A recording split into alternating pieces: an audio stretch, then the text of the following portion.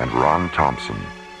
Our stars included Linda Gary, Chuck Olson, Bruce Philip Miller, and Corey Burton, with special guest stars Clark Warren, Larry Moss, Herb Ellis, Joe Young, and Helen Funai. Associate producer Ron Thompson. Music director Tom Rounds. Engineer Stu Jacobs. Assistant to the producer Jim Cook. Alien Worlds was created, produced, and directed by Lee Hansen.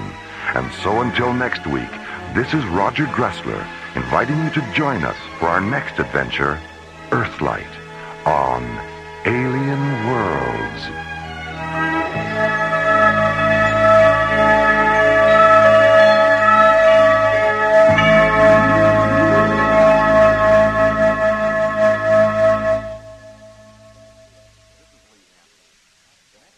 This is Lee Hansen. The next 2 episodes of Alien Worlds will not involve Starlab or our friends in the ISA.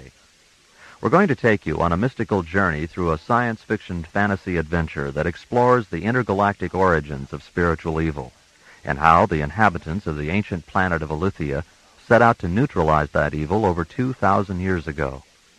Here then are Olin Soule, Lorene Tuttle, Russi Taylor, and Roger Dressler in Part 1 of our special presentation, Earthlight.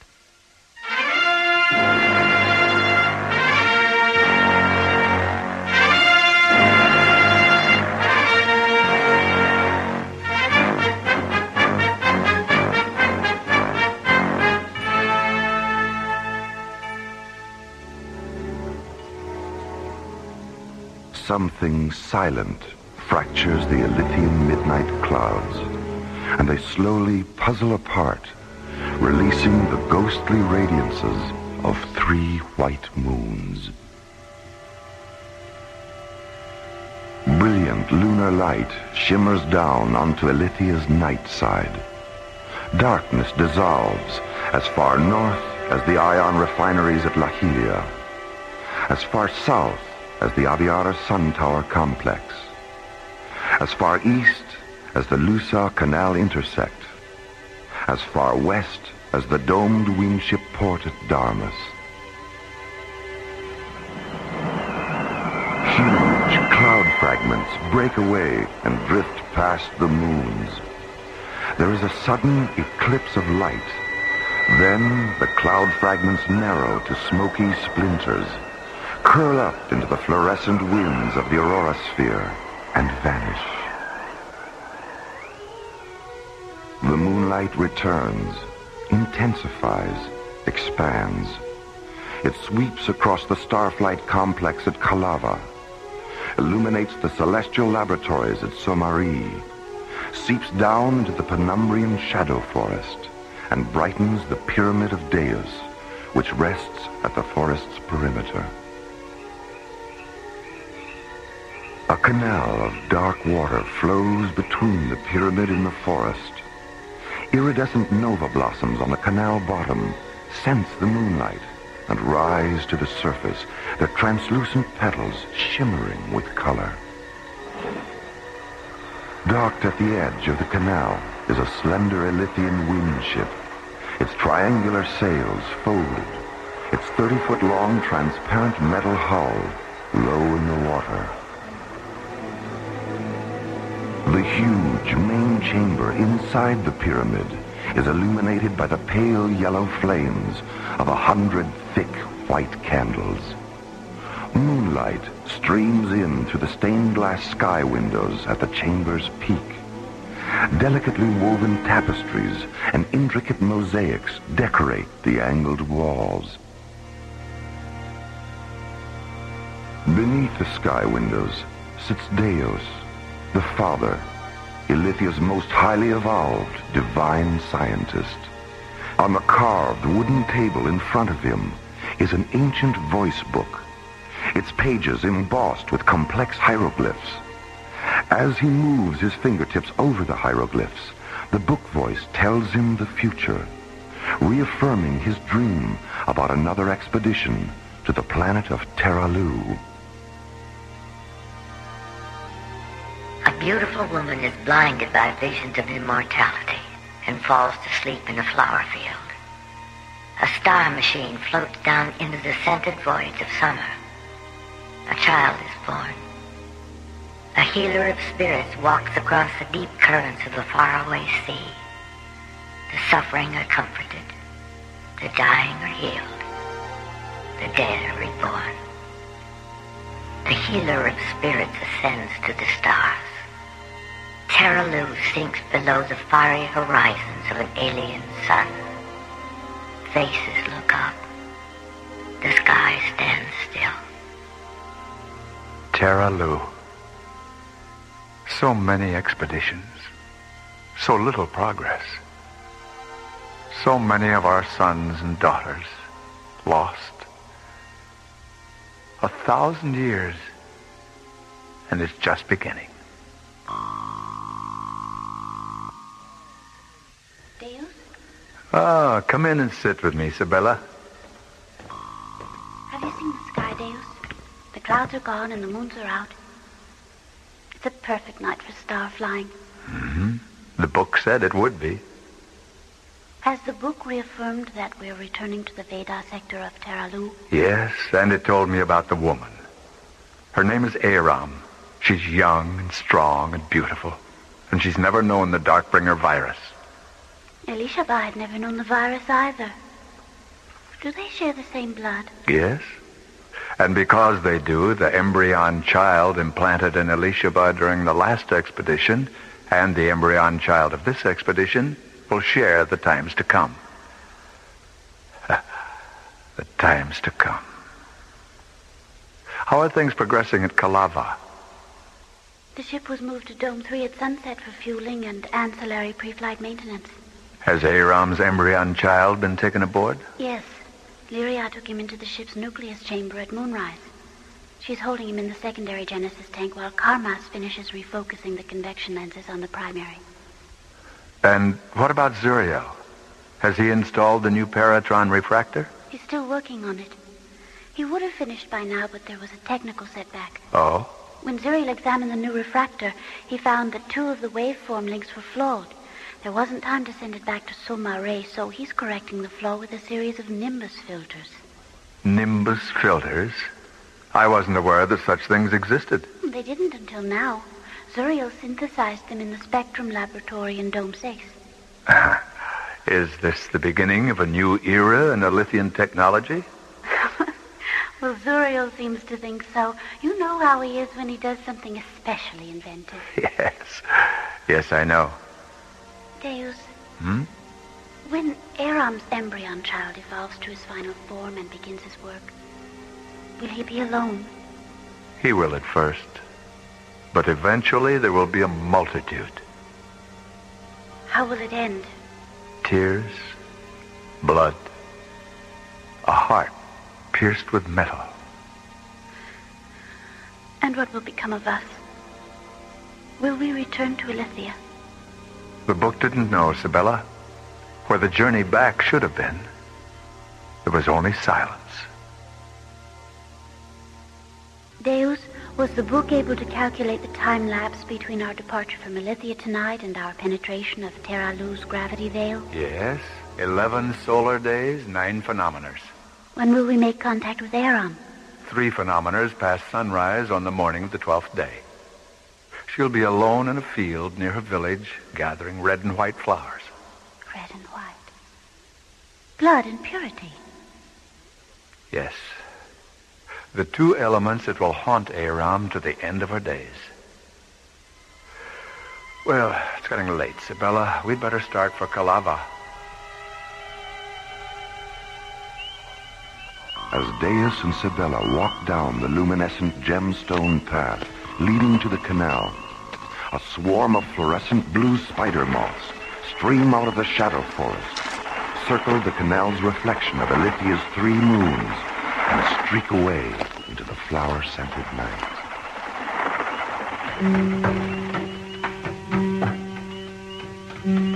Sibella and Deus board Sibella's windship, move to the deep circular cockpit just behind the bow, and settle into thickly cushioned contour seats.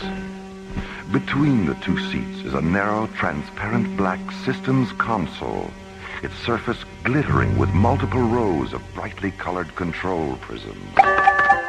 Sibella touches 3 of them, interfacing the Windship's guidance system with the Central Canal Link encoder at Darmus, the huge domed Windship port which lies 75 demivectors south of the pyramid. Your request for automatic guidance parameters has been received, Sibella. Your vessel will proceed from the Avatar Pyramid tributary through the Lusaw Canal intersect to the Tanil Imbria tributary arch. Automatic guidance will be terminated and manual control returned as you pass beneath the arch and approach the Kalava subcanal. Tiny levers fold open in the Windship's thin metal masts, releasing a quiet, magnetically generated wind which swells the translucent yellow sails. The small, graceful ship drifts out into the center of the canal, turns 45 degrees, and moves forward through the clean, clear water, nova blossom particles flaring in its wake.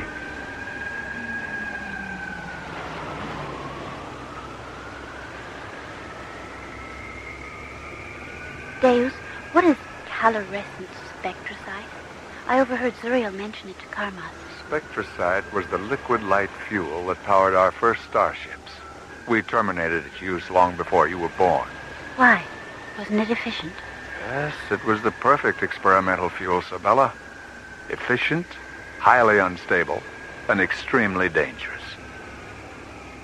During the 3rd expedition, we killed 9,000 inhabitants of Terra Lu with it. 9,000? Deus, what happened? An accident. A circuit malfunction caused a fuel bay hatch to open, and an armed spectrosite fuel pod was ejected. The pod exploded on impact between 2 wilderness cities that stood near the shore of a dying inland sea. When Karmas and Lyria went down in a lander to look for survivors, all they found was a young female in the nearby hills. Was she alive? No. Spectrosite radiation had transformed her into a pillar of white ionic stone. She stood like a statue, looking back at where the 2 cities had been.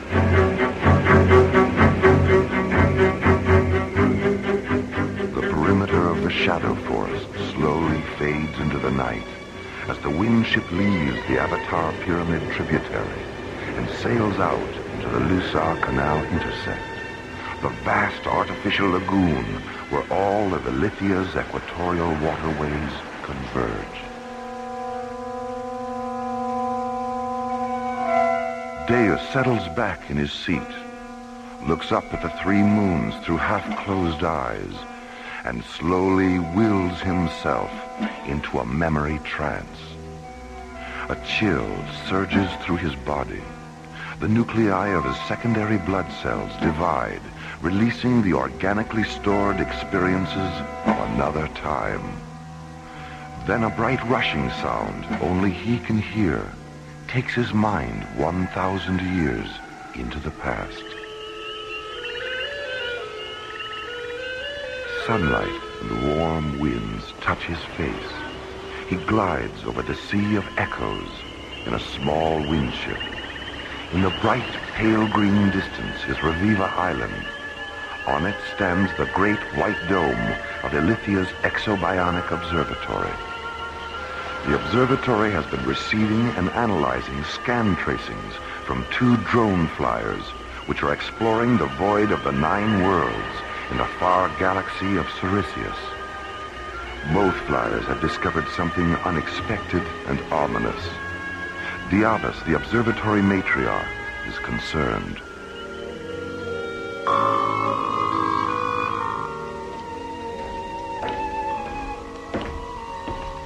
Have you confirmed it, Diabas? Yes. Sit here beside me, Deus.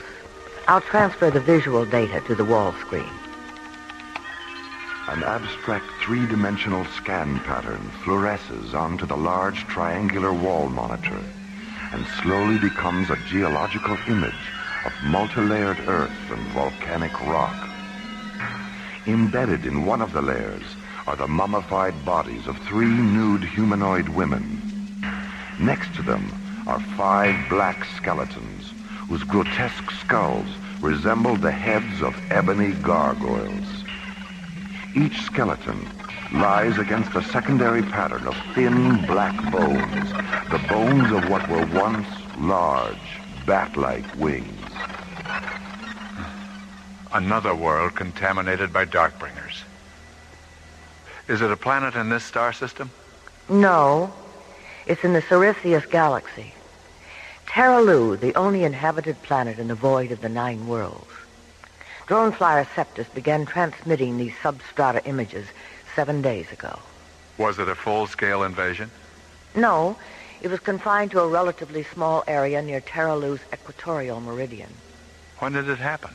19 light eons ago, just as Terralu was entering its 3rd neuroevolution. They lived in caves then, Deus, and ate the flesh of things that crawled and flew. How large was the attack force? 1 Darkbringer Legion, probably an inquest unit. They invaded the cave settlement, killed the males and children, and then attacked the females. The same assault methods they used here, and on Anianus and Telluria. Why didn't the assault extend beyond that one area? The region was destroyed during the attack by a first-magnitude stratoconvulsion and volcanic eruptions. An enormous chasm breached open, and the entire settlement collapsed into it. The Darkbringer Armada was probably in an observation orbit during the assault, but when they saw the instantaneous destruction of an entire legion, I think they became frightened and moved out into deep space. Yes, you're probably right. They always did become blind with confusion in the presence of unexpected planetary convulsions. Have the reproductive organs of the dead females been analyzed? Drone flyer Erebus transmitted its scanner analysis last night. The bodies of all 3 females contain traces of calcified Darkbringer insemination fluid. Have you received a retrospective survival projection? Yes. According to the residual biotime scan from drone Erebus, there were over 800 female survivors. All of them inseminated during the assault. None of their newborns had any physical Darkbringer characteristics, but they all emerged from their parent mothers, saturated with the Darkbringer anti-light virus. Has the virus evolved with them? This morning, from an orbital distance of 300 nemavectors, drone Septus hemoscanned the entire population of Terralu. It saw the virus in the blood and bone marrow of every male and female, regardless of tribe or age. And has the virus affected them in the same way it affected us? There are variations, even some resistance at first. But in time, the virus flourishes, and the inner light grows dark. Without any evolutionary interference from us, how much longer will the virus control Terralu? A minimum of 500 centuries. But by the end of that time, the entire Cirrus galaxy would be contaminated. There's only one choice, isn't there? Yes, an expedition. We know the inner light can be resurrected through induced evolution meditations. We've proved that here. We've proved it on Anianus and Telluria. Diavus, do you see any reason why our spirit magicians couldn't teach the meditations on Terralu? I see 2 reasons. The anti-light disease wasn't as advanced on those planets. And where Anianus and Telluria were both entering an age of radiance when the invasions came, Terralu is still hyper-primitive and superstitious. It would be impossible to land ships there without terrifying. Our teachers will have to come to Terralu from within, not from without. Embryons. Yes. Created from your blood and implanted in their females. It would take time. It would be difficult. It would be dangerous. But in the end, the virus would be neutralized. The light would be resurrected. And Terralu would no longer be divided against itself.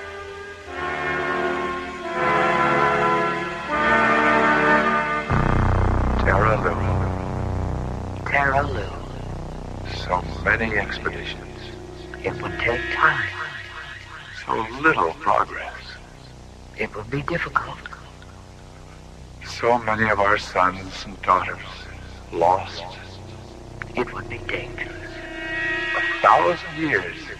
But in the end, the virus would be neutralized, the light would be resurrected, and Terra Lu would no longer be divided against itself.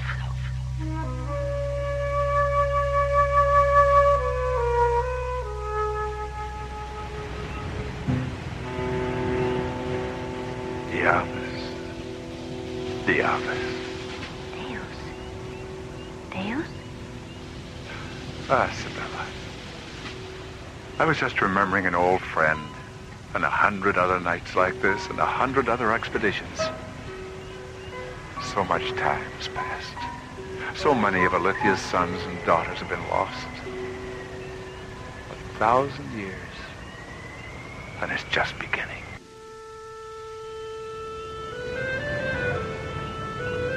What did you do after the Darkbringers killed your parent, mother, and father?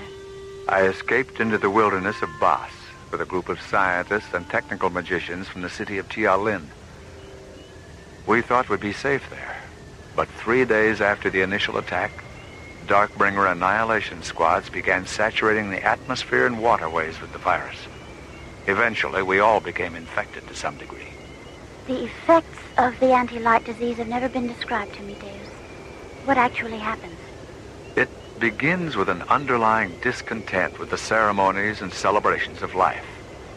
Intelligence is corrupted. Emotion displaces logic. Imagination ceases to evolve.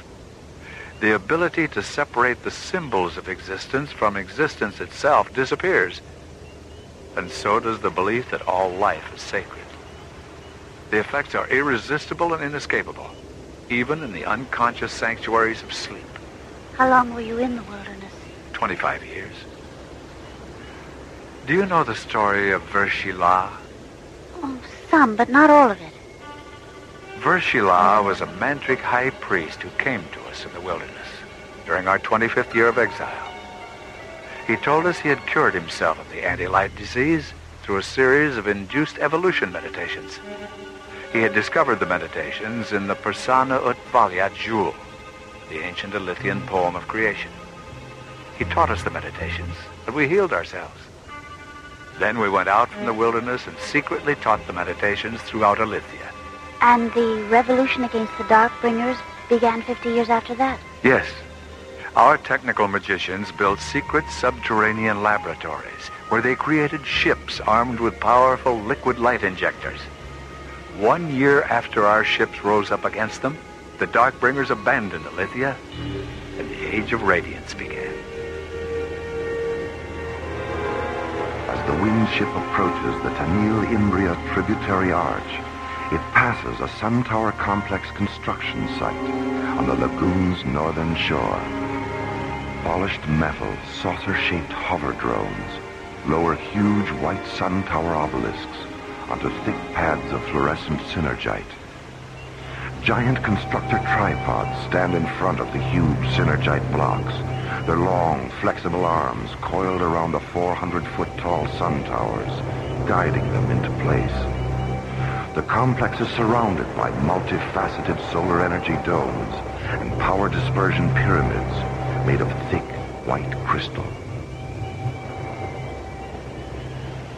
Did you see Shiva today? Yes, we walked in the forest this morning. How does she feel about the new sun tower complex? It looks as though it's nearly finished. She's delighted with its progress. The iron refineries at Lahilia and the floral hatcheries at Vianatet are already drawing power from it. She estimates it'll be fully operational in another 6 days. We'll be halfway to Terra Lu in 6 days. Sabella, are you concerned that the book didn't know if we'd be coming back? What will become of us, Deus, if the ship should fall into a star? The prospect of death doesn't disturb you, does it? No. No, I thought not. Then, what does? Rebirth. Have you ever imagined what it would be like to be reborn on some other planet? One that wouldn't care about our secrets or understand our ecstasies or forgive our failures? There's no such planet, Sibella. Not in this universe.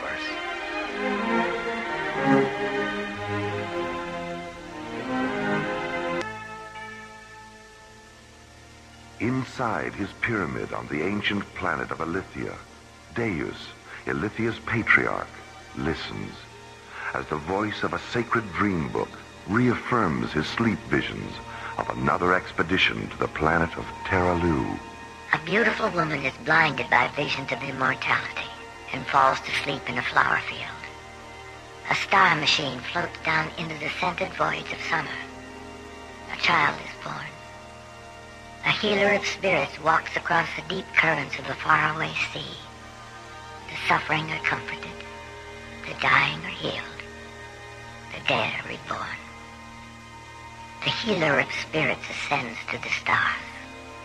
Terralu sinks below the fiery horizons of an alien sun. Faces look up. The sky stands still. Terralu. So many expeditions. So little progress. So many of our sons and daughters lost. 1,000 years, and it's just beginning. Deus? Oh, come in and sit with me, Sibella. Has the book reaffirmed that we're returning to the Veda sector of Terralu? Yes, and it told me about the woman. Her name is Aram. She's young and strong and beautiful, and she's never known the Darkbringer virus. Elishaba had never known the virus either. Do they share the same blood? Yes. And because they do, the embryon child implanted in Elishaba during the last expedition and the embryon child of this expedition will share the times to come. How are things progressing at Kalava? The ship was moved to Dome 3 at sunset for fueling and ancillary pre-flight maintenance. Has Aram's embryon child been taken aboard? Yes. Lyria took him into the ship's nucleus chamber at moonrise. How will it end? Tears, blood, a heart pierced with metal. And what will become of us? Will we return to Ilithia? The book didn't know, Sibella. Where the journey back should have been, it was only silence. Well, it's getting late, Sibella. We'd better start for Kalava.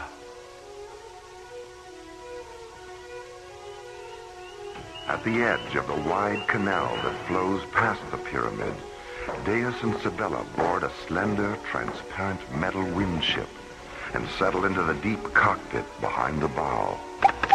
Touching 3 small fluorescent prisms on the control console, Sibella interfaces the wind ship's guidance system with Ilithia's central canal link encoder.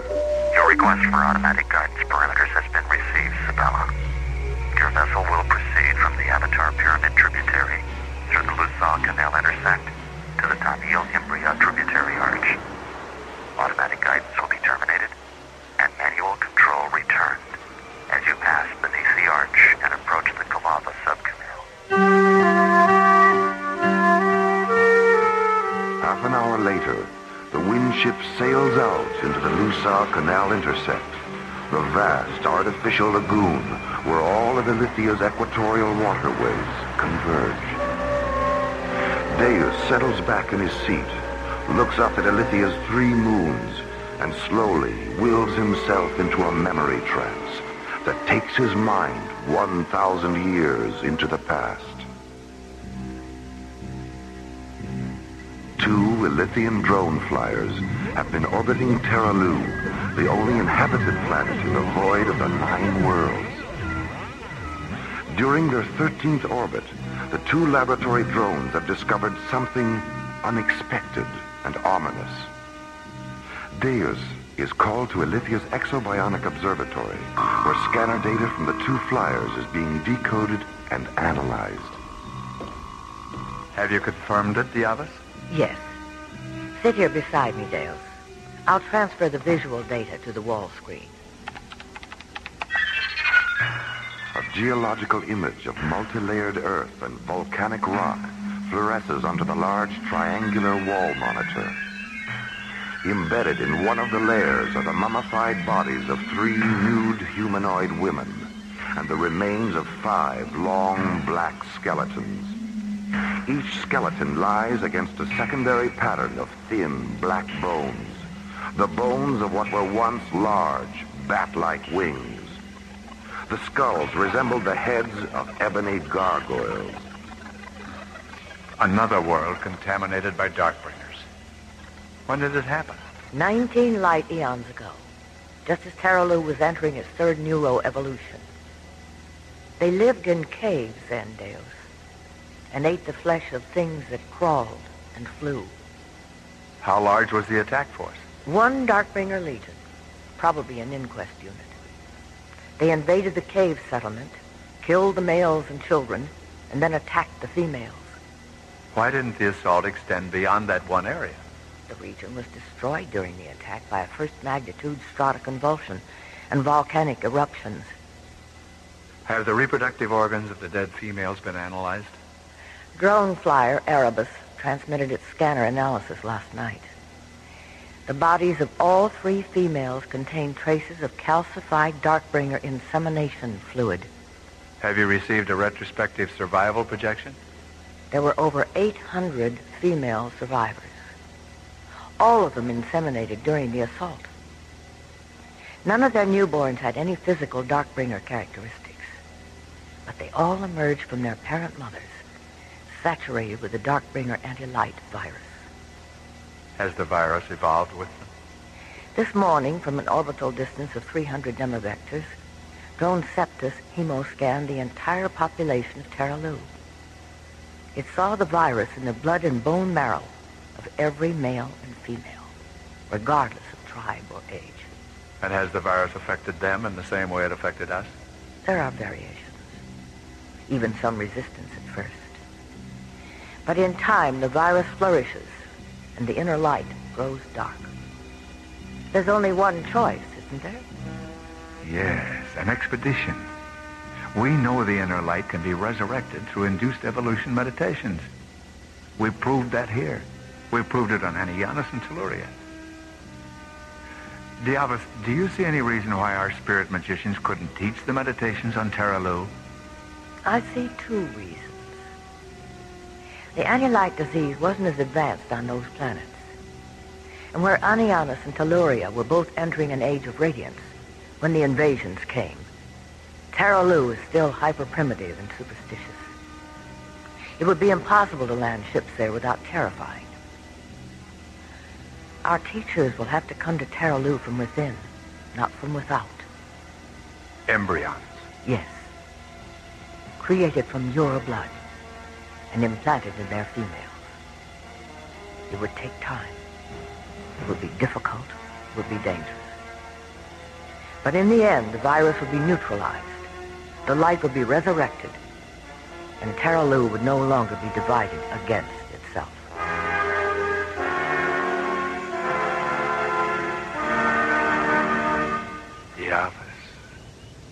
Diavus. Deus?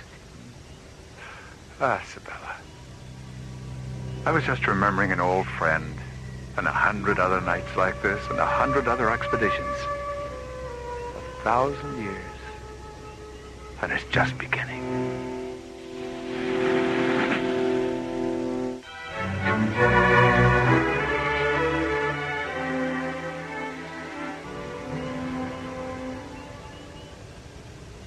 Deus, was the book able to calculate the time lapse between our departure from Elysia tonight and our penetration of Terralu's gravity veil? Yes. 11 solar days, 9 phenometers. When will we make contact with Aram? 3 phenometers past sunrise on the morning of the 12th day. She'll be alone in a field near a village, gathering red and white flowers. Red and white. Blood and purity. Yes. The 2 elements that will haunt Aram to the end of her days. Deus, Sibella, you are now approaching the Taniel Imbria tributary arch. As you pass beneath it, automatic guidance will be terminated, and manual control of your windship will be returned. May the spirits of the 12 Lords of Light be with you on your journey to Terralu. As the canal link override terminates, Sabella touches a control prism, which activates a triple row of bright rectangular lights in the bow. Then she steers the windship through the wide Tenille-Imbria tributary and enters the narrow Calava subcanal. A few moments later, the slim, transparent vessel glides across a small lagoon and docks at the edge of the Calava Starflight Complex.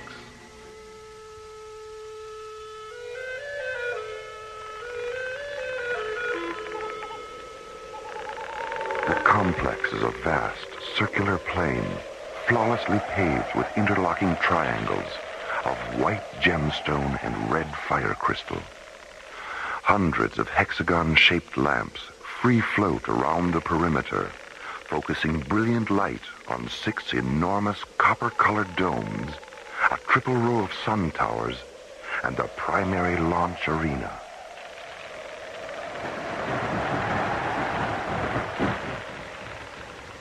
At the Calava dock, Deus and Sabella secure their windship and board a small hover drone which takes them across the gemstone and fire crystal plain to Dome 3.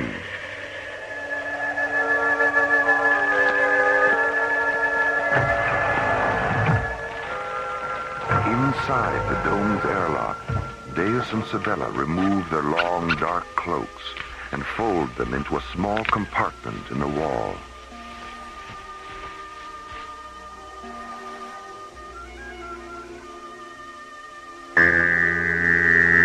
Later, they enter the dome's asepsis chamber and close their eyes and stand motionless as antiseptic light and sound sterilize their hair, skin, and outer garments. Then, a large circular hatch irises open in front of them, and they step through into the dazzling light of the dome's interior. In the center of the dome is Alithia's most powerful and complex starship, a huge ovaloid spacecraft created from organically grown metals. It rests heavily on 3 massive pneumatic parking spheres and dwarfs the 50 technicians who move over its seamless, polished metal surface. Parked in front of the starship are 3 teardrop-shaped tug crawlers, their transparent canopies slid open. 6 technicians string thin metal cables between the rear of the crawlers and towing rings on the ship. What do the inhabitants of Terralu think happens to them after death? They believe that if they live lives of kindness and affection, their dream selves transmigrate to the serenities of Empiria. And if they live negative lives? Then their dream selves transmigrate to the fires of Stygia. But those regions were destroyed during the subvoid annihilations. The Darkbringer archipelago had its genesis in the fires of Stygia long before the annihilations. But as life was evolving on its surface, the archipelago left its orbit and passed through Empiria. And in this passing, Empiria's light began to destroy the Darkbringer primitives. But they survived and continued to evolve under the delusion that physical and spiritual light were their deadliest enemies.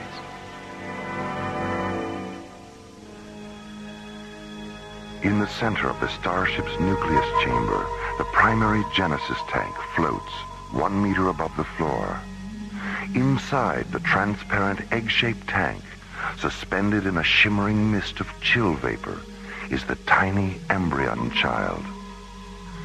He floats on his side, delicate fingers curled against his face, eyes closed, dreaming of the warmly scented summer voices that lie ahead, and the beautiful woman who will end the chemical winter in which he sleeps.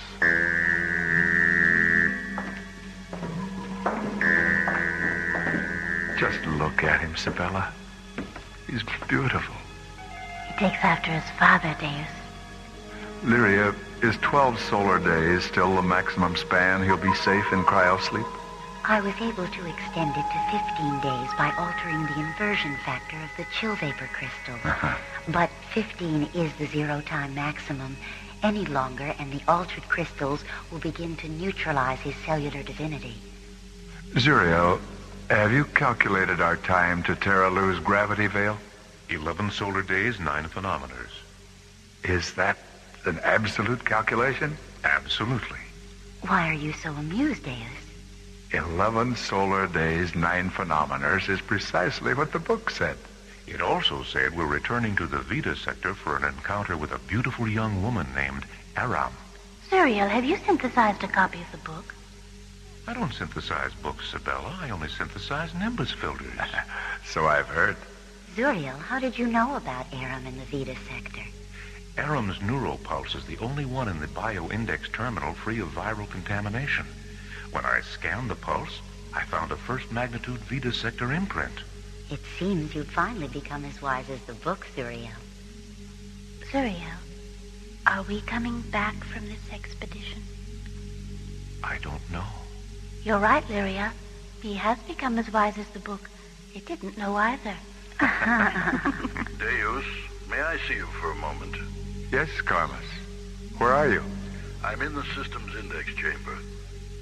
Zuriel, you and Sabella go into the guidance chamber and begin the pre-launch procedures. Lyria, we'll have our usual talk after void entry.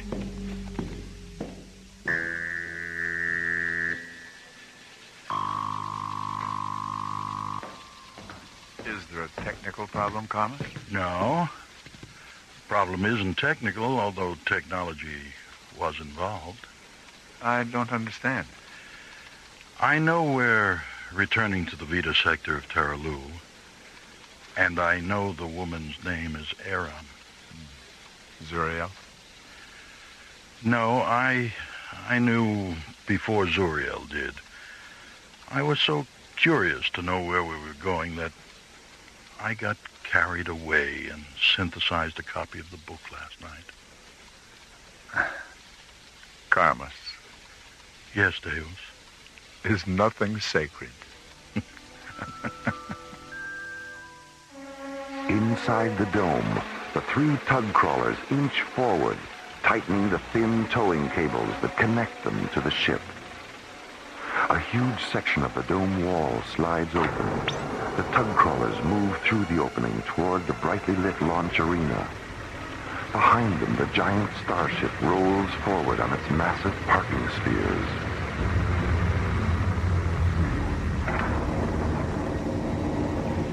In the guidance chamber, Deus, Sabella, and Zuriel sit in cushioned pod chairs, facing a massive instrument console.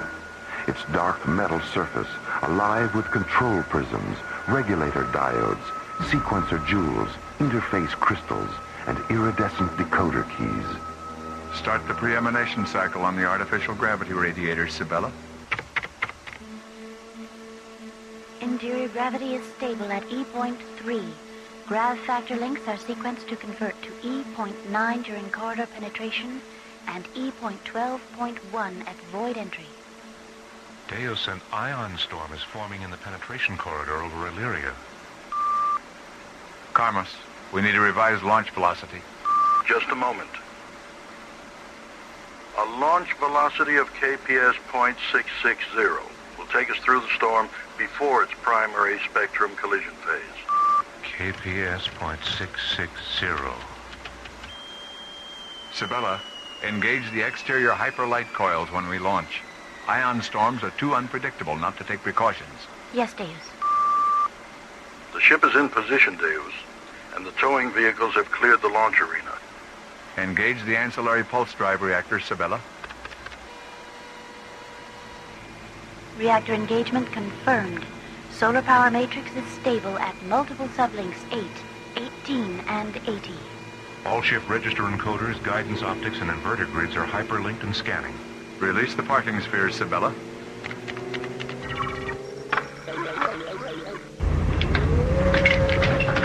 A hexagon-shaped hatch irises open in the bottom of the ship, and a huge gleaming tripod slowly telescopes down. Thick, metal flex shock pads unfold from the tip of each tripod leg and press against the launch arena's white gemstone floor. The ship raises slightly, releasing the parking spheres which slowly roll away into the anchoring depressions at the arena's perimeter. Pod chair emergency ejection hatches are armed. Pod chair floater cone nozzles are in phase. REM scale time to launch is Tricon 0.3.1. Retract the tripod, Zuriel. The bright metal tripod withdraws into the ultraviolet glow of its storage bay, leaving the huge Elythian starship suspended 25 meters above the arena. 9 round ports iris open around the concealed tripod hatch, releasing thin beams of dazzling white light. Louvered exhaust vents blast raw magnetic waste against the arena floor, raising a translucent wave of fine white dust which rolls out over the anchored parking spheres. REM scale time is terminated. Primary reactor interlock at binary 2.3.1.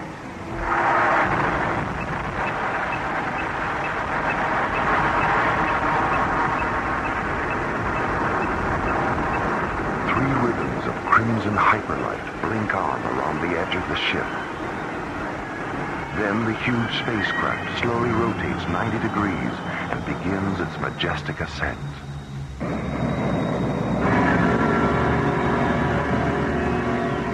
At an altitude of 30 demivectors, the ship is a tiny ovaloid shadow at 9 pinpoints of light.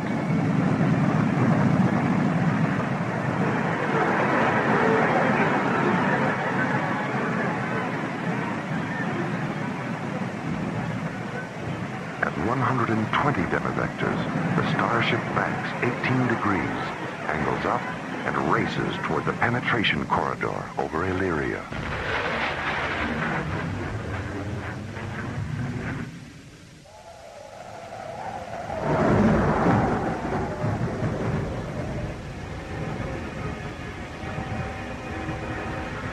Suddenly, a section of the corridor ceiling tears away, and a sucking vacuum of ionized winds lash out, trying desperately to draw the ship up into its crushing vortex.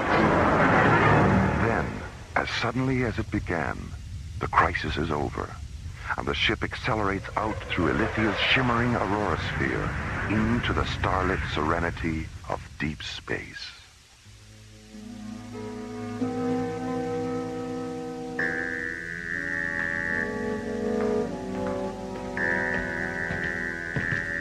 Is our embryon child safe, Lyria? Yes, dear. Safe and sleeping. Have you decided what his name will be? His name is the word the ancient thought magicians used to describe the power of the inner self. The word is Jesus, and it means, I am become the healer of worlds.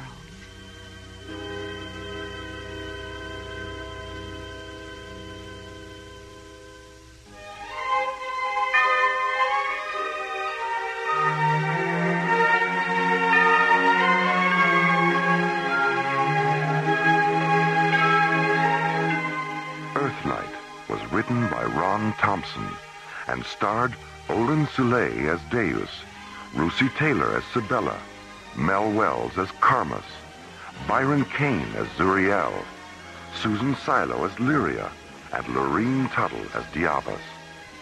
Associate producer Ron Thompson, engineer Stu Jacobs, music director Tom Rounds, assistant to the producer Jim Cook, technical consultant Peter Sky. Alien Worlds was created, produced, and directed by Lee Hansen. And so until next week, this is Roger Dressler inviting you to join us for our next adventure, The Seeds of Time, from the elsewhere and elsewhen of Alien Worlds.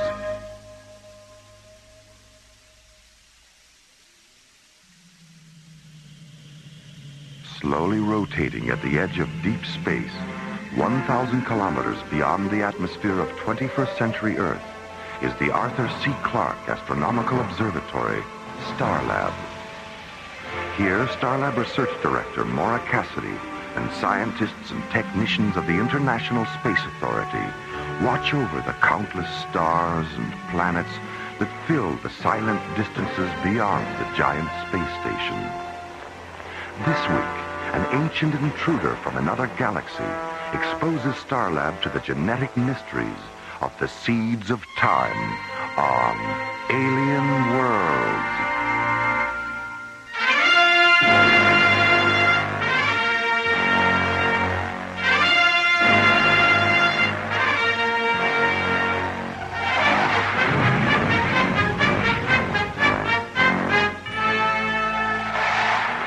50 kilometers beyond Starlab, the SET interceptor Solaris reduces speed and moves into a preliminary docking orbit with a huge space station. Aboard the Solaris, Captains John Graydon and Buddy Griff. Solaris to Starlab Control. This is Starlab. Go ahead, Solaris. We're holding at the outer boundary, Jerry. How soon can you get us aboard? The traffic's pretty heavy right now, John. I've got a Soviet freighter and 2 Canadian tankers coming in now, and 3 lunar shuttles in a docking orbit 2 kilometers out. Hold your position. I'll get back to you in about 10 minutes. Roger, Starlab. Solaris out. Starlab, clear. Well, since 10 minutes usually means half an hour, why don't we put the ship on autopilot and go down to the cargo bay for a little zero-gravity racquetball? Do you know where the rackets are? Oh, they're floating around down there somewhere. All right, let's go. What? We better stay, Skip. The high-density scanners are picking up something. How far away? 4.6 kilometers. And it's holding at 081 degrees starboard. Get a full magnification visual and bring it up on screen 6. Right. What is it? I don't know. I've never seen anything like it. In the center of the screen, against a background of jet black space and scattered stars, the mysterious object begins to slowly rotate, reflected sunlight blazing from each of its 10 smooth surfaces.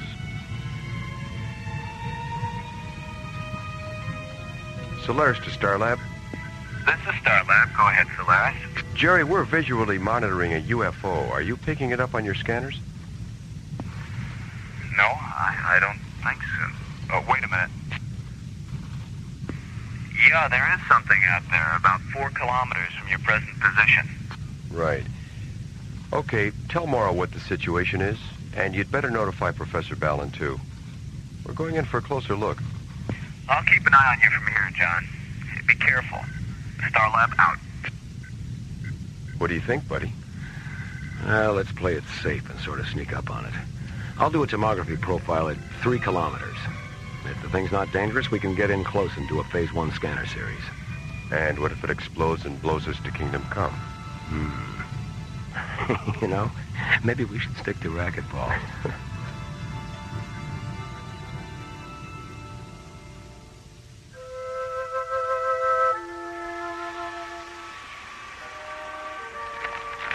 Whoa. Talk about sensory overload. Wonder how she keeps her balance. Maybe it's trick photography. Couldn't be. No photographer is that tricky. Construction orbiter 5 to Starlab Control. This is Starlab. Go ahead, Maggie. We've got a problem, Jerry. We're still working on this new orbital power satellite at Vector 706, and we've just lost our last bundle of solar panels. What happened? An anchoring cable on the superstructure let go, and the panels have drifted off into deep space.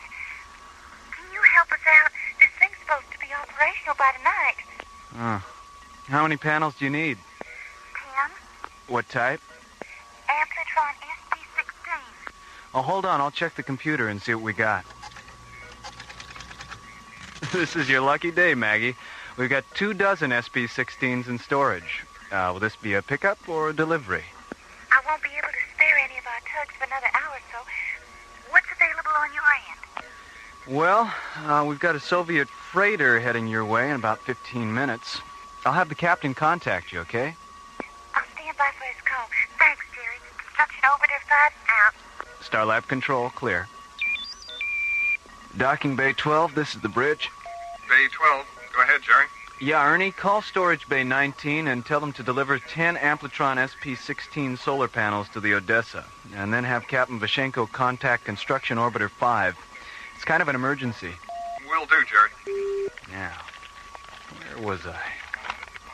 Right. Sensory overload. Oh, yeah.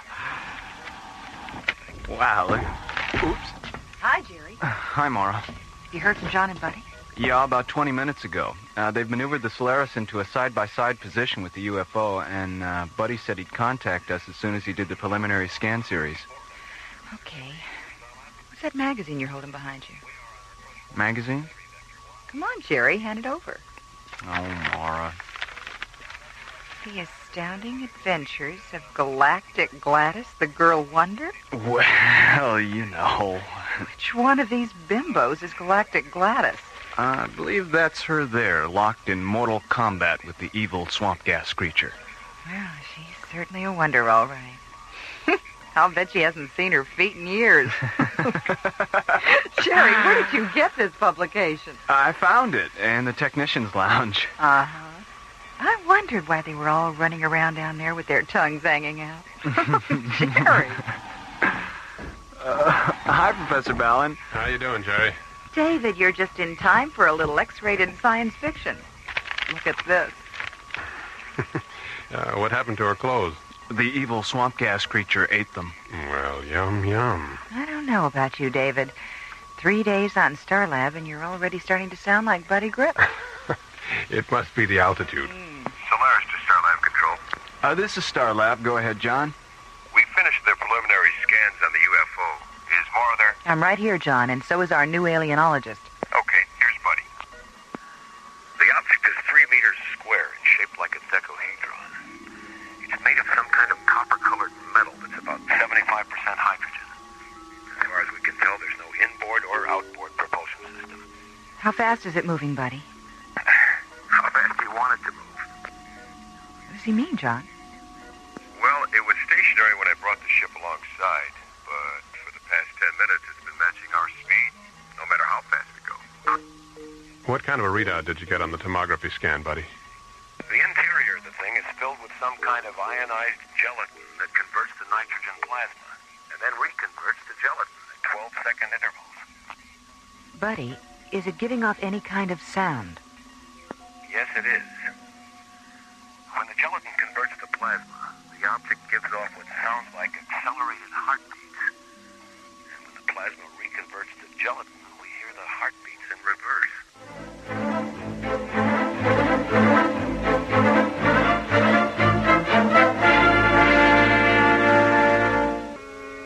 Returning from a routine patrol aboard the Solaris, SET Captains John Graydon and Buddy Griff encounter an unidentified flying object 50 kilometers beyond Starlab. The object is 3 meters square and shaped like a decahedron. It's made of some kind of copper-colored metal that's about 75% hydrogen. As John maneuvers the Solaris into a side-by-side position with the UFO, Buddy continues to analyze the object with the ship's tomography scanners.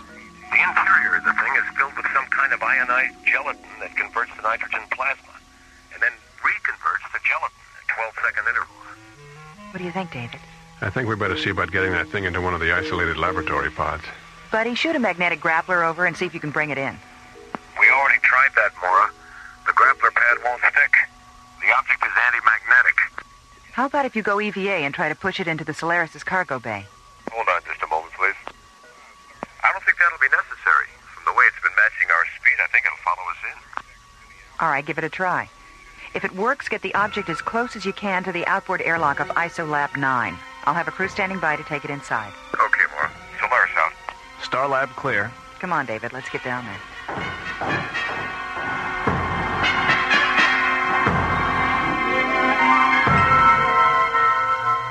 15 minutes later, the Solaris maneuvers the object into a position 2 meters away from ISOLAB 9's outboard airlock.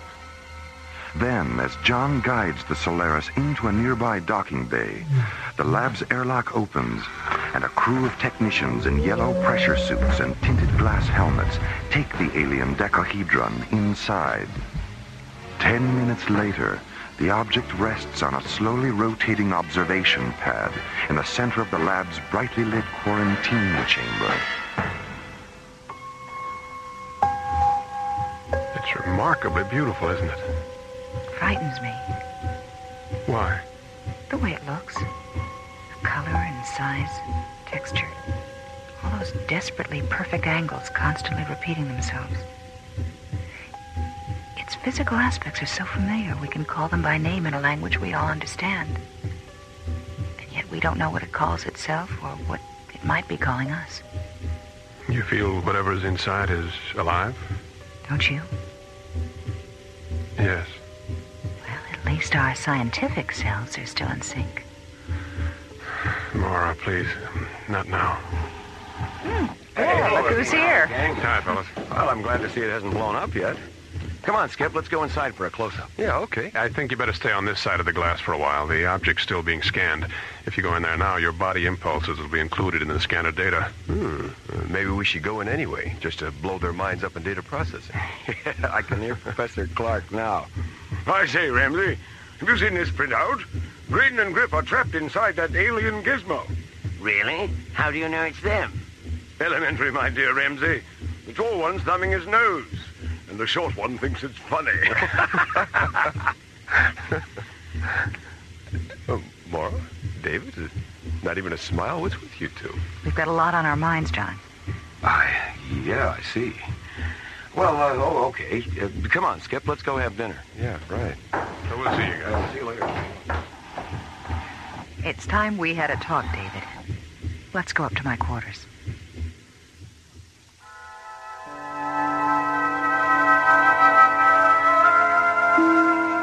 Coming to Starlab wasn't my idea, Maura. We go where the ISA wants us to go. You know that. If I'd known you were married, I would have asked Commissioner White to send someone else. Why?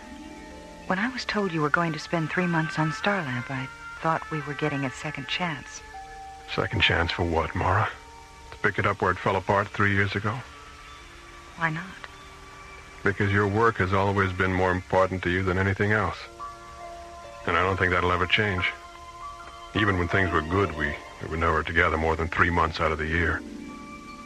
Your whole life was spaceports and laboratories and conferences and trips off the planet. You make it sound like I didn't care at all. I don't mean to, Maura. I know you cared. And I know you loved me. But you loved the rockets more. I'm sorry, David. So am I. I'll see you in the morning, Maura.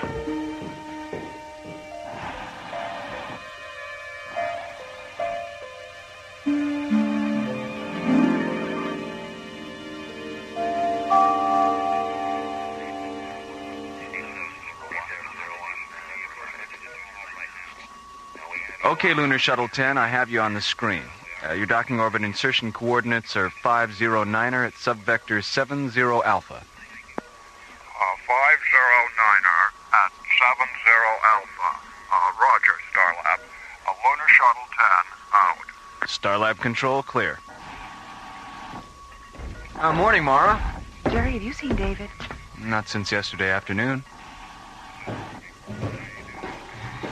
Morning, everyone. Good morning. Have either of you seen David? Yeah, we saw him after dinner last night when we went down to have another look at the UFO. He was in the ISOLab with it. Maybe he's still there. I checked the ISOLab 20 minutes ago. Well, maybe you missed him. Let's go down and take another look.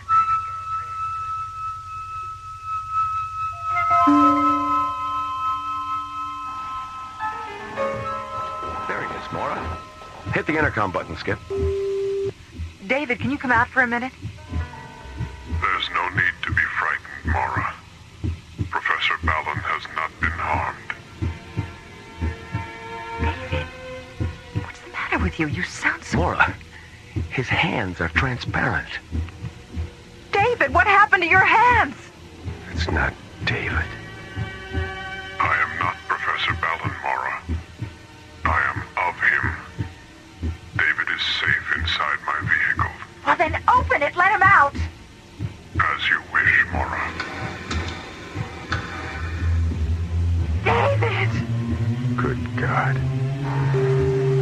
Isolab control to sick bay. Sick bay? Dr. Rossiter? Diana, this is Buddy. Get down to Isolab 9 as fast as you can. And bring a portable vital sign indicator. David Fallon's inside the UFO, and he's encased in some kind of gelatin. There is no need to be frightened. Professor Ballon has not been harmed.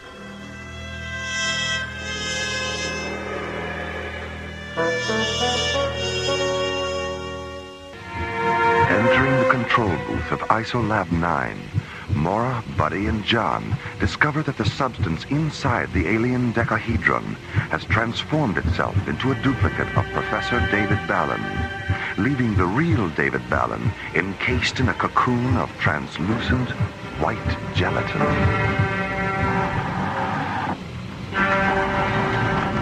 Diana, hurry! Oh, God. Have you tried to get into the chamber? The hatch is sealed from the inside.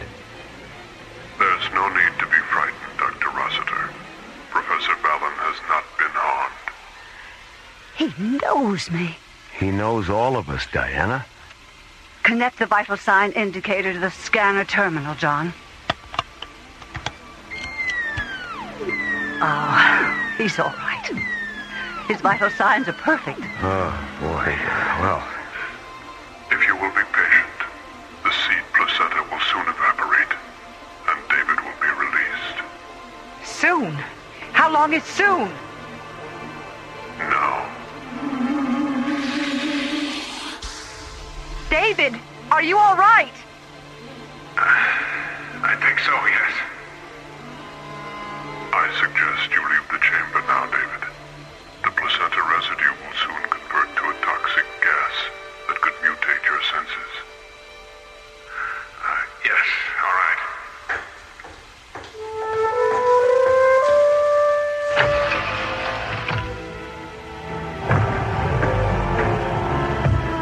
hey, welcome home. Where have you been? When that thing opened up last night and took me inside, I thought I was a goner. But as soon as the seed placenta started to cover me, I wasn't afraid anymore. It was incredible. I sensed everything that was going on. And when my duplicate emerged, it was like one of those films where the guy dies and you see his spirit leave his body. Film, huh? I guess art imitates life after all. I think it's the other way around, Skip. Life and art should be the same. Ah, yes, they should be. But they rarely are. Perhaps we should learn the lesson of the Balinese. They say they have no art.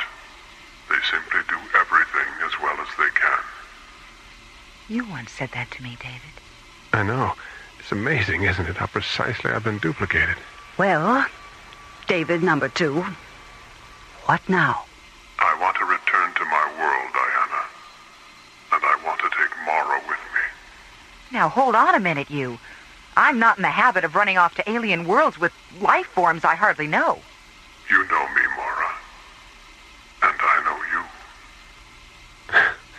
He's got a point there, Maura. Well, be that as it may, I just don't think the original me and the duplicate you are ready for... Well, why are your hands transparent anyway? David was wearing protective gloves that prevented the seed placenta from taking a precise imprint of his hands. And Maura, a duplicate of you is all I want. Why? I still love you, Maura. Oh, David. Why didn't you... Wait a minute. What am I saying? This is weird. David? Yes? Yes. Oh, I'm sorry, David. I mean the duplicate David. Yes, Diana. I think all of us would like to know a little more about your origins. Centuries ago, explorers from another galaxy visited my planet. Their bodies contained bacteria, harmless to them, but lethal to us. There was a plague, and before the end came, our scientists created the placenta substance and filled it with the genetic seeds that were the essence of our race. Then they placed these seeds of time in hundreds of vehicles like this one and set us adrift in the universe. Was your race humanoid? Yes, buddy, it was. But some of the cells were randomly coded, so we could become whatever organic life form we contacted. I could have been a bird or an insect, or even a flower. Any living thing in which the seeds could take root. What would have happened if you had become a flower? I would have simply pollinated other flowers of the same species, and my race would have been reborn as a genus of conscious, intelligent orchids or roses. Would you eventually have re-evolved to your original humanoid form? Eventually, yes. But I'm not a flower, am I? I'm an ion-negative duplicate of a human male, and my race can be reborn only if I interact with an ion-positive duplicate of a human female. All right, I'll do it. Good girl. Thank you, Maura. It's okay. Just remember, I don't fool around on the first date. What do you want me to do? Saturate yourself with pure oxygen for 2 minutes. That will protect you from the toxic residue. Then come into the chamber and enter the secondary placenta compartment of my vehicle. Okay. Get me an E4 oxygen unit, buddy. I'm about to become a double feature. Okay.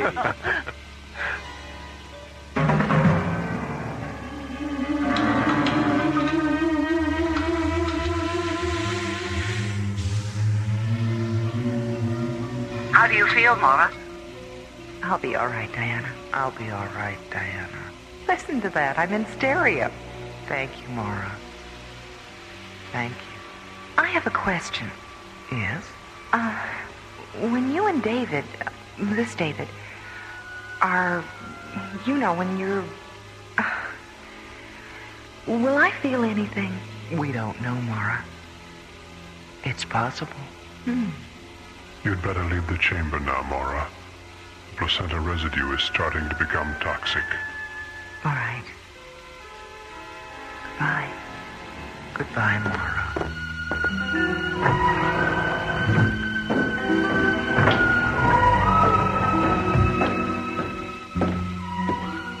Did you arrange for a ship, John? There's a long-range shuttle waiting for them just outside the airlock. Mara, you'll be able to fly the shuttle, won't you? Yes. I love the rockets as much as you do now.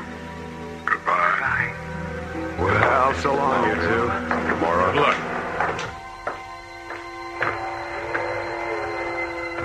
It looks like we're getting that second chance after all, Maura. You're right, David. You're absolutely right.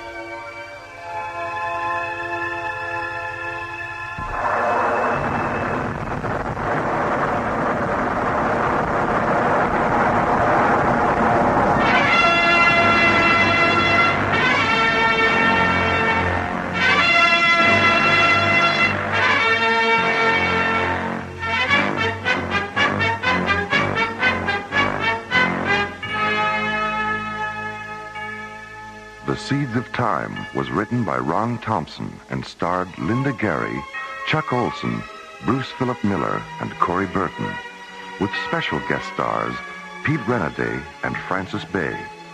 Associate producer Ron Thompson. Music director Tom Rounds. Engineer Stu Jacobs. Technical consultant Peter Sky. Assistant to the producer Jim Cook. Alien Worlds was created, produced, and directed by Lee Hansen. And so, until next week, this is Roger Dressler, inviting you to join us for our next adventure, The Madonnas of Zanzibar Alpha, from the elsewhere and elsewhen of Alien Worlds. Slowly orbiting at the edge of deep space, 1,000 kilometers beyond 21st century Earth, is the Arthur C. Clarke Astronomical Observatory, Starlab. Here, Starlab Research Director Dr. Maura Cassidy and scientists and technicians of the International Space Authority watch over the countless star systems that fill the universe. This week, a fugitive from a dead planet draws Starlab into the final battle of an interplanetary war of destruction and deceit, forcing Dr. Cassidy and the ISA to confront a question of conscience on alien worlds.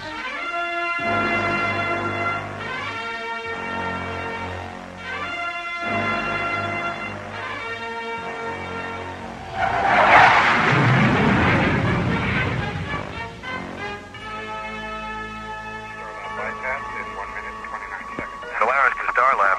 This is Starlab. Go ahead, Solaris. We're on our way back in, Jerry. ETA 3 hours, 15 minutes. Give or take a few weeks. That's what I like about you, buddy. Always such a stickler for details. What can I say? Class shows in everything we do. Mm-hmm. So, how about that freighter bound for Thanatos? Did you ever find out what the problem was? The captain sounded a bit vague. Well, it seems the captain sat on a crew of Semenians. So? So, Malakara, the holiest of all the Semenian sacred days, just happened to fall today. And Jerry, the Semenians consider it sacrilegious to work during Malakara. You mean they just stopped working right in the middle of the flight? You got it. So it was up to us to tow the ship to the nearest spaceport. There the captain can wait out Malakara. After all, we wouldn't want them falling into the sun or ramming the moon or something. It just ruins the view. I see. Well, as long as you're in such a charitable mood, perhaps you could do me a favor and make one more stop on your way in? Don't tell me. Let me guess. A corned beef on rye from the Delphi 5 floating delicatessen. Not exactly.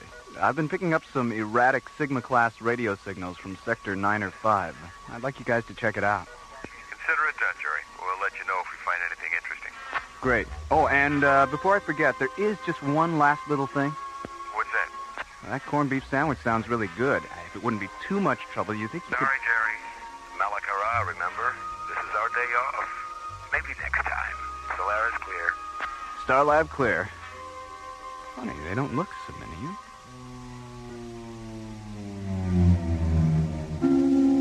One hour later, the Solaris comes to a stop, 500 yards from a small, needle-shaped craft hanging motionless against the star-shot curtain of deep space. Well, there she is. What do you make of it? Well, the design looks pretty standard, but those markings, I've never seen pictographs quite like those before. And look at all that carbon scoring along the port side. Yeah, she's seen some action, all right. No sign of activity. Think it's a derelict? What about the distress signal? It might be automatic. Better run a tomography scan. Right. No good, Skip. She's shielded. Scanners just can't penetrate the hull. So much for doing things the easy way. You think it might be a booby trap? Now, who'd want to rig a trap just to get little old us? Well, that depends. How many people do you know? You have a point there. Well, I guess our only choice is to shoot across a magnetic grappler, bring her back to Starlab for a once-over. Okay, let's do it.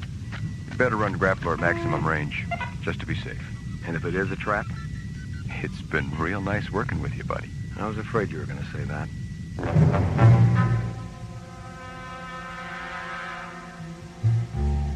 2 hours later, the battle-scarred alien spacecraft is maneuvered into the outboard airlock of Isolab 7, where it's carefully lowered onto a brilliantly illuminated observation pad, located beneath a circular gallery of smoke-colored windows. Well, there it is, Phil. Your very first encounter with a genuine UFO.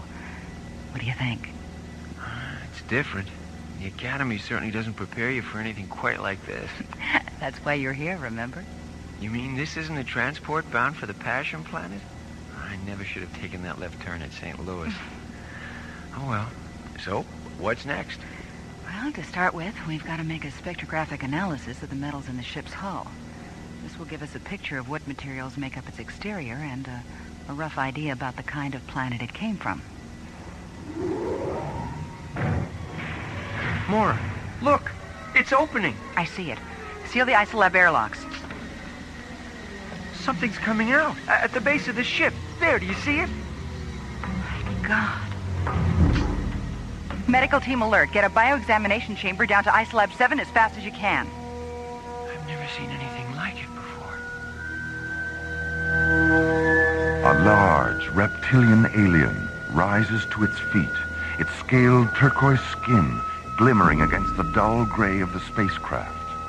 It stands holding a 3-clawed hand against the bright viewing lights, and then falls.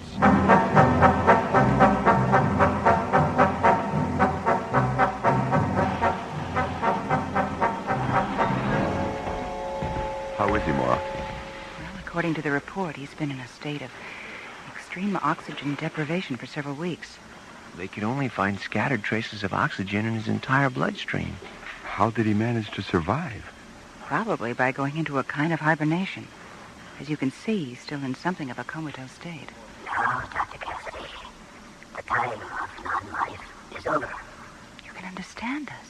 Your language is not unknown in the universe. I am called Isu of Nakaresh. Nakaresh? I don't think I'm familiar with that system. And with good reason. For there are none left, save myself, to speak of it. There was a war, a terrible war, between my planet and another. The reasons are no longer important. Both our worlds shared the same last breath, and now live no more. You mean the war left everyone on both sides dead? All save two, yes.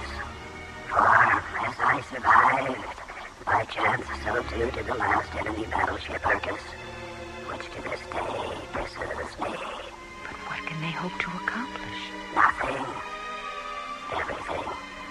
It does not matter. Theirs is an unreasoning and irrational hate for my people that will not let them rest until the very last member of my race has been totally and utterly exterminated. Maura, Right here, Jerry. Go ahead. I'm picking up a ship 5 kilometers out. I think you better take a look at it. It's big. Real big. We're on our way. And so it begins again. Can you not feel them? I can. I can sense their presence. Yes, it is them. The enemy. They have found me at last.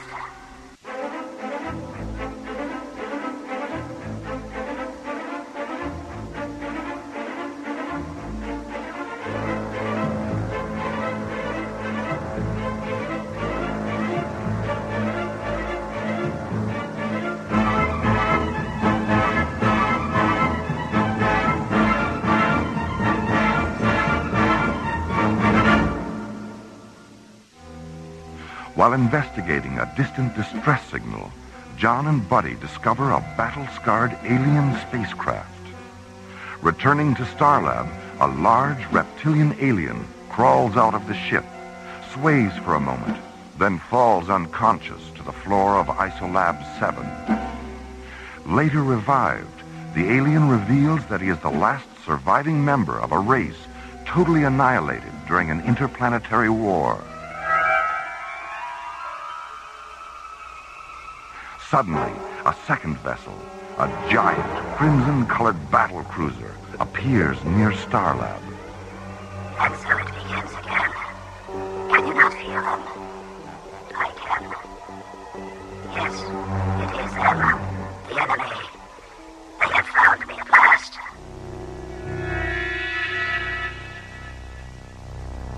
Meanwhile, an envoy from the battle cruiser arrives in Starlab Docking Bay 9 to discuss the fate of the alien creature.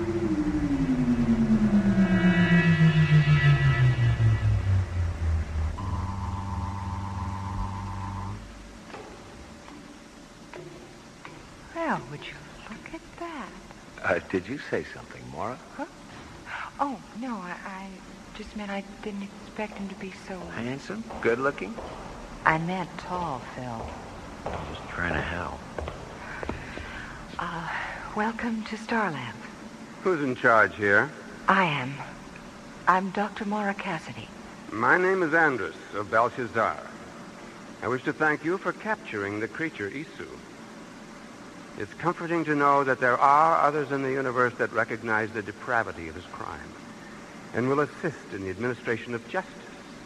Now, if you will please, turn him over to us. Wait a minute, back up. I'm afraid we don't know anything about any crimes. The one you want, Isu, claims to be the sole survivor of a great war, and as such has requested sanctuary. Sanctuary? From a war that never was? I'm not sure I understand. Isu had isolated a plague bacteria against which our people had no defense.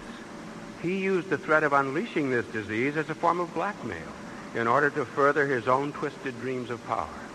But my people refused his demands, and they died within the day.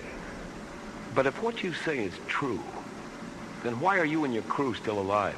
We were on a deep space probe when the plague was unleashed. And by the time we returned, all life on our planet was gone.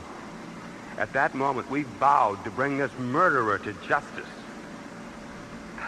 That's where we run into a problem. Both you and Isu tell different stories, while each claiming to be the last of his kind, leaving no one to verify either story. You don't seriously mean to say that you equate my credibility with his lies? My job here is to find out the truth. Isu has requested sanctuary, and I am obliged to give him that until his guilt in this crime, or at least the crime itself, can be established. And how long will this take? A few days. A few days? That's impossible. Well, I'm sorry, but we do have certain procedures for dealing with this sort of thing. We are not interested in your procedures. Every moment that he lives further increases his chances of escaping us. My response to your suggestion is simple. You have 5 of your hours in which to turn him over to us. That sounds a little like a threat. It's a very disagreeable term. Let us instead call it a strongly voiced suggestion. Oh, but you can't expect us. I repeat, 5 hours. This discussion is concluded.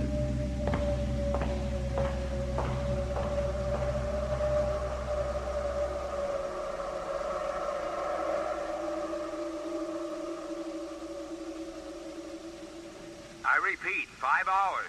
This discussion is concluded. That's the end of it, Commissioner. After that, he stormed out, and we haven't heard a word from the Urkas since then. I see. It's quite a dilemma you've got on your hands. What do you think the odds are of Andrus getting nasty if you don't turn over Isu? I honestly don't know, Commissioner.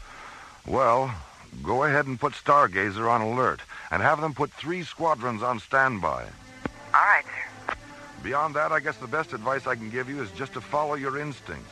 We don't want to start a war, but I don't see how we can turn over the last member of another civilization to be murdered. Well, I think I'll stop by his cabin and have a talk with him. Maybe he'll say something that could help confirm either story. Good. Be careful, Maura. And be sure to keep me posted. I will, Commissioner. Starlight clear.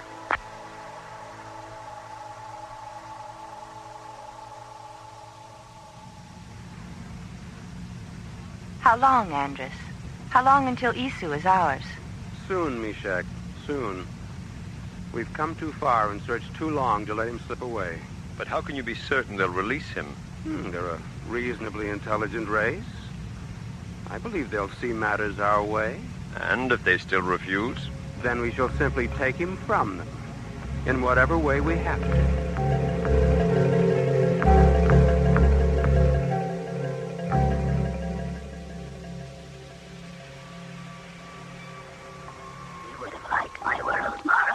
What was it like, Isu? Oh, it was beautiful. Crystalline flowers that reflected the emerald sunlight into 1,000 dazzling patterns. Cool, quiet forests. And sleek silver birds with soft golden eyes. Then the war began. My task was to seed the space between our 2 planets with antimatter modules which would detonate whenever an enemy cruiser approached. In fact, I still carry a full load of them in my ship. Then it happened. The fools finally used it. Used what? My people and the Belshazzarians both possessed radiation weapons of incredible force, capable of wiping out an entire planet. We thought that neither would dare use it. But the Belshazzarians did, and we retaliated, and that was the last day. The emerald sky turned red, then black. The ground trembled, and the crystal flowers shattered into 1,000,000 splinters. Birds fell lifeless from the sky, their golden eyes empty. I then realized that even though my world had died, if something from it could survive, myself, a bird, or even a simple flower, Perhaps my world could continue.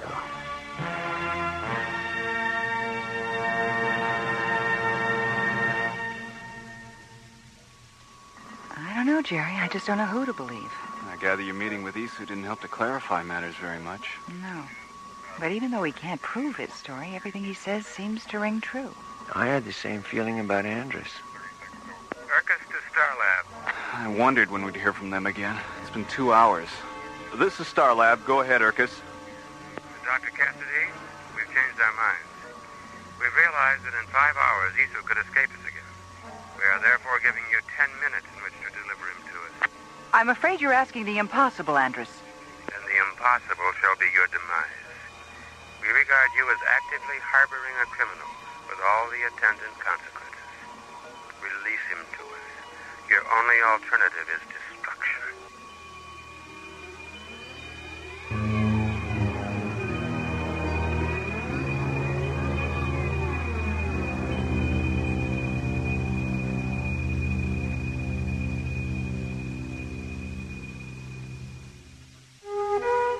Following the rescue of the reptilian alien Isu, who claims to be the sole survivor of an interplanetary holocaust, Andrus, Isu's pursuer, contacts Starlab. You have 10 minutes to turn Isu over to us. Your only alternative is destruction.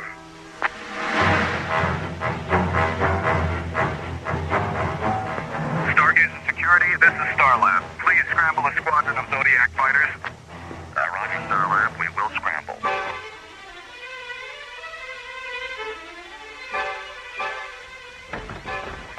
All interceptors, this is a priority 1 alert. Scramble all Stargazer fighters immediately.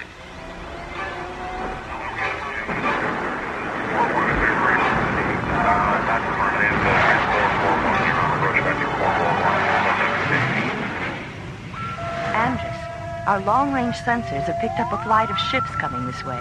They look to be fighters. Oh, they've made the decision. Very well, then. Launch the assault groups. The time of final reckoning is at hand. This is a priority 1 alert. All personnel report to Isu?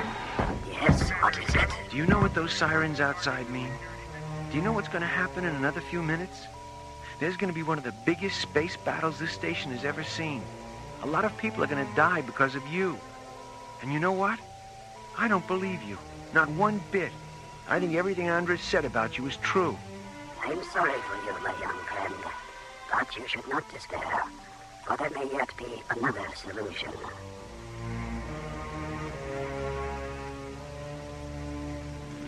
Meanwhile, 10 kilometers beyond Starlab, ISA Zodiac Squadrons 1, 3, and 6 rocket into battle against 5 flights of Belshazzarian fighters. Zodiac 1 to Zodiac Squadron leaders, target sighted. Approximately 4 squadrons, type of weaponry unknown. Activate laser turrets and shielding generators on my mark. Mark. This is Zodiac 3, laser and shield functions confirmed. Zodiac 6 here, laser turrets and shields, all go. All right, let's go in.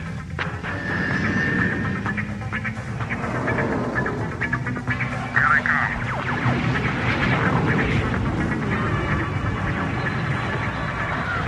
They're breaking through. Hold formation. Zodiac 6, take the point. Roger. Zodiac leader, there's one on your tail. Hang on, I've got him.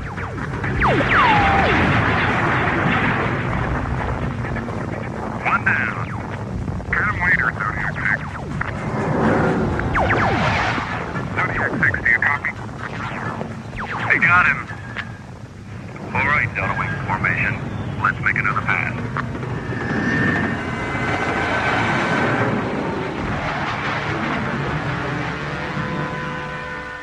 Andrus, a single craft is approaching from Starlab. What type? I can't tell. It's shielded. Wait, there's a signal coming in. It's Isu. He requests permission to come aboard. Permission granted. Well, it seems we've won the war before we've even finished the battle. Call off the attack, Meshach.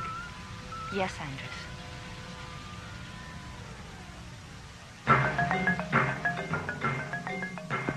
Zodiac Leader to Star Lab. Go ahead, Zodiac Leader. Something funny's going on. They're pulling back and breaking off the attack. Hold your position, Zodiac Leader, and stand by. Roger. Wait a minute. There's another ship heading toward Urkus. It's not one of ours, and it doesn't look like one of theirs. 1 second, Zodiac Leader. I'm putting it on the screen now. Oh, no. Isu. Dr. Cassidy, can you hear me? Yes, Isu, I hear you. What are you doing? Too many have died, Maura. And for me, it is the end of the running. And perhaps the beginning of peace. In the years to come, watch for silent silver birds in flight. And think of me. Silver birds. Starlab to Zodiac Leader. Get those ships out of there fast. Roger, Starlab. Maura, what's happening? My God, Jerry, I know what he's planning to do. Remember me, Dr. Cassidy. Remember me. The Urkus! It's gone up like a Roman candle. Or like someone set off a shipload full of antimatter modules inside of it.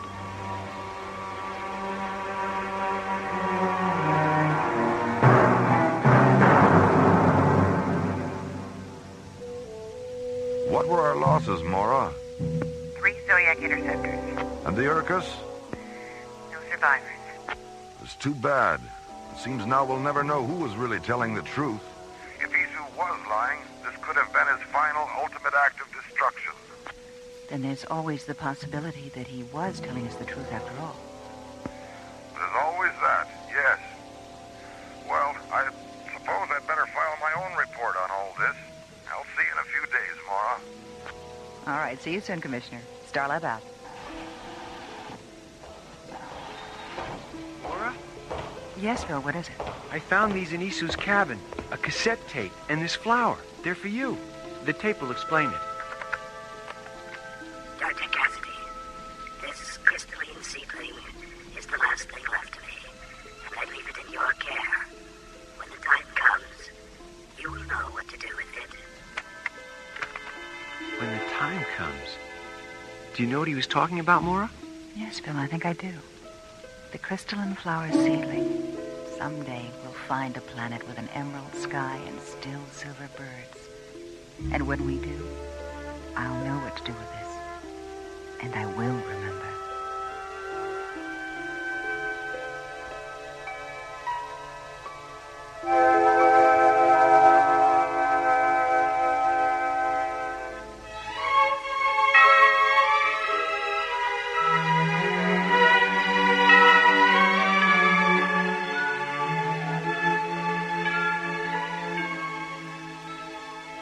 A Question of Conscience was written by J. Michael Straczynski and starred Linda Gary, Chuck Olson, Bruce Philip Miller, and Corey Burton, with special guest stars Dawes Butler as Andrus, Joe Young as Isu, Michael Bell as Phil, and Tina Holland as Meshach.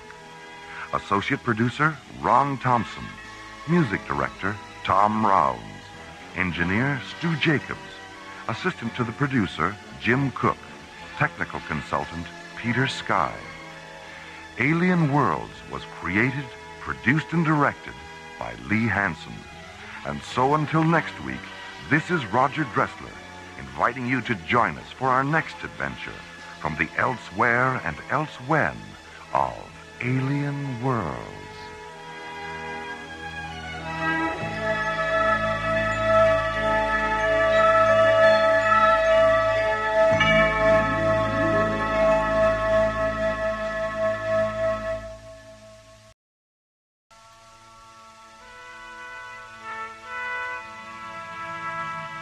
Slowly rotating at the edge of deep space, 1,000 kilometers beyond the atmosphere of 21st century Earth, is the Arthur C. Clarke Astronomical Observatory, Starlab. Here, Starlab Research Director Maura Cassidy, along with scientists and technicians of the International Space Authority, watch over the countless suns, planets, and star systems that fill the universe. This week, Space Exploration Team Captains John Graydon and Buddy Griff are hurled from the outer boundaries of space into the subatomic light and shadow of a world within a world, as the Infinity Factor Part 1 embraces the threshold of the unknown on Alien World.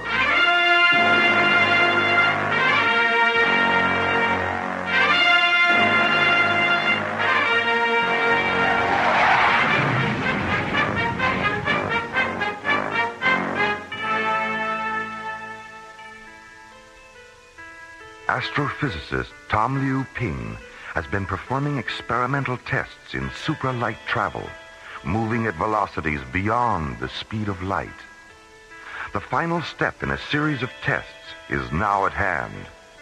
A specially modified ISA Delta Series craft, the Hyperion, will be piloted by John Graydon and Buddy Griff at speeds traveled before only by an infinity of light. Starlab Control. This is Tom Roping aboard the Hyperion. This is Starlab. Go ahead, Hyperion. I just finished Timian 3, a little behind schedule. Jerry, I've got a revised ETA. Any problem, Tom? No problems, just a delay in getting launch clearance. What's your new ETA, Tom? 15 minutes, 29 seconds. Roger. I copy 15 plus 29er. Your docking orbit insertion coordinates are 614 at subvector Alpha, docking bay 3. Starlab, clear. Roger, Starlab. Hyperion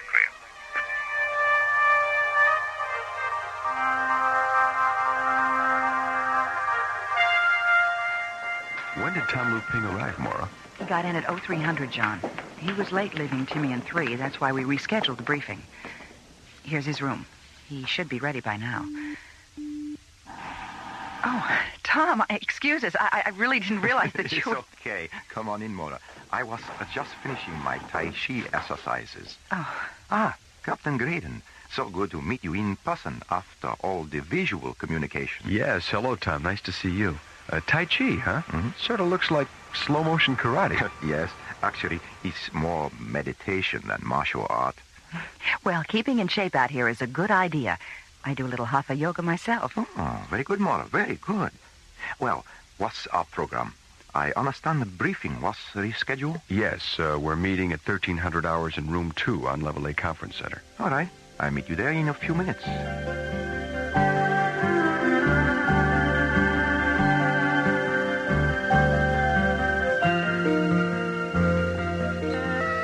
Now this diagram on screen 6 shows the final modifications we've made on the Hyperion's drive system. Well, it looks like you've practically rebuilt the entire Delta Series propulsion system. Yes, that's right, buddy. But the key to super-right veracity is the ion drive we've installed just behind the Starsmith Parsec accelerator. What effect will superlight warp-through have on our communication systems? In my preliminary tests, I experienced plasma sheath buildup that caused a temporary communications blackout. Is there any way we can avoid the blackout? No. But even though our telemetry signals will be delayed, when we reach super-light speed, you'll be able to monitor our shadow image on the screen. But remember, the scanning brief will show where we were, not where we are. At warp speed, we'll actually surpass the frequency of light. Any final questions? No, let's go. Okay. Buddy, John, let's get our gear and prepare to launch.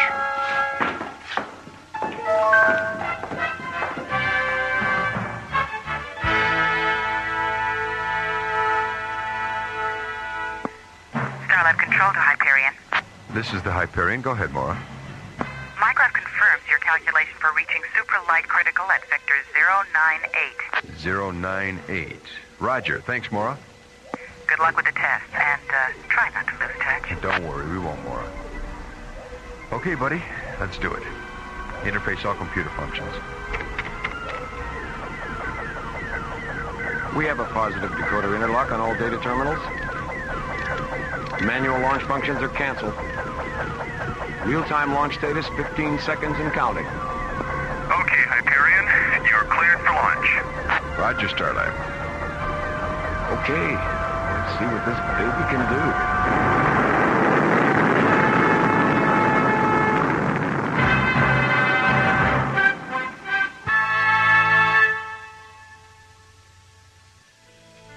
After months of planning and experimenting on Timian 3, astrophysicist Tom Liu Ping arrives at Starlab in preparation for the final phase of tests into supra-light-speed travel.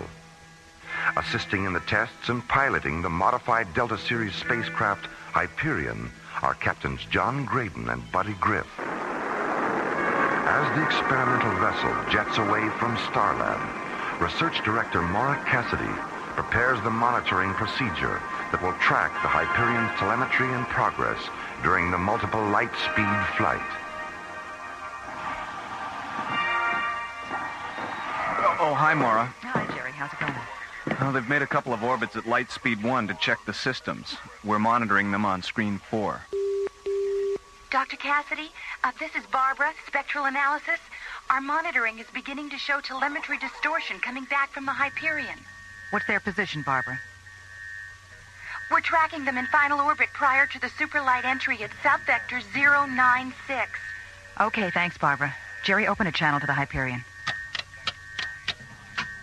This is Starlab to Hyperion. Over.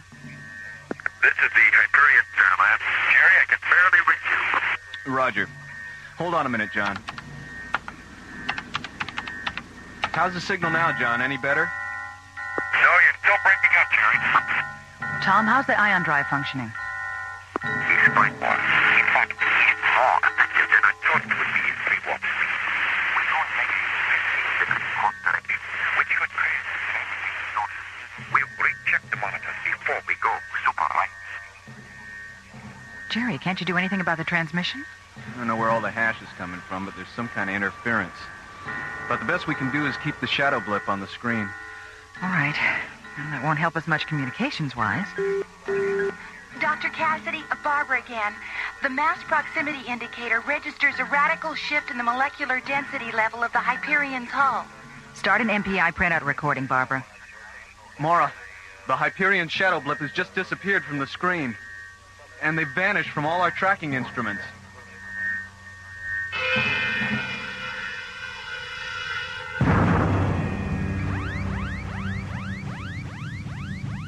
Geez, what kind of light show was that? Scanners indicate we've walked through some kind of photon barrier. Damage report, buddy. Well, the surge buffers between the ion drive and the parsec accelerator have shifted 110 degrees out of phase. And we've got heavy vibration and thermal overload on engine number 2. Reduce power, buddy. Correct to a pitch of 312. And fire yaw thruster with a 0.5 vertical correction. Let's see if we can stabilize. Right, Skip. She's coming around, Skip. Where the devil are we? Let me check the translocator beacon. That's pretty strange. What is it, buddy? The beacon draws a blank. And celestial guidance doesn't respond either. It's as if we were in completely uncharted space. Try a long-range scan. I don't think that would be necessary. You'll find an Earth atmosphere planet at vector 659 Mach 5. Where did you come up with those coordinates? I can't tell you more than that. Trust me. Program the coordinates and you'll see. Listen, Tom. If you know something we don't, you'd better come up with it right now. It wasn't supposed to happen like this. Tom, out with it. Yeah, come on, man. All right. About 6 months ago, I made breakthrough in my experiments. What kind of a breakthrough? I discovered a parallel universe during my first super-right warp-through test in Delta 5. Oh, terrific. Is that where we are now? Yes. What about the planet you just mentioned? It's a water world called Asakusha. The people of the planet live on 2 islands. I made contact with one of the islands called Adusa. What I found was a world out of balance. Out of balance? What do you mean? The Asakushans had an ion generator that kept the people of the planet in balance, physically and emotionally. They regarded this generator as some kind of holy shrine. is a two-piece interlocking cylinder called the Altar of Light and Dark. So what caused the imbalance? The people from the other island, Kudor, broke into the shrine 2 years ago and stole half of the altar. As a result, the ion level of the atmosphere has shifted. This shift caused the people of Adusa to become weak and passive, while those of Kudor become strong and aggressive. How did you get involved? Why did you get involved? It was my intention to return to the planet after we had completed these tests and leave my ion generator with the people of Adusa so they could restore their physical and emotional balance.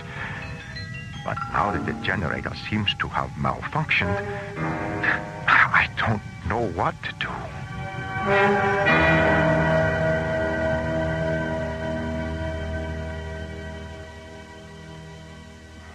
Jerry, start cross-checking the Hyperion's last known coordinates from the MPI graph. Okay, Maura. Starlab, this is Echo Leader.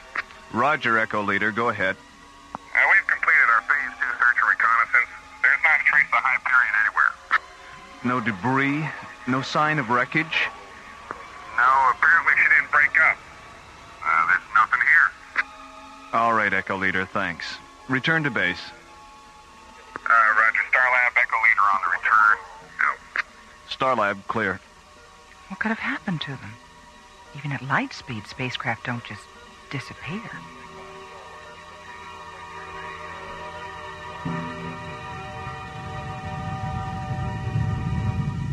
Buddy, how's number 2 engine holding up? Thermal overload is critical, Skip. Okay, shut it down. We're gonna have to put her in the water. Okay, Skip. We're on descent. 1,000 meters to impact. 500 meters. Okay, hold on. Here we go.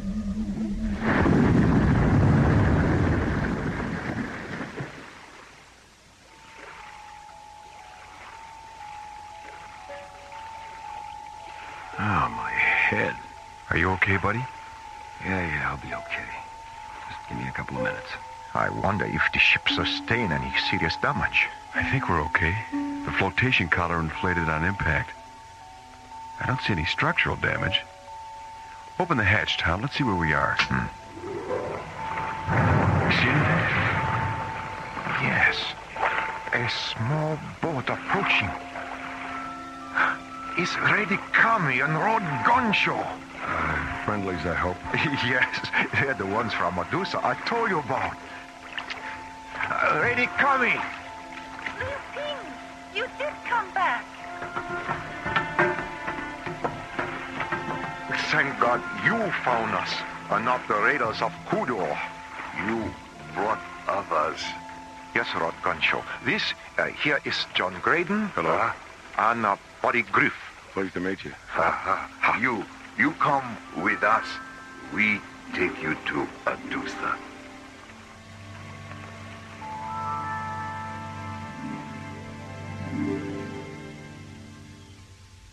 Why did the people from Kodor steal the beacon device from the sacred altar? Warlord Hiko sought to gain control over the 2 islands. To him, possession of the altar represented ultimate power, but he did not realize the far-reaching effect this would have. With each new tide, his people grew more hostile and aggressive. That is why the 2 halves of the shrine must be restored. If not, all the people on Sukusha will eventually die because of this imbalance. Will you help us with this task? Buddy, what do you think? Well, we're here. We might as well see what we can do. All right, then. Looks like we're going to Kodor. Where is Kodor? It is 26 miles across the sea. The 4 Preps of 1958. What does he mean? Never mind. It's just Buddy's way of breaking the tension.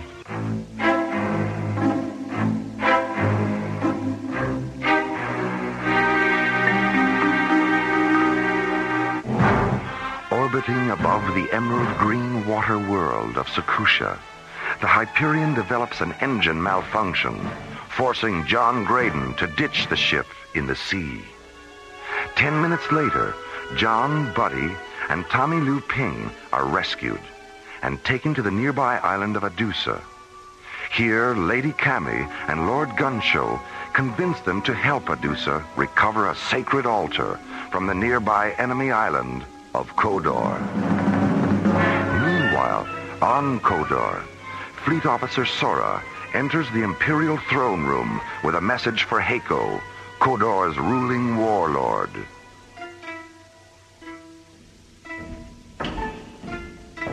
Ah, Lord Heiko.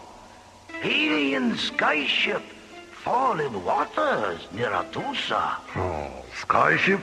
Oh, come now, Sora. You know that such things exist only in legend. Oh, perhaps you have had a vision. Then it is vision I not see alone. Every watchtower on windward side of Kodor see also. Shared visions are not uncommon, Sora. Have you consulted the Oracle for an explanation of this phenomenon? I need not consult Oracle, my lord. I need only consult telescope. Skyships still float in waters near Adusa. Not possible. Step to window, my lord. You see. Here, take telescope. How they do it, Sora? My lord? Gansho and Lady Kami. How is it that they have the power to call the sky gods into their service? How I should know, Lord Heiko. What do you mean, how I should know? You better find out. I want to contact our spies on Adusa. I want to know who those intruders are. And I want to know before night tide. Lord Heiko.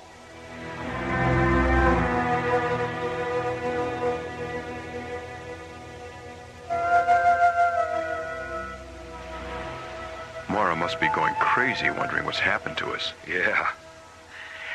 Dear Maura, we're somewhere in a parallel universe.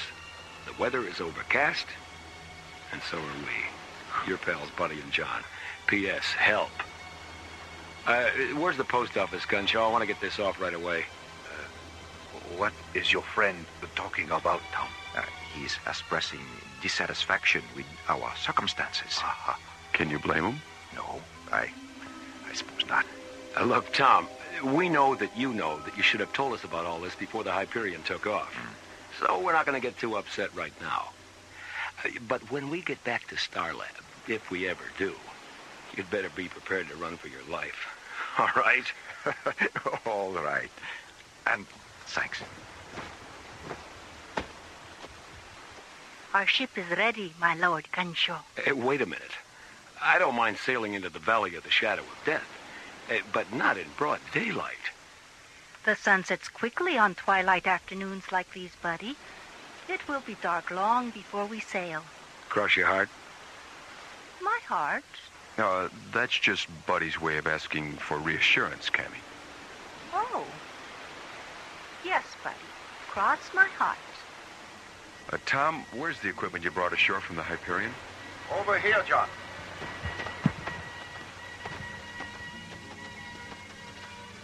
Let's see.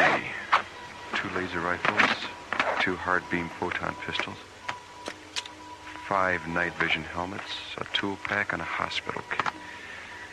Okay, pass out the helmets, buddy. Right, Skip. Of what use are these helmets, John? The lens on top projects a type of light that can be seen only if you look through the helmet's faceplate. Then, when we get to Kodor, we will be able to see in the dark without those in the dark seeing us. Yes? Yes. That's right. Another miracle of rare device. You have so many. Are they endless? I hope not, Gunshow. We're going to need every miracle we can get our hands on before this is over. The night tide cycle is beginning, my Lord Gansho. Yes. Yes, it is time we sailed. Have you told Kiyatsu where we are going? Yes. He's been aboard the ship all afternoon charting our course. Who is Gyatso?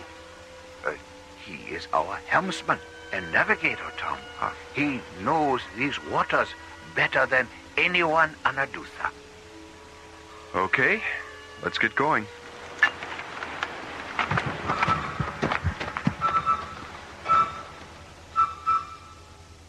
Sora, do you still have the message the carrier brought this afternoon? Hey, Lord Echo? Read it to me again. But Lord Echo, I already read to you dozen times. Please, Sora, if you wish to remain in the good graces of your Imperial Warlord, you will indulge him, not question him. Excellent point, Lord Echo. My Lord Echo, Gonshu, Kami, and 3 sky gods depart for Kodar on night tide. Course I have charted will take ship within 100 leagues of Pagoda Tower, between islands. Your faithful servant, Gyatso. Good old Gyatso. He certainly does epitomize the word spy, doesn't he? He does indeed, my lord. And what arrangements have been made to welcome our visitors from Adusa? But, Lord Echo... Tell me again, Sora. I love the image it conjures up. 15th Kotorian siege galleys positioned in semicircle round Pagoda Tower. When Gyatso sail past tower, circle will close, and Gonshu, Kami, and Sky Gods will be taken prisoner. Oh, you certainly have a way with the words, Sora. Thank you, Lord Echo. By the way, what you plan to do with them after their capture? We'll try to persuade the Sky Gods to give us the secrets of their power. And if they not easily persuaded? Then we will simply feed them to the cannibal eels. And when no trace of them remains, we will tell ourselves they never existed. After all, Sora, life must go on.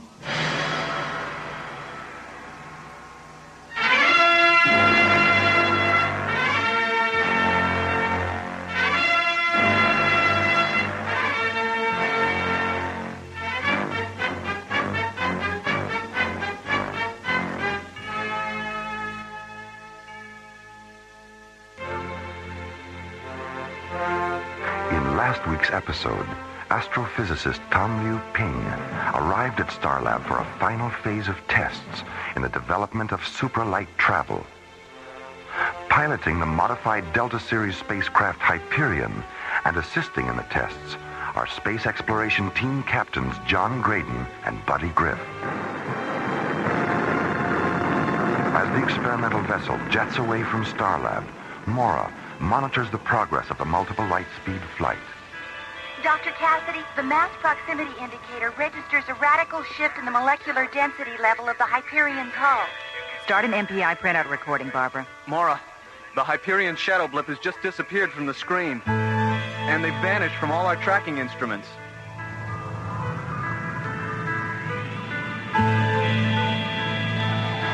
A flash of multicolored light sweeps past the Hyperion as it passes from one dimension into another and enters a parallel universe known only to Tom Liu Ping. Where the devil are we? You will find an Earth atmosphere planet at vector 659 Mark 5. It's a water world called Sakusha. The people on the planet live on 2 islands. I made contact with one of the islands called Adusa. What I found was a world out of balance. Out of balance? What do you mean? The Sakushans had an ion generator which kept the people on the planet in physical and emotional balance. It's a 2-piece interlocking cylinder they call the altar of light and dark. So what caused the imbalance? The people from the other island, Kudor, stole half of the device. As a result, the ion level in the atmosphere shifted. The people on Adusa have become weak and passive, while those on Kudor have become strong and aggressive.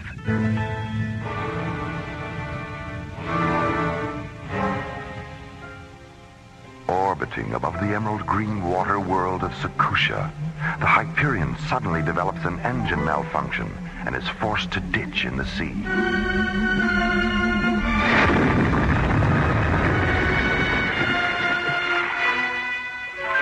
Minutes later, John, Buddy, and Liu Ping are rescued by Tom's friends, Lady Cammy and Lord Gunshow. The three are taken to the nearby island of Adusa, where they're asked to go to Kodor and help recover the cylinder stolen from the altar of light and dark. Will you help us with this task? Buddy, what do you think? Well, we're here. We might as well see what we can do. Meanwhile, on Kodor, Fleet Officer Sora and ruling warlord Heiko, now aware of the plot to regain the cylinder, discuss a counterplan. 15 Kodorian siege galleys positioned in semicircle round Pagoda Tower.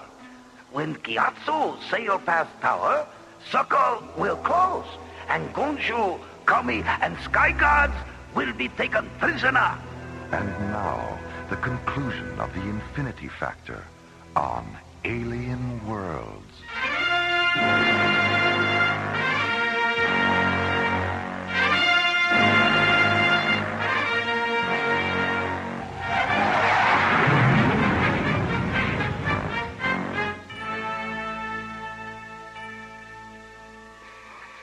Jerry, let me see the last telemetry printout on Hyperion. There you go, Maura. Thanks. Jerry, has all this data been cross-checked? As far as I know. Why? Well, according to this, the Hyperion is still right where it was when it disappeared. What? And then why aren't the scanners picking it up? They can't, Jerry. The MPI data indicates the Hyperion has been reduced to the size of a subatomic particle.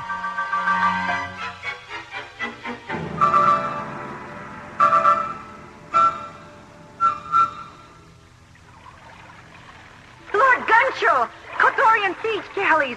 They're all around us. I see no Kodorian vessels, my lord. Perhaps that helmet causes her to see things that are not there. No, Gyatso. The helmets allow her to see through darkness. Lord Gunshow. Let me light this lantern so I might see. Gyatso, what are you doing? Skipper, he's signaling those ships. Stop it. I can see many boats closing in on us. What are we going to do? We're going to take them out, that's what. Skip? Right, buddy. Fire! By the gods! A right-wing shooter. Good work. They break formation. Look! There's Kodor. I can see the island. Tom, take the helm. I know a cove just beyond those cliffs.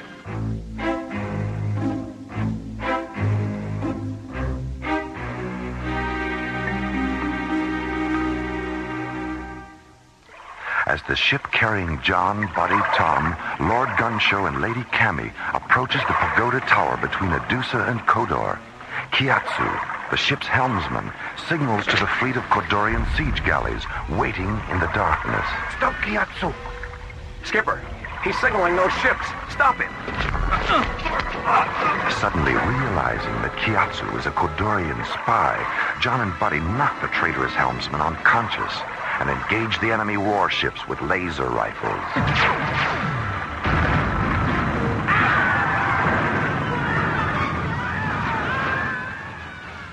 Half an hour later, Fleet Officer Sora reports the outcome of the battle to Warlord Heiko. 10 ships, my Lord Heiko. The Sky Gods projected lightning bolts that destroy 10 of our ships. I nearly drowned. Where are the Adusans and the Sky Gods now, Sora? You have captured them, yes? No. No? What do you mean, no? I mean, no. We did not capture them.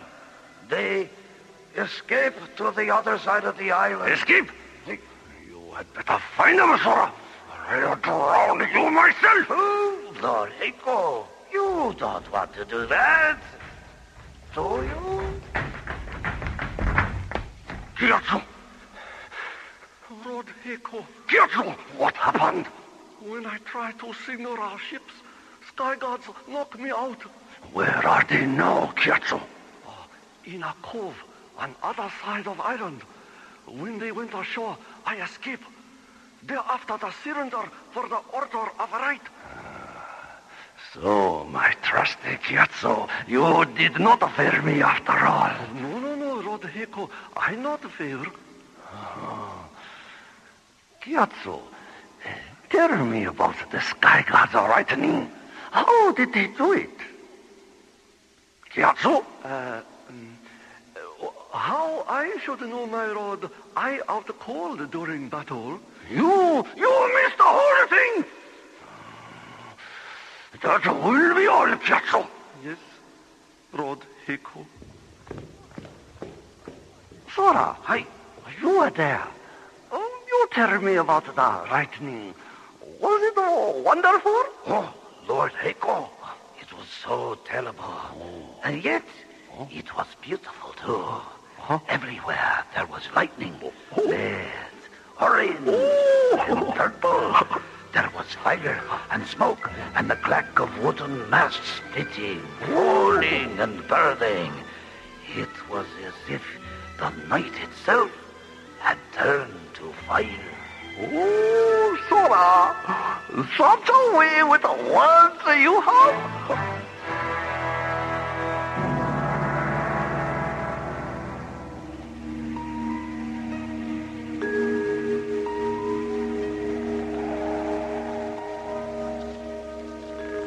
How much further to Heiko's palace, Lord Ganshu?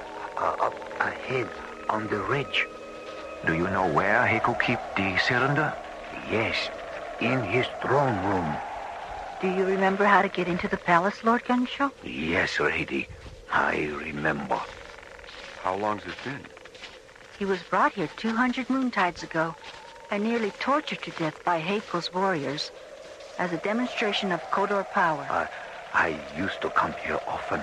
Kodor was once the trade center for the two islands. Of course, that was before Lord Heiko became so obsessed. Yes. But we do have one advantage. Heiko must certainly know by now that we are in the company of sky gods. Everyone on Sakusha fears the sky god legends, even Heiko.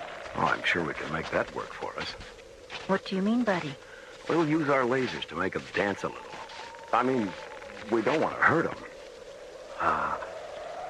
It is good you do not wish to harm anyone. We also believe this to be right.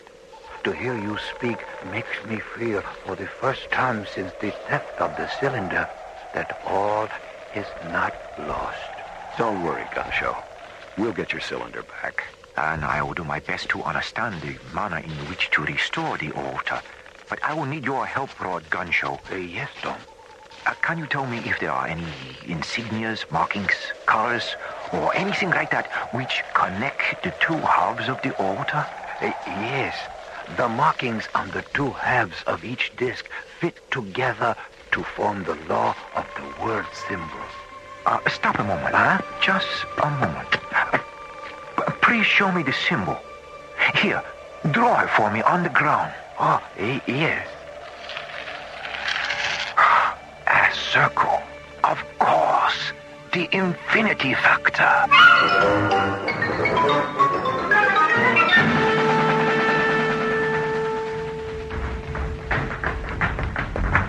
My Lord Heiko, Sky Gods Gunsho and Lady Kami enter palace. What shall we do? What shall we do? We should call the gods, you idiot! Gods! Lord Heiko! Gods, where are they? But Lord Heiko! Where are my gods? I already called guards, my lord. They ran away, frightened by Sky Gods' lightning shorters. Run? My gods ran away? Sora, quickly. The cylinder. Take it. Lord Heiko! Lord Heiko, stop! Or you will be killed. Where? there! Oh, Rod the gun show! And the lady coming! Oh, welcome! Oh, welcome back to Connor! We have come to take back the cylinder for the altar. Take it back? That's right. Hand it over, Heiko. If I refuse? You've seen the power of our lightning shooters on your vessels. How about we make a trade? You, Sky Gods, give me secret of your power, and I return the cylinder. Huh? Lord Heiko, see that vase over there? Oh, that's very beautiful, yes? It is my favorite. Oh, you destroy my Condorian Pagodavis! Sora, attack! Not me, Lord Heiko.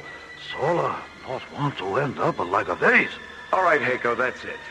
Tell us where the cylinder is, now. Sora, Sky Gods have us in tight spot. Hey, give it to them. Please. All right. Cylinder is over there. Behind curtain. Yes, it is here. Surrender, Lord Gunshow. Oh, Lord Gunshow. All right, everyone, come on. It's nearly daylight. Let's head back to the boat and set sail for the shrine. Confronted at last by what Heiko believes to be sky gods, John, Buddy, and Tom Liu Ping convince him to surrender the cylinder, which will restore Sakusha's ion generator. Meanwhile, Commissioner White arrives on Starlab to confer with Maura about the mysterious disappearance of the Hyperion. There's a strong possibility that whatever happened to them isn't alien to Tom Liu Ping at all. What do you mean? As soon as we heard about the Hyperion's disappearance, we pulled all of Tom's research tapes and retraced his experiments. We discovered through the fuel inventories that he'd taken some earlier test flights that no one knew about. Well, how does this tie in with his research? Well, from what we could decipher, he discovered some kind of parallel universe. There's also an emotional involvement. We found his diary. Personal motivation. Yes. He intended to return to this sphere of existence all along.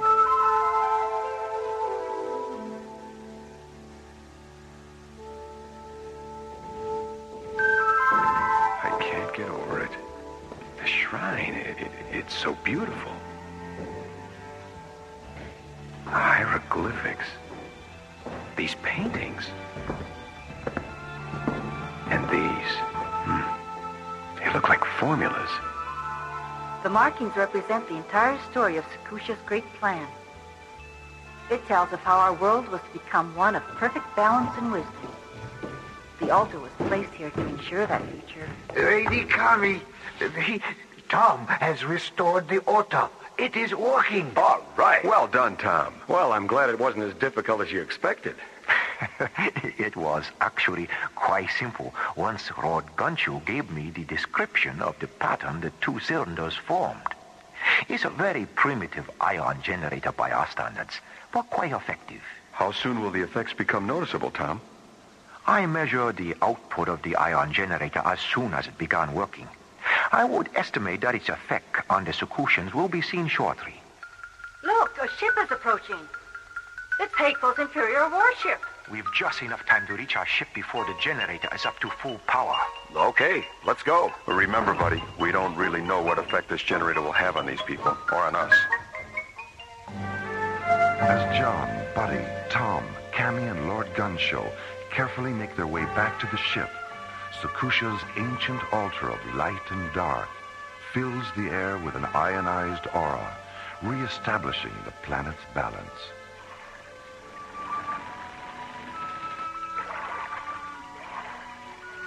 Meanwhile, aboard Lord Heiko's Imperial flagship. Oh, Sora, isn't it a wonderful day for a sailboat ride? Water smooth and the wind just right. Hey, my lord, sailboat, very relaxing. Lord Heiko, huh? Didn't we have something we were going to do today? Ah, yes, Sora. I believe you're right. Did it have anything to do with a rod gun show? There's his vessel off the window at the side. Hi. It must be we were to sail with him. Shall we go alongside? By all means, Sora. By all means, let us greet our friend, the good and kindly Lord Medusa. Rod gun show. Lady Kami, how are you? Excellent, Lord Heiko. Excellent. Who are your three friends? They are friendly visitors from another world. Another world? You hear that, Zora? Visitors from another world? What other world, Rodagancho?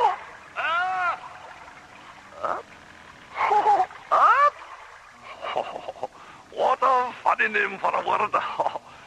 You must bring your friends to Koda for a visit. Thank you, Lord Heiko. Glad to see that you're feeling better. Thank you. We will look forward to that. Be seeing you. Goodbye. Goodbye, Lord Heiko. Sora, what did a visitor from other world mean? Now that I'm feeling better, have I been ill? Perhaps he was just wondering about your health. Where I never felt better. So good to be feeling so good. Eh, Sora? Hey.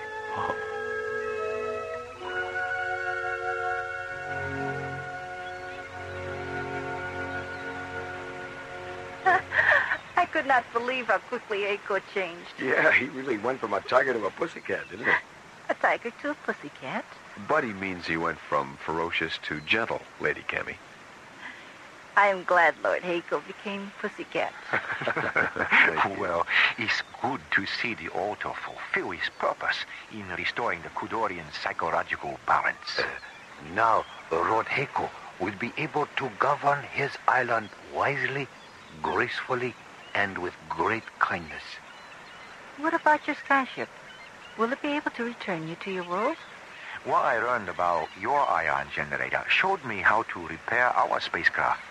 We will be able to return safely, I'm sure. Will you ever return to Sakusha?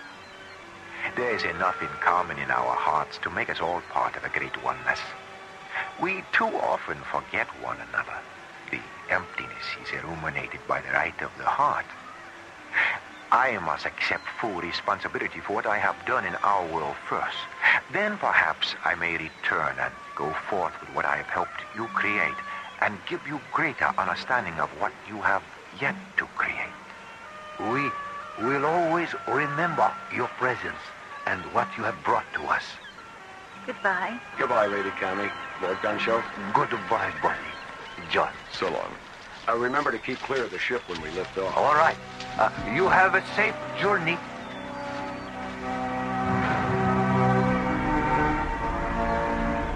As Lady Cammy and Lord Gunshow watch the Hyperion rocket away from the emerald green water world of Sakusha, John, Buddy, and Tamu Ping make ready for the critical warp back through time and space into their own universe. Buddy, let's program our coordinates for FTL reentry. Right, Skip. Tom, that circle Gunshow drew on the ground, what was that all about? This circle, John, was the missing key to all my research. I knew that by understanding what had happened on Sakusha, I would be able to understand what I had discovered. We were reduced in time and space to an infinity where balance is restored through the cohesiveness of philosophy and science together. And the moon circle on the cylinders united the two. The moon circle? Yes, you see, the circle had been broken, separated. And the way the two cylinders fit together restored the circle and the balance of Sakusha. We're programmed for FTL re-entry at Vector 558, Mark 1, Skip. Okay. Keep your fingers crossed.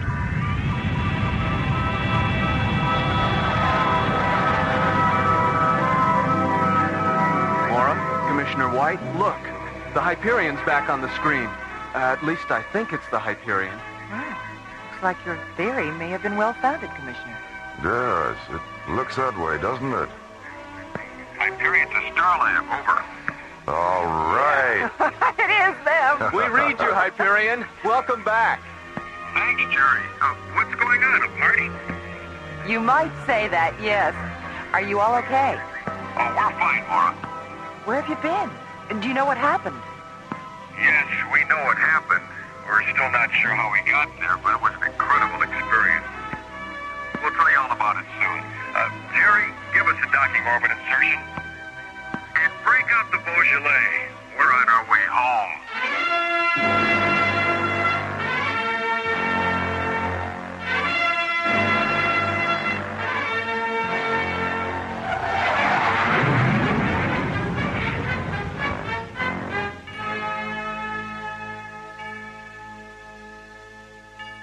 The Infinity Factor, Part 2, was based on a story concept by Larry Oakner and written by Lee Hansen, Jim Cook, and Ron Thompson. Our stars included Linda Gary, Chuck Olson, Bruce Philip Miller, and Corey Burton, with special guest stars Clark Warren, Larry Moss, Herb Ellis, Joe Young, and Helen Funai. Associate producer Ron Thompson. Music director Tom Rounds. Engineer Stu Jacobs. Assistant to the producer Jim Cook. Alien Worlds was created, produced, and directed by Lee Hansen. And so until next week, this is Roger Dressler inviting you to join us for our next adventure, Earthlight, on Alien Worlds.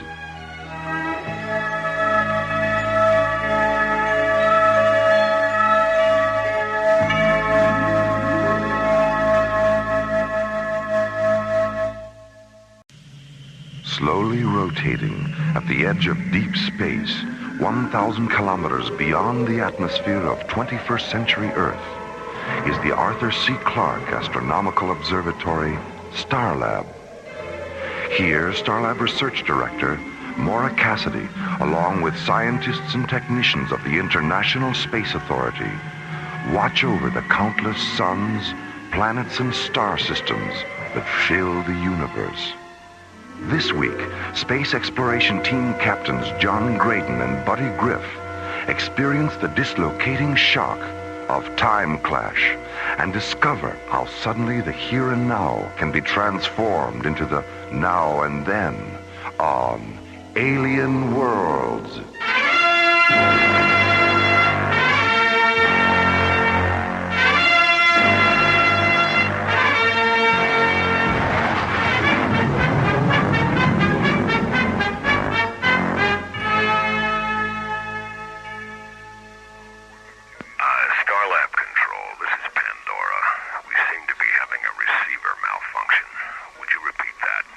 Correct your approach vector, Captain. You're 19 degrees off course. All right. I'll see what I can do. Don't just see what you can do, Captain. Make a decision. You're running out of time. What's going on, Jerry? We've got a problem, Maura.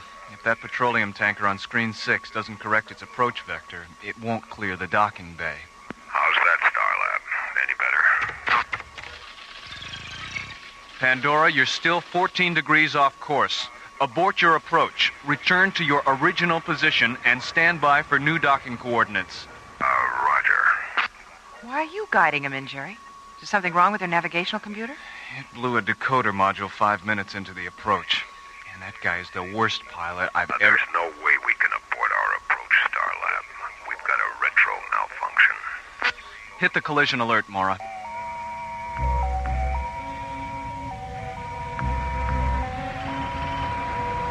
Attention Docking Bay 7. This is an emergency alert. All personnel, please clear the area. Repeat, clear the area. Docking Officer Clark, contact the bridge.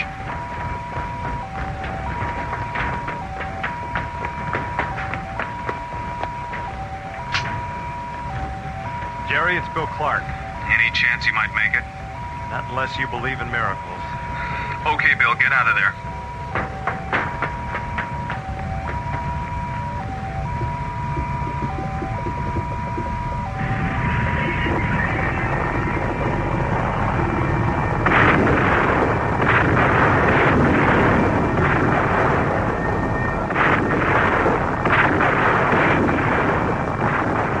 Attention all emergency fire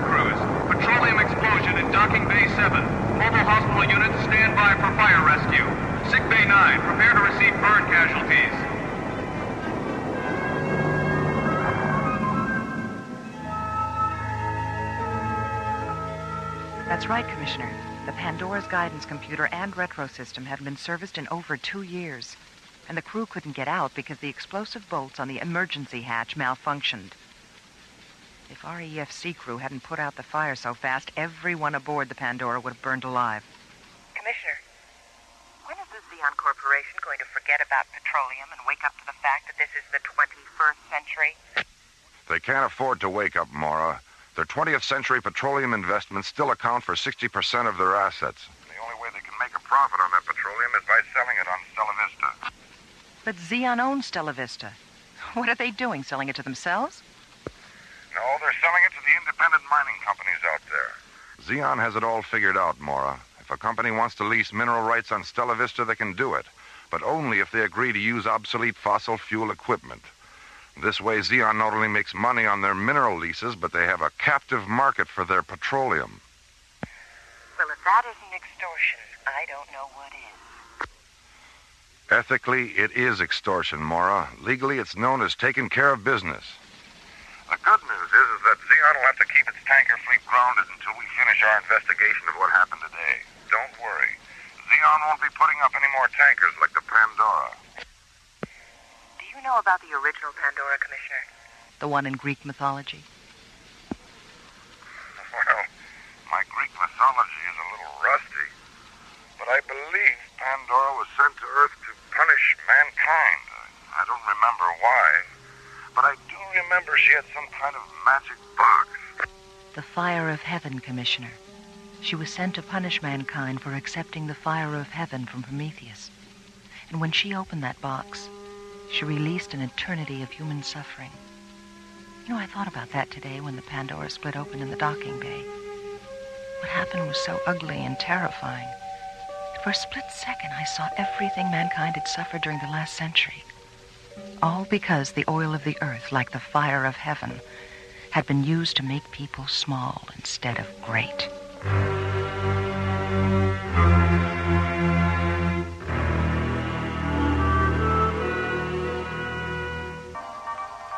18 hours after the oil tanker Pandora has split open and exploded in Docking Bay 7, an ISA disaster investigation team and a Xeon Corporation space tug arrive at Starlab from Earth. 10 hours later, the crew of the Pandora is taken to the nearby Stargazer security station for interrogation. And as the Xeon Corporation tug prepares to tow the burned-out hull of the Pandora back to Earth, Starlab scientists, technicians, and space exploration team officers begin a new day.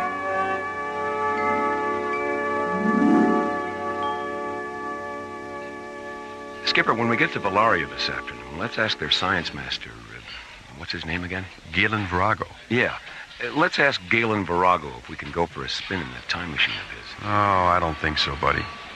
Where would you go if you could take a ride in it? I'd like to go back to 1939 and have Lamont Cranston teach me how to cloud men's minds. Lamont Cranston? Yeah, the Shadow. He knew what evil lurked in the hearts of men. And how did he know that? When he clouded their minds, they told him the truth, the whole truth, and nothing but the truth. I see. And what exactly would you do if you had the power to cloud men's minds? I'd use it to cloud women's minds. Sexist pig. Oink, oink, oink, oink. Morning, Captain Graydon. Captain Grid. Yeah. Good morning, Cindy. Cindy, have you had your mind clouded lately? No. Not since I read 6 Characters in Search of an Author. What's that, Cindy? A novel? It's a play. Luigi Pirandello, 1921. The characters in the play are rehearsing the play when 6 other people show up, claiming to be characters the author left out of the play when he wrote it.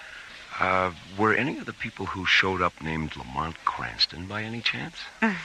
No, Captain, not even by any chance.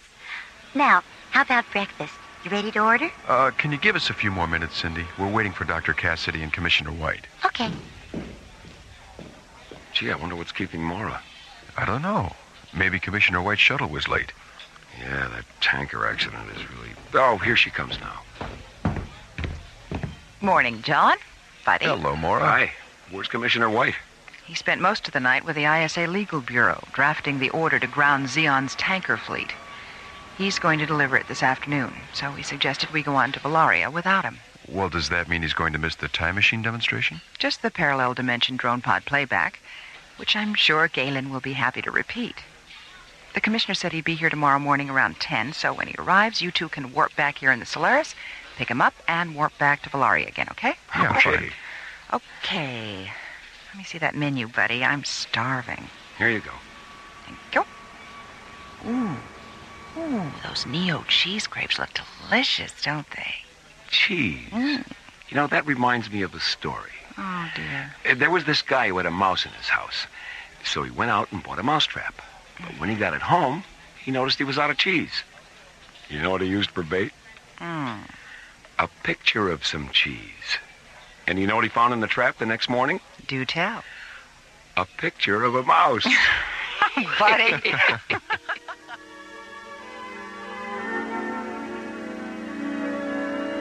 Meanwhile, on Valaria, Science Master Galen Virago and his apprentice Marika Zarnos enter the chronology pavilion of Valaria's Magnitude 5 research complex.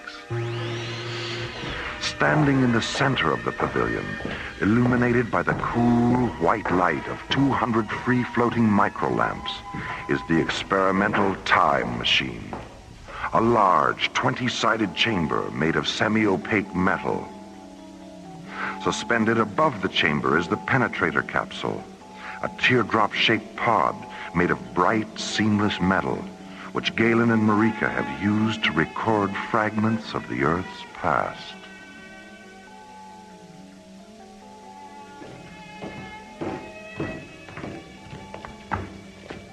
Marika, I want to conduct one last test before Dr. Cassidy arrives. Lower the pod into the chamber.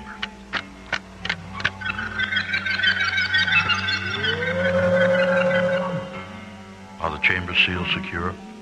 Yes, Galen. The REM scale indicators read 0 point blue. Rotate the chamber until its decoders interlock with the pod's Yerushalayim data. Yerushalayim interlock. Confirmed.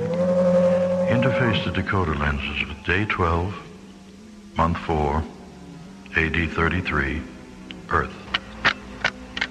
Decoder lenses stable at subcycle 9 yellow. Focus them on the subspan 303 and isolate the dimension.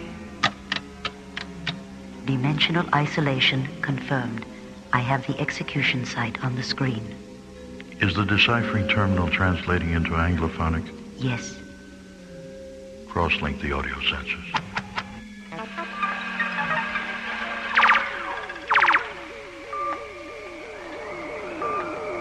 Father, forgive them, for they know not what they do. It is finished.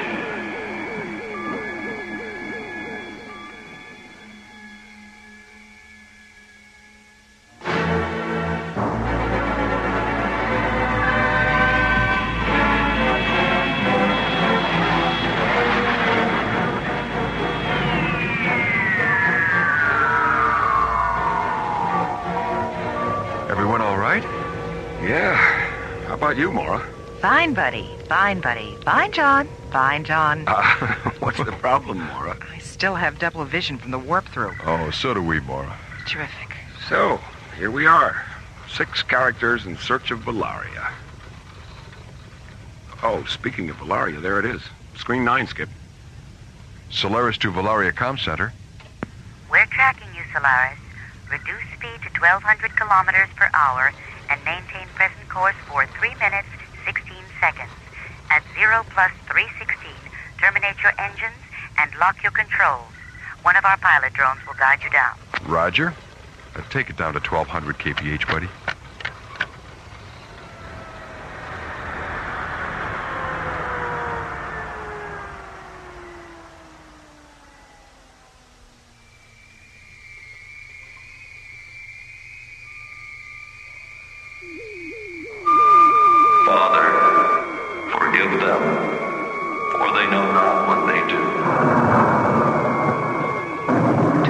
Marika, please.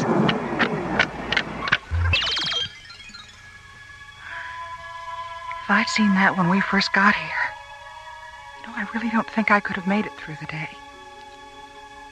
They all just stood there and watched him die. Someday you must tell me about that holy man and why he was submitted to such torture and pain. We will, Galen. May I be permitted to say something about the three of you? Of course.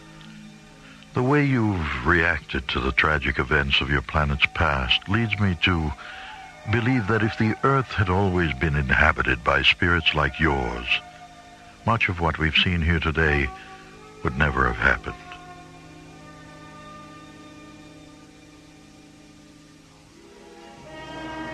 "16 hours later, as Valaria's twin suns tint the morning sky a pale, crystalline yellow, the Valarian Comm Center receives a transmission from Starlab. Please inform Dr. Cassidy that Commissioner White has arrived and that he'll meet Captain Graydon and Captain Griff in Docking Bay 31. Half an hour later, Buddy and John board the Solaris, and as Maura and Galen watch from the Valeria Tracking Center, the sleek white SET interceptor blasts off for Starlab.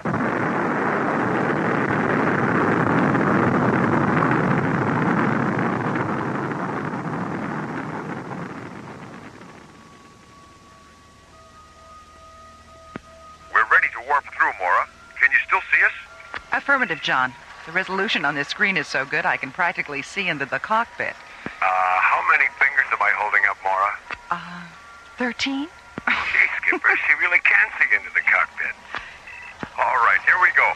Warp through in 5 seconds. Maura, it's all turning inside out. Maura! John! Buddy! Galen, what's happening? Just a moment. Just a moment. The Parsec device. The Parsec device aboard the Solaris has experienced a primary decoder malfunction. The ship is passing through the time-space continuum in reverse. Galen, the ship's back on the screen. John, Buddy, do you read me? Yes, Maura. I read you. John? Maura, help us. We've become children.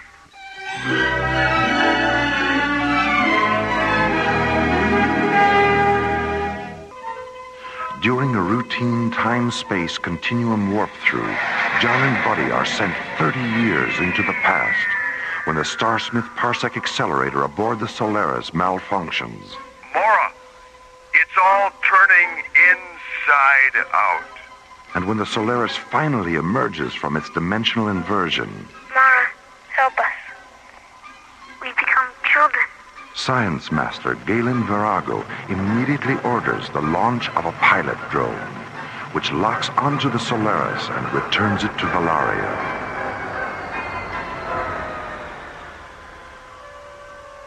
Two hours later, Buddy and John are once again standing before the Valarian time chamber.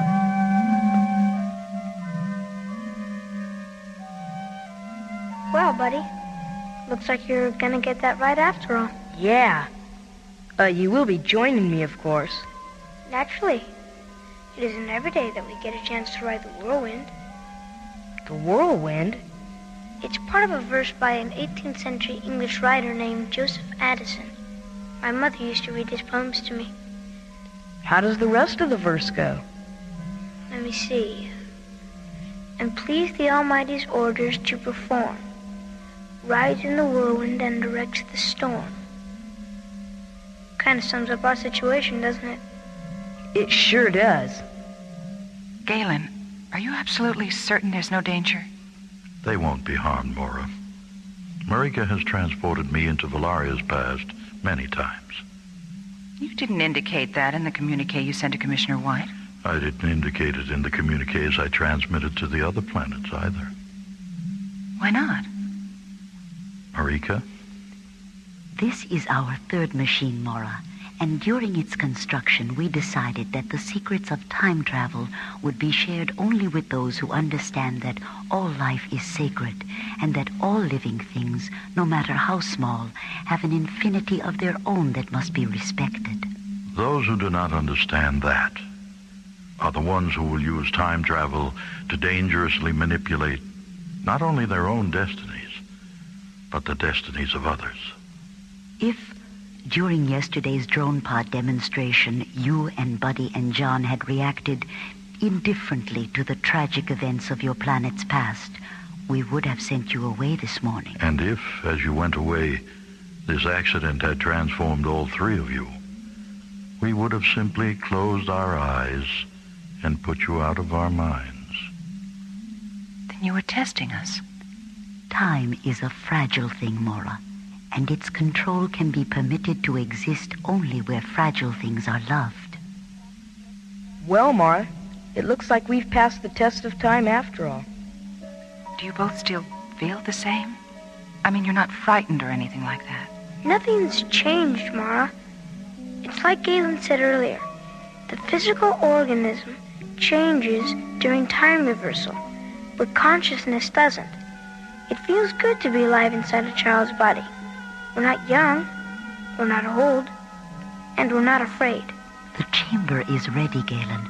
I've interfaced their time, date, and place of birth information with the alternate reality decoders, and the dimensional inversion lenses are stable at subcycle 6.violet.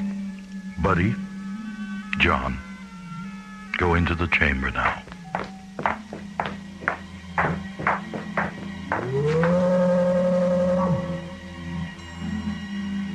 Cross-link the audio sensors, Marika.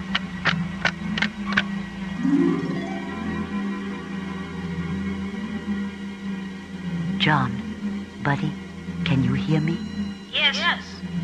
Do you want us to lie down on these recliners, Marika? Yes. Now, close your eyes and relax. During the reversal, you will both be transported back to the separate moments of your birth, and then return to the here and now.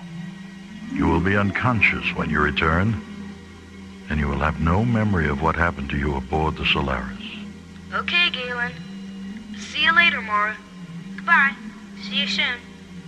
Begin the cycle, Marika.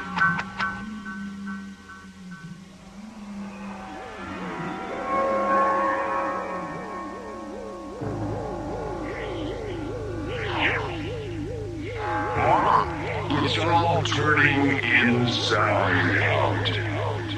Maura, it's all turning inside out. Shapes. Forms. Shadow. Color. Don't be afraid. Don't be afraid. Don't be afraid. Time is a fragile thing. Its control can be permitted to exist only where fragile things are loved.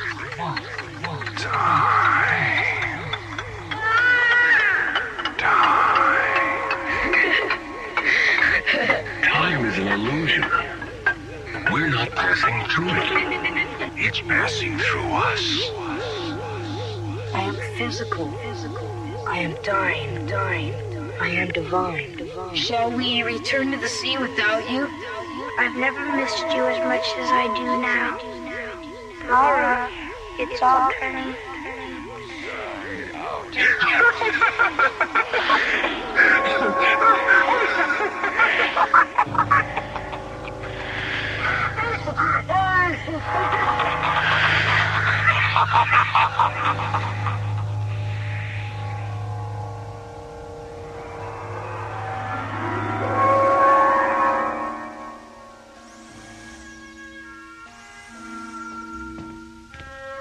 Hi, Buddy. Maura, what happened? It's nearly 4 in the afternoon. Have I been asleep all this time? More or less. Well, where's John? What about Commissioner White? John just woke up, too. And Commissioner White decided to take his own ship. He'll be here in about half an hour. How do you feel? Like Rip Van Winkle must have felt when he woke up. Spaced out and hungry enough to eat a kangaroo. Well, that's funny. What? What's the date today, Maura? November 14th. Why? Well, the calendar on my watch. I just noticed it. It says May 23rd. My birthday.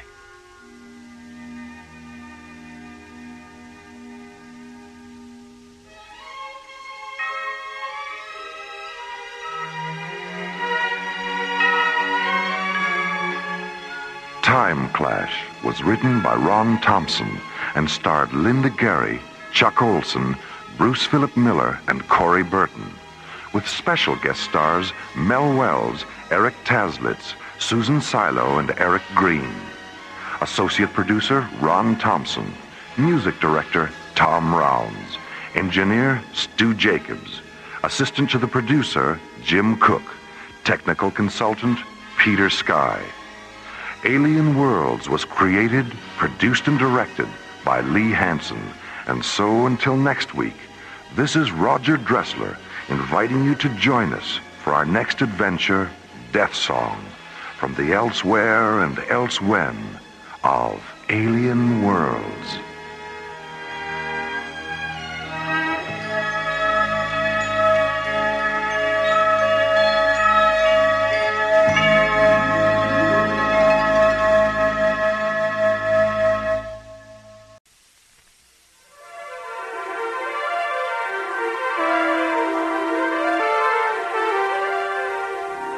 Within the far reaches of deep space, there remain unknown planets, journeys into galaxies yet uncharted. Stellar exploration is the newfound adventure. High above Earth's windy skies, 1,000 miles in space, a large wheeling disk lazily drifts in orbit. A space station whose official designation is the Arthur C. Clarke Astronomical Observatory. To those living and working aboard, it is simply called Starlab.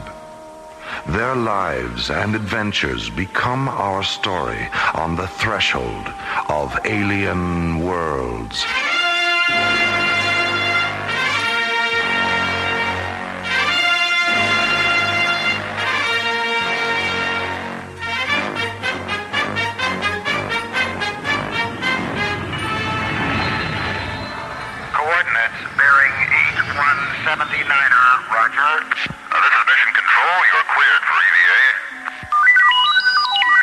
Stand by, Mission Control. We have a red code report from Level C radio telescope. Roger, Starlab Control. Go ahead. Starlab Control, this is the Spectral Analysis Officer, Level C. Our radio telescope interferometry has detected unusual sunspot activity at a bearing of 409er. Thanks, Bill. Keep us posted. What's going on, Jerry? I'm not sure, Tim, but we're gonna find out. Starlab Control, this is Telescope 4, Level D. We're tracking with Level C. Yeah, Ken. The solar graphs show high-density activity. All right, Level D. Print through the data on the ICM recorder, please. Right, Control. It's online.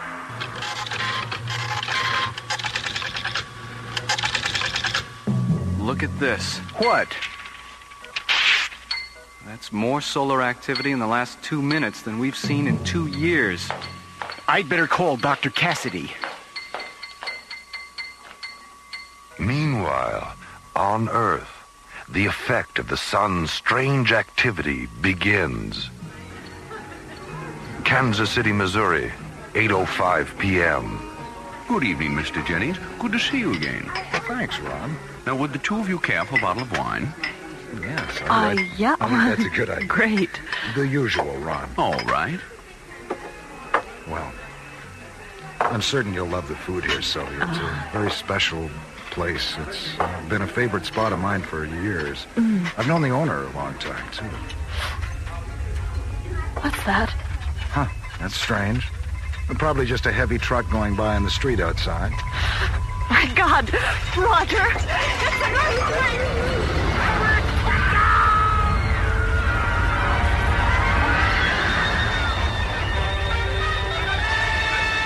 Temperatures worldwide are dropping. Anchorage, Alaska reports a record low of 86 degrees. Tidal waves, and temperature shifts around the globe slowly intensify. A solar mystery unfolds. And back on Starlab, the disorder becomes even more apparent. 21:30 hours. The Starlab Control, this is Scope 4, Level D. We've just tracked a third major flare-out on the sun's Earth side. Level D, begin all radio telescope recorders. Feed us an audio scan. Plug in the Mycroft computers. Roger. Mycroft on. Log on scanners.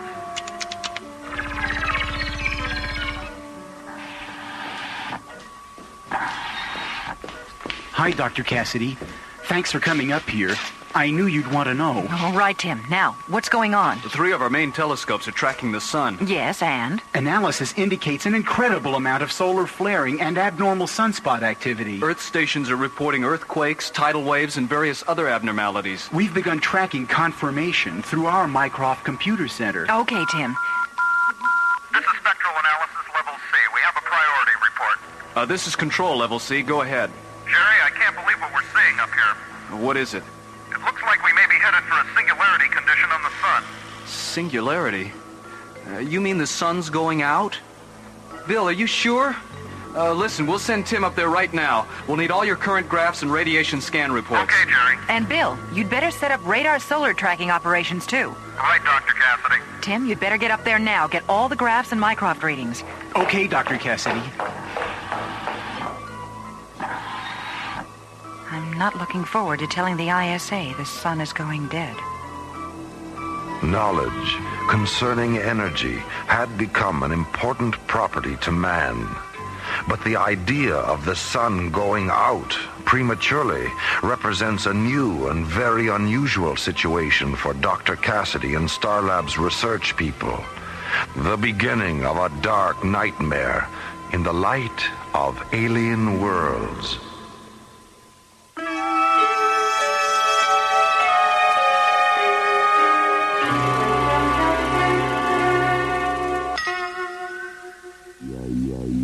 To those aboard Starlab, a shiny rotating observatory high above Earth, the sun seemed to be going dead.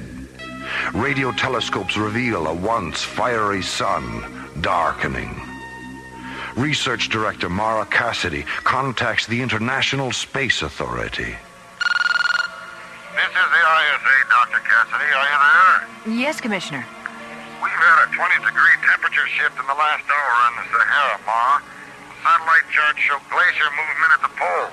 It looks like an eclipse. What the hell's going on up there? We don't know exactly what's happening yet, but our Mycroft computer terminal shows readings that indicate the sun is losing electromagnetic energy at a rate greater than normal. We may be headed for a gravitational collapse. Pardon me, Dr. Cassidy. The mass proximity indicator is registering... Not now, Tim. I've got... Dr. Cassidy, are you setting up solar radiation scanning? What? Solar scanning? Yes, we're working on it, sir. Tim, have communications patch Mycroft through to the ISA computers. Right. Commissioner White, I'm having our computer tech supply your office with a duplicate of our current information tapes. You'll have everything we've got shortly. Yes, Doctor. My terminal is receiving it now. Hey, is this right? It can't be. I'm afraid so, Commissioner White. We've got about 60 hours before the sun reaches singularity and Earth freezes solid. What can we do to help? Well, first of all, we need you to send an SET up here right away. We need to make a house call. Well, the only space exploration team I've got for immediate launch that can handle this is Delta 1. Delta 1? Oh, wait a minute. That's Graydon, right? Captain John Graydon? And Buddy Griff, that's right, Ma. Oh, no, Commissioner. Isn't there anyone else you could send us? I'm sorry, Doctor. That's the team. We'll launch immediately. Their ETA is 3 hours, 10 minutes. Keep us informed, Ma. Out. Yes, sir. We'll keep you informed. Out. Dr. Cassidy, what's wrong? I can't believe they're sending Buddy Griff up here. They might as well let the damn sun go out. Delta 1, SET command. Report to ISA pre-launch immediately. What? Oh, we just got in. Boy, you can't get a spare minute anywhere anymore. Oh, come on, Captain. Let's just finish this hand, huh? Oh, we better pass for now, buddy. We better get down there. Pass? The man's 18 in back of me. I got a hot 21, and he says pass. It's just a game. We can pick it up later. It's just a game. I'll say it's just a game. All right. ISA says jump, and Captain John Graydon jumps. That's how come you're a bloody hero and I'm just a lover. And that's the story of your life, right, buddy? Dr. Cassidy, I just got back from spectral analysis. The mass proximity indicators are registering some kind of solid object near the sun. It's like a planetoid. Oh, Tim, don't be silly. The MPI is probably reading solar flare-off gases.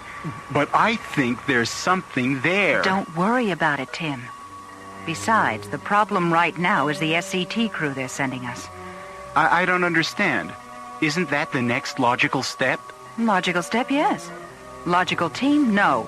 Especially with Buddy Griff. Buddy Griff? Captain John Graydon's co-pilot. The Prince of Pomposity. John Graydon. I met him just after he got back from Altair. He's a great pilot. I remember a lecture he gave our academy class in 2010. It's not John who worries me. It's Griff. During the Altair mission, my father was with them. Buddy made a very bad judgment error with a photon laser. It caused my father's death. Oh, Doctor, I'm sorry. I had no idea. Yes. Well, never mind. I'll deal with that later. Well, let's get up to spectral analysis and take a look at this planetoid of yours. I'm really worried about this, Doctor. I have a theory that this object is affecting the sun. Now, don't ask me how the devil it got there. Tim, pull yourself together.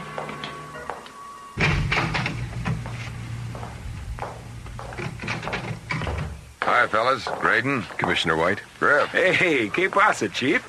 Listen, men, we've got problems with the sun. Heavy solar activity that needs some first-hand observation. You'll be briefed on Starlab by Dr. Cassidy. Starlab, huh? That's right. They're expecting you right away. You'd better get over to launch control now. But have I got time to get some cigarettes? Come on, buddy. Let's go. Lock tanking secured. Box tanking secured. Delta 1, you are cleared for launch. 2030 Zulu. Your trajectory is 010 degrees. Market control, 010 degrees. Give my regards to Earth control. 5, 4, 3, 2, 1. Roger, Delta 1, you have liftoff. All systems go. Oh, man, I just love a good rocket ride.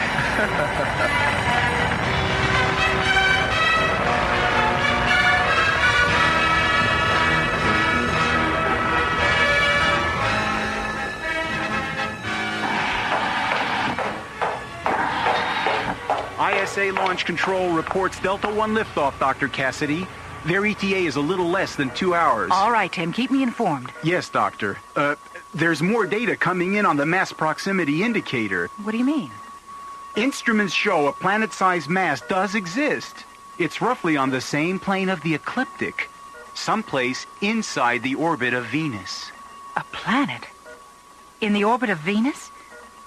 You're crazy, Tim. I realize it sounds bizarre. Look, Tim, we both checked the radio telescope reports from spectral analysis. There were no visible signs of any planetoid. Well, there must be something wrong with the MPI. Have the technicians CompuScan the circuits. But, Dr. Cassidy... And when Delta 1 docs, bring them to my office. Yes, Doctor. As the sun's unusual activity continues, Starlab researchers work around the clock to unlock the mystery. Tim has found a clue, which Dr. Cassidy believes to be a fluke. Computer error? Maybe. But what Tim may have found could be the first sign of alien worlds.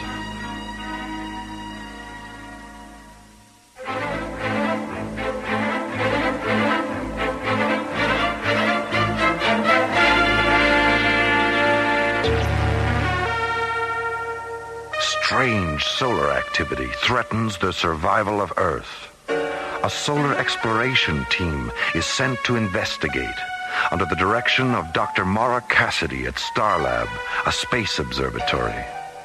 There is little time. Dr. Cassidy? Yes, Tim. Delta One reporting. Captains Graydon and Griff. Thank you, Tim. Come in, gentlemen. Hello, Dr. Cassidy. Good to see you again. Hello, Captain Graydon. Griff. Hiya, Doc. Hey, where's the hero's welcome? No band, no parade, no hats and horns? I thought this was a big deal. Like the big deal with my father, right? Oh, look, lady, there were problems for all of us on Altair. What happened with your father could have involved anybody. It just happened to be me. That's right, buddy. It just happened to be you. All right, you two, enough of this. We've got work to do. Can you tell us why we're here, Doctor? Well, you've observed the unusual solar activity during the past few hours. Yes, of course. We were wondering if there are any solar collecting activities that could be causing this. No, we've checked that. There's something going on with the sun itself. That's why we need you, to take pictures and run solar tests close up, before it goes dead. Dead? The sun? Oh, Doc, you've been out without a spacesuit too long. That's impossible. No, I'm afraid it's not impossible, buddy. Watch the computer terminal. Tim? Right.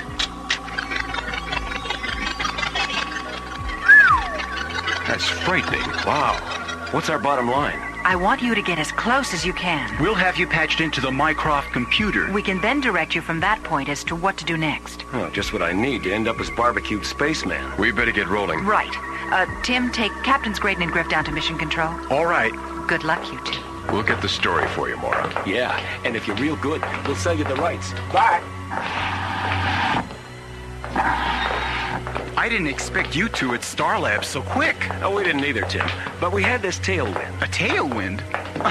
Right. By the way, Captain Graydon, I feel I should tell you there's something out there by the sun. Oh, really? What do you mean, Tim? I have a theory about all this. Theory? What theory? About what? Well, I'm certain there's a planetoid out there next to the sun, drawing off energy. A planetoid? You think it's alien? Well, let me put it this way. It's not ours. We haven't been able to track it visually because of the glare from the sun's rays, so I can't prove my theory yet. We'll keep an eye out, Tim. Thanks for the tip. Right. So long, and good luck. Thanks, Tim.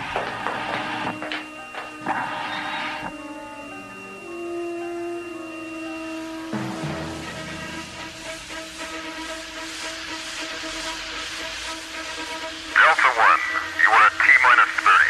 Launch. Roger, Starlab Control. T-minus 28 and counting. Delta One, telecom computer lock. 775 megahertz.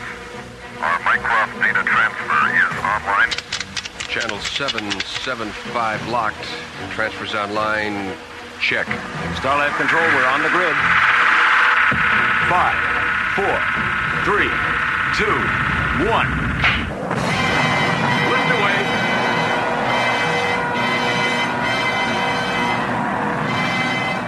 As Delta One moves into the black depth of space, Captains Graydon and Griff set a course for a dying sun. We're getting close. Is shielding operational? It is now, Captain.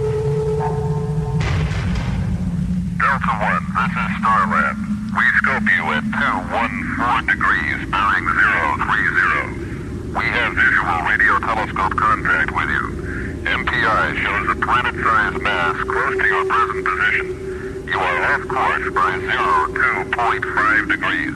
Have you visual Starlab.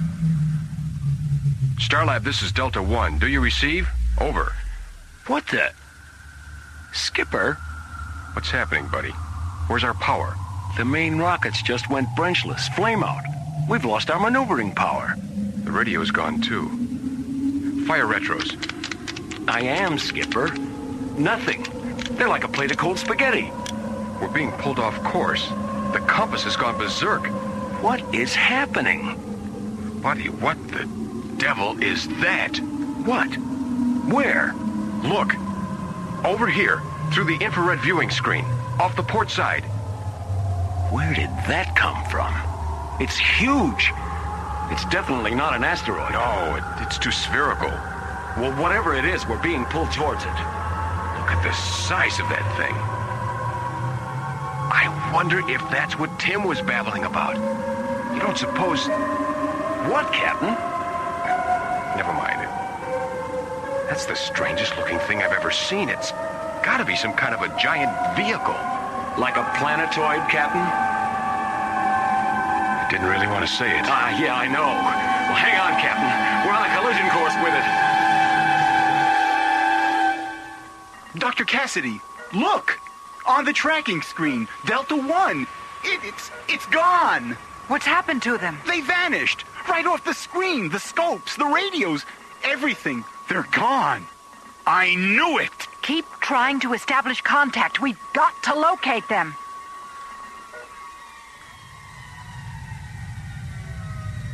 Hey, Captain, what happened? Who turned out the lights?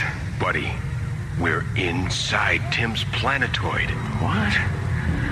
Oh, man, I must have blacked out. Look, over there, an opening. That's where we must have come in. Hey, what's that? Something's outside the hatch door. I think we've got company.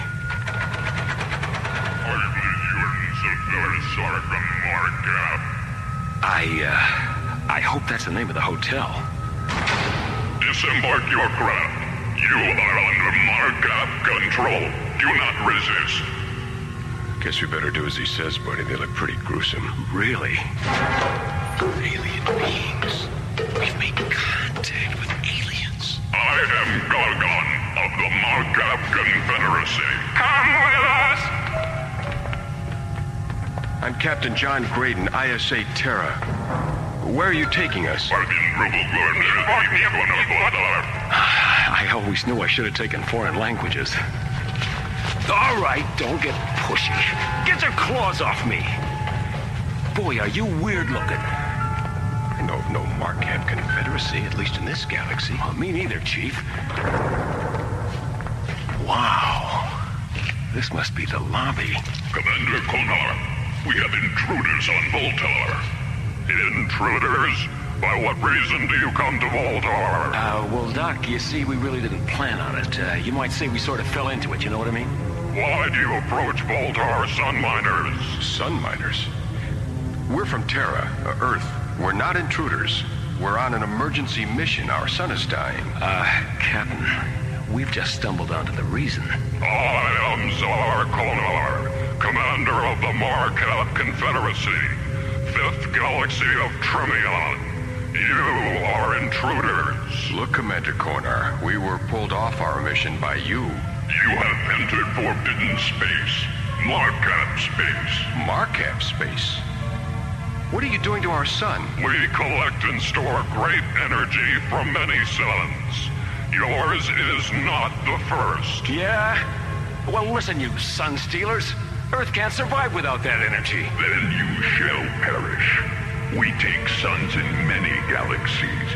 It must be so for Markup existence. Hey, no way, you oversized tin termite. We're not gonna stand for this. Buddy, no, don't. Buddy, are you all right? It's all right, Captain. Run for it. I'll handle these things. Seize them. Run for it, Skip. Get out of here. Buddy, are you crazy? Run, damn it! In here. I'll duck behind the skirter. Okay, now, down this corridor. Through here. Oh, which ramp? That one, that's it.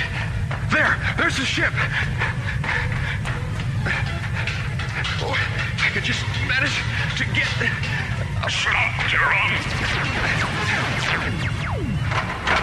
Oh, boy, too close for cover. All right, I made it. Oh, no. I sure hope that energy field is null. Come on, baby. Come on, fly, Delta One. Fire, damn it. All right, Delta One. Now, let's get the hell out of here. I'm moving. The force field is null. Good. Instruments show me clear. I'm through. I've made it. I can't believe it. Oh, no.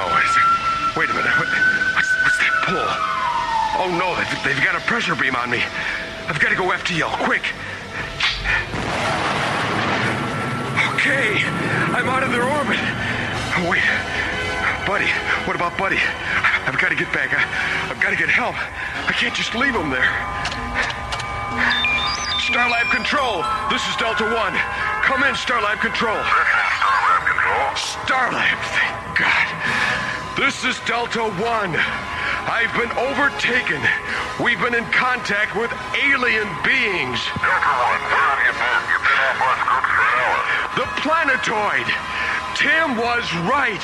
It does exist. There are aliens. John Graydon uses every faculty to blast free of the Marcab aliens and return to Starlab. Call themselves Marcabs. Buddy's still inside. We've got to get him out. Thoughts of what he just experienced race through his mind at laser speed.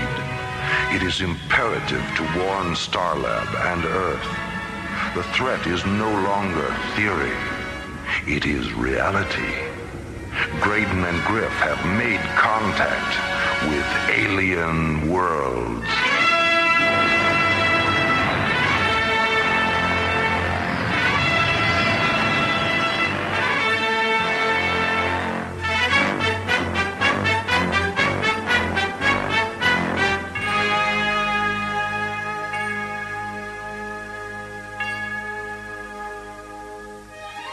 This is Roger Dressler, inviting you to stay with us for the conclusion of The Sun Stealers after a brief intermission on the world premiere of Alien Worlds.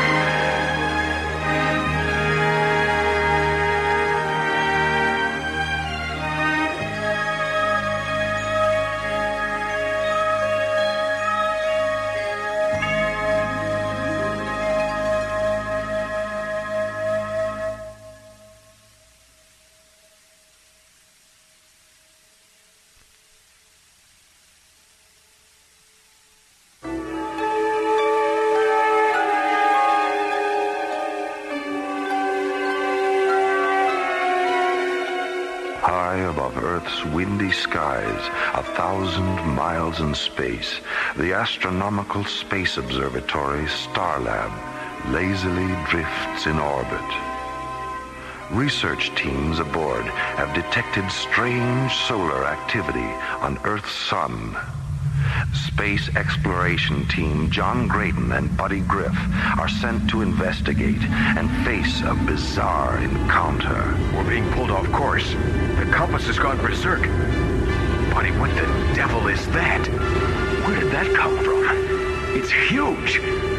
Whatever it is, we're being pulled towards it. Hang on, Skipper. We're on a collision course with it. Delta One is mysteriously pulled aboard an alien planetoid. I am Czar Konar, commander of the Marcab Confederacy, 5th Galaxy of Tremion. You are intruders. Buddy, are you all right? Run for it, Skip. I'll handle these things. Resisting, Buddy Griff creates a diversion, allowing John Graydon to escape from the alien planetoid aboard the Delta One spaceship. Starlab Control, this is Delta One. Come in, Starlab Control. Starlab Control, Delta One, where have you been? You've been off our scopes for an hour. The planetoid. Tim was right. It does exist. There are aliens. I've been overtaken. John Graydon, shaken by the alien encounter, returns to Starlab in Part 2 of The Sun Stealers on Alien Worlds.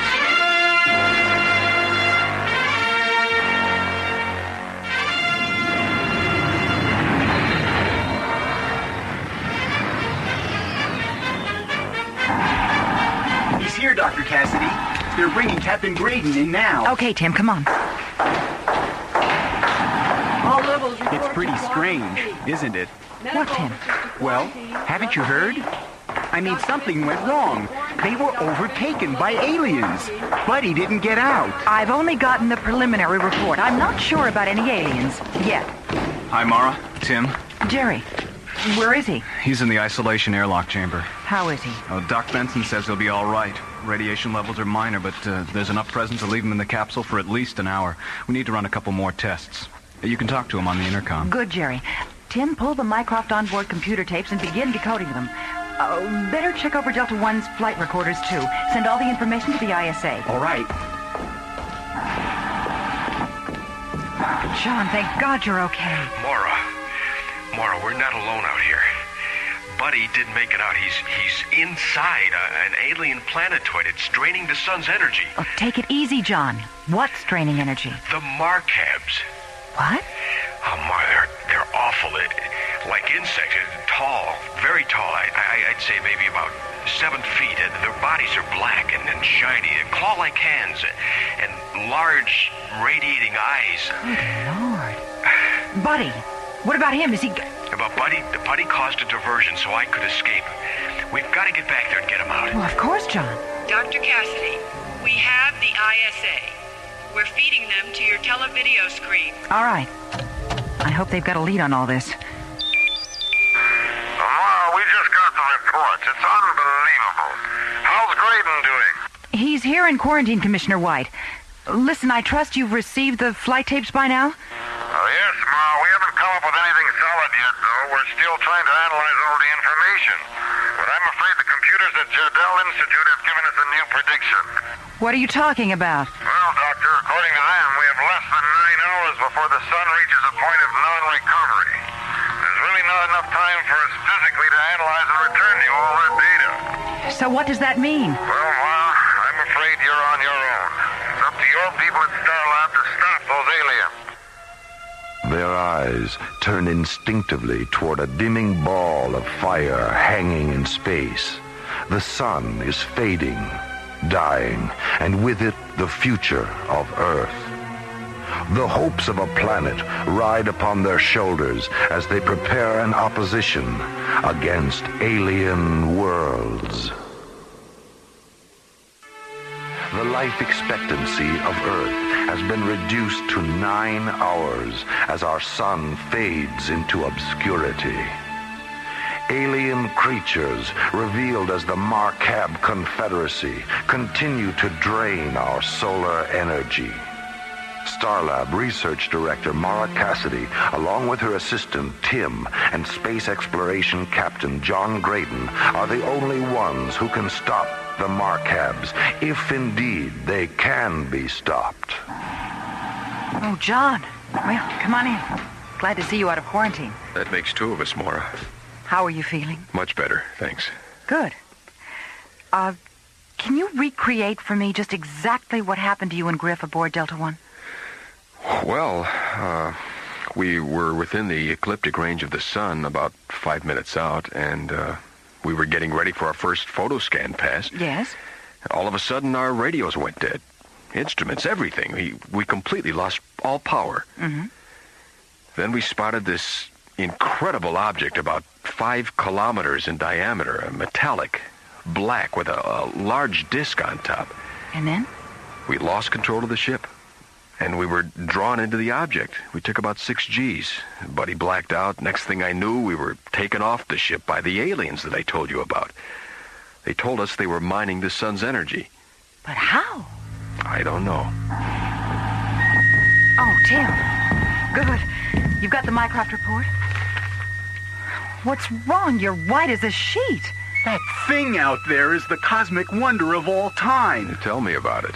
What did you find? Well, the Mycroft computer came through like Captain Video. Solar depth sensors, heat generation refractions, course deviations, wavelength correlations, video scan of the planetoid. Tim, get to the bloody point. What did you find?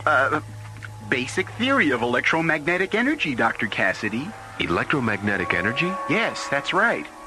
The alien planetoid is an electromagnetic field extracting ultraviolet radiation through infrared oscillation. Oh, wonderful.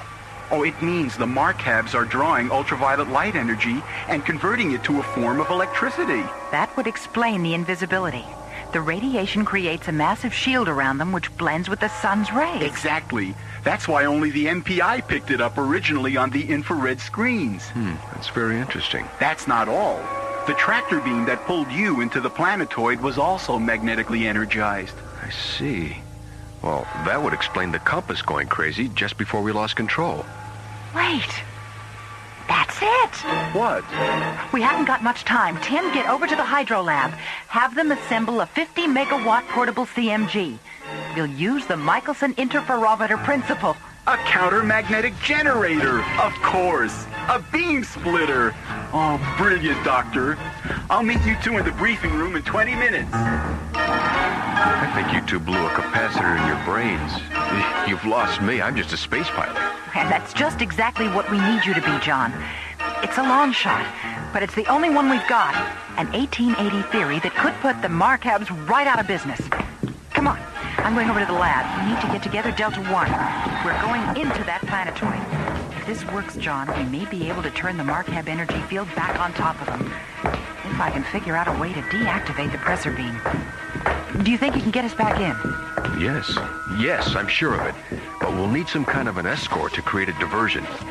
I'll go up to Mission Control and recruit a few pilots from Stargazer 1. Okay. I'll meet you in briefing within half an hour.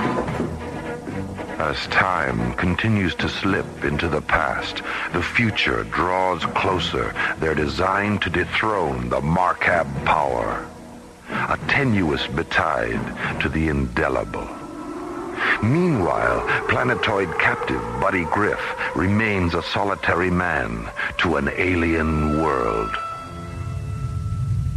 Earthman intruder, your resistance to our way is useless. You don't give us any choice, Konar. By our very nature, we're survivors. We must resist. Ours is to destroy that which resists. Why do you have to destroy everything? Don't you guys know how to create? Our system of long ago was the victim of devastating destruction. We have long since created the power to never again be victims. It is the way of the Cord. The Cord? The rule of Marcab supremacy in the universe to destroy. Oh, it sounds like a case of bad karma, Doc. I do not understand. I can't believe I've actually gone over your 7-foot head. Karma is the... Take him away! Hey, what are you doing? You too shall be destroyed. We are the rulers of the light. Yours shall be the world of darkness. No, you'll never get away with this, Konar. My people will be back. You're all lunatics. Can't be a no-crime. Must be what this is all about. All right. You fellas have been asked to fly this mission based on your experience as fighter pilots. Now, we've programmed D-28 missiles aboard your ships for a diversion ploy on the Marcabs. Hopefully, the counter-orbital passes will cause enough confusion to allow us time to land Delta 1 inside. Now, if we're not out by the 20-minute limit, you're instructed to launch full Titan Helitrobus missiles into the side of the Marcab planetoid, and then return to Starlab. Any questions?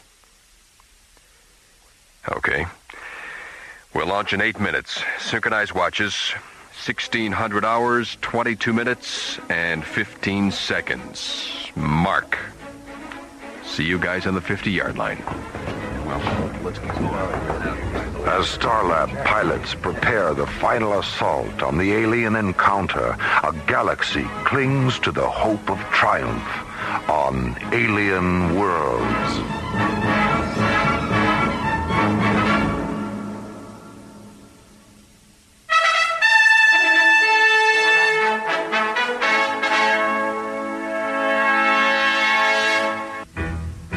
Marcab aliens must be stopped. Their effect on Earth's sun is tantamount to galactic devastation.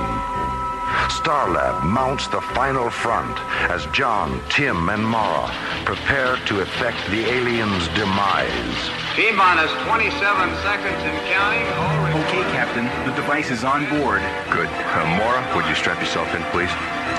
Mission Control, Delta 1, on the grid for 028, trajectory on 1775.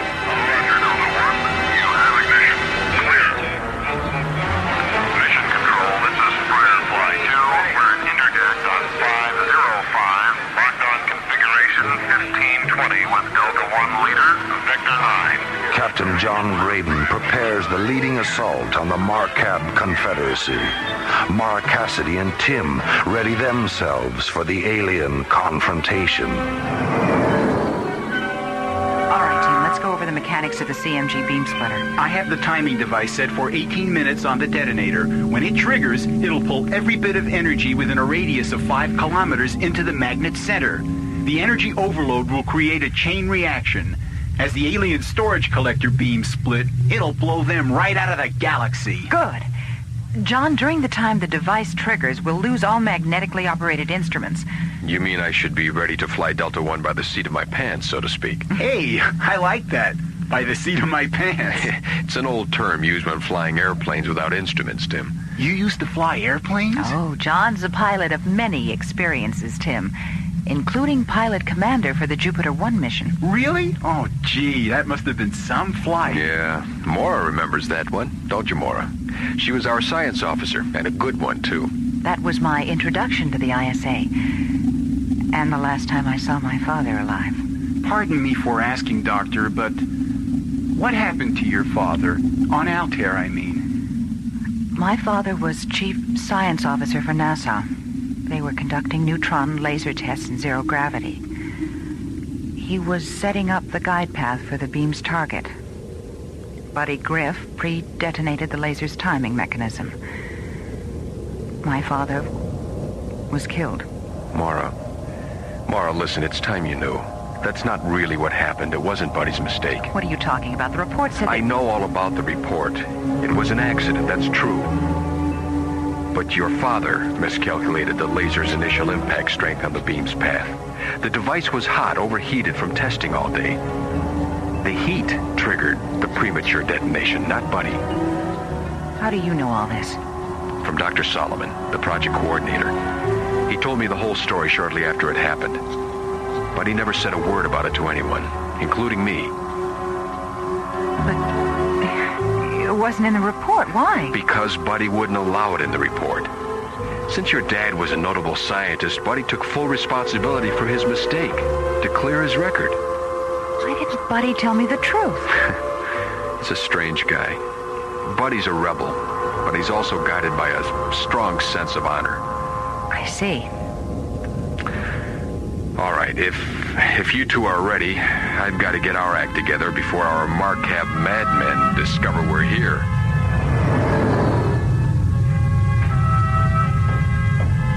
Commander Konar, enemy ships are approaching Voltar. Enemy vessels? More intruders? Who are they? They are of undetermined origin, but they appear to have an Earthcraft configuration. Launch the Voltanians. Destroy them at once.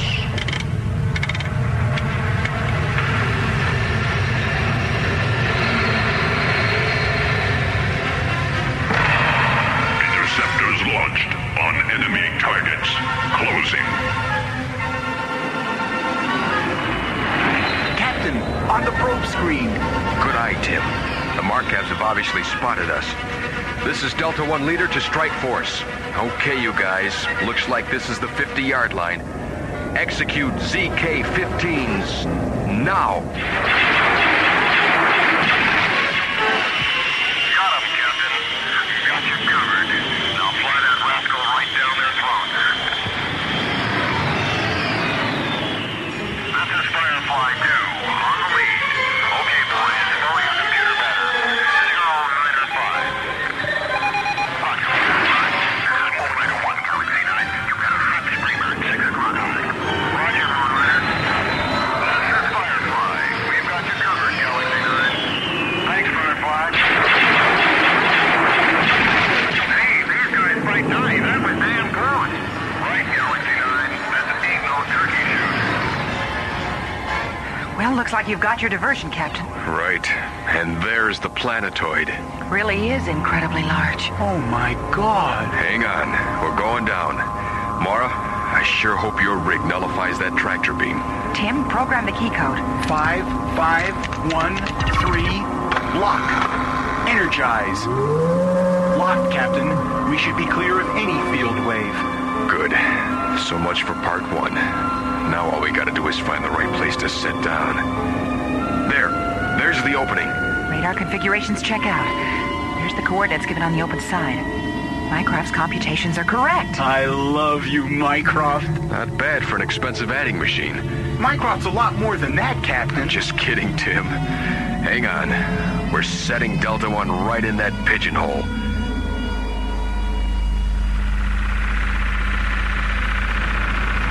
Okay, let's get this over with. Here, help me with the CMG.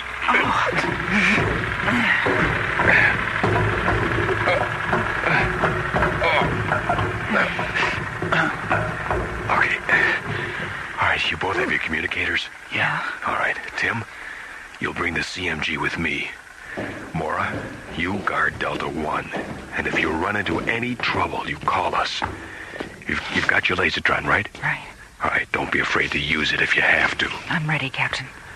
We'll set up the jamming device. Then I'm going to try and find Buddy. Okay, Tim, let's go. Good luck. Good grief. Did they have to make this thing so heavy? Oh, God, it's cold in here. This place is amazing.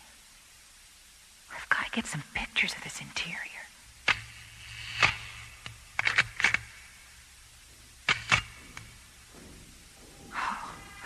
Someone's coming. We'll look down this corridor. That's not moving him. Very well. The Earthcraft, it's back. And the prisoner has escaped. Where is he? Somewhere in this quadrant. I'll look for him. Call the guards. Find the other Earthlings. Quick, the alarm.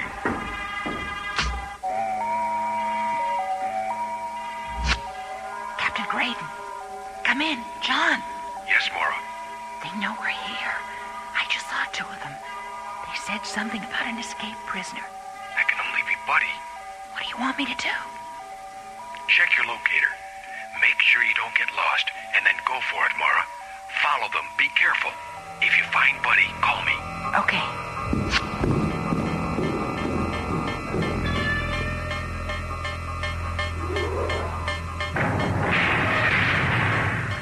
Earthman, so you think you can escape? You cannot hide from Gargon. Oh, hey, hiya, Chief. Hide me? Nah.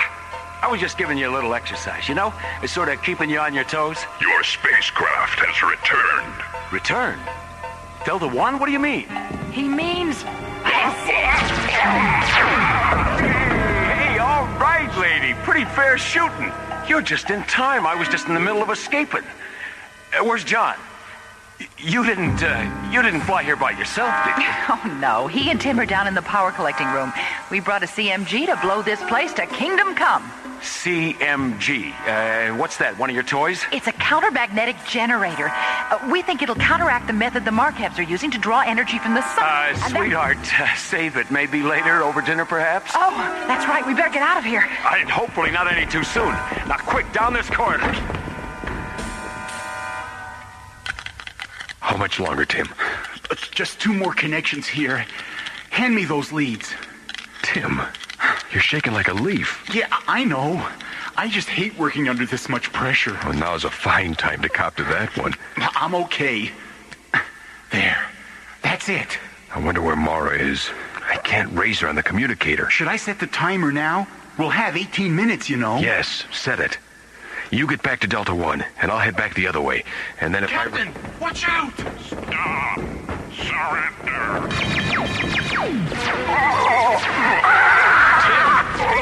I never knew you had it in you. I can't believe I did that! All right, set the timer. Let's get out of here. Set! There they are! Stop them! Quick, Tim, this way!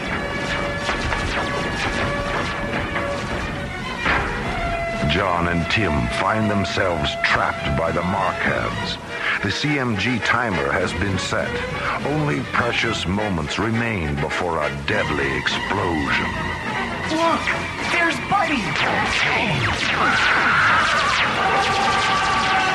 Hey, all right, John! Buddy, thank God. Where's Maura? Back at Delta One. We've only got 2 minutes.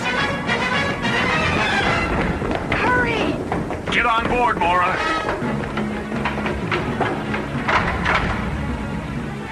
Okay, everyone. We're not out of this yet. Buddy, fire Module 1. Right, Skip. I'll take the rocket guns and hold them off.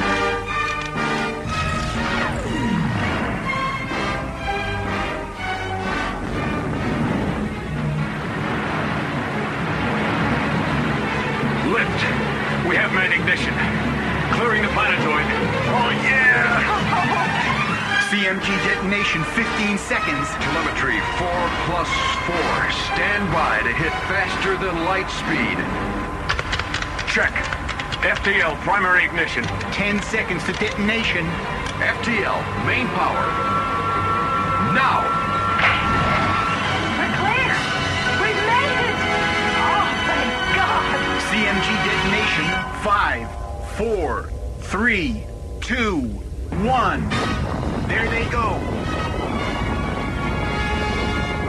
It worked! Of course it worked! And so we bid farewell to the gruesome meanies as they and their planetoid sink slowly into the west, and the east, and the north. Together, a small group of people with tremendous courage and confidence have saved Earth from the threat of eternal darkness. The Marcab sun miners have been destroyed soon enough to allow the sun's own energy to regain its mighty power. The heroism of Delta One's mission has relieved a galaxy from the peril of alien worlds.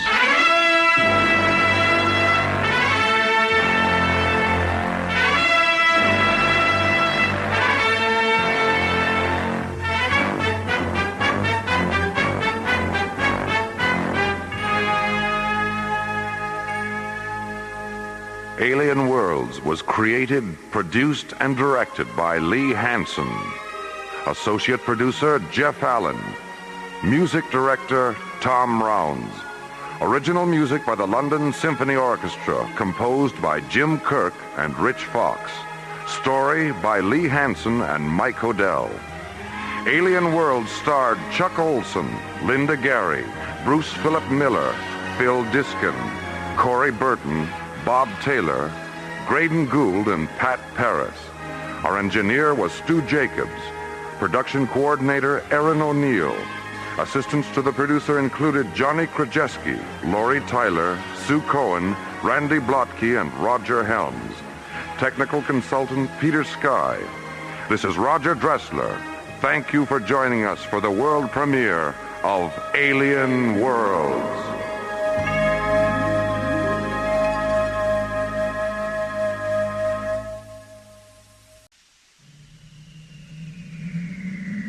Slowly orbiting at the edge of deep space, 1,000 kilometers beyond 21st century Earth, is the Arthur C. Clarke Astronomical Observatory, Starlab. Here, Starlab Research Director Maura Cassidy and scientists and technicians of the International Space Authority watch over the countless star systems that fill the universe. This week, Maura Cassidy and Space Exploration Team Captains John Graydon and Buddy Griff encounter the phantoms of Tamerlane and experience a dream within a dream on Alien Worlds.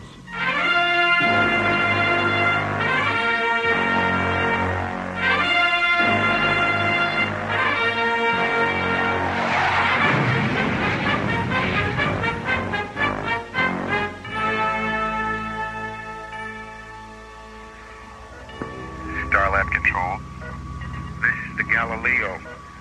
Do you read me? This is Starlab. I read you, Galileo. What's your situation, Captain Egan? Where are you? We're 200 kilometers out at Vector 205. And this isn't Captain Egan. It's Lieutenant Becker. Egan is dead. Lieutenant Becker, this is Dr. Cassidy. What happened to Captain Egan? He died in the maelstrom, Dr. Cassidy. A whirlpool in the universe. Captain Egan fell into it and drowned in the stars. He's either tripped out on something or he's in shock. Lieutenant Becker, what's the condition of your crew? Sleeping. They fell asleep on Tamerlane. They're still dreaming. Call the short-range vehicle hangar, Jerry, and order a couple of tugs out to tow them in. Right. And all my days are trances, and all my nightly dreams are where thy dark eye glances, and where thy footstep gleams. In what ethereal trances?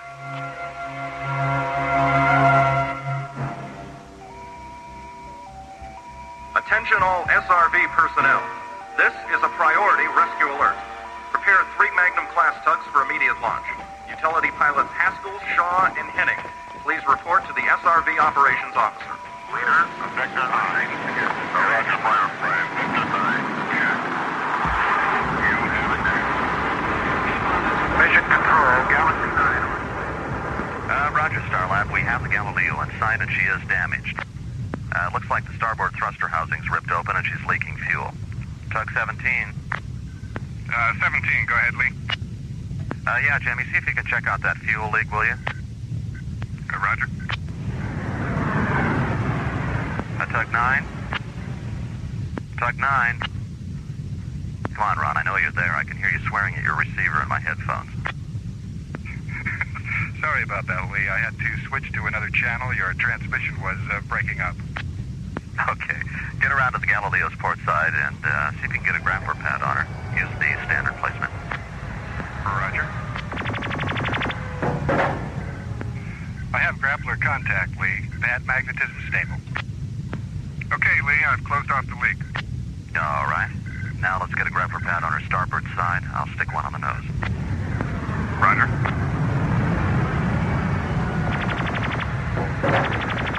Okay, you guys, let's haul her in.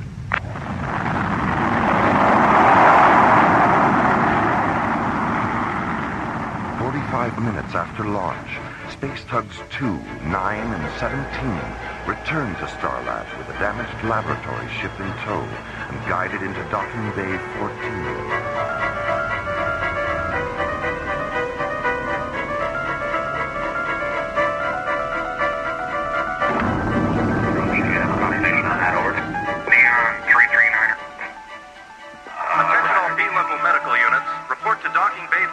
And stand by for incoming casualties.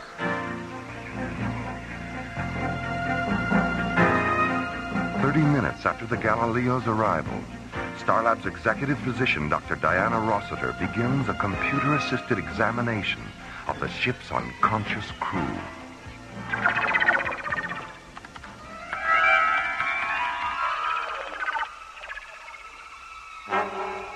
Three hours later, Starlab's Mycroft computer completes its analysis of the examination.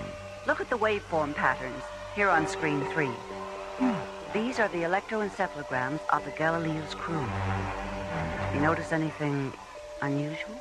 Looks like the same EEG repeated 10 times. That's right. And not only are their EEGs identical, they all have the same pulse rate, temperature, respiration, and dream state rhythms. Really? I don't know what happened to them, Maura. But they're all dreaming the same dream.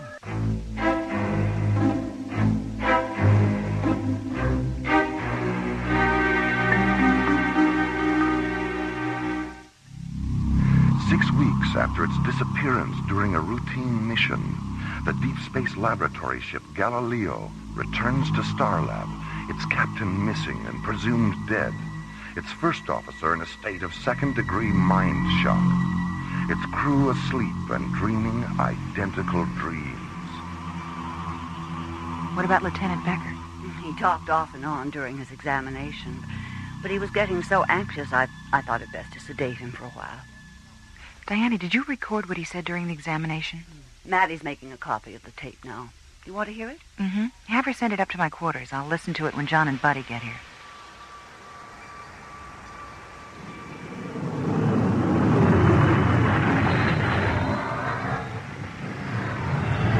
Solaris to Starlab Control.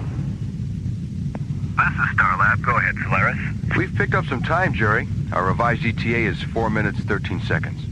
4 plus 13, roger.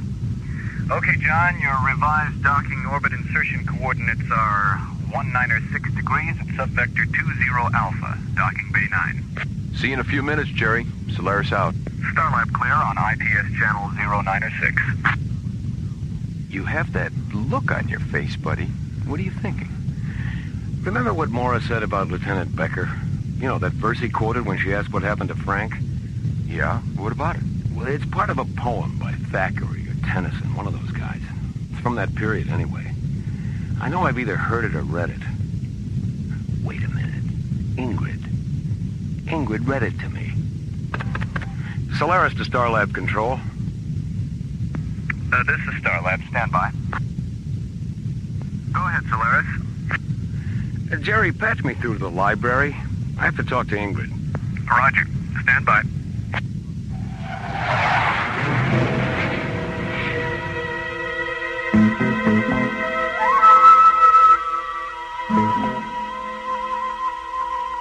And all my days are trances, and all my nightly dreams are where thy dark eye glances, and where thy footstep gleams, in what ethereal dances, by what eternal streams. Oh, that's it. What's it from, Ingrid? It's the last verse of a poem called To One in Paradise by Edgar Allan Poe. And that isn't Lieutenant Becker's only reference to Poe. Buddy, play back the last part of Dr. Rossiter's tape again. Okay. They're almost finished, Lieutenant. Now, look into the light. No, it was dark. It was always dark. Mm-hmm. Then Captain Egan wanted to explore, so we went out in the crawler. I see. Now, the other eye, Lieutenant. The whirlpool started. I got scared and I jumped out of the crawler, and it was swallowed up in the maelstrom. I didn't mean to leave him there. I know you didn't, Lieutenant. My hands. When I look at my hands, I see sand. Grains of golden sand. How few, yet how they creep through my fingers to the deep. While I weep. While I weep. No, lie down, Lieutenant. Come, that's right. Now, I'm going to give you something to make you feel better. Well, anyway, the whirlpool he mentioned coincides with one of Poe's short stories, A Descent into the Maelstrom. And the reference to grains of golden sand? A poem Poe wrote in 1847 after his wife died. A dream within a dream. Maura. What is it, Jerry? You better get up here. I have a transmission coming through on the Mayday frequency. It's Captain Egan. Egan? How can that be? We're on our way, Jerry.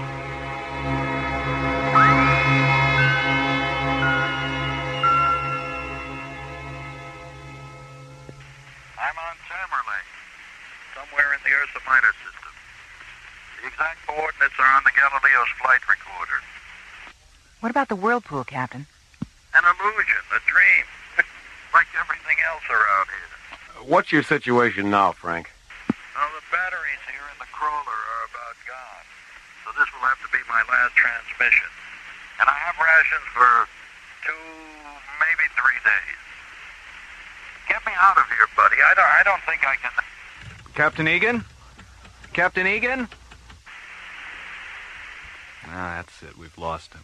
Ingrid, is Tamerlane connected to Poe? It's one of his most famous poems. What's it about? Love, life, death, rebirth, the entire spectrum of physical and mystical experience. Call Docking Bay 14, Jerry. Tell Simon to disconnect the Galileo's flight recorder and take it to the Solaris. Okay. Ingrid, go back to the library and pull everything you have on Edgar Allan Poe. Hard copies, sleep tapes, microcards, everything. Then meet us at the Solaris. Am I going with you? You certainly are. But why? Because what happened to the Galileo might happen to us. And since this whole incident is somehow connected to Poe, what you know about his work might be our only protection. Okay, let's get busy. At 13:30 hours, 40 minutes after receiving Captain Egan's transmission, Maura and Ingrid entered Docking Bay 9 and joined John and Buddy aboard the Solaris.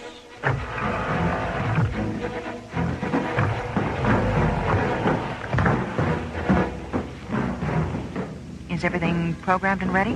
We're all set, Maura. Good. Better strap yourselves in. We're due to launch in 90 seconds. Ready? Let's go. Okay, buddy, let's run it down. Exterior hatches and fuel bay doors. Pressurized and locked. Environmental control systems.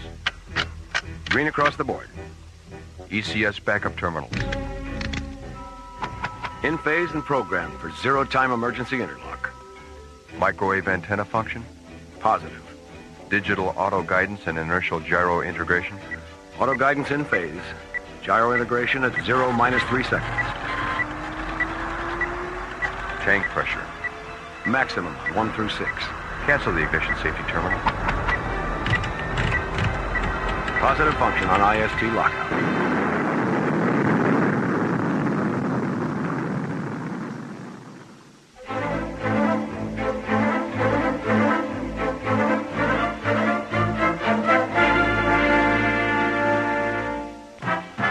48 hours after launching from Starlab, the Solaris penetrates the Ursa Minor star system, a constellation filled with glowing stellar dust and brilliant star clusters, a constellation dominated by the second magnitude binary star, Polaris. 3 hours later, guided by the navigation coordinates from the Galileo's flight recorder, the sleek white SET interceptor lands on the dark, mist-shrouded planetoid of Tamerlane.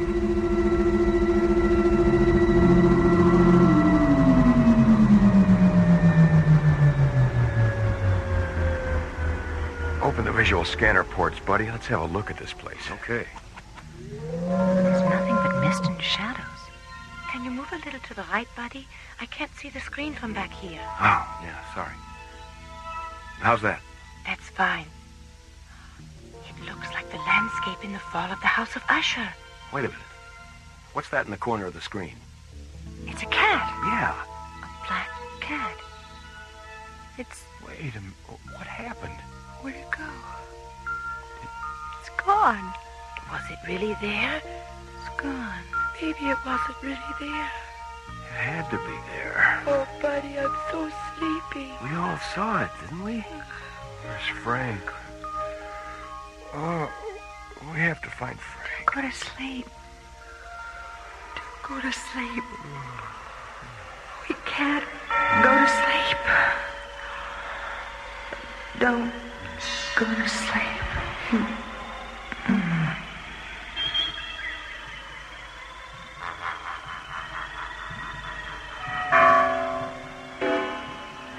Hear the tolling of the bells, iron bells.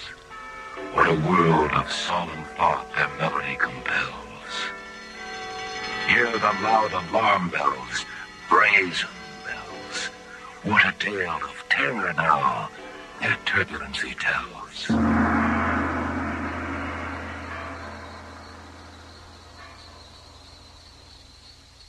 In there, Fortunato. The cask of Amontillado is in there.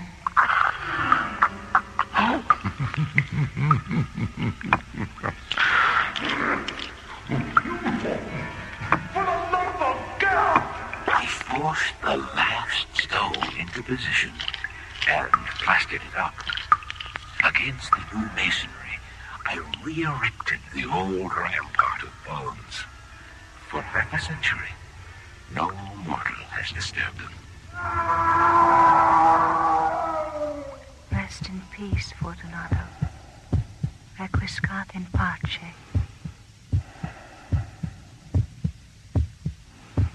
Under the floor. He's hidden the old man's body under the floor. Louder. Louder! I admit it! Tear up the planks! Stop the beating of his hideous heart!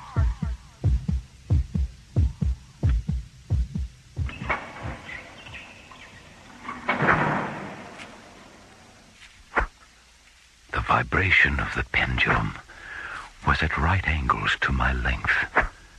It slowly descended, hissing back and forth. repeating its arc again and again. As the shades of evening drew on, within view of the melancholy house of Usher. And the raven, never flitting, still sitting, on the pallid bust of Pallas, just above my chamber door. And his eyes have all the seeing of the demons that is dreaming.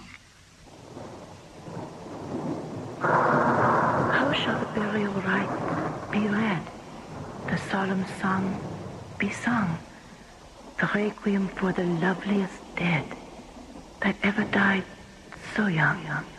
All that we see or seem is but a dream within a dream.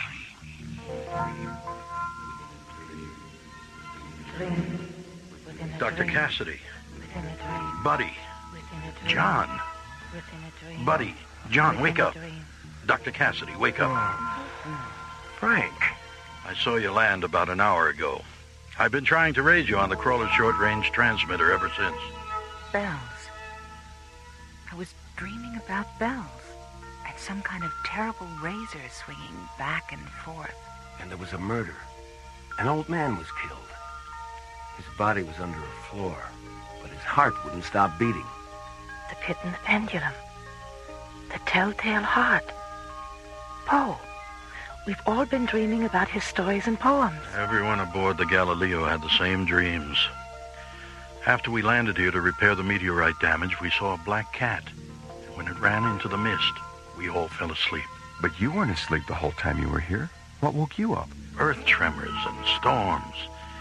And after every disturbance, the mist would clear long enough for us to see another part of Tamerlane had disappeared. It's losing its molecular density, too. I've been checking it out on the crawler's densiometer.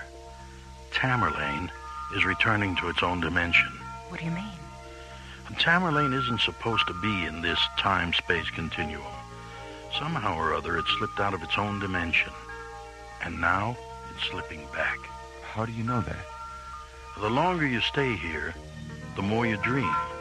And with every dream, you understand a little bit more about Tamerlane and what it is. Have you found out why all the dreams are related to Edgar Allan Poe? Yes, I have. I found the house last night. House? What house? The house where the dream chamber is. The house of Usher. Come on, I'll show you.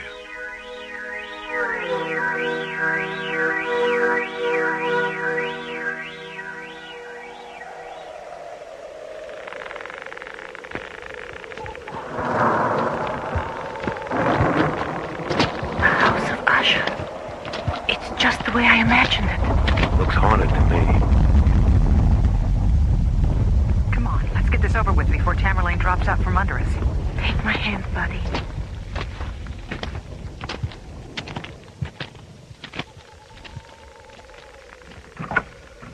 Where to, Frank?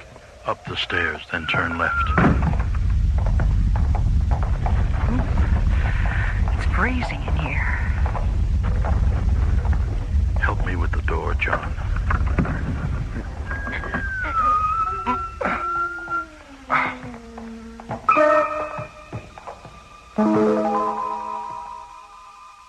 Impossible. It's impossible. It's not a room at all. Space. Oh, it's beautiful. We're in space. The dream chamber. An opening in the time-space continuum. A place enclosed not by walls, but by the golden light and phantom shadows of a parallel universe. A void filled with glittering star fields and an eternity of stellar mists, tinted with all the colors of creation. And in the center of the dream chamber, a bed made of interlocking beams of light, and lying on the bed, forever asleep and forever dreaming. It's him. It's Poe. Is he alive? He's a dream, buddy. A dream sustained by everyone who reads his work and falls in love with its beauty and terror, its sorrow, its truth. Are we looking at eternity? Well, we're looking at Poe's eternity. It's fading. Everything's fading. Let's get back to the ship before we get caught in this. Look, he's standing up. Ingrid, what's wrong with you? He's not standing up. He's afraid. He's running away. Ingrid. Buddy, help me. I can't hear anything. Hey, help me with her, Frank. Okay, let's get her out of here.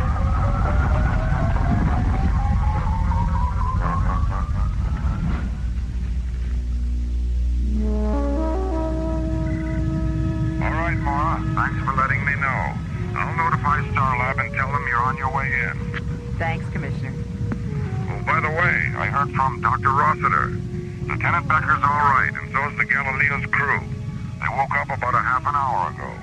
All right, Commissioner. Thank you. See you tomorrow. ISA comm center clear. Half hour ago. That means they woke up the instant Tamerlane disappeared.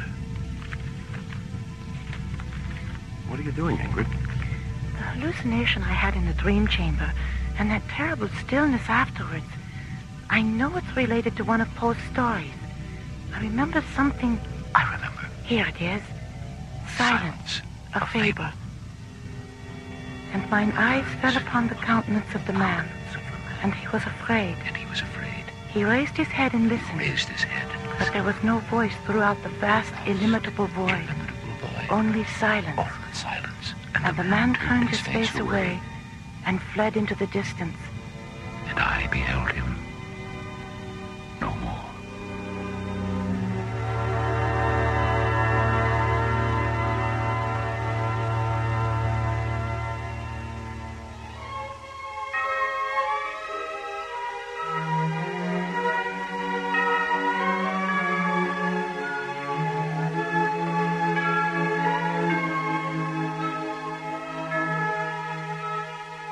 A Dream Within a Dream was written by Ron Thompson and starred Linda Gary, Chuck Olson, Bruce Philip Miller, Corey Burton, and the Watermark Players, with special guest stars Francis Bay, Clark Warren, Mel Wells, Jack Angel, and Marilyn Schreffler.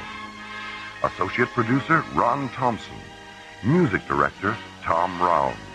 Engineer Stu Jacobs. Technical consultant Peter Sky. Assistant to the producer Jim Cook. Alien Worlds was created, produced, and directed by Lee Hansen. And so, until next week, this is Roger Dressler inviting you to join us for the adventure of the Parallax Deception from the elsewhere and elsewhen of Alien Worlds.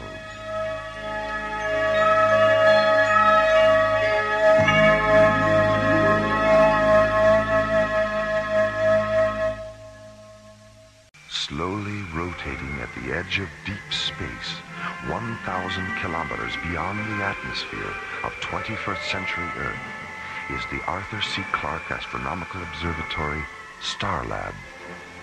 Here, Starlab Research Director Dr. Maura Cassidy and scientists and technicians of the International Space Authority, ISA, watch over the countless stars and planets that fill the silent distances beyond the giant space station. This week, the men and women of Starlab become entangled in the adventure of the Egyptian necklace, an intergalactic detective story in the Sherlock Holmes tradition on Alien Worlds.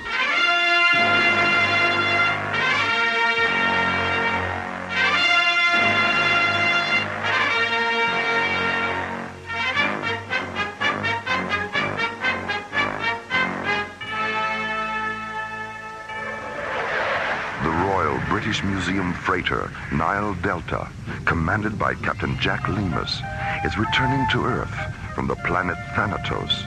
Aboard the freighter, the priceless King Tut exhibit, sent to Thanatos 2 weeks earlier as part of an interplanetary cultural exchange program. Nile Delta to Starlab Control. This is Starlab. Go ahead, Nile Delta. Is that you, Jerry? Affirmative, Captain.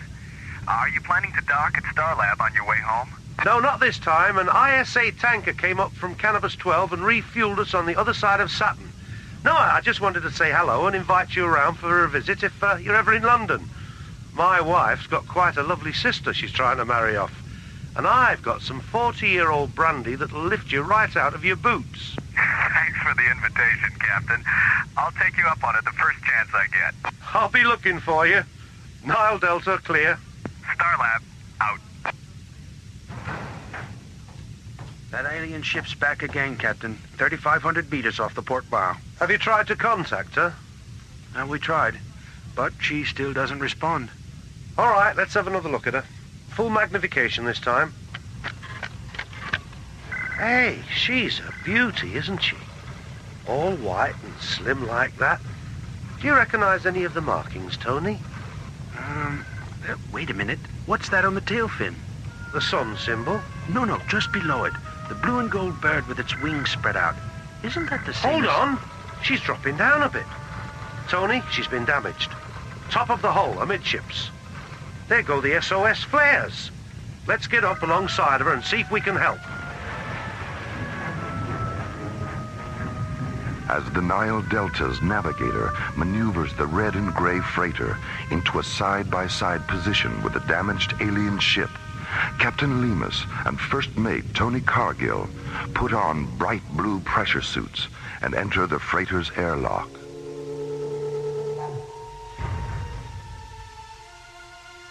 A moment later, an enclosed metal flex walkway slowly telescopes from the Nile Delta's airlock to an access hatch which has irised open in the hull of the fluorescent white alien spacecraft. You're very generous to give us your time and kindness. Well, hello. Who are you? My name is Piratep. I'm glad you didn't abandon us. Yours is the only vessel we've seen since the accident. When did it happen? 3 days ago. And some of our mariners have been injured. Is there a healer aboard your vessel? Yes, there is. And we have a complete medical facility as well. Then if you'll please follow me, we can begin transferring our injured to your ship.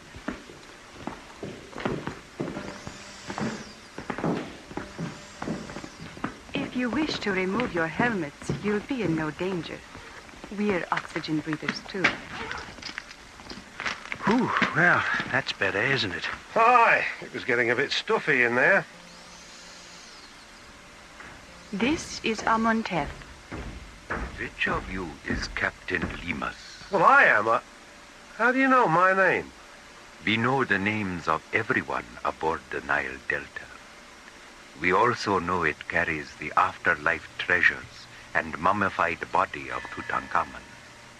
Your ship isn't damaged at all, is it? No, it isn't. Don't look now, Captain. But I think we've been set up for a little of the old smash and grab. What the bloody hell do you want with the King Tut treasure? It only has value on Earth. It's worthless out here. We don't want the entire treasure, Captain. Only the beaded floral necklace. It's not mine to give you. And even if it were, I wouldn't. I have a rule against being overly charitable to anyone who makes a fool of me or my friends. Come on, Tony, let's get back to the ship. Please, Captain, don't force me to use this weapon. A weapon? A tiny little thing? Let's get out of here, Captain. Amontef? Stop them, Piratep.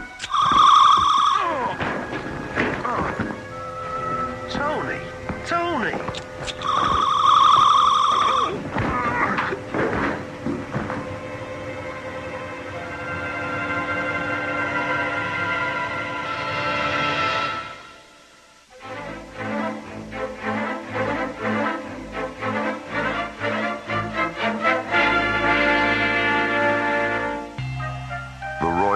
Museum freighter Nile Delta is returning to Earth from the planet Thanatos.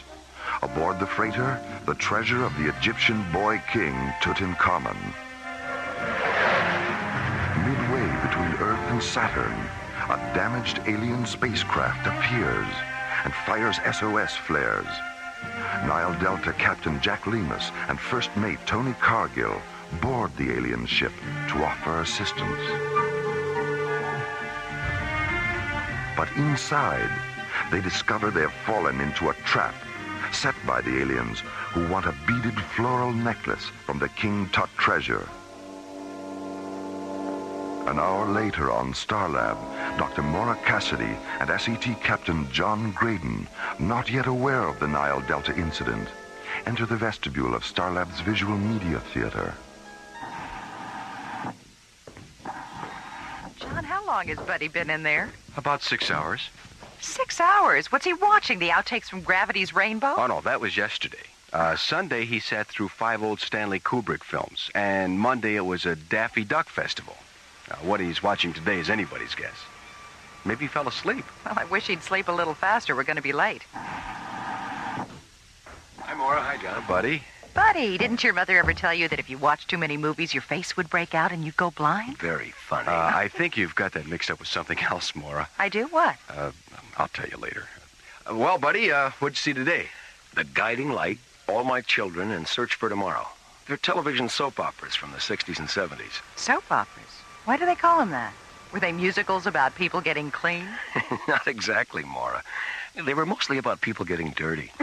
Dr. Cassidy, please contact the control bridge. Oh, we'll never make the lecture at this rate. Have they repaired the intercom terminal in the theater, Buddy?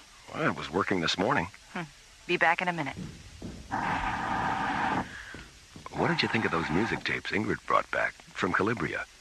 I was listening to one when I turned in last night. You know, the one with all the voices? The Hymn to the Vanished Canals? Yeah, that's it. And I fell asleep while it was still running. And I dreamed about kaleidoscope faces and stained glass animals all night. Incredible. Let's get up to the bridge. Something's happened to the Nile Delta.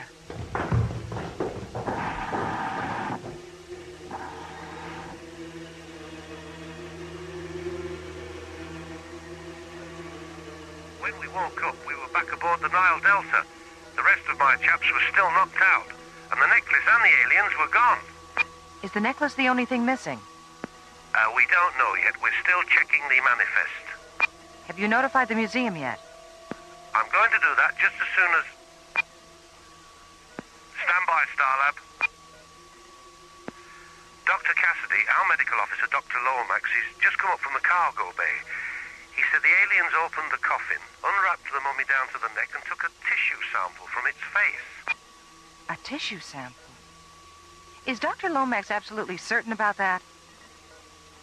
He's positive, Dr. Cassidy, and he's holding up a little gold surgical instrument they dropped. Well, put it in a safe place and we'll analyze it when you get here. See you around midnight, Captain. Starlab out. Nile Delta clear. Buddy, John, what do you think? Well, we've got about 9 hours before the Nile Delta gets here. Let's go down to the library and pull the King Tut tapes out of the Egyptology section. Maybe we can turn up something. Why not?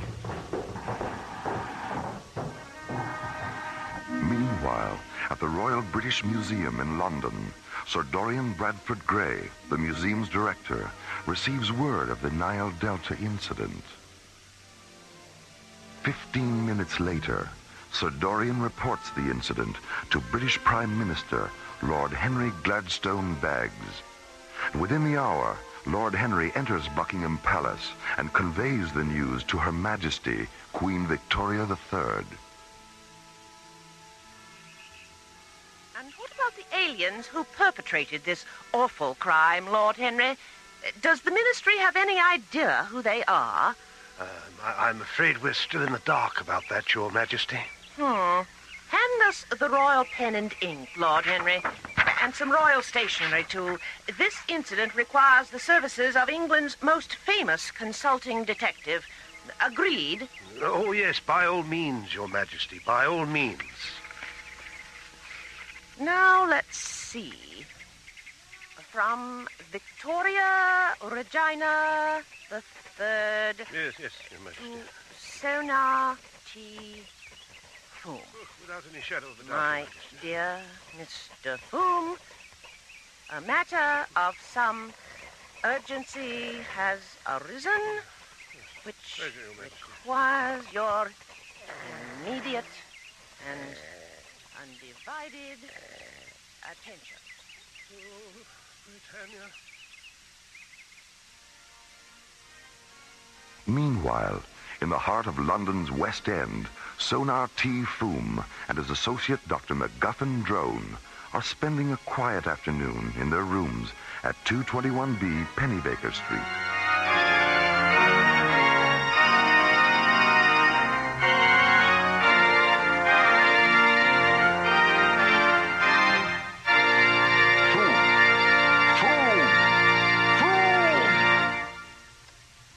Did you say something, Drone? I really must protest, Foom. That instrument of yours had my London Gazette vibrating so rapidly, I could scarcely read today's news. Please forgive me, Drone, but you know how restless I am when there's nothing afoot to test my keen powers of observation and deduction. And music does, after all, soothe the savage beast. Well, if it's savage beasts you're interested in soothing, perhaps you should consider taking up residence at the zoo.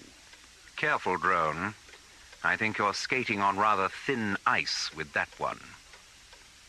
Just a moment. Do my ears deceive me, or is that Mrs. Hudson's cat-like tread upon the stair? Yes, that's Mrs. Hudson, all right. No question about it. Come in, Mrs. Hudson. Why, Mr. Foom, how on earth did you know it was me? Elementary, my dear Mrs. Hudson. There are just the three of us in the entire house. The doors and windows are latched from the inside. Dr. Drone and myself are, as you can plainly see, here in this room, which left only you, Mrs. Hudson, unaccounted for. Oh, Mr. Foom, you never cease to amaze me. I also perceive an envelope between the thumb and forefinger of your right hand, Mrs. Hudson. White, 6 inches square, addressed to me in violet ink. Oh, my, yes, I nearly forgot. It just arrived. May I have the envelope, please? Thank you. A message from none other than Her Royal Majesty. You don't say. Her Royal Majesty? How did you know that, Foom? The return address, my dear Drone. I recognize the royal zip code. Your powers of observation are absolutely uncanny, Foom. Yes. And now...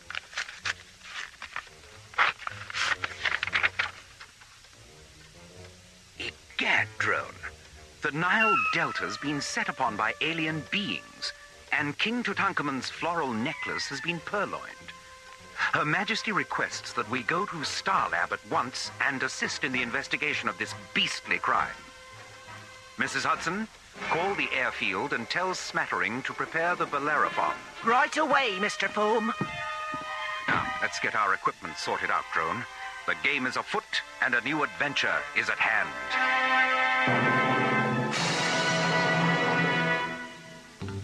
The Royal British Museum freighter Nile Delta is returning to Earth from Thanatos. Aboard the freighter, the treasures of Tutankhamun, sent to Thanatos 2 weeks earlier for exhibition.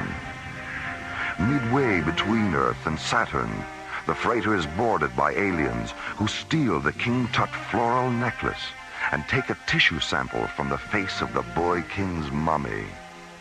When news of the Nile Delta incident reaches Queen Victoria III, she quickly notifies consulting detective Sonar T. Foom. Let's get our equipment sorted out, Drone. Her Majesty respectfully requests that we go to Star Lab at once and assist in the investigation of this beastly crime. At the Pennybaker Street tube station, Foom and Drone board an urban link train that carries them to a small spaceport near Croydon. Crossing the field to Launch Pad 6, they board Foom's powerful multi-atmosphere cruiser, the Bellerophon, England's most sophisticated privately owned spacecraft. 30 seconds later, the Bellerophon jets out over the gray waters of the English Channel, banks up into a glacier-like mass of white clouds, and rockets away towards Starlab.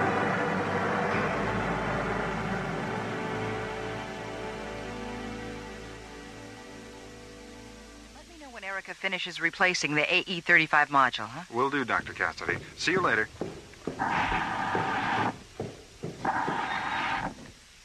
see. 9 o'clock. Well, time to feed my fish.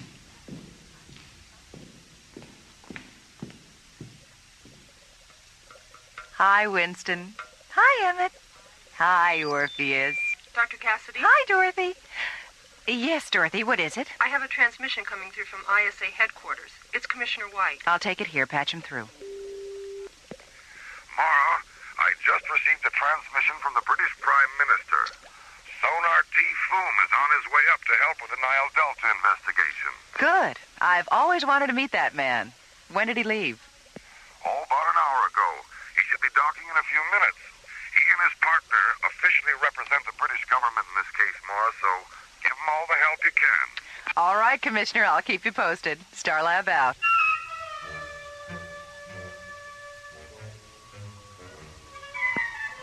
Good evening, Starlab. This is the Bellerophon. Sonar T. Foom at the controls. This is Starlab. Go ahead, Bellerophon. What is Starlab's rotational profile? 18 per minute on a variable axis of 0.3 degrees, non-correctable. Thank you so much. At our present rate of speed and your present rate of rotation, I calculate our docking orbit insertion coordinates will be 208 degrees at subvector 671. Hold on a minute. That's right. Did you calculate that in your head? Of course. That's amazing. Nothing to it, really. Now, what do you have in the way of empty docking bays? Number 14. Thank you so much.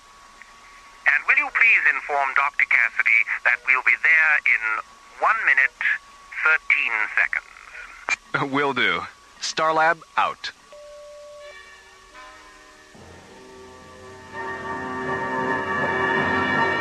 All right, Jerry, have Polly bring them to my quarters as soon as they dock. Huh? Okay, Maura.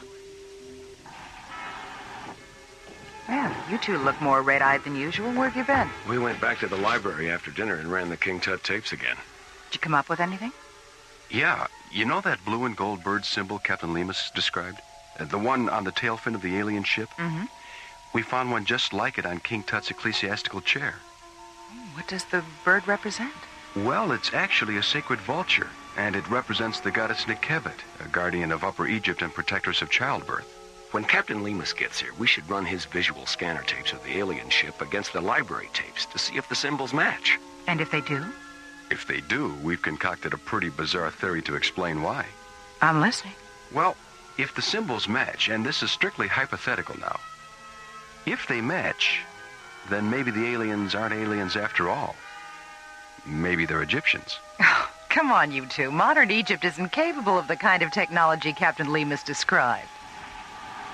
That's the bizarre part of the theory, Maura. We're not talking about modern Egypt. We're talking about ancient Egypt. Good evening, Dr. Cassidy. Mr. Foom. Dr. Drone, welcome to Starlab. Thank you, Dr. Cassidy. Maura, please. And who are these gentlemen, Maura? Space Exploration Team Captains John Grayton and Buddy Griff. Oh, how do you do? Nice to meet you. I believe you were discussing the possibility that the aliens who boarded the Nile Delta might in fact be ancient Egyptians. Something like that, Doctor. It's a theory Buddy and John dreamed up. I think we're going to get on very well indeed, gentlemen. Dr. Drone and myself were discussing a similar hypothesis not more than 15 minutes ago. You were? Congratulations, Captain Grade. Thank you, Captain Griff. Mr. Foom, with all due respect to you and Dr. Drone, I find it hard to believe that we're dealing with 3,300-year-old Egyptians. Not 3,300-year-old Egyptians, Maura, but rather the descendants of the high priests and priestesses who departed the earth following Tutankhamun's death. Departed the earth? How? The King Tut library tapes were full of references to skyships, Maura. Tell me, gentlemen, did your theory arise from Captain Lemus' description of the Nekebet symbol on the tail fin of the alien ship? That and the way the aliens were dressed. Yes. Captain Lemus conveyed those very same descriptions to the museum. Fascinating, isn't it? All right, suppose these aliens are what you think they are. That still doesn't explain the theft of the necklace or why they took a tissue sample from the mummy. The necklace is a puzzlement, Maura, but the tissue specimen isn't. It has long been our contention that the Egyptian kings were preserved for only one reason, so that in future their tissue could be rejuvenated for the purpose of monocellular replication. Cloning. You mean you actually believe these aliens intend to duplicate Tutankhamun? Ancient Egyptian religion was completely devoted to the concept of life after death, Maura. Most scholars and historians still maintain that the Egyptian afterlife was simply an abstract journey through an equally abstract underworld. Dr. Drone and myself think otherwise. We believe the Egyptian underworld was a metaphor to describe the very real fact of physical immortality. Thou art standing before Ra, who cometh from the east. His duration of life is infinite. His limit of life is everlastingness. Become one with Ra, and be received into the land of eternal triumph. A verse from the Papyrus of Ani, the Egyptian Book of the Dead, telling of a journey into the regions of life everlasting, immortality, the most beautiful and mysterious of all alien worlds.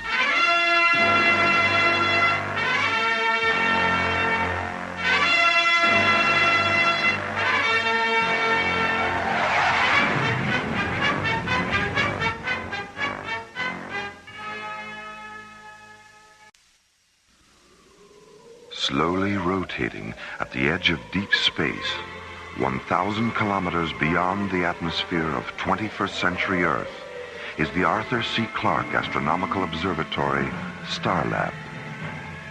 Here, Starlab Research Director Maura Cassidy and scientists and technicians of the International Space Authority watch over the countless stars and planets that fill the silent distances beyond the giant space station. Last week's episode began when Captain Jack Lemus, commanding the Royal British Museum freighter Nile Delta, notified Starlab that he was returning to Earth from the planet Thanatos. Aboard the freighter, the treasures of Tutankhamun, sent to Thanatos 2 weeks earlier as part of a cultural exchange program. Midway between Earth and Saturn, the freighter is boarded by aliens who steal the King Tut floral necklace and take a tissue sample from the face of the boy king's mummy. A tissue sample?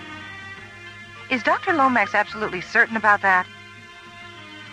He's positive, Dr. Cassidy, and he's holding up a little gold surgical instrument they dropped.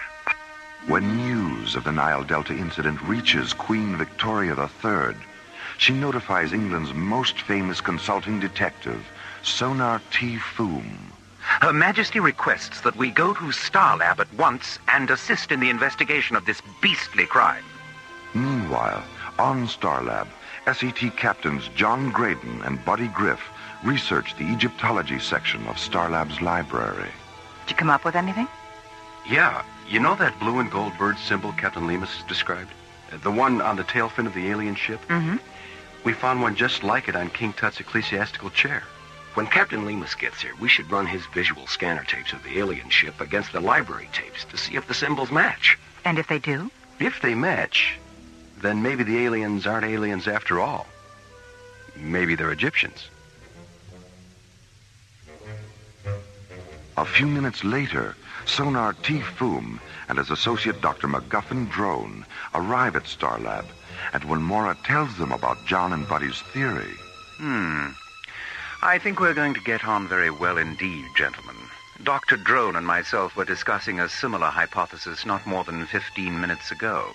All right, suppose these aliens are what you think they are. That still doesn't explain the theft of the necklace or why they took a tissue sample from the mummy. The necklace is a puzzlement, Maura, but the tissue specimen isn't. It has long been our contention that the Egyptian kings were preserved for only one reason, so that in future their tissue could be rejuvenated for the purpose of monocellular replication. Cloning. And now, the conclusion of the adventure of the Egyptian necklace, an interplanetary detective story in the Sherlock Holmes tradition on Alien Worlds.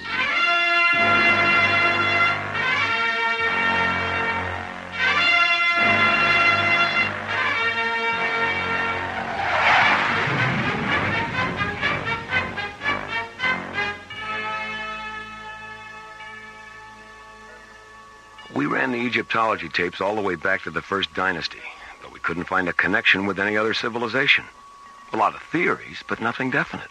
What sort of theories? Well, some historians think dynastic Egypt may have evolved from ancient Sumeria because of the similarity of their religious deities and astrological calendar. And a few renegade scholars even hypothesize that the Egyptians were the survivors of Atlantis. Look, before we get carried away by all these theories, I'd like to know one thing. Aside from religious deities and sky ships, did these civilizations share a common philosophy about where they came from? Yes, Maura, they did. They all believed they were the children of highly evolved beings who originally came down from the stars.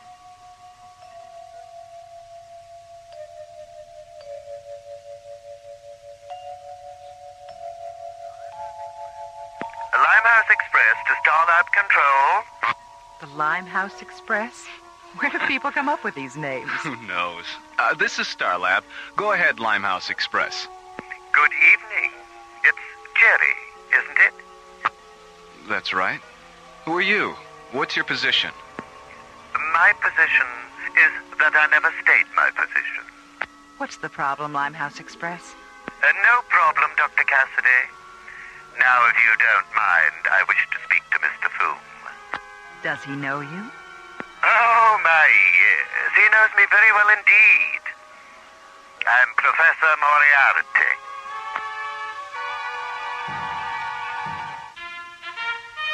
England's most famous consulting detective, Sonar T. Foom, and his associate, Dr. MacGuffin Drone, arrive at Starlab to investigate the theft of the King Tut floral necklace from the Royal British Museum freighter Nile Delta. Half an hour later, Starlab Control receives a transmission from the Limehouse Express, a mysterious spacecraft that refuses to give its position. Have you tried to locate him with a tracer beacon? He's neutralizing our tracer beacon with a scrambler beam that he's transmitting along with his radio signal. He's too far away for the scanners to pick him up. Very clever, Moriarty. Very clever indeed. Nearly as clever as you, eh, Foom? Well, I wouldn't go quite that far, Drone. No, I suppose not. Open B channel, Jerry. Go ahead, Mr. Foom. So, Professor Moriarty, we meet again. Ah, my dear Foom, it's so good to hear your voice. Interplanetary crime is so boring without an adversary of your caliber. What exactly is on your criminal mind? I'm in the mood for a bit of cat and mouse with you, Foom. So I thought it might interest you to know that the Tutankhamun necklace is in my possession. And the aliens who took it are being held aboard my ship. You mean the Egyptians who took it, don't you, Moriarty? Very good, Foom, very good indeed. Well, I see by the old atomic clock on the wall that we've run out of time. I do, however, want to leave you with these inspiring words. Catch me, if you can. Limehouse Express, out. Limehouse Express, indeed. Why, does that name mean something? Moriarty's great-great-grandfather was the most cunning criminal genius of his time. His headquarters were somewhere in the Limehouse section of London. And like his great-great-grandson's spacecraft, the location of the old professor's headquarters was a constant source of mystery. If the Egyptians are working for Moriarty, why is he holding them prisoner? It just doesn't make sense. I think it's safe to assume that they were cooperating with Moriarty rather than working for him. It's obvious now that he was using them to get the necklace for himself. We're right back at the beginning, aren't we? The beginning. Of course. Maura, you're positively inspirational. I am? Indeed you are. Drone, I think it's time we contacted the museum and had a chat with Sir Dorian. Something tells me he knows more about the origins of this case than he thinks he does. Meanwhile, near Mars, the Limehouse Express, a huge metallic gray flying wing, moves into a parking orbit between the Martian moons of Deimos and Phobos. Imprisoned in a storage compartment near the flying wing's hangar bay are Piratep and Amenhotep, the two extraterrestrial Egyptians responsible for the theft of the necklace. It was foolish and undignified, Amenhotep. The two of us sitting in Sir Dorian's office, wearing those absurd Earth costumes, trying to deceive him the way the professor eventually deceived us. Perhaps we can still redeem ourselves. It is apparent from the way the professor talks about this man Foom that they are deadly enemies. If we could reach Starlab and explain to Foom why we need the necklace, he might be sympathetic. But we'll never reach the hangar bay without a weapon. We have a weapon, Piratep. A photon pistol. I hid it in my boot as our ship was being taken aboard. Then you knew the professor was manipulating us. He's coming, Amenhotep. Hide the pistol. Well, how are the children of the sun this evening? Why have you brought the necklace here? I'll be taking it to Anshar in a few hours, and I thought perhaps you'd like to have one last look at it. Be very careful with it, won't you, my dear?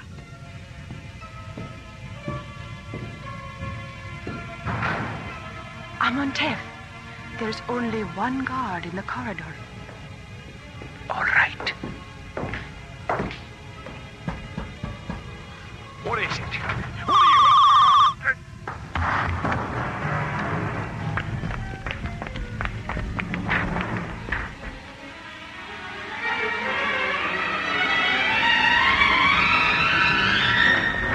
Take the necklace into the ship. I'll open the launch doors.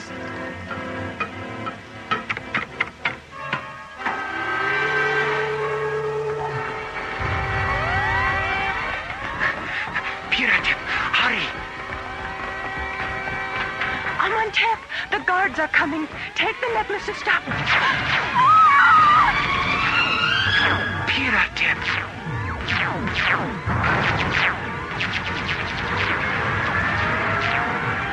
Stop him, you fools! He has the necklace!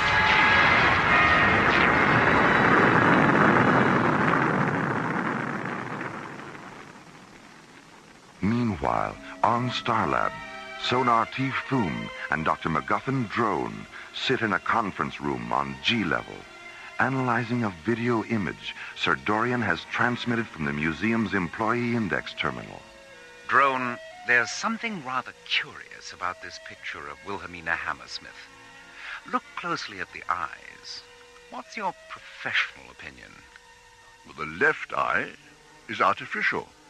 Now, look at the ring finger on the left hand. Oh, here, let me magnify it.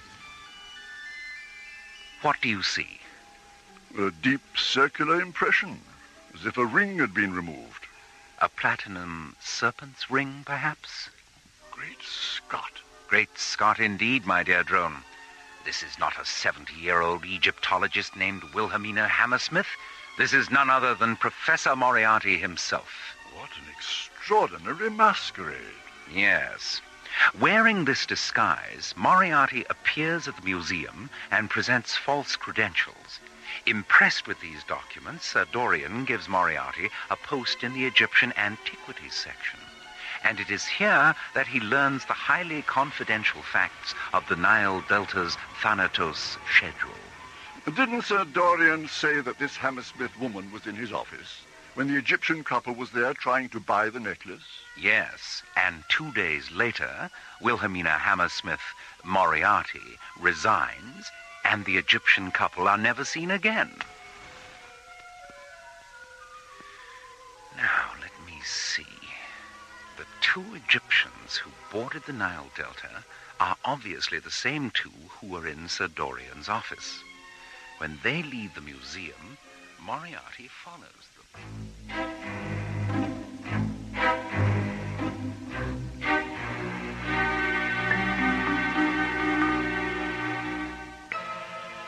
Escaping from a prison compartment aboard Professor Moriarty's Limehouse Express, the necklace safely in their possession, Piratep and Amantef dashed to their ship in the hangar bay of Moriarty's huge, metallic gray flying wing. Take the necklace into the ship. I'll open the launch doors. But as the thick metal doors slide open, they trigger a series of security alarms.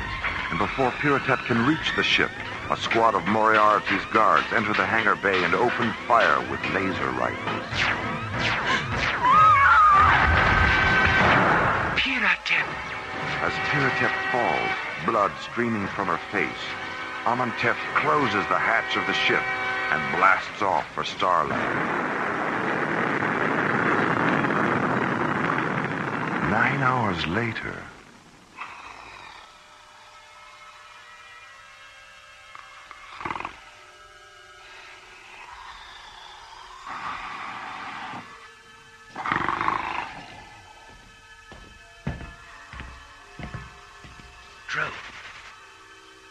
Drone, wake up.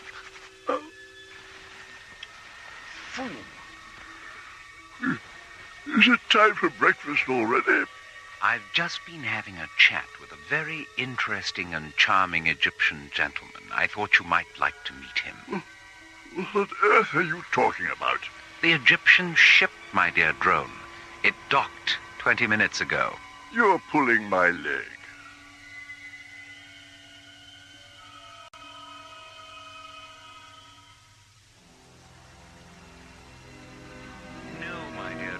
I'm not pulling your leg. The white beads of the necklace are data storage terminals. Here, look through the lens. Good heavens. Microcircuits.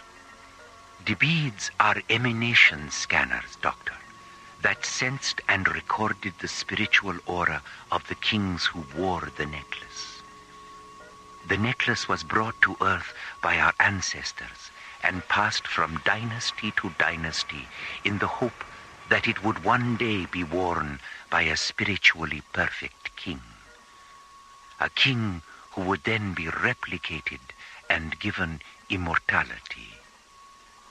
Tutankhamun is that king. Look, you said you didn't know King Tut's tomb had been discovered until just a few weeks ago. How did your people lose track of its location in the first place? The last Egyptian dynasty ended with the death of King Nechneb. When he died, the necklace was sealed in his sarcophagus. 1 year later, on the first day of the new solar equinox, our ancestors returned from Naheshem in a ceremonial funeral ship. As the ship orbited Earth, an inner circle high priestess went down in a small lander. She recovered the necklace, analyzed the white beads, and saw that of all the recorded spiritual auras, Tutankhamun's had been the most perfect and powerful. Placing the necklace in Tutankhamun's tomb, she returned to the lander, contacted the ship, and reported that it was Tutankhamun who would be given immortality. But before she could give the location of the tomb, her transmission was interrupted. She was never seen or heard from again. Limehouse Express to Starland. I'll talk to him, Maura. Well, if it isn't the notorious Wilhelmina Hammersmith.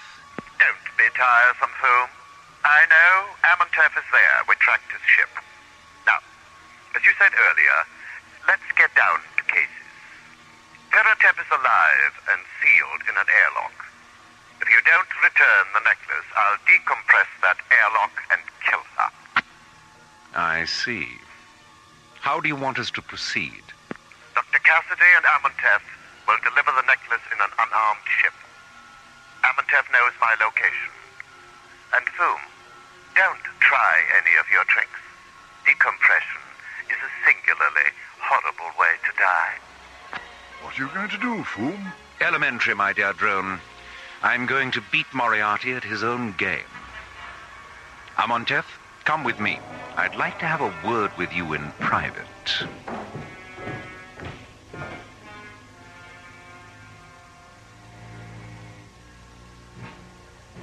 Two hours later, Amontef leaves Foom's quarters and returns to Starlab Control.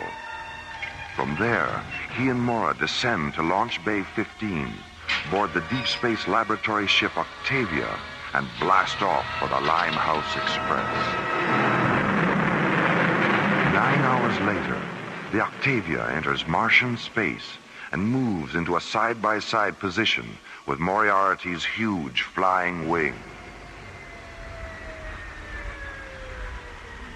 As the two ships float in the airless void between Deimos and Phobos, an enclosed metal flex walkway telescopes from the Octavia to the personnel hatch of the Limehouse Express.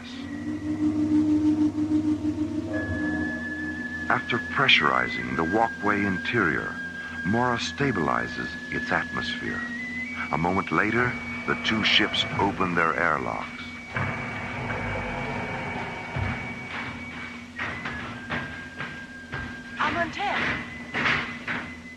Piratep, your forehead. Don't concern yourself, Amontef. The wound is superficial. Thank Ra for that.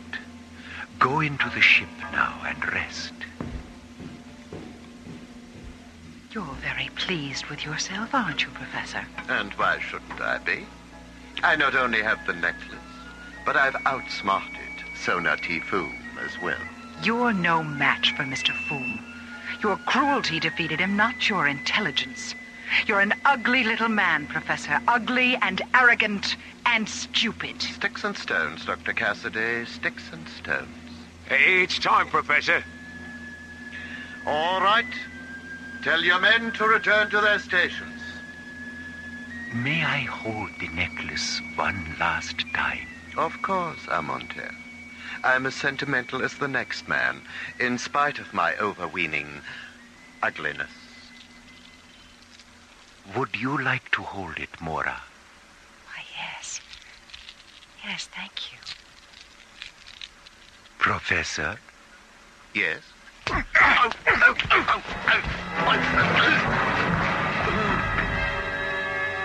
Amontef!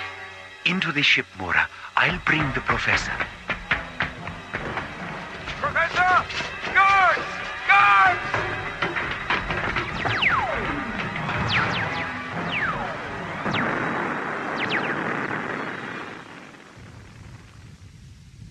Hold his wrists a little closer together, Amontef. Good. There. Watching you walk into Jastro prison is going to be a pleasure, Professor.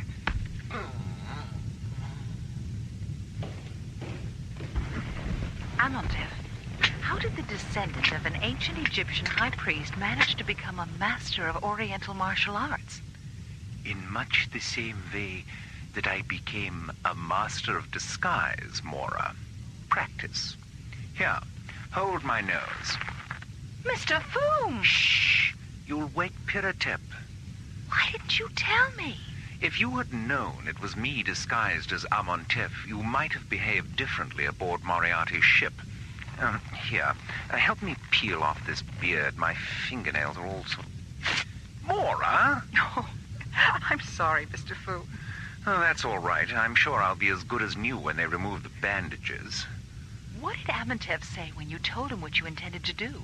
He smiled his most seraphic smile and gave me his blessing. He's quite an extraordinary man, you know. While we were talking, I asked him why the Egyptian civilization was brought to Earth in the first place. And he said, to create a sense of wonder, Mr. Foom. A sense of wonder so compelling as to cause those generations still unborn to look at history with new insight. and see the universe with new eyes. Eyes that will one day look back at ancient Egypt and understand what we tried to do there. And on that day, realize that they are looking back into the future.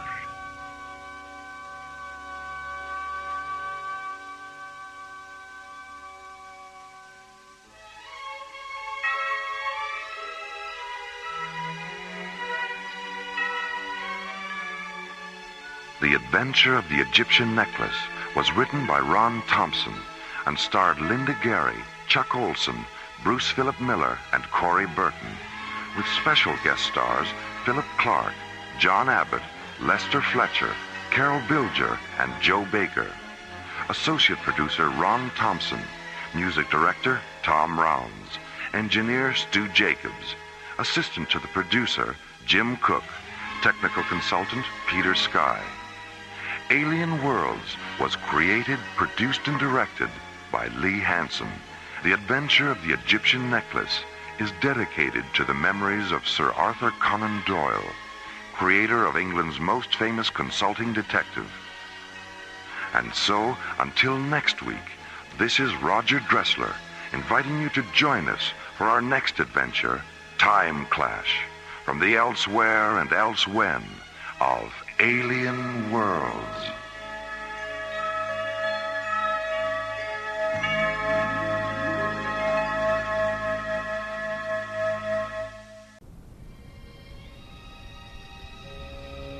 High above the Earth, slowly rotating through the silent voids of space, is the Arthur C. Clarke Astronomical Observatory, Starlab.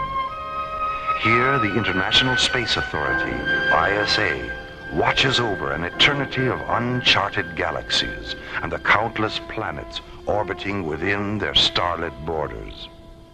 For 6 days and nights, 2 drone laboratory pods, the Osiris and the Anubis, have been floating in a safety orbit 1,500 kilometers beyond Starlab. Aboard the Anubis, physicist Paul Kramer is completing a dangerous hydrogen plasma experiment. 200 meters away aboard the Osiris, Starlab Research Director Maura Cassidy is monitoring the experiment's data and relaying it to the Mycroft computer aboard Starlab. It is July 19th, 2026, 0815 Universal Interstellar Time, as this week's adventure, The Keeper of Eight, takes us from the routine of a deep space laboratory experiment into the mysterious light and shadow of Alien Worlds.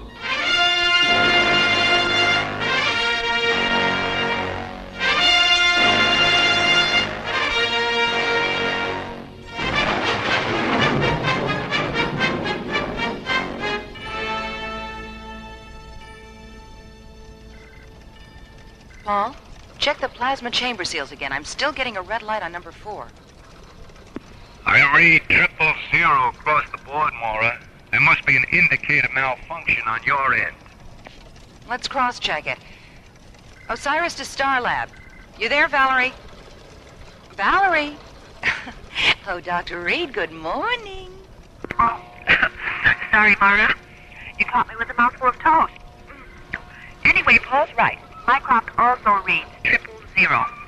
Oh, you mean I've got a short circuit? Oh, how embarrassing. Well, do you think you could stop blushing long enough to spacewalk on over here? Just as soon as I get my helmet on. Why, what's the problem? The valence analyzer I brought up from Tara was a gift from the Institute, and I sure don't want to leave it behind. Maura, I'm going to need your help taking it apart so we can get through the airlock. Okay, shoot the umbilical over and I'll show you why I almost ran away with the circus to be a tightrope walker. Here it comes. Umbilical secure. I'm on my way.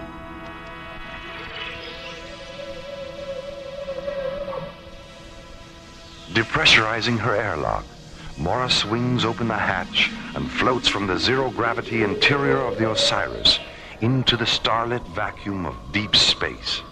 Her tinted glass helmet and metallic yellow pressure suit glittering in the clean, white light of the sun. Paul, can you see me? I sure can. Loud and clear. What's so funny? You're upside down. Wait a minute. Maura, I'm reading a ship in the area, 057 and closing. Do you see it? Hold on. Let me get turned around. Yeah. Yes, I see it. It's black. There aren't any markings. It's shaped like a bat. Tremendous wingspan. It's moving into a parking orbit directly above us. Something's coiling out of one of those nose vents. Looks like a metallic black snake. Oh, it's moving toward!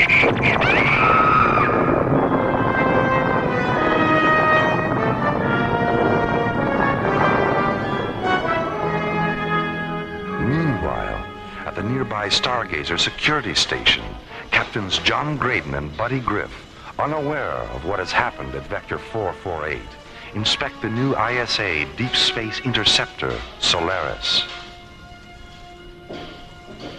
4 Alpha sunburst engines, primary and secondary energy absorbent field generators, high-density particle deflectors. Hey, this baby's really loaded. Yeah, hard beam photon shielding, 5 dual laser turrets, and a modified Starsmith parsec accelerator.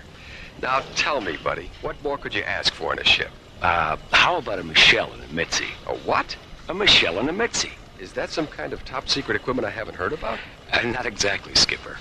Michelle and Mitzi are those 2 terrific-looking inspectors standing over there. Oh. And from where I stand, their equipment is anything but secret. Buddy, just between you and me, have you ever been accused of having sexist leanings?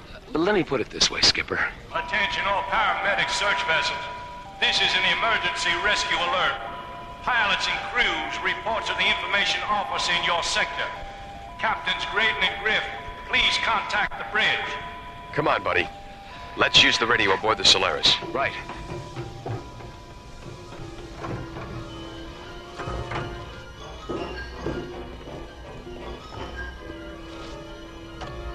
Solaris to bridge, this is Captain Graydon. I have some bad news, John. The Anubis laboratory pod exploded 5 minutes ago. Dr. Kramer was inside. Exploded? Dr. Kramer? What about the Osiris? What about Dr. Cassidy? Is she all right? We don't know, John. She was EVA when the Anubis blew up. Well, for God's sake, what happened? We don't know that either, buddy. They finished their experiment, and Starlab was about to launch a shuttle to pick them up when an unidentified ship came into the area. 30 seconds later, the Anubis exploded. All right, feed the coordinates into the Solaris onboard computer. We're going out there. John Graydon and Buddy Griff streak toward the area aboard the Solaris, followed by Stargazer rescue ships. Meanwhile, the mysterious Batwing alien vessel moves into a parking orbit behind the moon.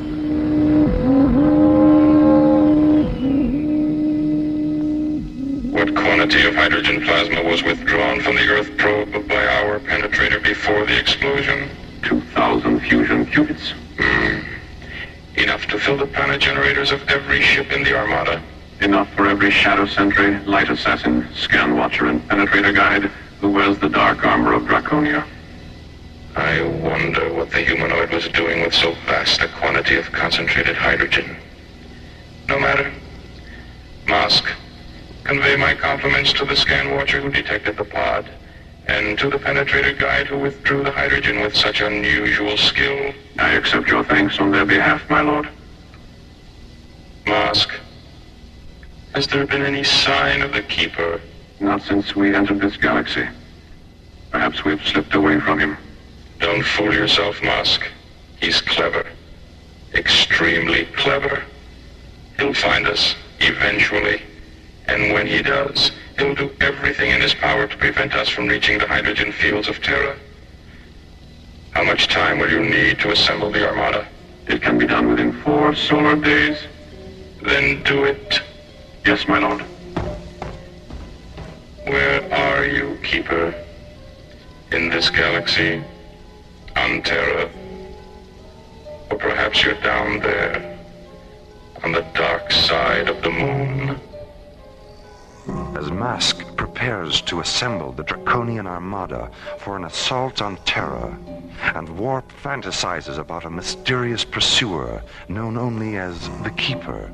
John and Buddy enter Vector 448 aboard the Solaris and begin their desperate search for Maura Cassidy.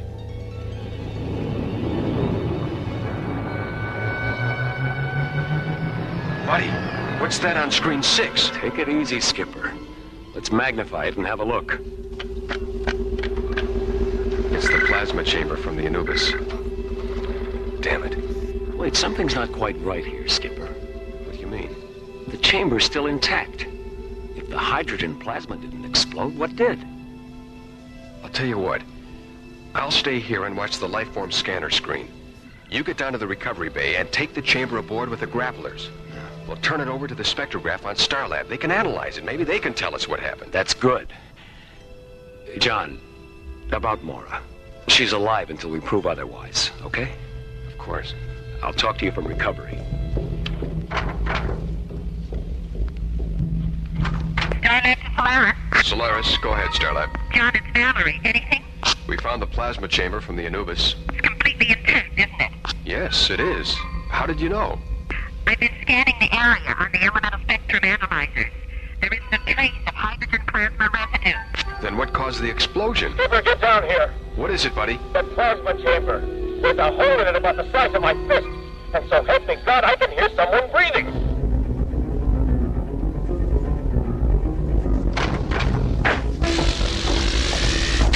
Buddy, Skipper, grab that other pulse wrench off the wall. We've got to get this thing open. Where's the hole? There, on the other side. Listen. Come on, Skipper, come on. Watch out, buddy. Maura! Take her feet, buddy. Easy. Skipper, the whole left side of her helmet is split open. Maura, can you hear me? Get her gloves off and check her fingernails. They're normal, Skipper. No sign of anoxia. Her lips are normal, too. Let's get her out of the suit. Light. All around. Right. Blinding. Take it easy, Maura. You're safe now. Oh, safe. I'm safe. Inside. How? Buddy, hasn't it hit you yet? What? We just took Maura out of a 1-ton plasma chamber, hermetically sealed from the outside, with no way in except through a 6-inch hole. Now, how in the name of God did she get in there?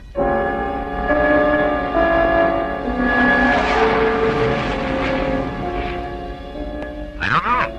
And Maura doesn't know either. She keeps talking about how some kind of vampire ship came up on them and did something to the Anubis that made it explode. Then there was a brilliant white light all around her, and well, that's all she remembers. You're sure she's all right? Positive. The body scan John did on her in the medical chamber showed that everything was perfectly normal. Well, Dr. Rossiter wants to examine her anyway, so take her directly to sickbay when you dock. Roger, Starlab. Solaris, out.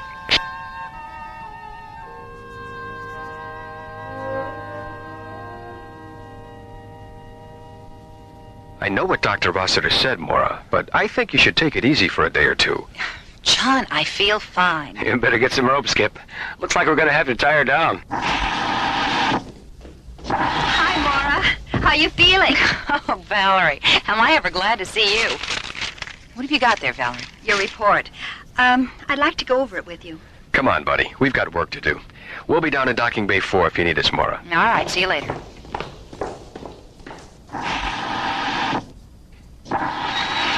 You look more serious than usual, Valerie. What's on your mind? How you got inside the plasma chamber. I've worn every circuit in Mycroft to a frazzle trying to figure it out.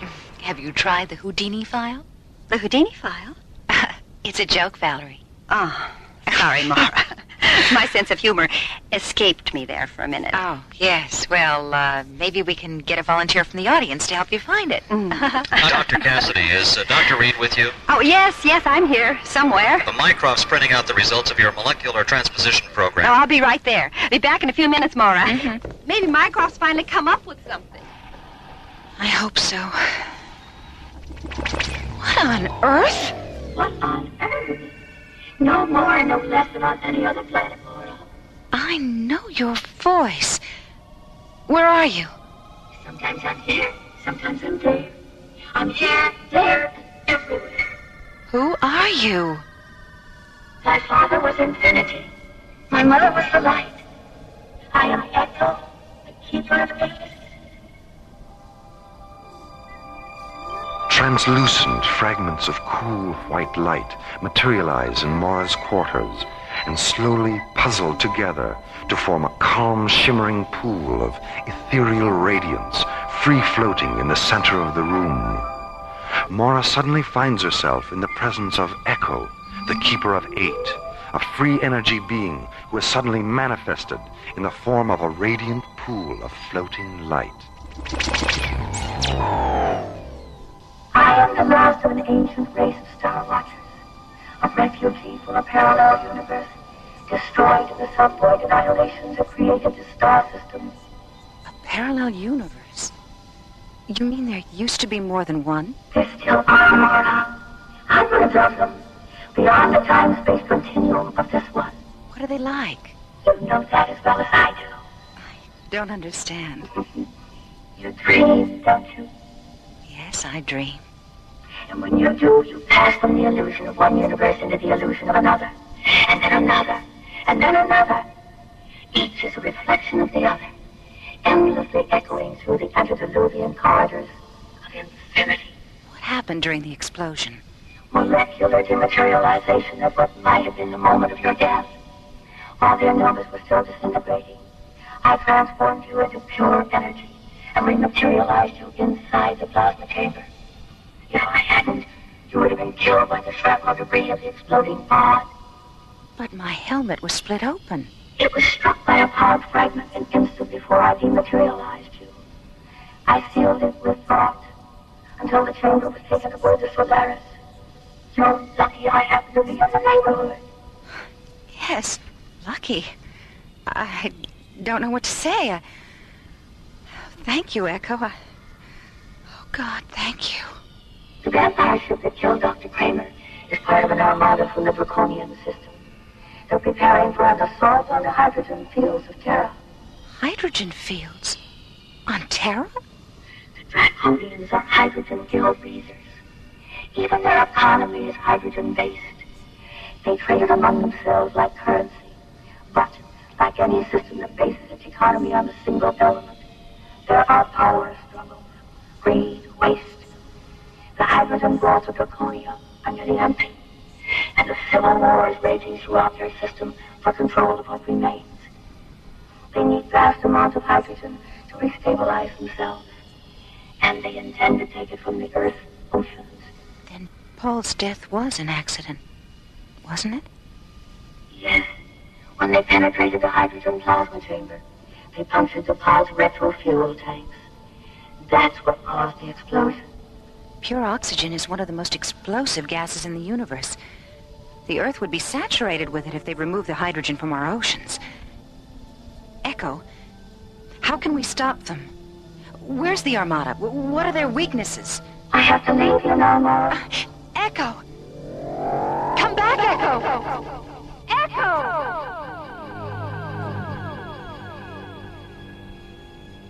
Echo? He called himself Echo? Are you absolutely certain you weren't having some kind of delayed stress reaction? John, you know me better than that. And I know me better than that. I believe you, Maura. I just wanted to be sure that you believed you. It all fits, Skipper. The problem now is how to deal with the Draconians. We don't even know where they are. I don't think that Draconian ship is very far away. Oh, Valerie, I forgot you were listening.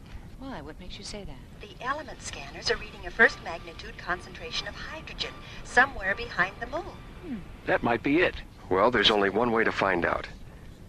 Maura, do you feel up to a little ride in the Solaris? I certainly do. I'll meet you in the launch bay after I talk to Commissioner White. Hey, what about me? I don't know, Valerie. It could be dangerous. Danger is my middle name. Oh, I thought Daphne was your middle name. Oh, Maura. Okay, you can come along. Meet me in the communications center. Maura, is her middle name really Daphne? I was just kidding, buddy. Her middle name really is Danger.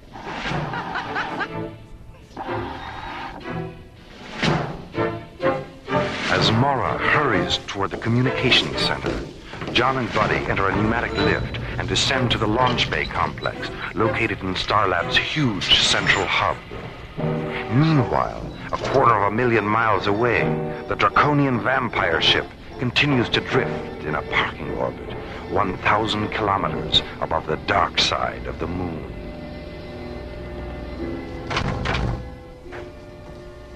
With your permission, my lord. Yes, of course, Musk. My time is yours. The Armada will enter this star system 2 solar days hence. It will consist of 200 multi-atmosphere assault cruisers, a flight of 1,800 siege raiders, 600 defense penetrators, and 1,000 armed tankers. 1,000 tankers. Excellent. That's twice the number I expected. How did you manage it, Musk? A bribe, my lord. 9,000 fusion qubits of hydrogen to the magistrate of the Opposition Alliance. Economic seduction. Still the broadest and most effective avenue to conquest, especially during a civil war. 9,000 fusion qubits. A small price to pay for 500 tankers the magistrate will never see again. My assumption is correct, isn't it, Musk? Yes, my lord. Our shadow sentries boarded the opposition tankers and neutralized the crews as the Armada was passing through the Twilight Meridian. Of course. The Twilight Meridian.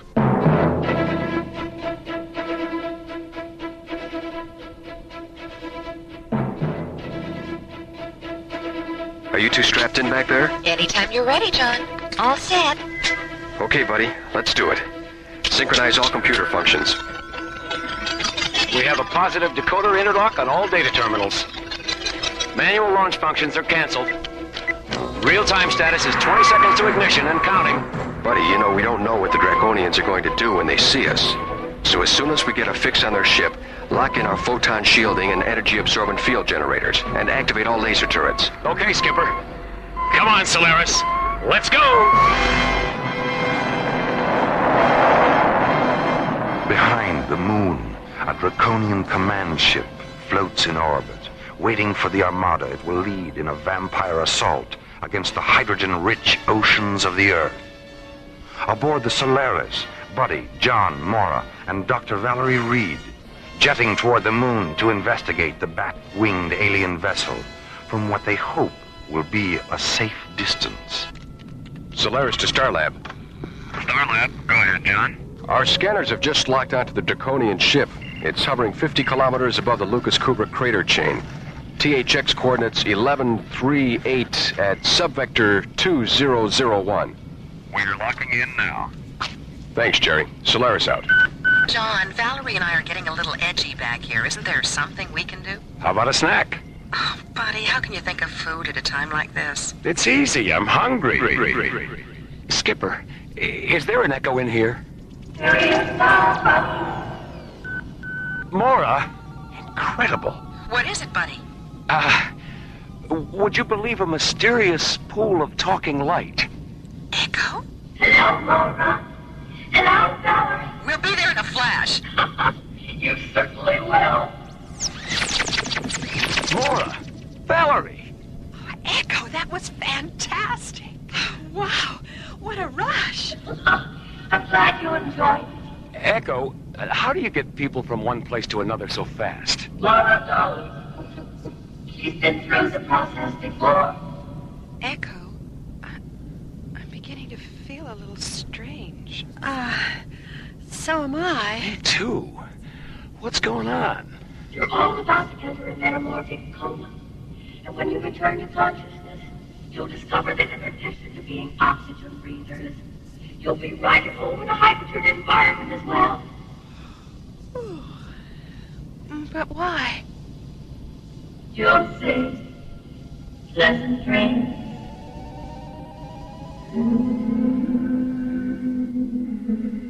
In The Rime of the Ancient Mariner, Samuel Coleridge writes, "O sleep, it is a gentle thing, beloved from pole to pole. She sent the gentle sleep from heaven that slid into my soul." A poem from the distant past, perfectly echoing the deep metamorphic future sleep that silently enfolds Maura, John, Buddy, and Valerie on the extraterrestrial frontier of an alien world.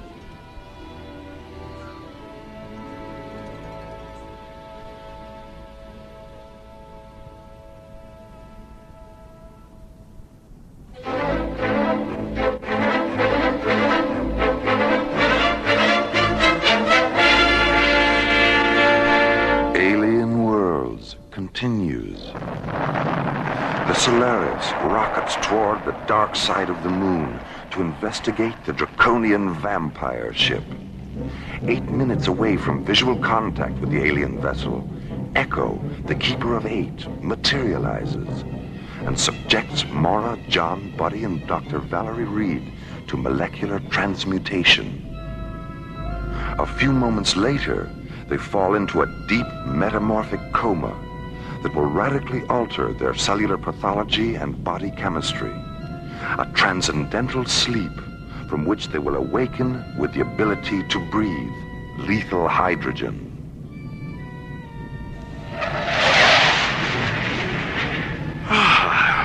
What year is it? It's still 2026, buddy. How do you feel? Well, that's the best news I've ever had.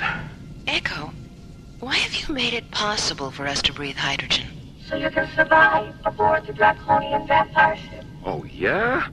And me without my wooden stake. And me without my Christopher Lee outfit. Echo, what do you want us to do? The very thing you all want to do. Go aboard their vessel and meet them face to face. Well, that sounds very dangerous. The draconians had planned to withdraw all the hydrogen from the oceans of Earth. It's a final desperate attempt at survival. They're not an aggressive race. They only use their armada as a bluff toward hostile intruders. If their system weren't so divided by the reactionary pressures of civil war, Warp, Mosk, and Vina wouldn't be hotcakes so silly. Warp, Mosk, and Vina? Who are they? Warp is head of the Draconian Coalition. Mosk is his subordinate preceptor. And Vina is magistrate of the Opposition Alliance. What can we do? Tell Warp and Mosk where they can find alternate sources of pure hydrogen. How are we going to do that? I know where the sources are, Maura. And I'll tell you where they are before you see Warp and Mosk. Well, wouldn't it be easier if you just told them yourself? Yes, it would. But if I did, Draconia and Earth would still be strangers to each other. You see, I arrange circumstances wherein strangers become friends. Now, how do you suppose they'll feel about Earthlings if you guarantee their survival for centuries to come? Are you sure we'll be safe? Buddy, you already are. Right, we already are. You're intruding into a draconian defense perimeter. I believe there's a call for you, John. Yeah.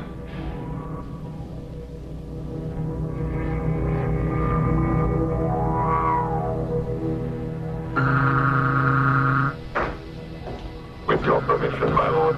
My time is yours, Musk. The Earth vessel is holding its position. Is it a fighting ship? Yes, my lord. 5 binary laser turrets and an ancillary system of particle beam injectors. Then our destruction is a certainty. The Earthlings don't wish to engage us, my lord. They've asked permission to come aboard. For what reason? They claim to have information that will ensure the survival of Draconia. Without going to war? Yes, my lord. Without going to war. What is your opinion, Musk? They know why we're here. They even know our names. Those 2 facts alone lead me to believe they've had a visitation from the Keeper. The Keeper wasn't always our enemy, Musk. Yes, my lord. Chaos. Desperation. Oh, this terrible civil war. We've gained more than we've lost, my lord. Yes, but our methods. Why were we so blind and arrogant, Musk? We should have begun our search for alternate sources of hydrogen half a century ago. Yes, we should have listened to the Keeper then. Perhaps the Earthlings are giving us one final chance to listen now. Have them come aboard, Musk. Yes, my lord.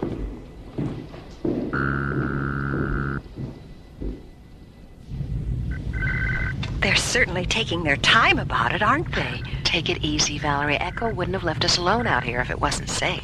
Attention, Solaris. You have been granted permission to come aboard. Guide your vessel under ours and enter through the illuminated docking bay. Will you require survival costumes? No, we're able to survive in your atmosphere. Proceed.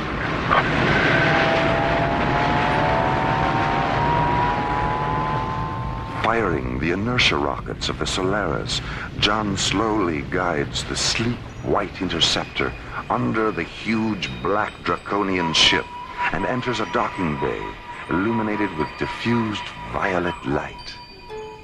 As the shadow sentries stand silent, Maura, Buddy, John, and Valerie move into the airlock of the Solaris. Warp, head of the Draconian Coalition regime, has decided to reconsider his attack on Earth's hydrogen-rich oceans. A decision based on a mysterious series of star charts Maura has given him. Forgive my skepticism, Maura. Are you absolutely certain these star charts are accurate? I'm positive, Warp. Well, we'll know soon enough. I didn't realize there were so many sources of hydrogen within our own galaxy. This planet here, it's uninhabited. Its atmosphere is hydrogen pure, and it's only a fractional light year away from Draconia. With your permission, my lord. Yes, Blur. What is it? I've just received a report from our equatorial observatory. The 3 planets are there, just as the star charts indicate. Thank you, Blur. Why didn't we notice them before? Well, to be perfectly honest, Warp, they weren't there before. You confuse me. The Keeper of 8. So, the creation of these planets is his work. He didn't create them, Warp. They already existed. He simply borrowed them from the Terrellian system. With your permission, my lord. Come in, Musk. Contact the Armada. There will be no war with Terra or any other planet. We're going home. Oh, thank goodness. A few moments later, Warp's message is flashed to the Draconian Armada as it enters Jupiter space. 200 multi-atmosphere assault cruisers, 1,800 siege raiders, 600 defense penetrators, and 1,000 armed hydrogen tankers slowly break formation, turn 180 degrees, and regroup near Callisto, one of Jupiter's 9 moons. The Armada's new course? Draconia, by way of the Twilight Meridian. Meanwhile, in the launch bay of Warp's command ship, Maura, John, Buddy, and Valerie prepare to board the Solaris for their return flight to Starlab. It's unfortunate that we couldn't have spent more time together, Maura. Hell, we'll have plenty of time together at the beginning of Terra's new solar year, Warp. I don't understand. 6 months from now, an intergalactic congress will convene on Starlab. I'm going to arrange for Draconia to be represented. Thank you, Maura. I only hope my lord. Musk, what's wrong? A communique from the Armada. As it was leaving Jupiter space, it passed a flight of Opposition Alliance tankers and siege raiders. Vina is proceeding with the assault on Terra. Wasn't she told the Keeper has provided? She dismissed the information as a deceit tactic to prevent her from reaching Terra before we do. Then it looks like we're right back where we started. Buddy, where are you going? To use the radio in the Solaris. Somebody has to tell Stargazer to scramble those interceptors. That's my boy. Pilots and crews, attention. This is a priority combat alert. Launch factor, red. Rendezvous with Solaris at THX coordinates 1138, subvector 2001. as 3 squadrons of SET interceptors bank away from Stargazer and jet toward the dark side of the moon, John, Buddy, and Warp board the Solaris and blast out of the Draconian command ship's launch bay. The guidance thrusters on all our ships are located in outboard wing pods. By disabling any 2 pods on either wing, the ship will be unable to maneuver and will be forced to withdraw from combat. SET leader to Solaris, we have you inside, over. Max, is that you? In person, John, what's happening? There's a flight of Draconian ships between Jupiter and Mars. Subvector coordinates 047. Target grid Alpha 9 or 6. Attack pattern Omega Blue. Now this is a non-lethal engagement, Max. Direct your fire at their wing pods only. Roger, wing pods only.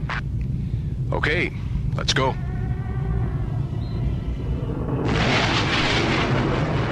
There they are, Skipper.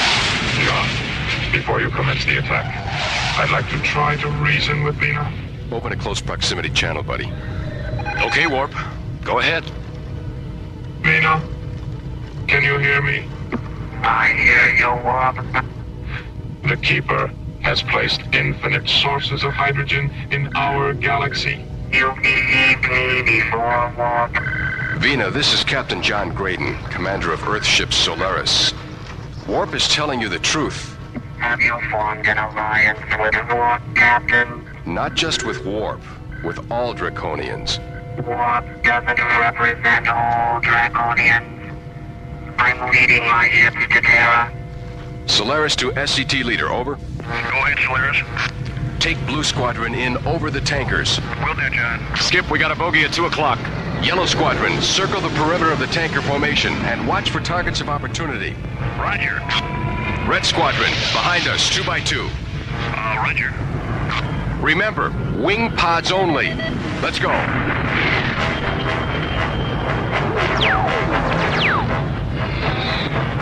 Dive out of there, Blue 4. I'll take the other pod. Break it off, Yellow Niner. They're opening another gun port in the tail. I'm right behind you, Red 5. Let's go around again. Yellow 3, head off those 2 stragglers at 6 o'clock. Red Leader, get out from under that lead tanker. The wing's starting to break off. Solaris to all squadrons. Regroup at 219 degrees and hold your positions. I got a scope on it, Skip. How's it look, buddy? Hard to tell. There's a lot of wing debris floating around out there. Well, Vina is now ready to listen to reason.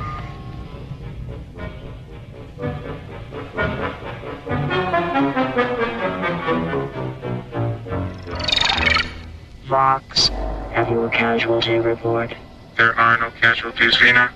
Neither death nor injury. It appears that the attack objective was to disable our ships, not take lives. I don't understand. You haven't understood for a long time, Vina. Echo. Vina. Vina, Vina, whatever am I going to do with you? You're such a fool. Am I? Yes.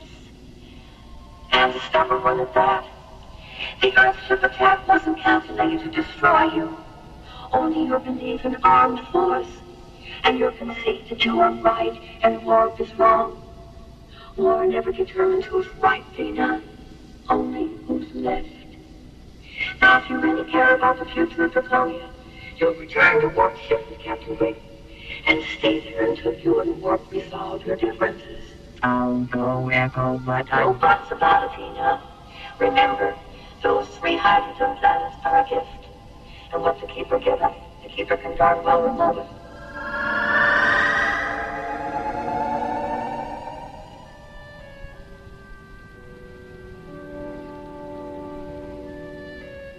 You mean you've been trying to get these 2 together for 50 years? That's right, Maura.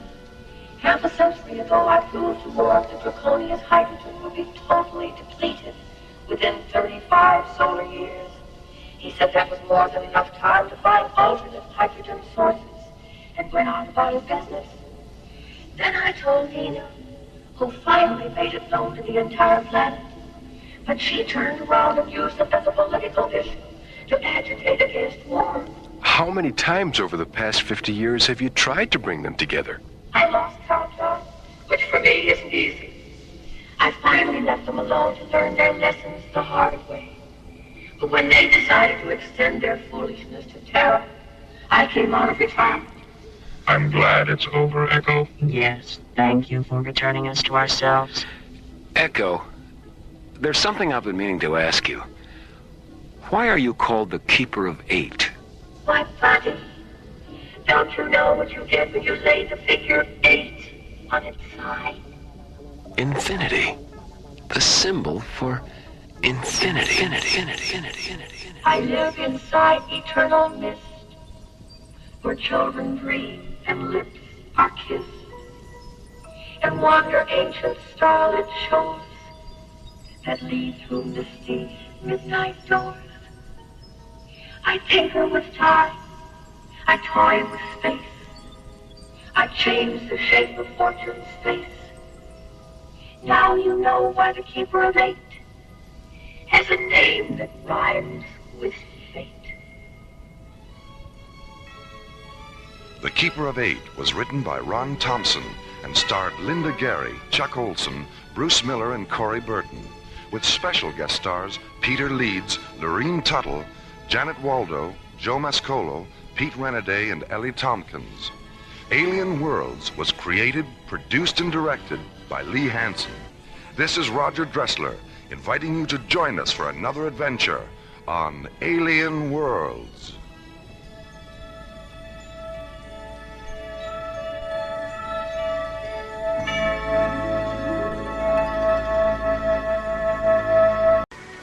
Stellar exploration is the newfound adventure.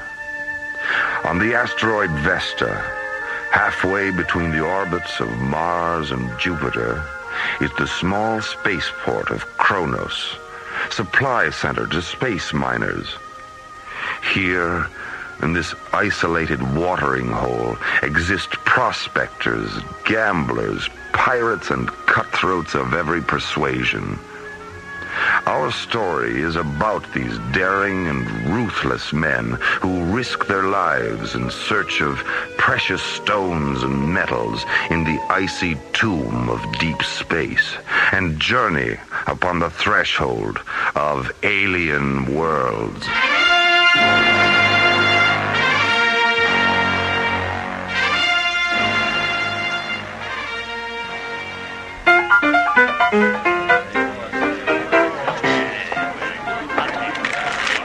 Spaceport Kronos, the Rising Star Saloon, Saturday night.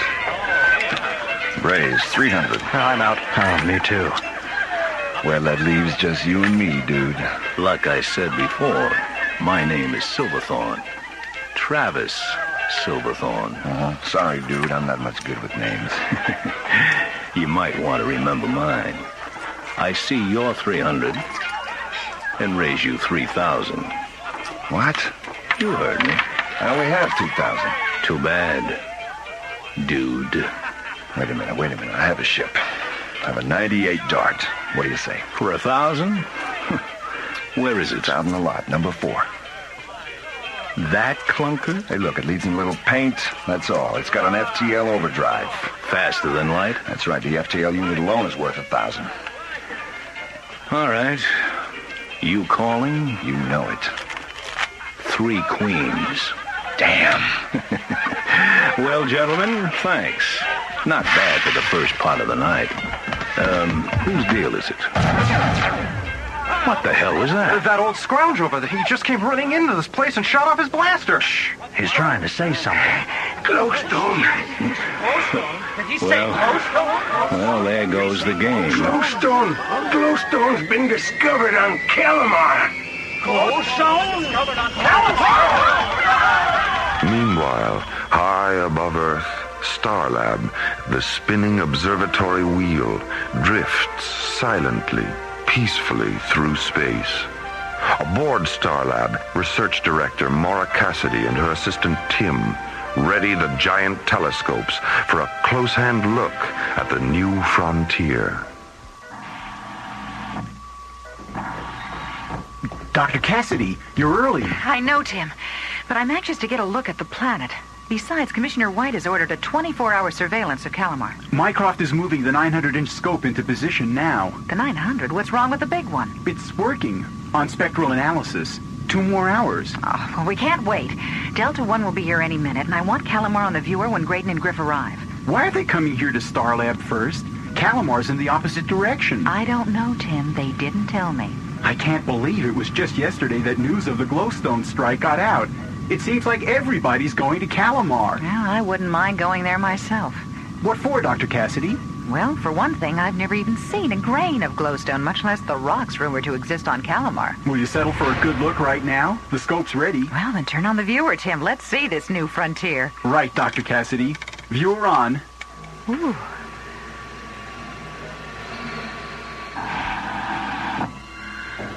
Is that what all the fuss is about? Captain Griff. Well, that's it, all right. That's Calamar. It hardly looks worth the effort. Well, what about you, John? What do you think? It looks hot. Just 200 degrees at noon is all. Oh, and I forgot to pack my cocoa butter. Can you tell us anything else, Maura? Well, not much. A double sun accounts for the hot days. Nights, on the other hand, are cool and very dark. There is no moon. Most plant and animal life will probably be nocturnal. It's really a fascinating world. If only we knew more about it. Well, we'll give you a complete report when we get back. How long are you going to be gone? Oh, a week or so, until the ISA can set up a permanent command post there. I don't understand why you two went out of your way to come here before going on to Calamar. Well, an ISA directive, Maura. Commissioner White's orders. But why? You tell her, buddy. Oh, thanks, pal. Well, you see, Maura, the chief told us to leave Delta 1 here at Starlab. Then how will you get back to Calamar? In Starlab's cruiser. Columbus! The heck you will! You're not touching my ship! Now, come on, Maura. Be reasonable. We need the shuttle from Columbus. I don't care. Forget it. Excuse me, Dr. Cassidy. Yes, Tim. What is it? You said you wanted to go to Calamar. Here's the perfect opportunity. Yes. So it is. Thanks, Tim.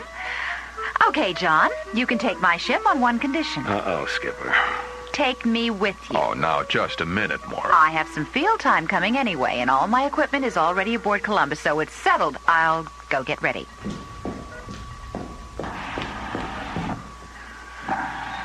Hey, Skipper. We sure handled that well. Yeah, well, maybe it's a good thing she's coming along, buddy. We can use the help. As Graydon and Griff prepare to disembark Starlab for Calamar, early prospector arrivals begin on the small planet. Mark Robbins and Lee Johnson are among the first.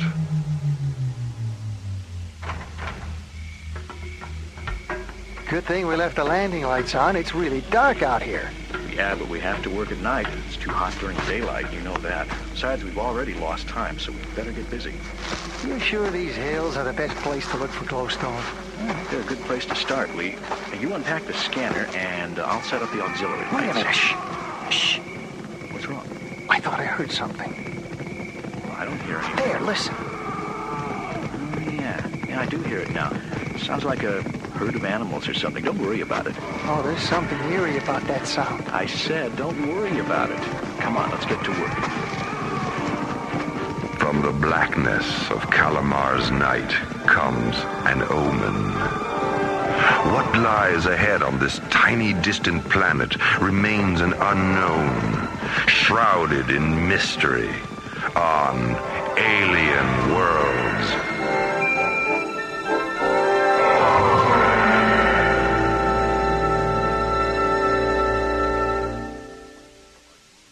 A wave of unruly space prospectors, a chaotic infiltration of the planet Calamar.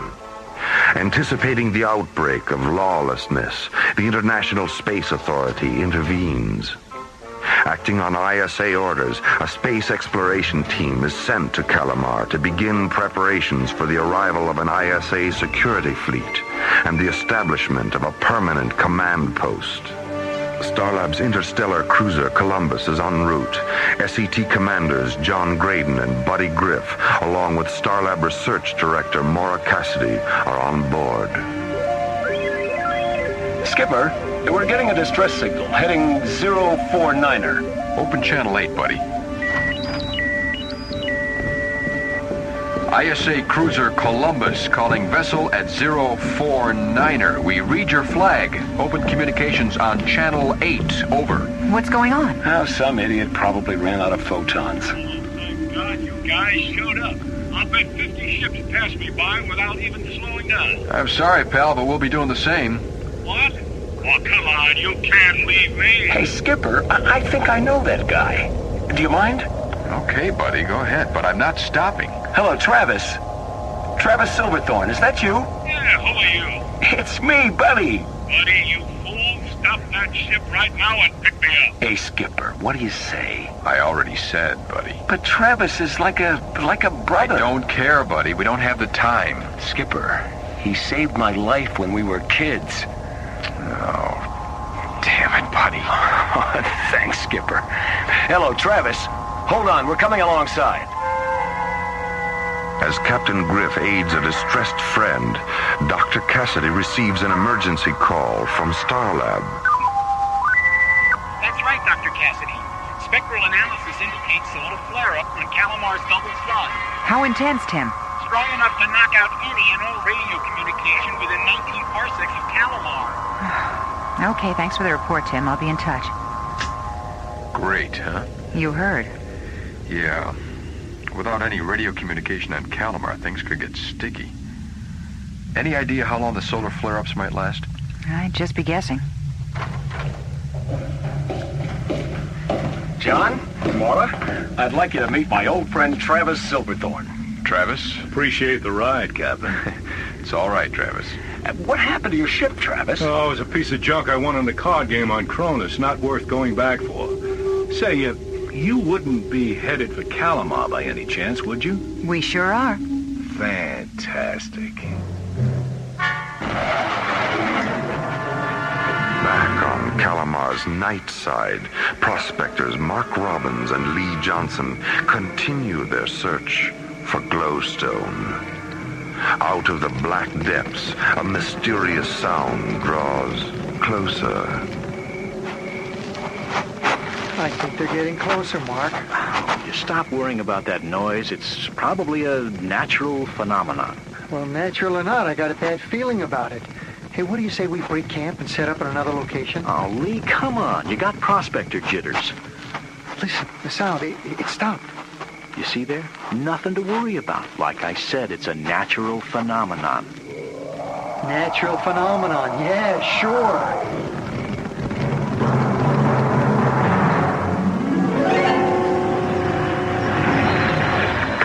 Well, that's it. We've entered the area affected by Calamar's sun. We no longer have any radio communication with anyone. We'll need to keep a monitor on the radio at all times. Hey, Skip, me and Travis are throwing a party to celebrate our reunion. You want to join us? Oh, no thanks, buddy. But go ahead, just don't overdo it, huh? Right, Skip. How about you, Maura? Would you like to have a drink with us? Well, Oh, go ahead, Maura. We have time before we get to Calamar. Okay, why not? All right, we'll be in the galley, Skipper. Well, tell me, Mr. Silverthorne, Please, Maura. Call me Travis. Okay, Travis. What draws you to Calamar? Plan on doing any prospecting? Well, in a manner of speaking, I guess you could. If I know Travis, he'll be mining the miners. And that means? I will be playing cards. Ah. Okay, here we are. Martian physics okay? Sure, fine. Okay by me. You know, I've never seen glowstone. No kidding? I just happen to have a piece with me. Really? Oh, I'd love to see it. It's just a speck, but it's enough to see the value. To get the full effect of glowstone, you have to see it in the dark. Oh, buddy, would you please turn off the lights? Sure. Oh, it's beautiful. I've never seen such rich colors before, so bright, pure, and warm. Think she likes it, buddy? I don't know. It's hard to tell. The glowstone is supposedly an aphrodisiac, too, you know. No, I didn't, but I'm not surprised. Oh, wow. You two want to be left alone? Buddy. Of course, that's not the reason it's so valuable. That's right. That much I do know. Glowstone is a perfect energy source. Small, clean, safe. Doesn't get hot, and yet the energy it releases can be put to thousands of uses. And on top of all of that, it's one of the rarest minerals in the universe.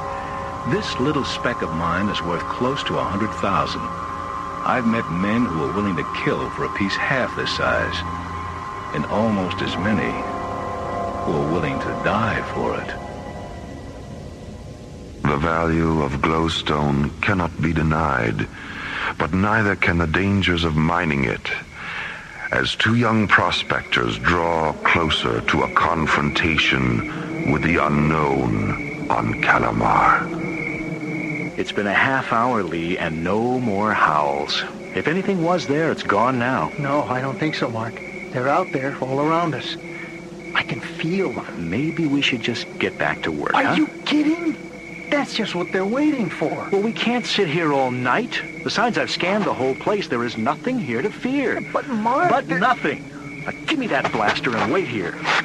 Where are you going? I'm going to prove my point. I'll fire the blaster a couple of times over by that rock. If nothing happens, then maybe we can get back to work, okay? And if something does happen? Well, then you're going to have a front row seat. But nothing will happen. Now watch. Hey, what happened to the lights? Mark? Mark! What in the name of God is that? Mark, where are you? Lee? Lee! Help me!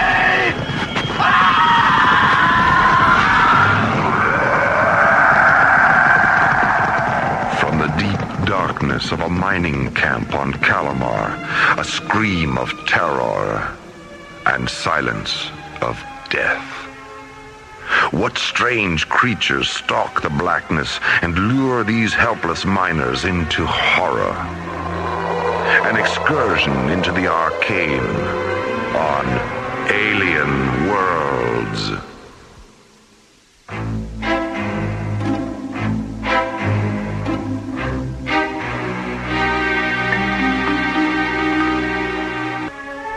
Mysterious, hostile creatures attack a prospector camp on Calamar. A search for glowstone ends in terror. Lawless disorder sweeps the planet as prospectors and pirates arrive in search of the precious stone. A space exploration team enters Calamar's orbit, sent by the International Space Authority to subdue the madness.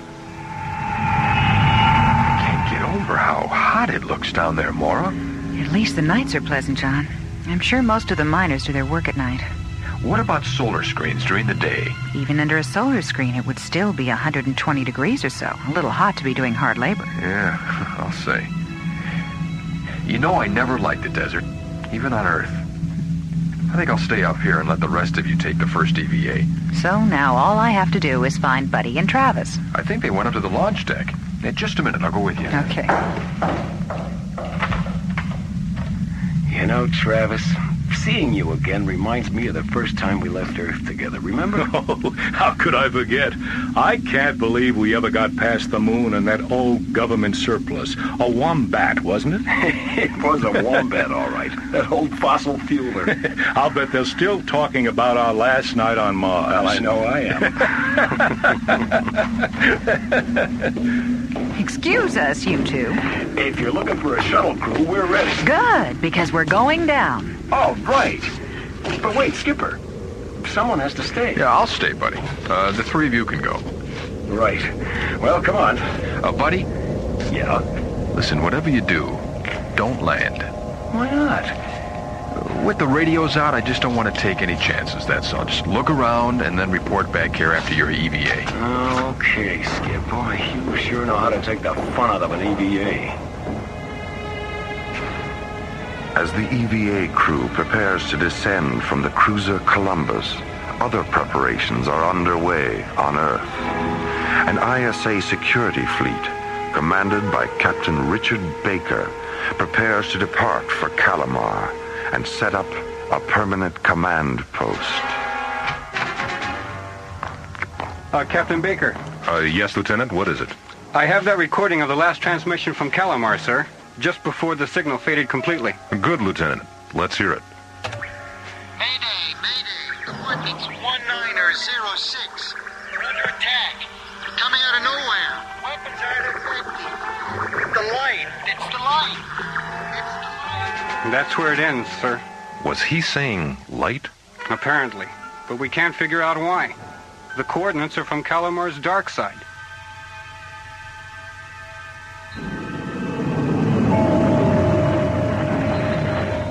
An EVA shuttle streaks across Calamar's ebony skies into the planet's night side. Aboard, Captain Buddy Griff, Travis Silverthorne, and Maura Cassidy observing the planet's surface through an infrared scanner. Altitude leveling off at 10,000. Speed 900 and dropping. I can't understand it, buddy. There's no lights down there. There's no sign of mining camps or laser drills. There's nothing but darkness. I have to admit it, Travis. It does seem strange. Will you two relax? We're flying over a huge plains area. Any mining operations are bound to be in the hills, right? Oh, yeah, that's right. Well, can you see anything at all down there, Maura? Scattered plant life and what appears to be a giant herd of animals. I'm taking us down closer. This is strange. What's strange? I can see several mining camps, but... So? Well, they appear to have been totally destroyed, like they were hit by a tornado. I knew something was wrong. Is there any sign of survivors? No. Wait, slow down. Okay, give me a chance. What do you see, Maura? What do you see? A group of men. Some of them look injured. They're standing together near some caves. They're trying to get our attention. So why don't they turn on a light if they want us to see them? Only one way to answer that question, buddy. I think you're right, pal. We've got to land this bird. But, Buddy, John just said that we can... You said some of those men were hurt, Maura. We've got to help them. That's why we're here. I suppose you're right. I know I am. Hit the landing lights, will you, Travis? Right. There. Now, that's more like it. Now we can see, too. Yeah, they're the men that Maura was... Hey, wait a minute. Wait a minute. They're running away. They're running away like scared rabbits. Yeah. They're heading straight for the caves. They panicked as soon as you turned on the lights. Touchdown. Let's get out there and find out what's going on.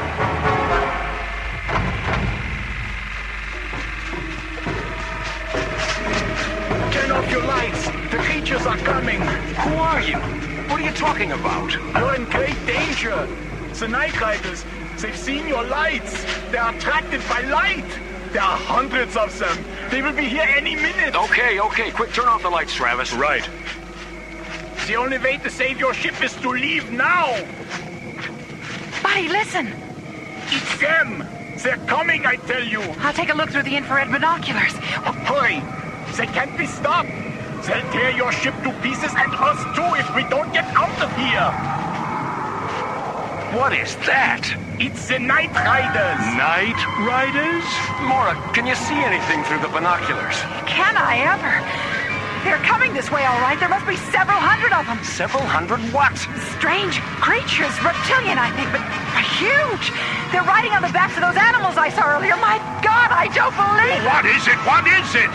They don't have any eyes. But how can they? Please, there isn't much time. You must leave. He's right. They've already reached the foothills. Okay, let's go. Everyone in the shuttle. You too, mister. Thank you. Thank you.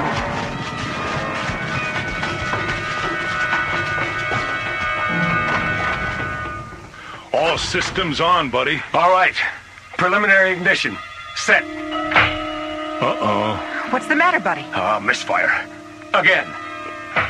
Let me out of here. I want out. Relax, will you? All right, baby. Come on. Damn it. I'm getting out of here. Now. All right, that's it.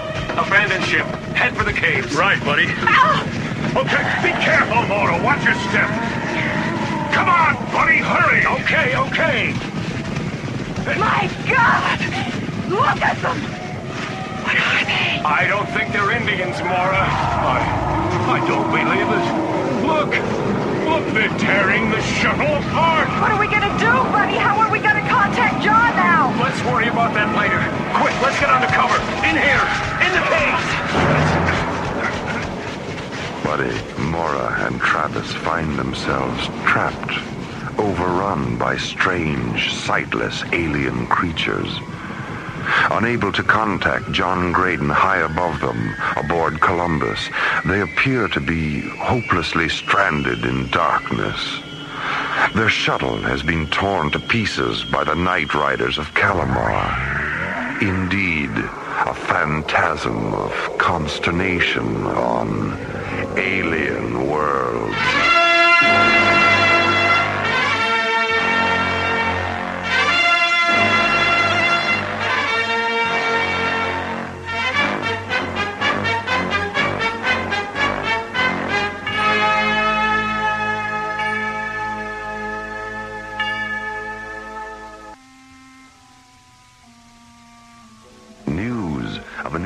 Discovery on distant Calamar elicits the reactions of space miners from every corner of the galaxy. Glowstone's been discovered on Calamar. In an effort to control the lawlessness, the International Space Authority sends an SET in to establish a permanent command post there. Deciding to shuttle down, Maura, Travis, and Buddy depart the mothership Columbus aboard a small craft. What do you see, Maura? What do you see? A group of men. Some of them look injured. They're standing together near some caves. They're trying to get our attention. So why don't they turn on a light if they want us to see them? Only one way to answer that question, buddy. I think you're right, pal. We've got to land this bird.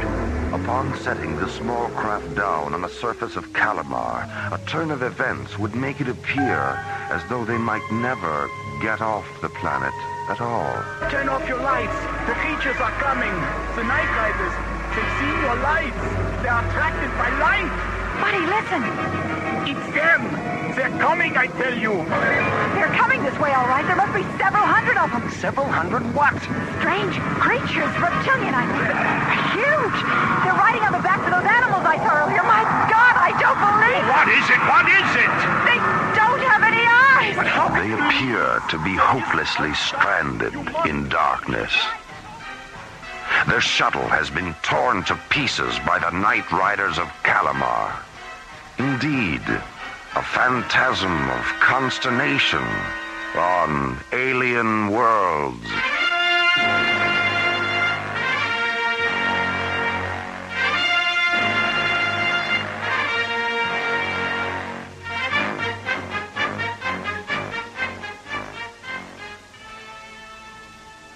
As the charging hoofbeats of the Night Riders fade into the depths, Buddy, Maura, Travis, and the miners seek refuge in a Calamar cave.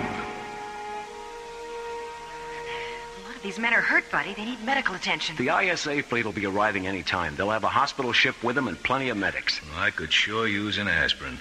What's wrong, Travis? Oh, I just got a little headache. I'll be all right.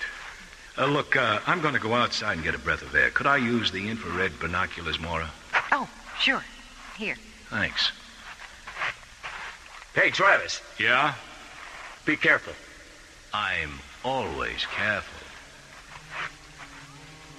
Buddy, where are you? I'm right here.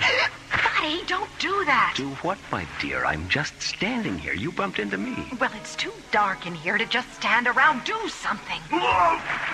Who's that? It's okay. I'm a prospector. What's your name? Robertson. Don Robertson.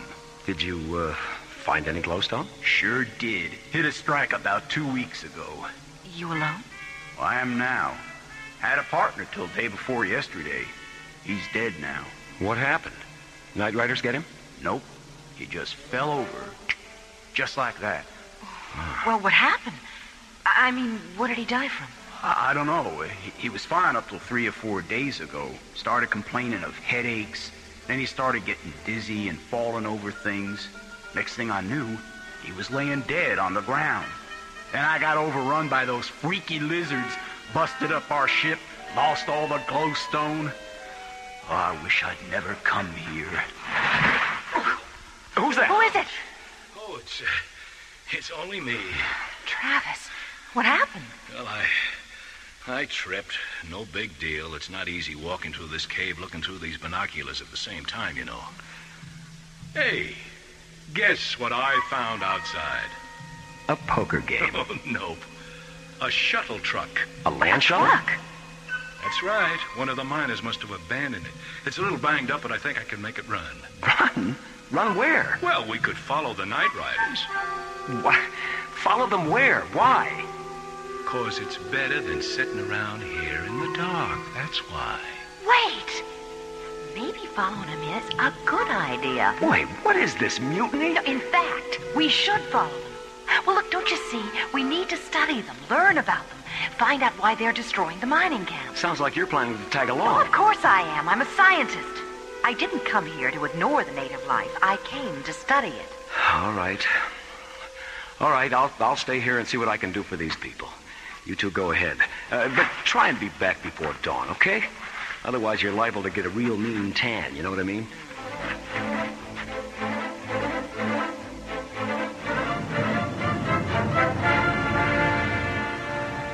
Meanwhile, back aboard Columbus, John Graydon sits quietly in solitude.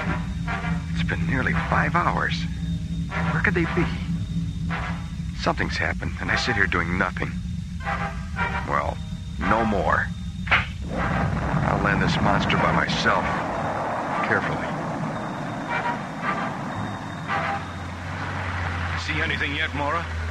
Nothing but the tracks. But we're on the right trail. How you doing? Well, it's not the driving. It's not being able to see where I'm going. Don't worry about it. I'll direct you. Wait a minute. Slow down. What is it? Turn left 10 degrees. Coming up on a cliff or a crevice or something. Wait, no. It's a crater. The animal tracks lead into it. Ow! Don't stop so fast, Travis. Oh, I'm sorry, Maura. Let me take a look. Here. The sides of the crater are too steep for the truck. We'll have to go the rest of the way on foot. Well, that won't be easy in this darkness. And we only have one pair of infrared binoculars. Well, you walk alongside of me. My turn to guide us with the binoculars. Maybe we should hold hands?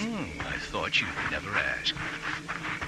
Now, careful now. Watch your step.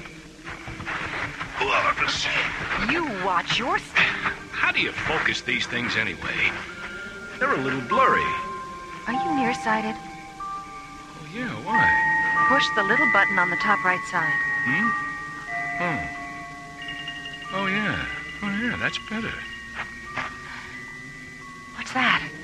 I don't know. I don't see anything. Just a lot of rocks.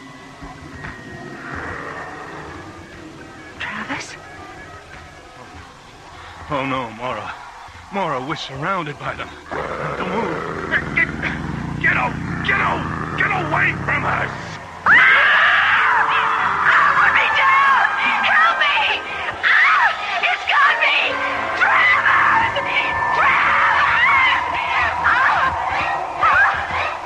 Large, two-legged, reptilian creatures drag them helplessly into the dark abyss, deep into the underground, and into the dominion of alien worlds. An SET crew of 4 arrives on Calamar. A 3-member group sets down on the planet's surface and are overrun by strange, sightless alien creatures. The 4th crew member, John Graydon, having not heard from the others for several hours, decides to solo fly the giant ship in for a landing. Infrared scanners up. Good. Okay, between those hills, I'll try and land there. Big and flat. What? Instruments are picking up debris. Uh-oh, it's a shuttle wreckage. Coordinates 89er3. Oh, no, I'm coming in too fast. I'll reverse thrusters.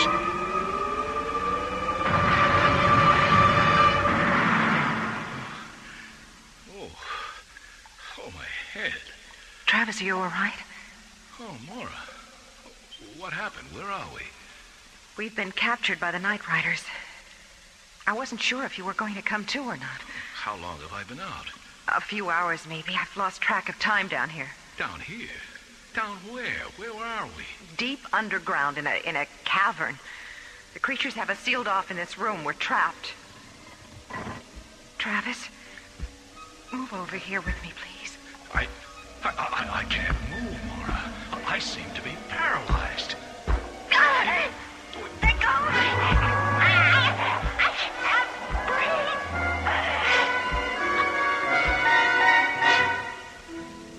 Skipper, up here! This way, John! My God, there's Where's Buddy? Hey, Skip. I see you discovered the Calamar cool suit. Yeah, in the survival equipment hold. Right where they said it'd be. Oh. Buddy, thank goodness you're alive. Where are the others? They took out after the night creatures. Night creatures? Yeah. Oh, boy. Really weird aliens riding hooved creatures overran us on the shuttle. I told you not to land. There was something in the briefing tapes about that. Said it was a mythical legend. Well, there's nothing mythical about it, John. They're definitely real.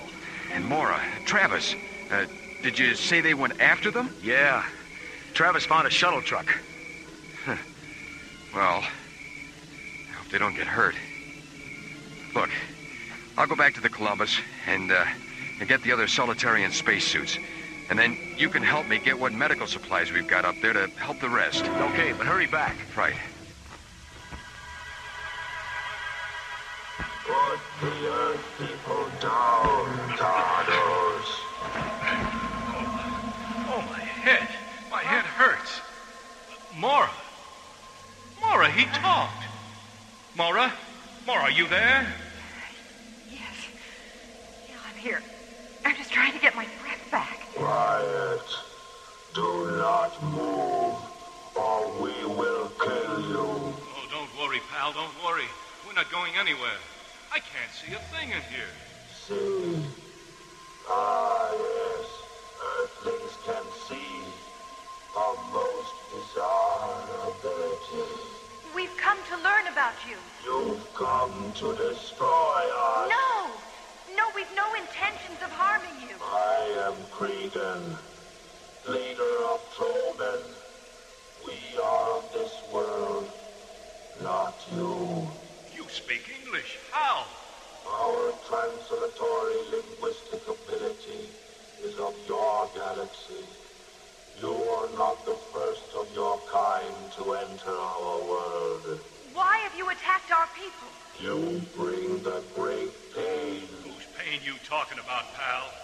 What you call light, to us is pain.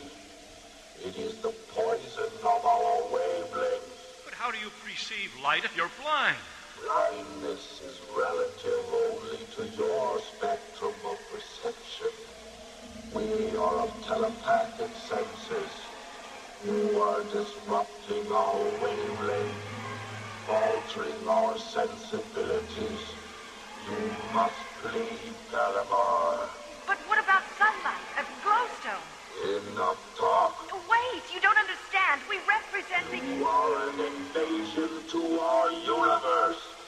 We are not compatible. Well, what do you plan on doing with us? We will display your death to your people without mercy. Then they will know our power, and they will leave. Oh, come on, pal. You don't want to do that. I've got too many poker games left. Besides, the miners won't leave. They could care less about us, believe me. Silence. It is done. We ride when nighttime is again full. A terminus planned by the leader of the Trollmen promises the doom of Maura and Travis at sundown. An exhibition in death by the Night Riders of Calamar as darkness slowly overcasts this alien world.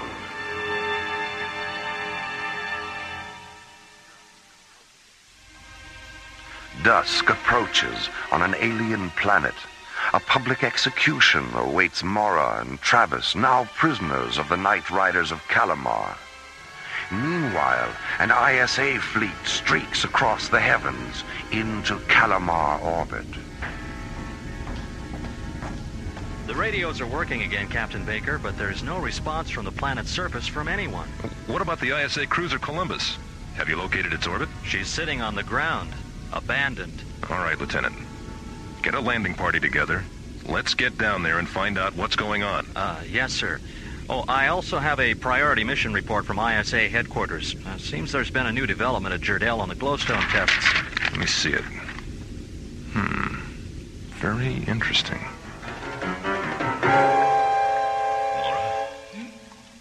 Maura, I just had a realization. About what? Glowstone. What? I'm going to reveal it to the Night Riders. I have a feeling glowstone is different from other forms of light energy. It's true. We know it's in a spectrum of super high ultraviolet energy, much higher than synthetic light. That's right. It could affect them totally different. Go ahead. It could save our skins. Here they come. And here goes. Put the glowstone away, Earthman. What? What do you mean? I said, put the glowstone away, out of exposure. It is very dangerous to us. We will die in minutes. I've got a full hand, pal. I'll put it away when you ensure me you'll listen to what we've got to say. Go on, it's your deal. All right, Earthling. As you wish.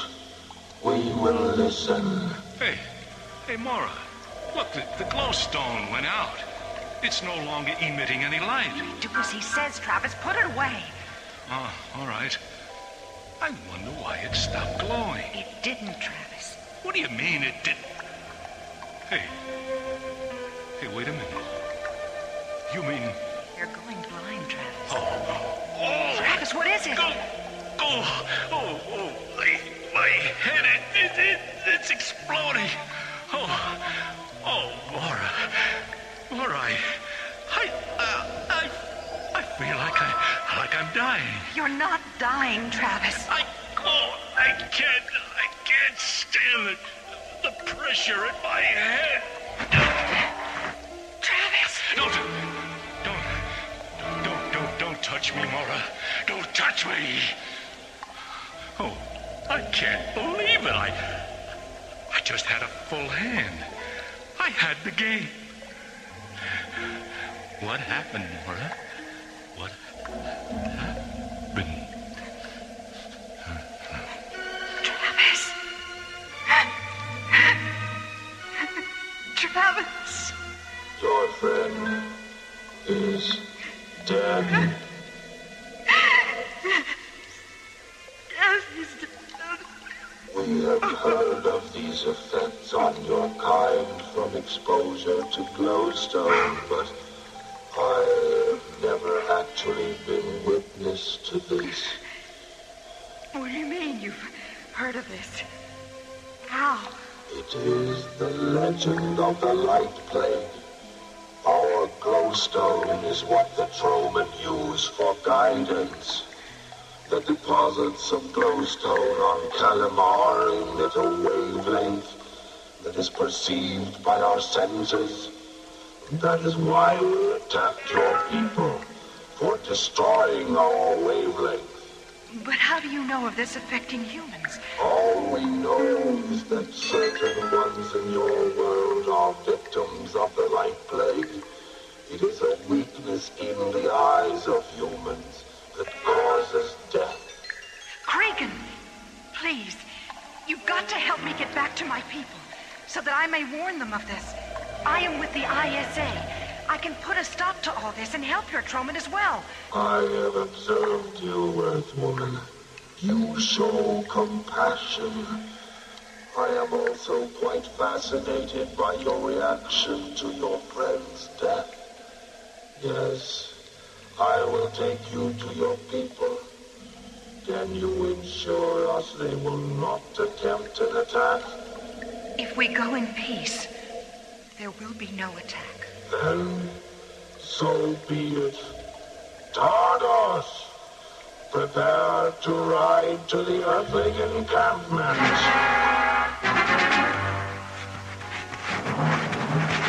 Captain Baker, SCT Commanders John Graydon and Buddy Griff. Thank you, Lieutenant. Welcome to YSA Security Command, gentlemen. Thank you, Captain Baker. We've just received a special report on glowstone from the Jardel Institute. I think you should be made aware of it. Oh, yeah?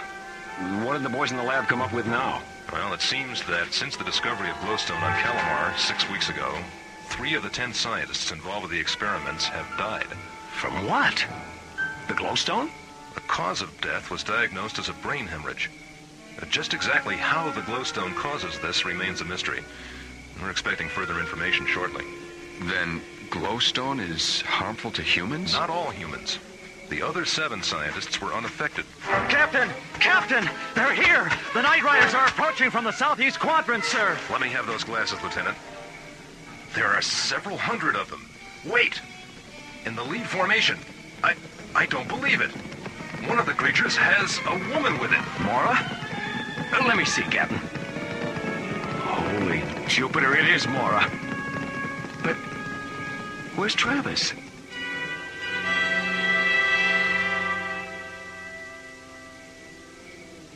Maura, are you all right?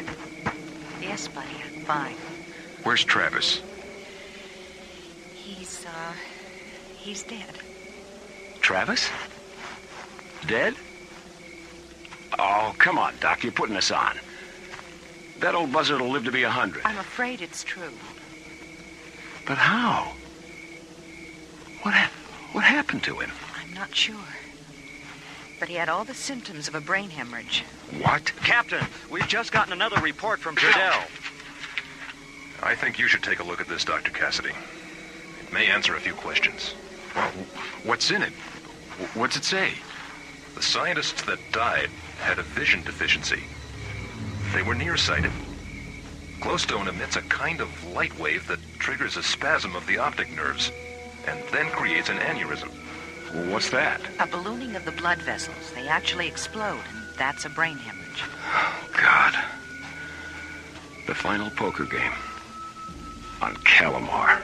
It was through Travis's death that I was able to discover a great deal about the Night Riders. The Glowstone Underground is their planetary guidance system. It's how they see. And our mining it has disrupted that? That's right. We're initiating martial law here. The planet will be closed off to all incoming personnel, probably open only to scientific studies, provided we can reach an accord with the aliens here. That won't be a problem now.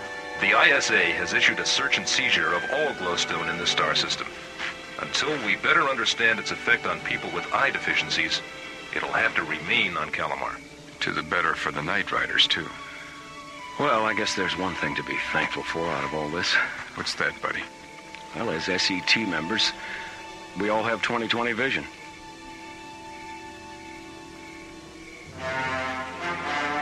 As the SET prepares to disembark Calamar, a galaxy has been spared an outbreak of the Light Plague. The dangers of glowstone have now become true and apparent. As the search continues for new energy sources in the universe, man will reflect on this time and place as an offering to understanding on the threshold of the unknown. Well, old boy, looks as though you're cleaned out. Not quite. I got a real rare gem here. It's worth 50,000. Oh, what's it called? Glowstone. Let me see that. Just let me put my glasses on, have a better look. Oh, lovely. Lovely. And it glows, too. Yes.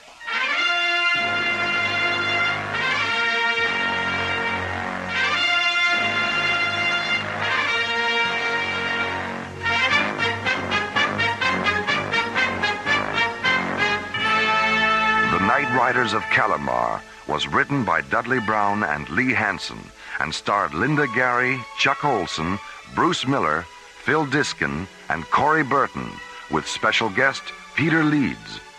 Associate producer Jeff Allen. Music director Tom Rounds. Our engineer was Stu Jacobs. Assistant to the producer Laurie Tyler. Technical consultant Peter Sky. Alien Worlds was created, produced, and directed by Lee Hansen. And so, until next time, this is Roger Dressler inviting you to join us for another journey into Alien Worlds.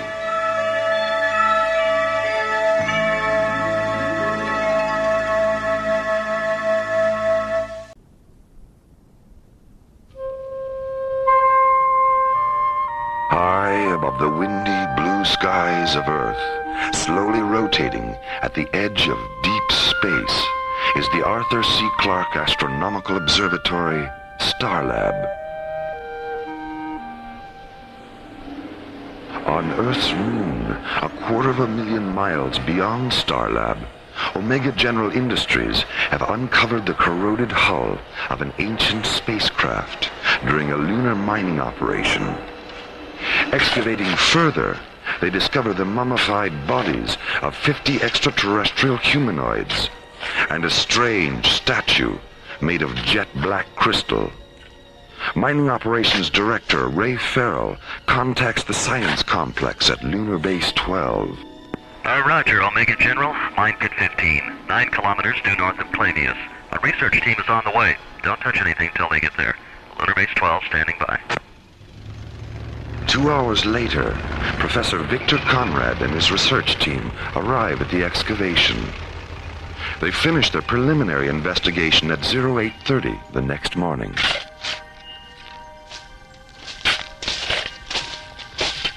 Hey, how's it going, Professor?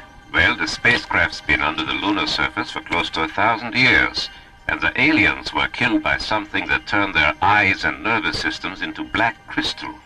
Black crystal? Like the statue? The body samples and the statue samples are identical. Well, what do you make of that damn statue anyway? The thing gives me the creeps. I've seen that image 100 times, Mr. Farrell, carved in stone on most of the Gothic cathedrals of Europe. It's a gargoyle, a supposedly mythical creature that symbolizes ultimate spiritual evil. 1,000-year-old alien spacecraft buried beneath the lunar surface, and with it, a 4-foot-tall gargoyle made of black crystal. Mysteries from a forgotten time, waiting for a solution, as part 1 of the ISA conspiracy, The Darkbringers, takes us from the bright side of the moon into the unearthly light and shadow of alien worlds.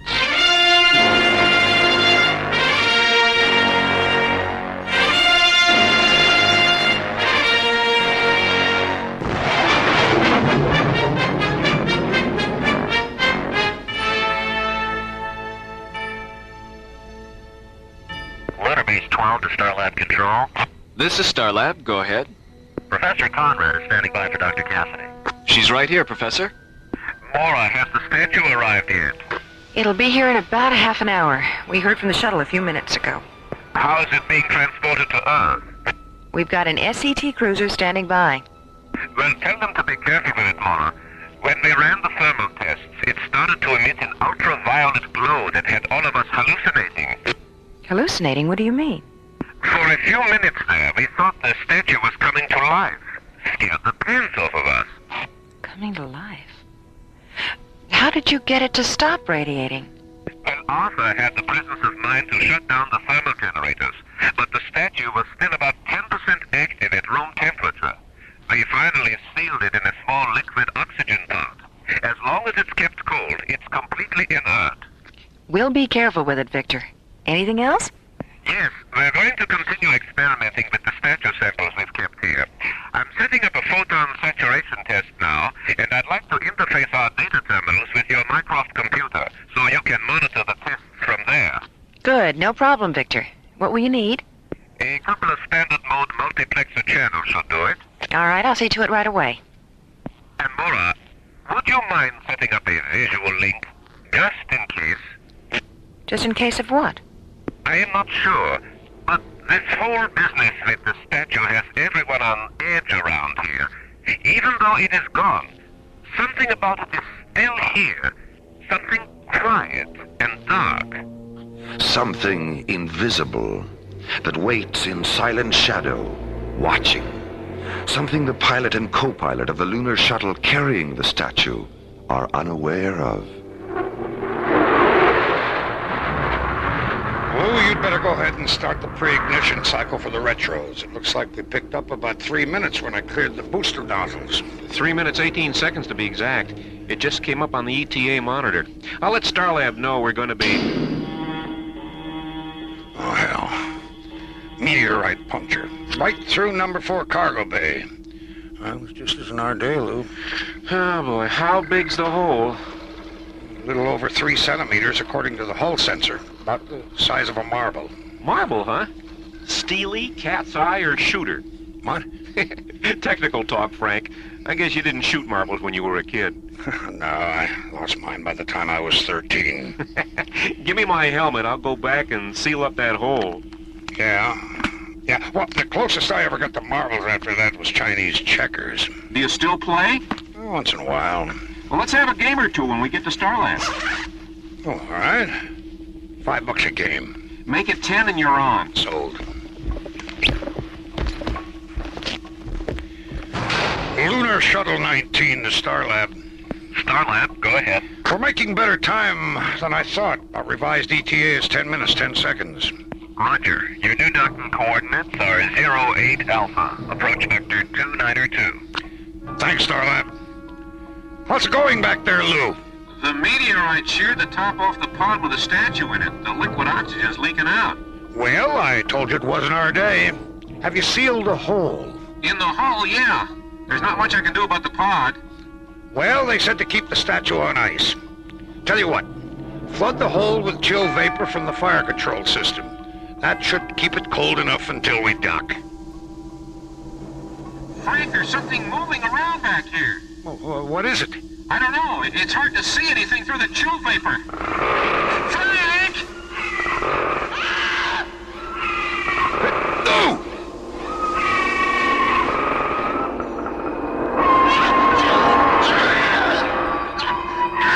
An ancient shadow creature is loose aboard Lunar Shuttle 19. The sound of its unearthly fury merges with a terrified scream of co-pilot Lou Stratton. Then, silence. Pilot Frank Hollister activates the visual scanner in Cargo Bay 4. Oh, my God. Lou! Firing the shuttle's booster rockets, he accelerates toward the safety of Starlab, bringing with him the demon spirit of an alien world.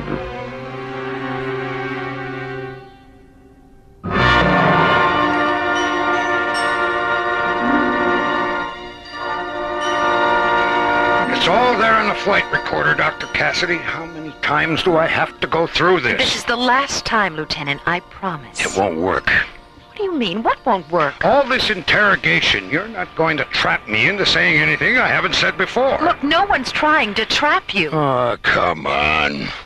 Who do you think you're kidding? Yesterday it was the security officer, Major Wheeler. Last night it was Dr. Rossiter. Today it's you. You're working up a psychological profile on me, right? You're wrong, Lieutenant. None of us had any intention of... Lee Stratton was my best friend, Dr. Cassidy. But there just wasn't anything I could do. When did you realize it was too late? When I switched on the visual scanner and saw him hanging upside down from the storage rafter. His face. The look on his face. What else did you see? The statue. Sitting there in the corner, looking up at him.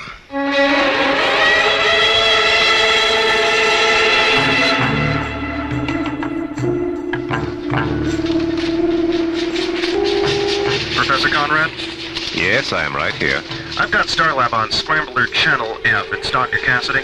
Good, good. Patch her through. Victor, Lieutenant Stratton's autopsy report just came off the computer. I have the printout here in front of me. Anything definite on the cause of death? No, there were too many variables. But the projections range all the way from 6 kinds of heart failure to terminal neuroinduction. Terminal neuro... You don't mean death by psychic suggestion? That's what it says here. What about the black crystals in his eyes and nervous system? They're identical to those you took from the bodies of the extraterrestrials. But Mycroft couldn't compute either the source or the structure. What else? His brain. It was 364 grams lighter than the average for a man his age. What about the size? Well, that's what's so strange, Victor. The size wasn't changed at all, just the weight. What do you think? I think I'll go ahead with the experiments on the statue samples we've kept here. I don't know, Victor. The statue arrived at the ISA lab an hour ago. But couldn't you at least wait till they've had a chance to look it over? We can't afford to postpone the experiments any longer. Whatever happened on the shuttle might happen again. Besides, we've got a 48-hour head start on ISA. We may as well take advantage of it. All right. Victor, have you come up with anything to explain how the statue got out of the pod? Not unless you're willing to accept the possibility that the statue really isn't a statue at all, but some kind of transmorphic creature that feeds off the psychic energy of intelligent beings. Well, I'm going to have to think about that. Good luck with the test. And please, Victor, be careful. We will. You got a minute, Victor? Of course, Rachel. Come on in. We just finished the comparative analysis of the scanner tapes we made of the statue when it was here and the scanner data of the statue transmitted from Starlab. I don't know if you're ready for this. We weren't. But the statue's changed. Changed? In what way? Well, the scan made after the shuttle incident shows that it's 60 millimeters taller than it was when it left here. Are you sure? We cross-checked everything. What else? Well, the face. It's not looking straight ahead anymore. It's looking up at an angle of 57 degrees. Go on. The statue's heavier by 364 grams. As the mystery of the black crystal gargoyle deepens, so does the urgency to discover and resolve its supernatural secrets. At Lunar Base 12 Science Complex, Professor Conrad and his research team prepare a photon saturation test on 2 small crystal samples removed from the statue during an earlier experiment. Rachel, will you please ask Arthur and Misha to meet me in conference room 4? I'd like to have a word with them before we start. And you had better join us, too. Right away, Victor. Back aboard Starlab, preparation of a visual link between Starlab Control and the interior of Professor Conrad's moon laboratory is supervised by Maura Cassidy. Sally, I think the visual feed from Lunar Base should be cross-linked with Mycroft. That way, if something goes wrong with the VTR, we can always retrieve the pictures from the computer. Okay, I'll have it programmed in about 15 minutes. On Earth, the statue arrives at the ISA Research Center and is locked in a refrigerated laboratory vault where ISA technicians begin their own experiments. All right, let's shave off a couple of 2-micron specimens and get them under the electron microscope. Hideous damn creature, isn't it? Wonder what it's looking up at. Meanwhile, Captains John Graydon and Buddy Griff bank the SET interceptor Solaris away from the freighter convoy they've been escorting to the Timian 3 shipping lanes and jet towards Starlab. Did they ever figure out what it was? Not really. Scientific opinion was divided about 70-30. In favor of an alien spacecraft? No, in favor of a meteor. How many people saw the explosion? Well, there were quite a few villages about 500 miles away, and everyone living in them saw it. At that distance? Skipper, when that thing exploded, it lit up the sky as far away as London. And the sky stayed that way for 3 days and nights. Huh. When did all this happen? 1908. Amazing. Where do you get these books, anyway? Ingrid, the librarian on Starlight. Oh. She came across this one while she was looking for an Oscar Wilde novel that Maura wanted to read. And what made her think that you'd be interested? The title. It's called The Fire Came By. Starlab Control to Solaris. This is Solaris. Go ahead, Jerry. Maura'd like to speak with you. Put her on. John, do you have enough fuel to take a side trip to the moon? Buddy? Yeah, we're okay. What do you want us to do, Maura? I've scheduled a conference with Professor Conrad. Pick him up at Lunar Base 12 and bring him here. He's starting an experiment now, but he should be finished by the time you get there. Okay, we'll take care of it, Maura. Hello, buddy. Goodbye, buddy. Cute, Maura. Cute.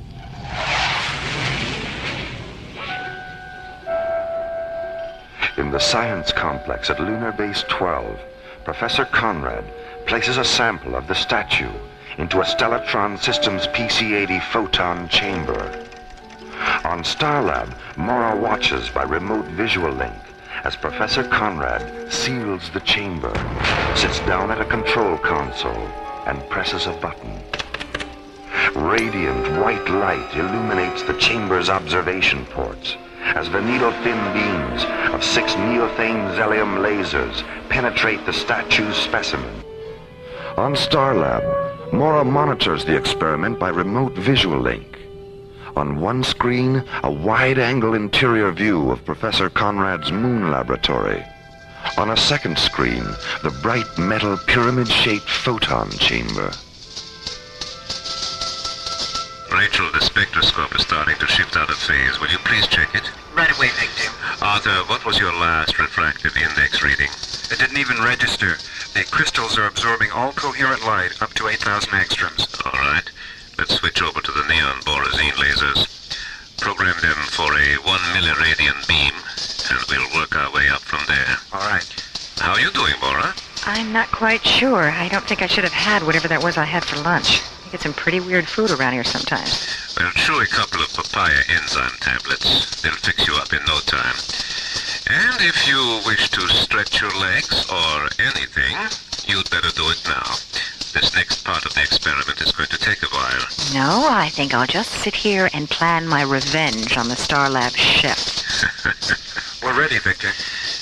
It looks like intermission's over, Maura. All right, Rachel. Turn them loose.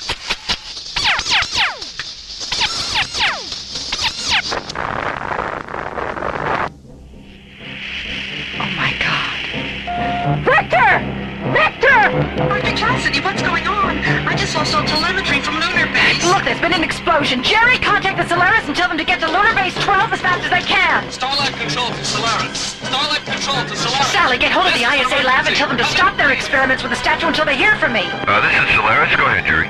I'm on my way. I've got the Solaris, Maura.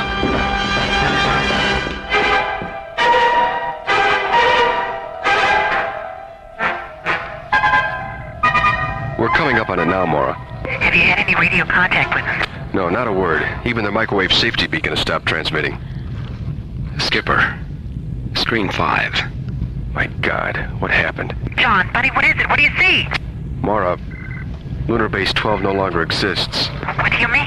It's been blown to pieces, completely leveled. The entire base. Skipper, Screen 6. Buddy, what is it? What's happening? A ship. Just above the horizon. It's moving away from us. Magnify it, buddy.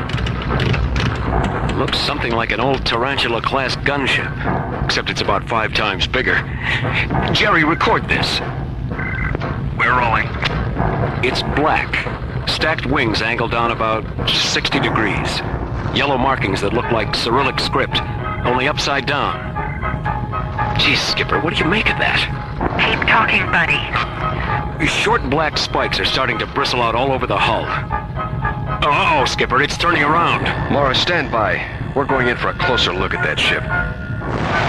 Open a close proximity channel, buddy. Let's see if they'll talk to us. You're on, Skipper. This is Earthship Solaris. Please identify yourself. Skipper, let's get some altitude before their aim improves. This is Earthship Solaris. Our intentions are not hostile. Please. All right. I'll try it one more time, but that is it. You better let me do it, Skipper. Every time you talk to them, they shoot at us. Solaris, there is still time. Time for what? Escape. From what? Ask your dead brothers and sisters on the wasteland below us. Damn you. You did that? You murdered all those people? But why? They were committing sacrilege. Just who are you? Disciples. Of what? Lightlessness. I've had about all of this I can take. Hold on, buddy. Skipper, lightning is pouring out of those spikes and crawling all over the hull of their ship. Activate the rest of the laser turrets, buddy. We're going around again.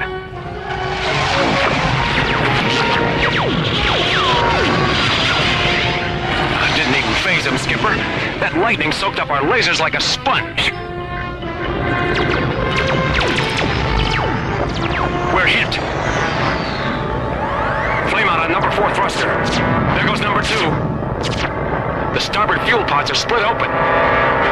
Skipper, if we don't get out of here now, we'll have to set her down on the moon. I don't want to lead that ship to Starlab. Solaris, we are aware of the thing you name. Don't concern yourself with its safety. It is one of our destinations. Come on, Skipper. It's now or never.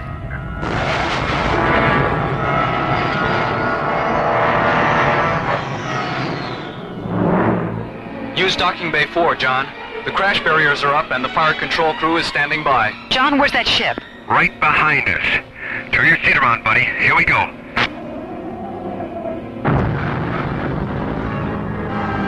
John? Buddy, are you all right? We're okay. Come on, buddy. Let's get out of here. Maura, the alien ship, screen 10. Listen to me, Starlab. Who are you? I am Stygos, High Priest of the Trail.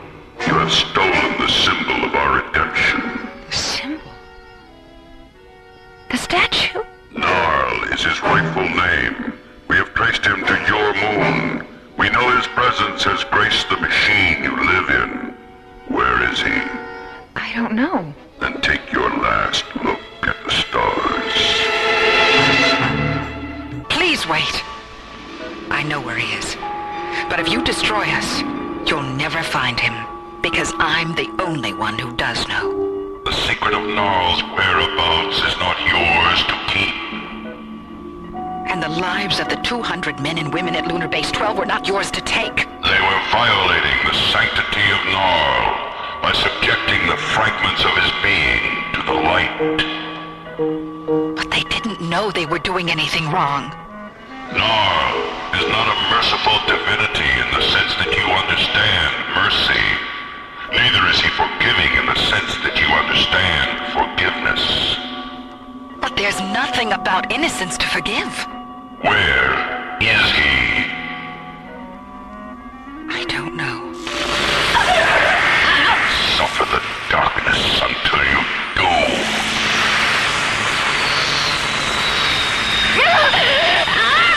Maura! Maura!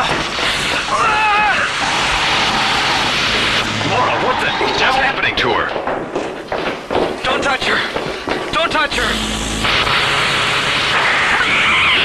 Buddy, the medical alert. Which one? Which button? Sector 4, buddy! The yellow one! Maura, don't try to just lie still. This is Medical 4. Stay where you are. An emergency unit is on the way. Jerry, your hands. Are you all right? I guess so. What happened? Well, she was watching the screen, talking to the alien. And then the screen threw off a tremendous burst of color. And then the lightning was all over her. It was so cold, it burned my hands. John? I'm right here, Maura. And so is Buddy. Dr. Rossiter's on her way. John? I'm blind! When the lashing ribbons of lightning finally release her, Maura falls, blind. Your blindness is just a warning, Maura. How long it lasts depends upon how soon you tell me where Narl is. Shut down all the transmitter frequencies, Jerry. Now run a check on Screen 10's receiver circuits. Whatever they use must have come in through the outside lens. Okay. What are you going to do, Maura? If they find out where the statue is, God knows how many more people they'll kill. I can't tell them. I just can't. Are you sure? Yes! No, I don't know. Why does everything depend on me? Can't anyone else make a decision? John, the receiver circuits on Screen 10 are completely burned out. Okay. Shut the louvers and all the outside scanner lenses. They're closed. Oh, Dr. Rossiter, am I ever glad to see you. Diana. Maura, what happened? I've been blinded. Oh, my dear God. There's a hostile alien ship outside. It fired some kind of energy beam in through one of the scanner screen lenses. All right, Maura. Now let's have a look. I'm shining the light directly into your eyes. Can you see it? No. But I think I can feel it. I'm taking the light away. Now, I'm shining it into your eyes again. Yes. Yes, I can feel it. Let's get her on the stretcher and take her up to sickbay. Take her for a second. Okay. Jerry, you better have Dr. Rossiter take a look at your hands. Nah, I'm okay now. What do we do now, Maura? Tell Stygos you know where the statue is.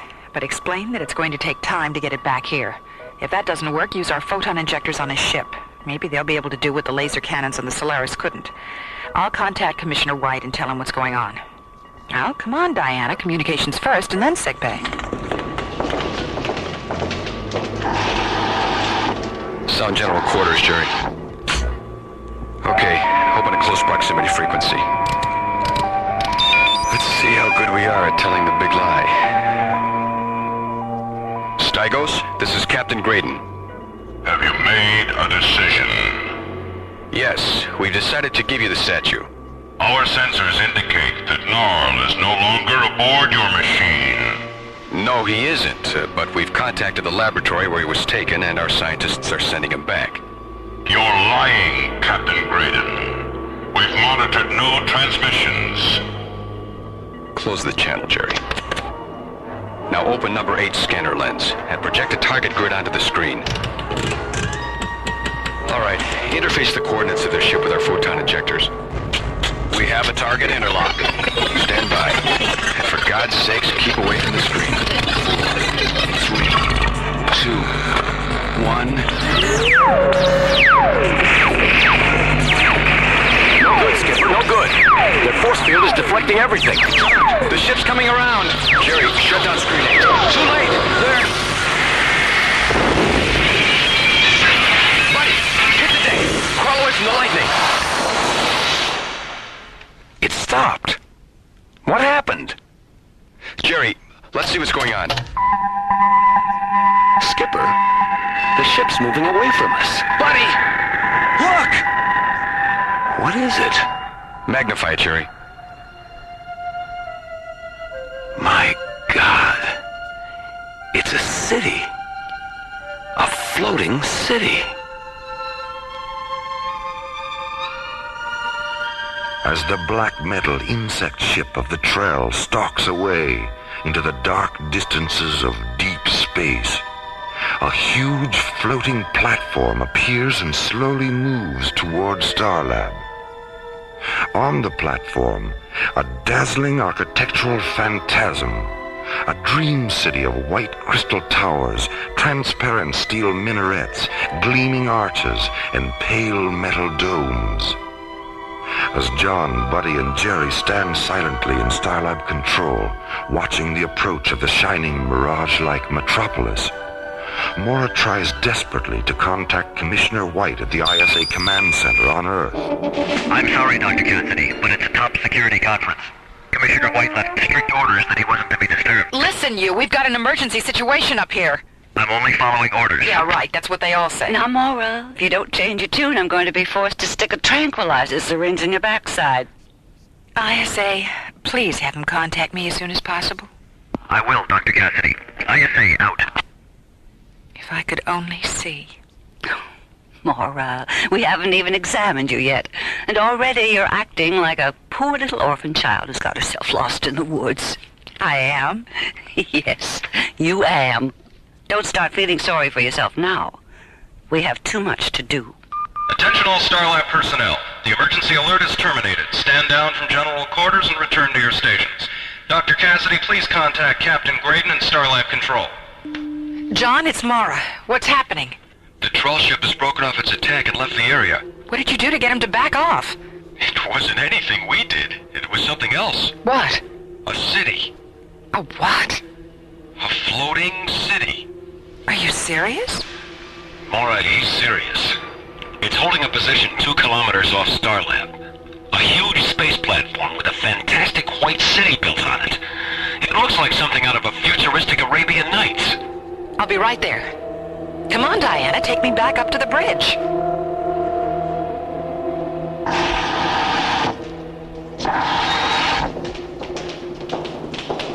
John, is it still out there? Hasn't moved an inch. Oh, Maura, it's so beautiful. Are you here, Jerry? I'm right here. Please, open a close proximity frequency. Go ahead, Maura.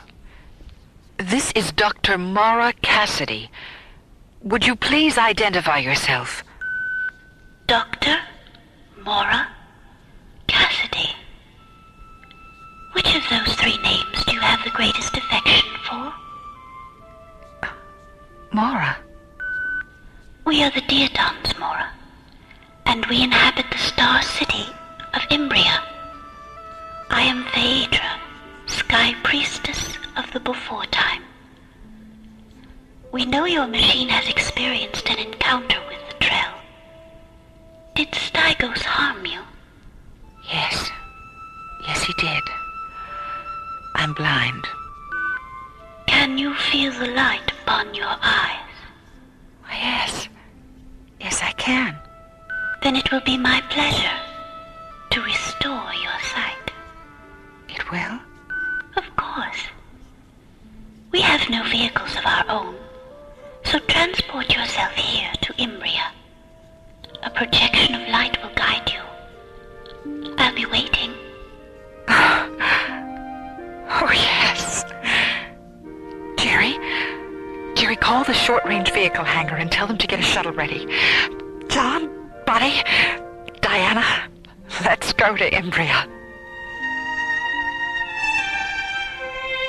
Imbria. A fantasy of gleaming crystal and bright transparent metal. A construct of light and serenity and magic. A floating star city, casting its radiance over all who grope their way along the blind corridors of alien worlds.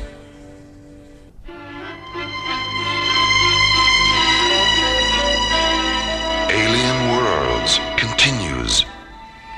Inside the white crystal city of Imbria, which floats 2 kilometers beyond Starlab, Phaedra kneels in her meditation chamber, listening to a sky mantra, the Diaton healing music she will use to restore Maura's sight. On Starlab, Maura, John, Buddy, and Dr. Diana Rossiter enter the short-range vehicle hangar and move toward the shuttle that will take them to Imbria. How's it going, Bobby? You might as well get aboard, John. We'll have her fueled in another 10 minutes. Aboard the Black Trail insect ship, Stygos, alone in his quarters, receives a message from his tracking systems officer. Stygos, what do you want? As our ship withdrew from Starlab, we monitored a transmission. It was the voice of the female. Who received the transmission? A laboratory. On Earth. Alter course. That laboratory is our new destination. Meanwhile, at the ISA laboratory, Commissioner White and Julian Benedict, head of the World Council's Experimental Weapons Section, are debating over which of their 2 organizations should have possession of the Black Crystal statue, Gnarl.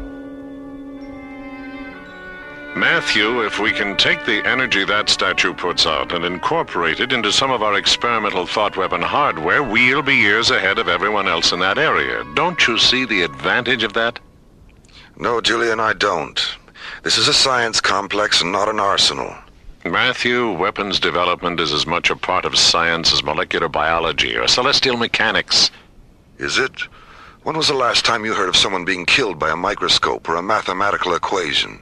The bomb started out as a mathematical equation, didn't it? Yes, and so did triple-yield agriculture, and antibiotics, and spaceflight. The bomb was created within the reality of a global war, Julian. That reality no longer exists, and I see no reason to encourage its return. The last thing we need is a repetition of the arms race of the 60s, 70s, and 80s. Didn't the Petroleum War teach you anything? That had nothing to do with us. It had everything to do with this, Julian, and you know it. I want that statue. Julian, do you believe in the evolution of human consciousness? Of course I do. And what about immortality? Do you believe in that? Yes, I suppose so. Then would you mind telling me of what use weapons are to evolution and of what use war is to immortality? I didn't come here to discuss abstract philosophy. The statue stays here, Julian. Do you know what this is, Matthew? I haven't the slightest idea. It's a World Council directive signed by the Secretary, ordering you to release the statue to my section.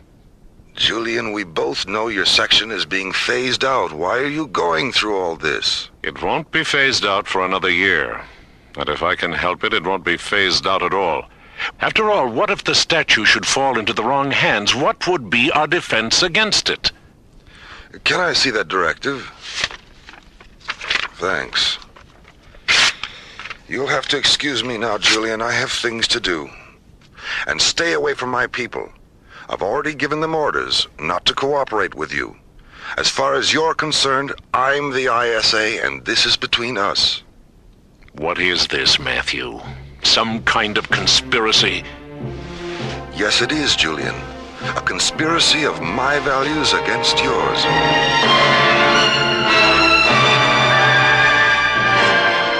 Everyone strapped in? Wait a minute, buddy. Maura, shouldn't that strap go over instead of under? What strap? The one you're sitting on. Oh, I was wondering what that was. Better? Yes, thanks, Diana. Okay, buddy, let's run it down. Navigation and thrust vector systems? Check. Attitude gyros? Locked. Service propulsion and reaction control systems? Positive. Maura, Commissioner White on B channel. Thanks, Jerry. Punch him in, buddy. Maura, I just got your message. What's going on up there? More than I ever thought possible. How soon can you get here? Well, it all depends. Does it have anything to do with the statue? It has everything to do with the statue. All right, I'll leave right away. Now, where were we? Ignition, Skipper? Don't mind if I do.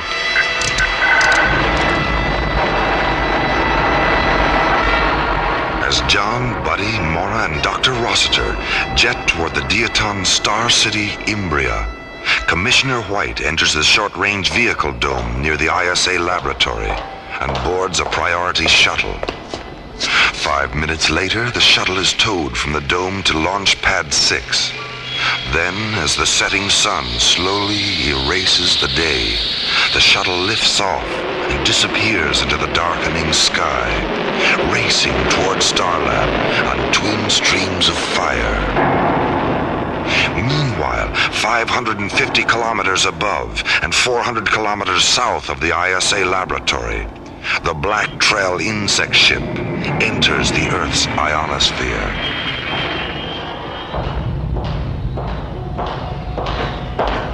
We are approaching the laboratory, Stagos. Have precautions been taken? Our impulse deflectors will confuse the echo patterns of any detection beam that touches us. We will appear to them only as a flaw mirage. Leave me now. I sense that you are restless now, but be patient. Your disciples are near. Your deliverance is at hand.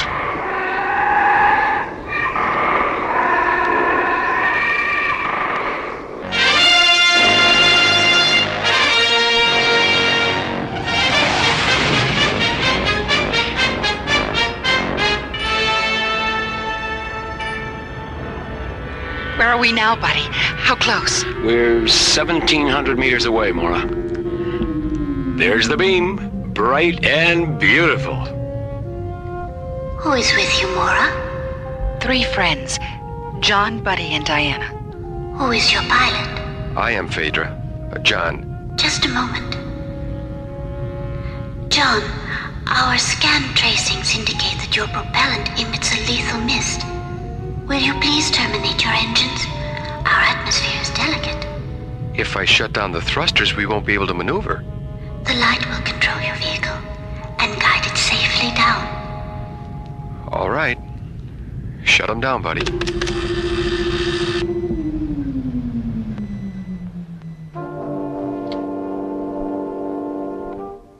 World Council Communications to ISA. This is the ISA. Go ahead.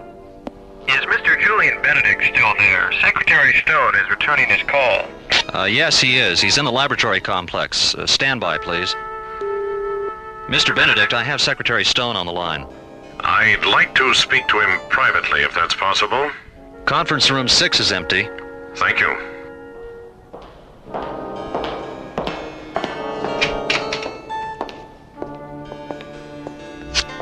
Mr. Secretary, Commissioner White ignored your directive, tore it up as a matter of fact. Well, if I had his sense of ethics, I probably would have done the same.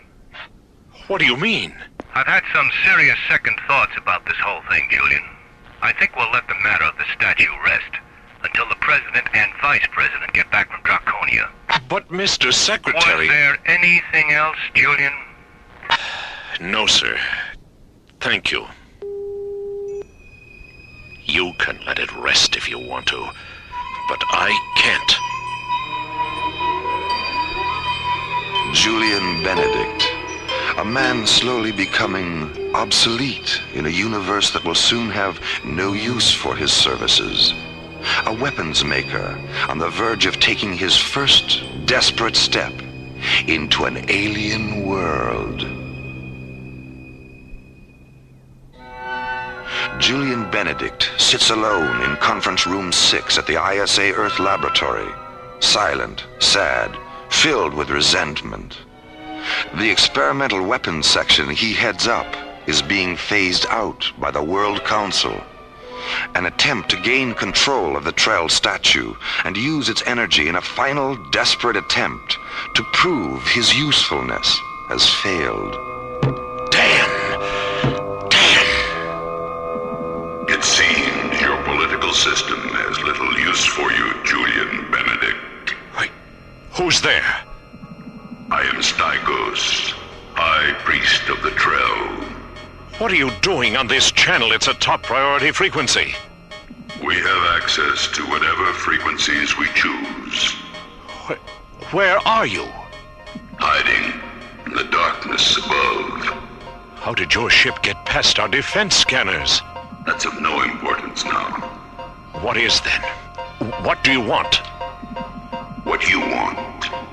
The icon of Gnarl. Is it yours? 10,000 millennia past. Our planet was visited by a nameless race of darkling beings with magnificent wings and eyes of fire. We were without intellect then. Nothing more than restless shadows, hiding in the sea, crawling out at night to feed off the night mists. The Darkling Priests gave us the gift of Gnarl, and through him flowed the powers of redemption that transformed us. Then, a nomadic stealer ship came down from the air and took Gnarl away, thinking he was a construct of a precious gem called Nightstone. We know now that the stealer ship malfunctioned, causing it to impact on your moon. The violators built a dome as protection from the lunar cold, but they made the mistake of taking Gnarl into the shelter with them. How did you know he'd been found? Our parsec scanners have been probing the universe for centuries. Do you have access to Gnarl? Why don't you just take him? That was our intention. But now we know the chamber that imprisons him is small. If we destroy it, Gnarl may be harmed. Suppose I do have access to Gnarl. So what? Free him, and I'll give you the secret of his power. It'll take time. I understand. ISA Communications. Please put me through to the Security Bureau in my section. Right away, Mr. Benedict. Security. This is Julian Benedict. Find Major Ripley and tell him to meet me in my office in 15 minutes.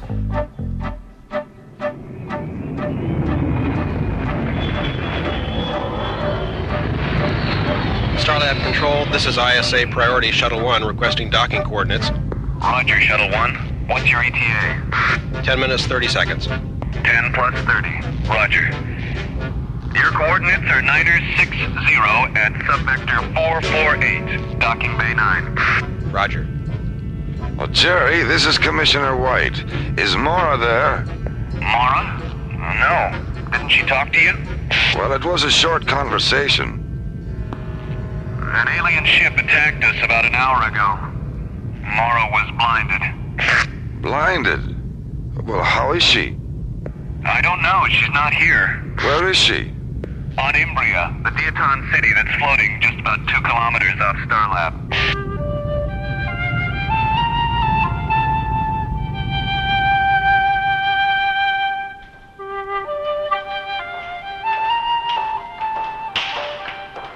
Welcome to Imbria, Maura.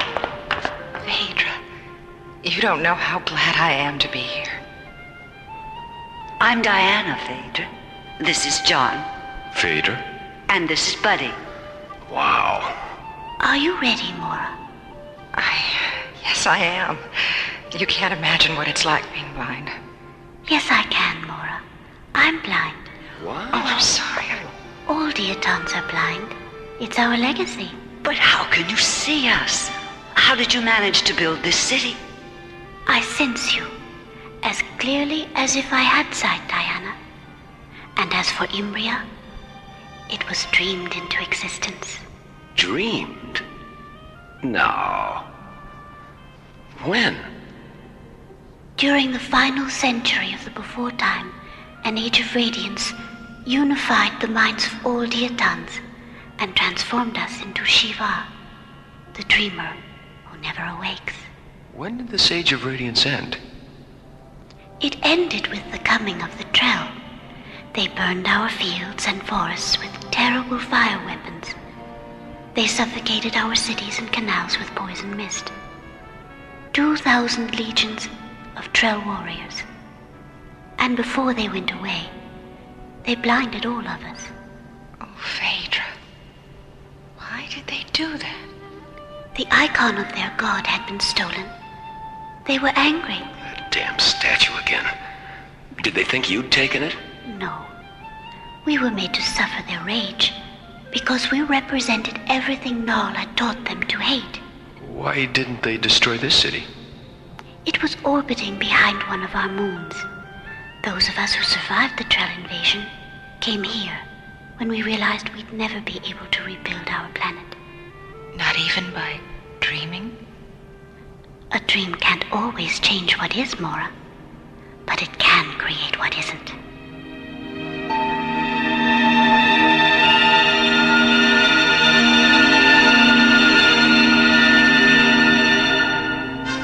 ISA control to Starlab. Starlab, go ahead. Has Commissioner White arrived yet? It's urgent. I'm right here. What's the problem? A security police unit from the experimental weapons section is in the laboratory. They say they have orders to take the statue. Damn it, Julian. Who's the officer in charge? Major Ripley.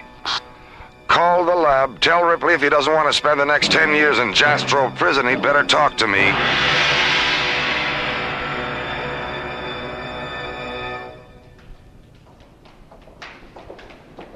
Where are we, Phaedra? The Synergy Chamber. Who else is here? Hold out your hands. Oh, who are you? This is Aleph, the avatar of Imbria. Welcome to our dream, Maura. Hello. There's a recliner in front of you, Maura. Turn and lie down on it. I'm going to place 3 small Synergy prisms on your forehead now. Oh, you're so warm. In a moment, you'll hear the sound of a sky mantra, the music we use to heal those outside the dream. When the music begins, think only of your eyes and how they looked out upon the various dimensions of your life.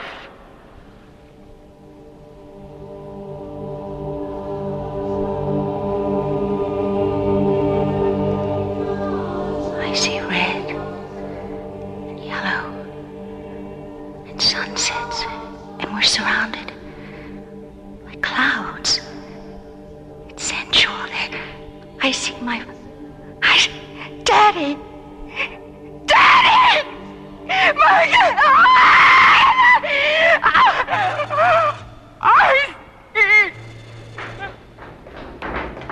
What's going on? Maura, what happened? I can see!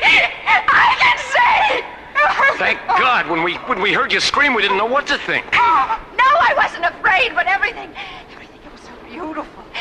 It was just so beautiful. I thought I died. Deep within the star city of Imbria, Maura lies sleeping, exhausted by the Diaton Sky Mantra ritual, which has not only restored her sight, but for one fantastic moment has opened her mind to eternity. Meanwhile, Aleph has led John and Buddy back to the Starlab shuttle, which sits on an illuminated white crystal platform in the center of Imbria.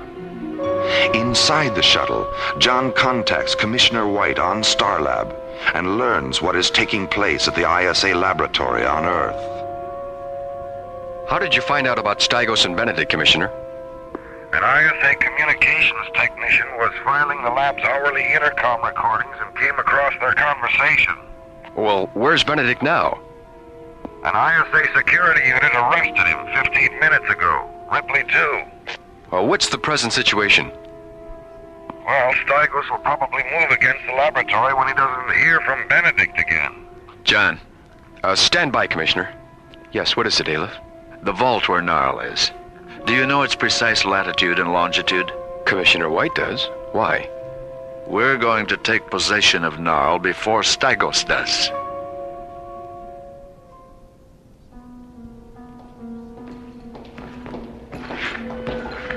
Maura. Hi, Maura. How are you feeling? I feel wonderful.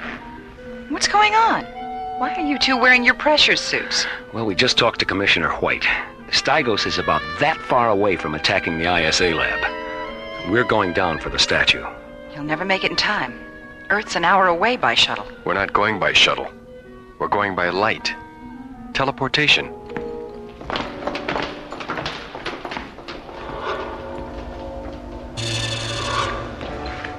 John, Buddy, secure your helmets. This isn't gonna hurt, is it? I think you'll find it a rather pleasant experience, Buddy.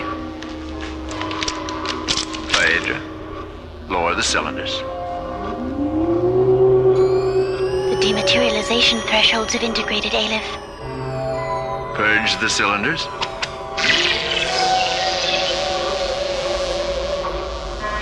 It really happened, Skipper. We're here. God, this thing is heavy. Come on, let's get a harness around it so we can pick it up. Okay, let's pick it up. Here we go.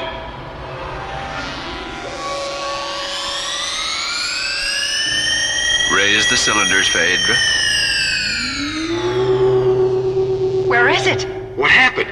Where's the statue? Oh, no. We lost it. Phaedra. Gnarl was too powerful.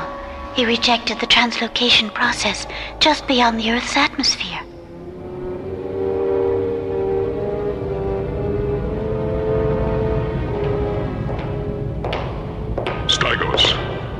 Stygos. Gnarl is free. A Diaton translocation beam tried to take him, but he escaped. Gnarl. Take him aboard and bring him to me. Then set a course for Imbria.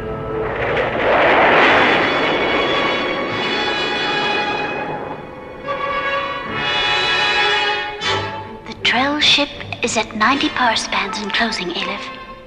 The scan tracers acknowledge that Gnarl is aboard. What can we do, Aleph? Begin the light storm cycle, Phaedra. What's going on? Imbria is now being enclosed by an aurora sphere of ionized winds, invisible to the Trell sensors. As their ship penetrates this enclosure, their force field will be temporarily neutralized. At that moment, Phaedra will flood the aurora sphere with liquid light. The ensuing photon storm will destroy them. The Trell ship is now 10 power spans and closing. 5 power spans and closing. Barrier penetration.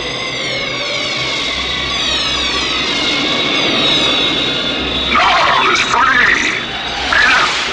Gnarl is free! Phaedra, the liquid light injectors.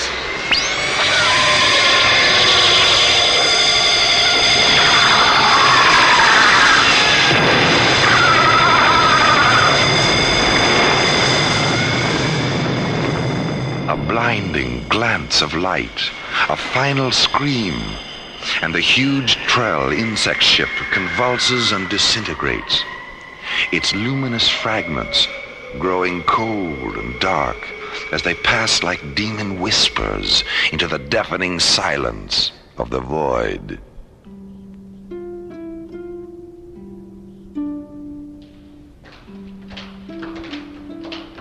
Phaedra, are you going to guide us away from the city with another light projection?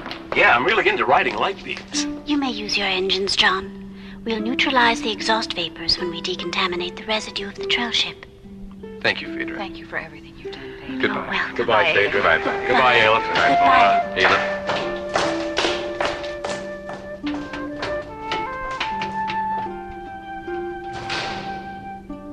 You didn't tell them, did you?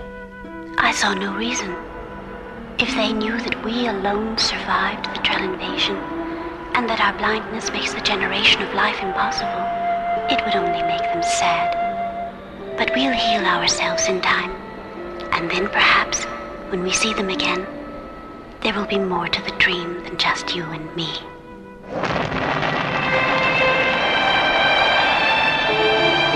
As the Starlab shuttle rockets away from Imbria, the radiant dream city slowly drifts away into a universe of stars and suns and secrets. Inside the city, a man and a woman in search of the miraculous, moving through the invisible dimensions of time and space toward other, more distant celebrations.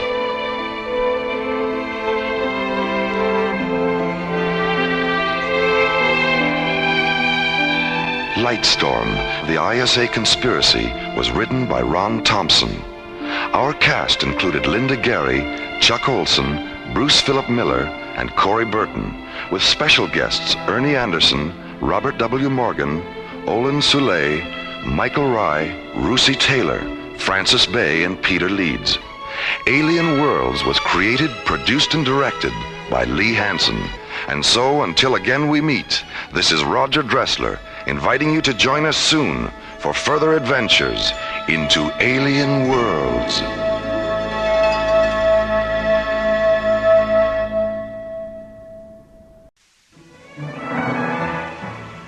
Slowly rotating at the edge of deep space, 1,000 kilometers beyond the atmosphere of 21st century Earth, is the Arthur C. Clarke Astronomical Observatory, Starlab. Here, Starlab Research Director Maura Cassidy, along with the scientists and technicians of the International Space Authority, watch over the countless stars and planets that fill the silent distances beyond the giant space station. This week, the men and women of Starlab encounter the terrifying dissonance of Death Song on Alien Worlds.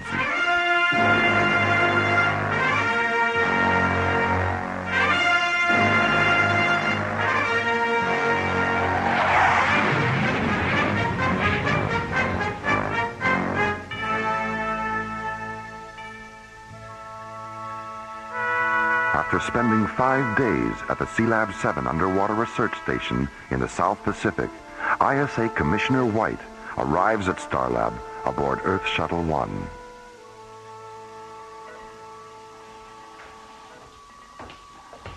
Hello, Maura. Jerry. Hi, Commissioner. Hello, Commissioner. How are John and Buddy doing with their aquanaut training? They'll be in Sealab 7 until Friday.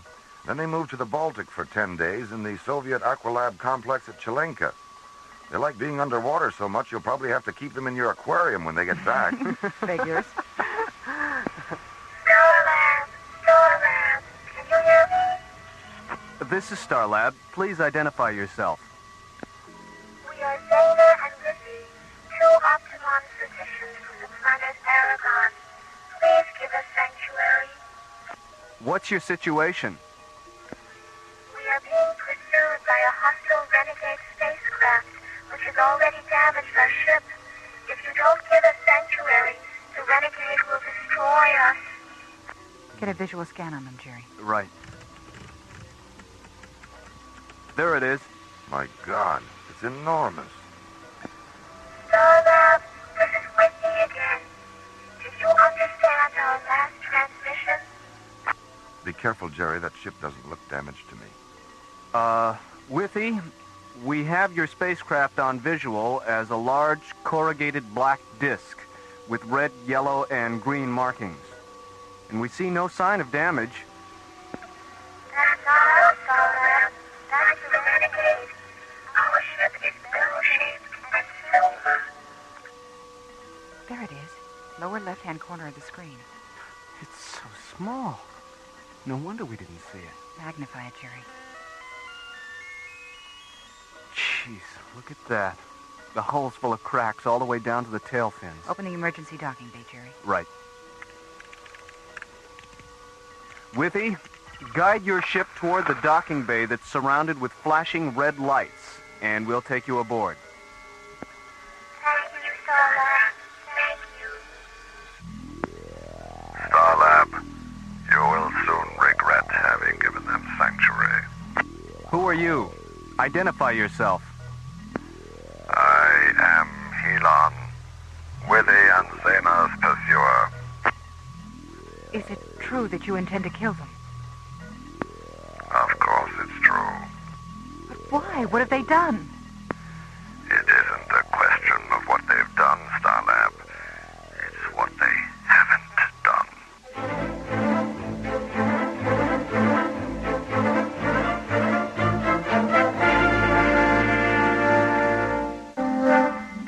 The routine of Starlab control is suddenly interrupted by an emergency transmission from an incoming alien starship. Aboard the ship, Withy and Zena, two Octagon physicians from the planet Aragon. We are being pursued by a hostile renegade spacecraft, which has already damaged our ship. If you don't give us sanctuary, the renegade will destroy us. As the bell-shaped Aragonian starship moves into visual scanner range, Maura, Jerry, and Commissioner White see another spacecraft. Huge, black, and disc-shaped. I am Helon, Withy and Zena's pursuer. Open a close proximity channel, Jerry. Go ahead, Commissioner. Helon, this is Commissioner White of the International Space Authority. I represent the scientific and military forces in this solar system. Do you understand that? I understand. Any hostile action against this space station will be construed as an act of war against the Earth and will be dealt with accordingly. Do you understand that? I understand. What's your planet of origin? Aragon. I see. Well, are you a legal officer of some kind? Have the two Octagon physicians committed a crime? To my way of thinking, they have. Dr. Cassidy, this is Simon down in the emergency docking bay. The alien ship is secure. All right, Simon, thank you. Commissioner, I think we've heard enough from Helon to know where he's at. Let's put him on a hold and see what the two physicians have to say about, whatever this is about. Helon, stay on this frequency and I'll get back to you. I need some time to think about what you've said. Of course you do, Commissioner. And then you'll need time to conspire with Withy and Zena against me. And then there will be no more time, Commissioner. And the last thing you'll hear is the sound of your own screaming.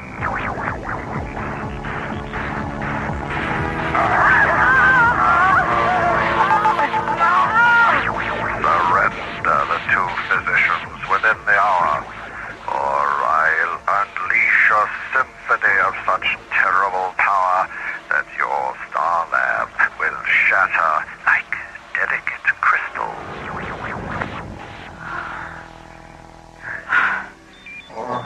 Dr. Cassidy, Simon again. The two aliens have come out of their ship. Bring them to my quarters right away, Simon. Let's go, Commissioner.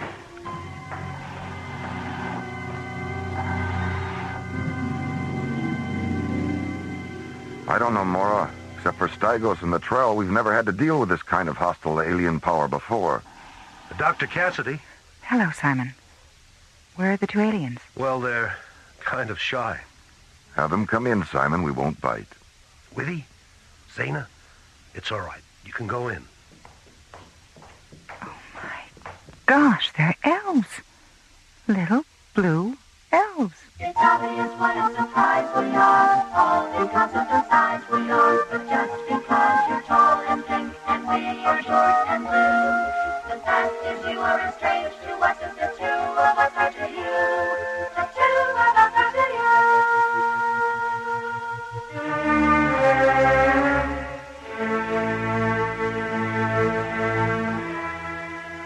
2 kilometers beyond Starlab, Helon enters the audiogenic spectrum chamber of his slowly orbiting ship. He touches a bright red jewel near the entryway. The gleaming black metal floor slides open. Then something begins to rise up out of the opening. Something massive and angular and dark. A nightmare construct of polyphonic drone generators and ultrasonic inverters, thick spiraling amplifier coils, and blood-red keyboards. Helon's death song synthesizer, the Cathedron. My beautiful Cathedron, my phantom self, my soul. Soon we will hear their voices dying amid the music of an unexpected destiny. Elon, it's time. Time? Time for what, Cataract? My infusion. It's time for my infusion. I just gave you a death song infusion, Cataract, a few moments ago, up in the communications chamber. No, you didn't, Elon. That wasn't my infusion. That was the premonition adagio you transmitted to Starlab. It was? Yes, of course it was. Forgive me, Cataract. Perhaps we should share an infusion. Memory distortion is one of the primal symptoms of death song withdrawal. Yeah, yes, of course. An infusion. Here, Cataract. Help me with the anthem injectors. With pleasure.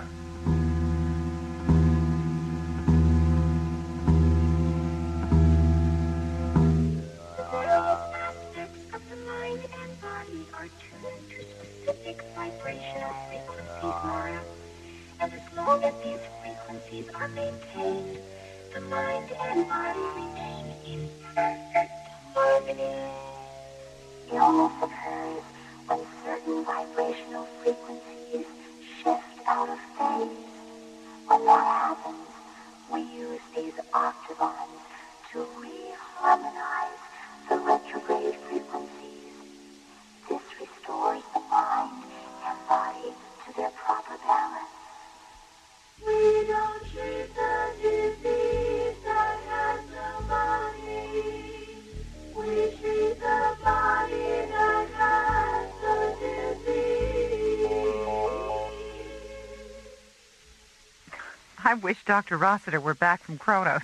She'd love this. Zena, you said that Helon was once an octavon physician. What changed him? There was a thermal accident at one of our laboratory outposts. Helon was sent to treat the injured. His sky machine malfunctioned and crashed in an ice forest on the edge of Aragon's polar frontier. He succumbed to the lethal temperature and fell into a pre-death trance. Before the trance paralyzed him, he set the infusion level on his octagon at maximum.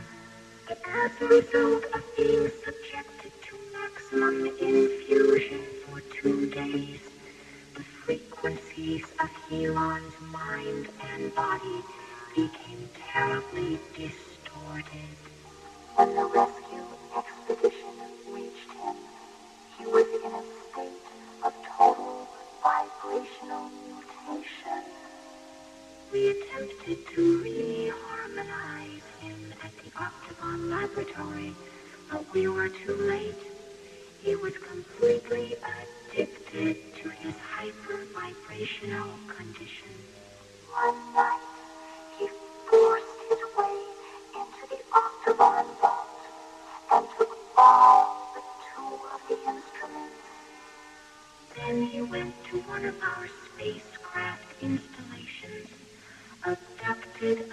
technician named Cataract stole a deep space laboratory ship and disappeared.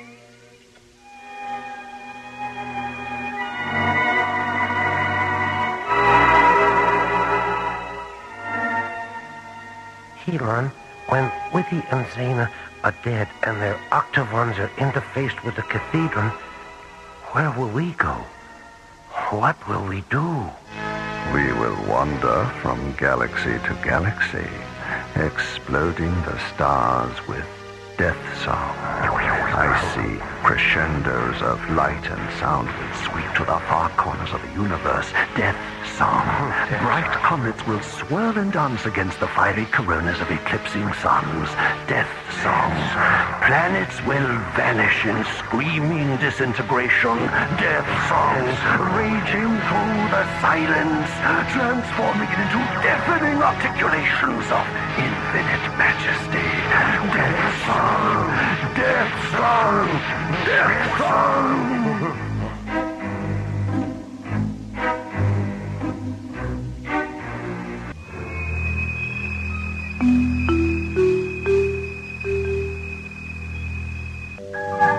2 kilometers beyond Starlab, Helon's huge, black, ovaloid spacecraft continues its slow, concentric parking orbit. In the ship's autogenic spectrum chamber, Helon sits before the blood-red multiple keyboards of the Death Song Cathedron. Cataract, go into the communications chamber, contact Commissioner White, and say this. My ship will orbit 6 more times. If at the beginning of the 7th orbit, Withy and Zena have not surrendered, Death Song will take the lives of every multi-vibrational organism aboard Starlab. Yes, Helon.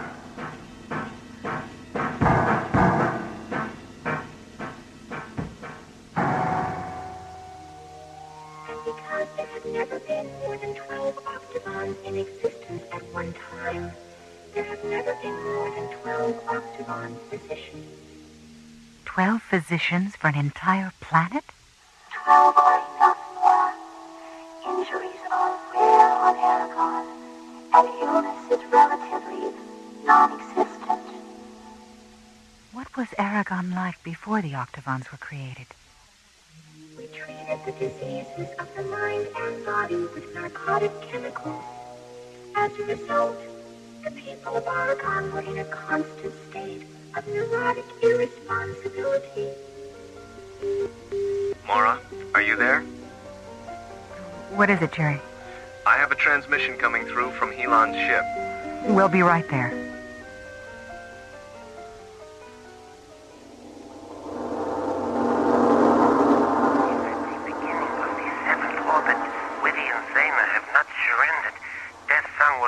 Lives of every multi-vibrational organism aboard Starlab.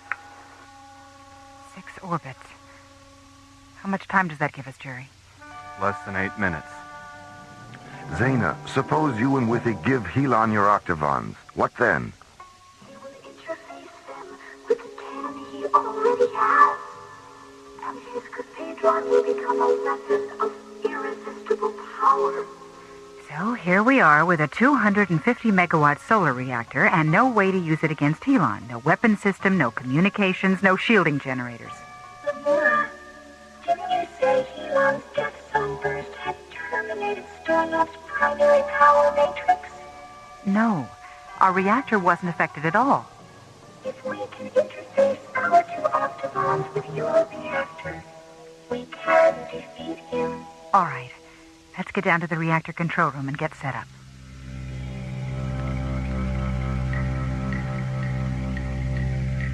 How much time do we have, Jerry?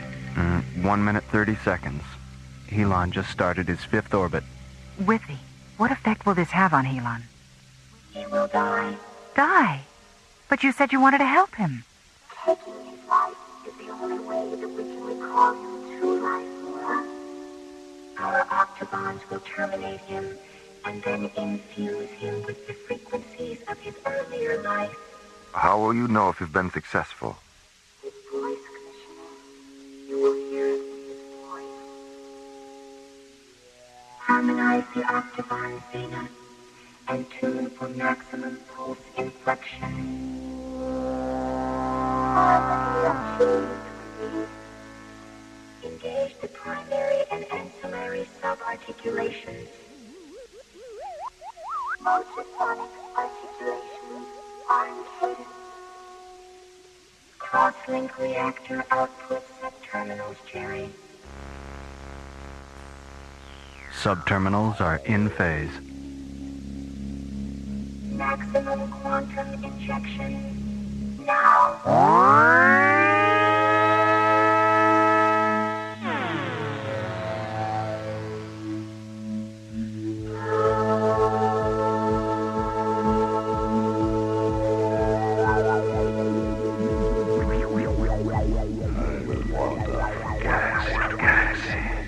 Exploding the stars with death song.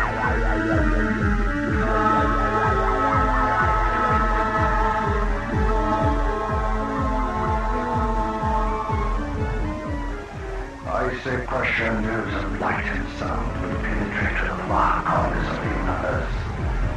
Death song.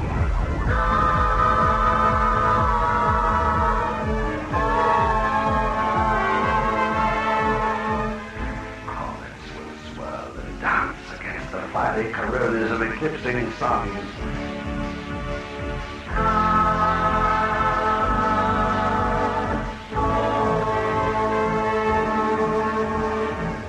Death song. Death song. Death song.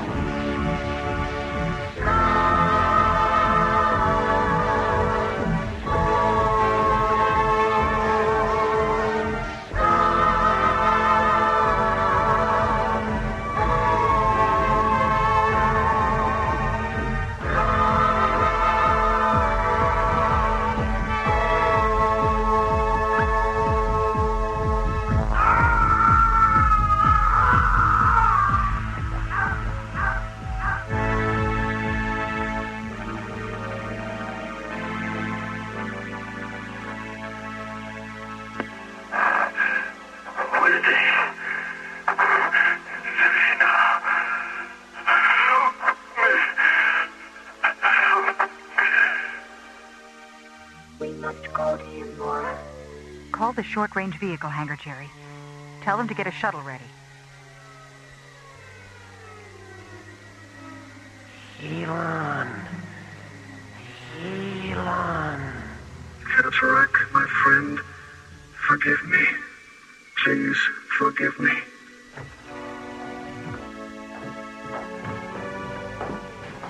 Willie, Zena, Cataract is dying.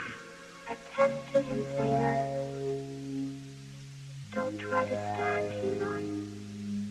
Lie still. Rest. Cataract will live with you. But we must reharmonize him quickly. Is there anything we can do, Zena?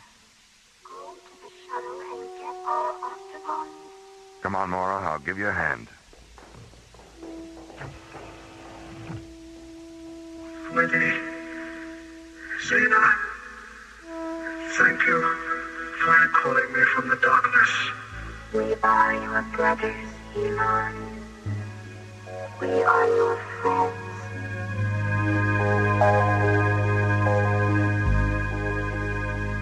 We are the spectrum travelers, enemies of darkness, seeking ourselves in the many colored winds that lies between the twilight and the wind.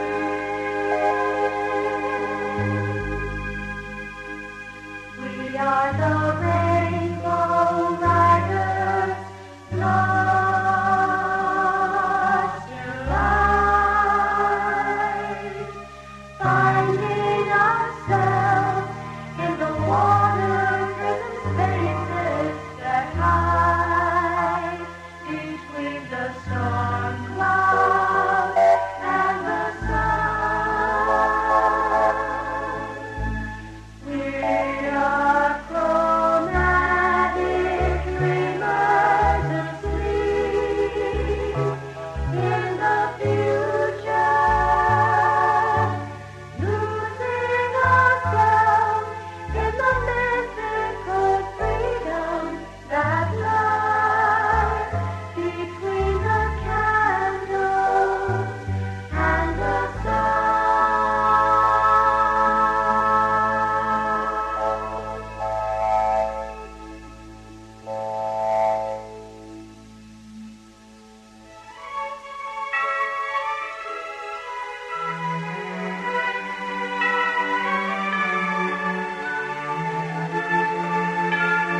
Death Song was based on a story by Ken Ross and written by Ron Thompson, and starred Linda Gary, Roger Dressler, and Corey Burton, with special guest stars Larry Moss, Joe Baker, Michelle Goodman, Lindsay V. Jones, and Tony Walters.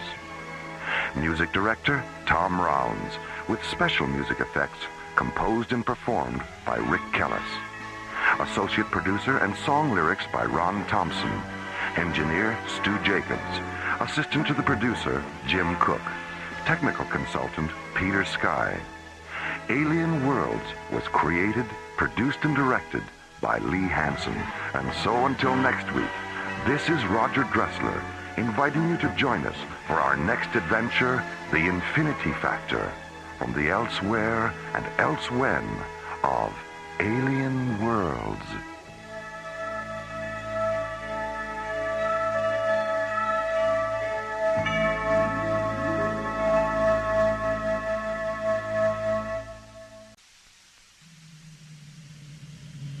Slowly rotating at the edge of deep space, 1,000 kilometers beyond the atmosphere of 21st century Earth, is the Arthur C. Clarke Astronomical Observatory, Starlab.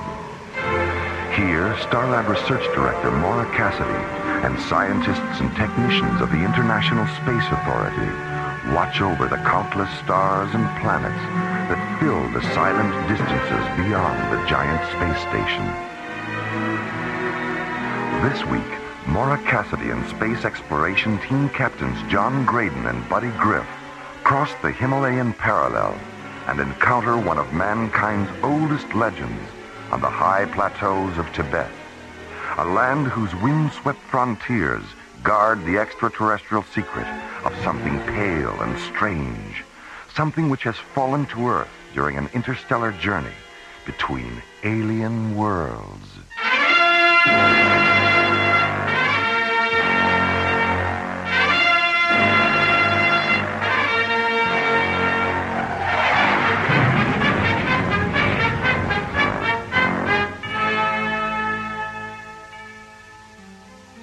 At the International Space Authority Command Center on the North Shore of New Chicago's Lake Michigan, ISA Commissioner White sits in his 21st story office discussing the construction of a new spaceport with ISA Project Director Brian Phillips.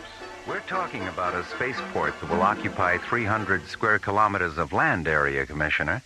And of the 4 available locations, only the Baja Peninsula coastal site and the South Pacific Islands site are situated on or near large bodies of water. Well, we both know the advantages of having spaceports near the water. Let's take another look at the pre-construction profile tapes for the Baja site. Commissioner. What is it, Katie? Comm Center has a transmission coming through from the ISA tracking station at Tikal, Tibet. It's Major Lewis. Says it's urgent. All right, I'll take it in here. Patch him through. All right. Commissioner White? I'm here. Go ahead, Major. There's an alien spacecraft down in the Himalayan parallel, about 400 kilometers south of here. You're sure it's alien? Yes, sir. We tracked it from atmosphere entry to impact and recorded a full magnification scanner visual. Any chance of a storm covering up the alien ship with snow? Yes, sir, there is. That's why I flew a recon shuttle over the crash site this morning and dropped a radio marker beacon. Good. All right, Major Lewis. Fly down to LaSalle and check in with our regional science complex. Then arrange an audience with the High Lama and get his permission to send an ISA investigation team to the crash site. The team will be coming from India, so they should be there within 12 hours. Yes, sir. I'll leave right away. ISA tracking station TT1 out. Katie? Yes, Commissioner. Put me through to Professor Samavati at the ISA Annex in Calcutta. Yes, sir.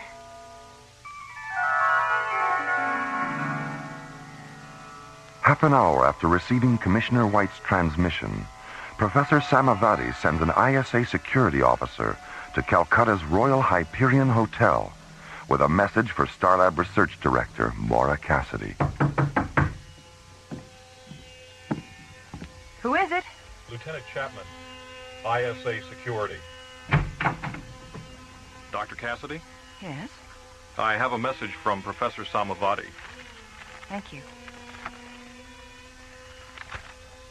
Well, that's the end of our vacation. Has transportation to Lhasa been arranged? There's an ISA priority shuttle waiting at the Rasalila spaceport. Good. We'll be there in half an hour. Goodbye, Dr. Cassidy. Have a pleasant journey. Thank you. Tibet. We're going to Tibet. Come in. Good morning, Maura. Hey, Maura. Morning, buddy. John. We just passed an ISA security officer in the hall. What's up? We're going to Tibet. ISA orders. Tibet? An unidentified alien spacecraft crashed in the Himalayan parallel last night. Commissioner White wants us to investigate. Oh, but we're on vacation.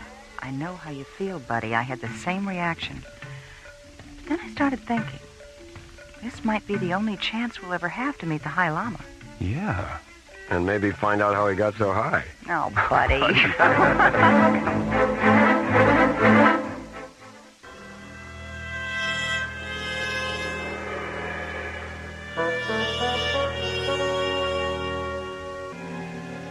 An unidentified alien spacecraft has crashed in the Himalayan parallel, 100 kilometers south of Lhasa, the capital city of Tibet. After being notified of the crash by an ISA tracking station, Commissioner White sends a message to Calcutta, ordering Maura Cassidy, John Graydon, and Buddy Griff to interrupt their vacation and investigate the incident. 20 minutes later, Maura, John, and Buddy board an ISA jetcopter on the roof of Calcutta's Royal Hyperion Hotel and take off for the Rasalila spaceport, located on the Bay of Bengal. I wish we could have spent more time traveling across India. It's really an amazing country. Yeah. So interesting. You know what I like most about it? What? Well, all the things that are holy. I mean, they've got holy cows, holy rivers, holy smoke. Buddy.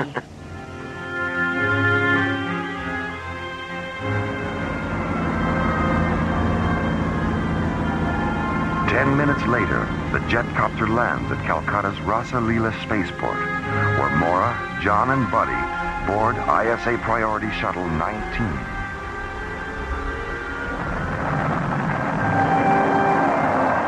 Then, as the new morning sun fills the blue waters of the Bay of Bengal with scatterings of brightness, the shuttle lifts off, banks 90 degrees, and rockets away toward the wind-swept high frontiers of Tibet.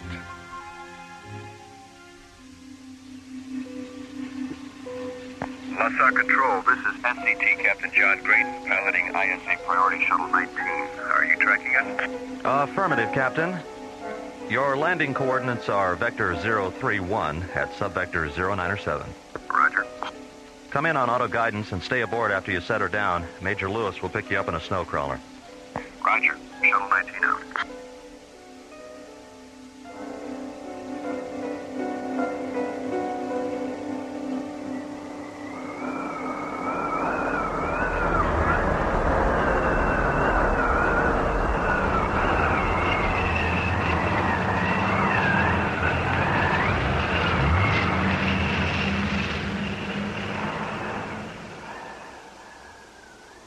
Would anyone care for more tea? Thank you. I wouldn't mind another cup, Major. Here you are. Thank you. Well, when are we scheduled to see the High Lama? I don't know yet. Arranging an audience is, well, complicated. Oh? He rarely gets involved with the official business of the material world. An inner circle priest named Chang usually handles that. Well, when can we see Chang? We can leave for the Lamasery just as soon as Dr. Cassidy finishes her tea.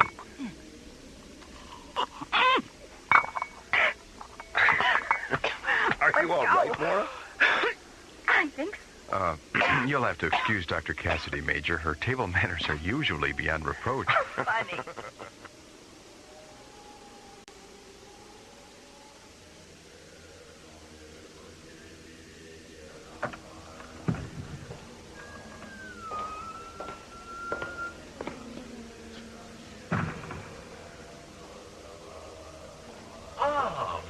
Lewis. Good morning. Good morning, Chang. Good to see you. I'd like to present Dr. Maura Cassidy, Captain John Graydon, and Captain Buddy Gritt. How do you do, sir? Nice to meet you.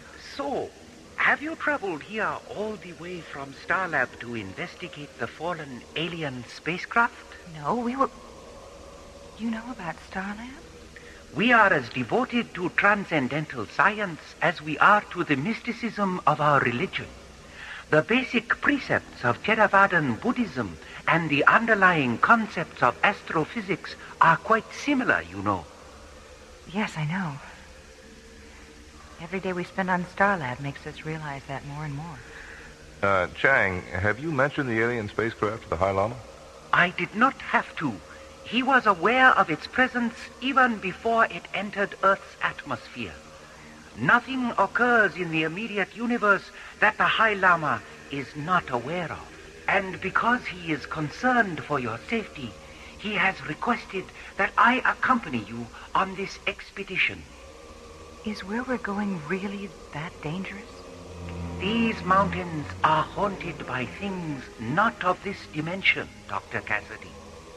Invisible things that hide in the ice and light and wind, waiting for the intruder to make his first fatal mistake.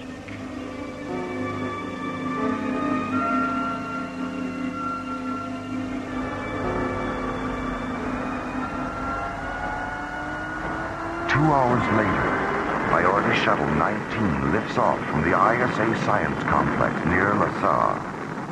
At an altitude of 30,000 feet, John turns the shuttle due south and jets toward the snow-swept Curacao Plateau, deep inside the Himalayan parallel. Major, what's the frequency of the marker beacon you dropped near the alien? 94 megahertz. 904. Well, there's the signal. Correct to 109er, Skip. 109er, right. Okay, we're right on the money. Check your seat harnesses, everybody. We'll be landing in 4 minutes.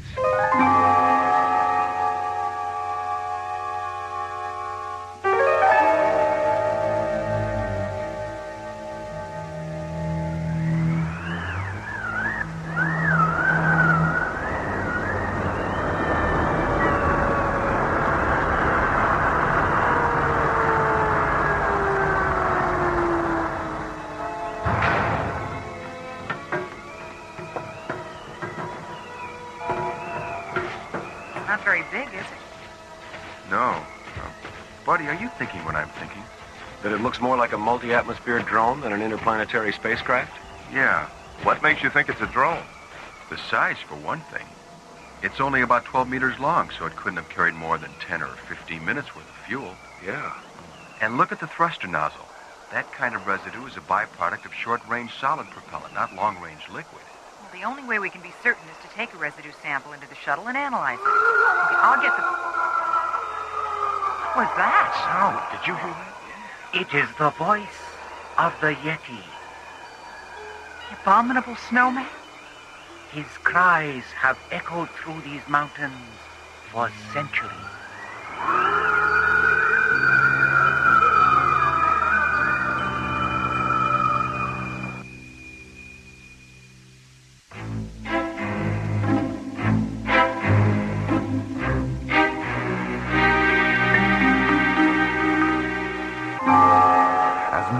John and Buddy prepare to analyze an exhaust residue sample from the fallen alien drone.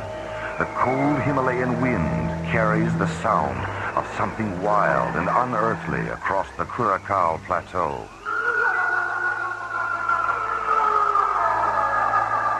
What was that? Sound. Did you hear that? It is the voice of the Yeti. The abominable snowman? His cries have echoed through these mountains for centuries.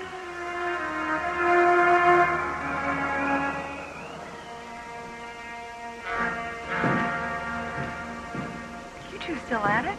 Maura, I thought you were asleep. I tried, but what time is it? A few minutes past midnight. What about Chang and Major Lewis? They're back in the starboard cabin. Chang's meditating, and Major Lewis is sound asleep. Ooh, it's freezing in here. Why is the port open? Oh, we collected so much scanner data from the drone today, we thought we'd better start indexing some of it. Oh, John here started to nod out, so I opened the port to let in some of that terrific mountain air. I started to nod out. You were the one who fell asleep with your face on the console. Listen. There's something walking around outside. John, the port. Can you see anything? No. It's pitch black out there. Maybe it's a snow leopard or something. What was that? Sounded like the drone. Buddy, the floodlights.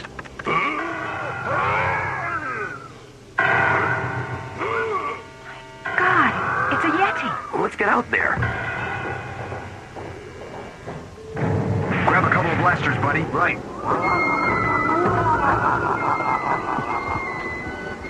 Forget it. We'll never catch him in the dark. Look at that. He opened a hatch in the drone. We couldn't even find a hatch.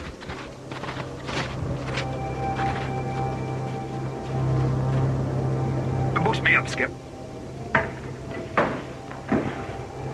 What's inside, buddy? Racks full of spare parts and tools. Looks like a maintenance depot in here.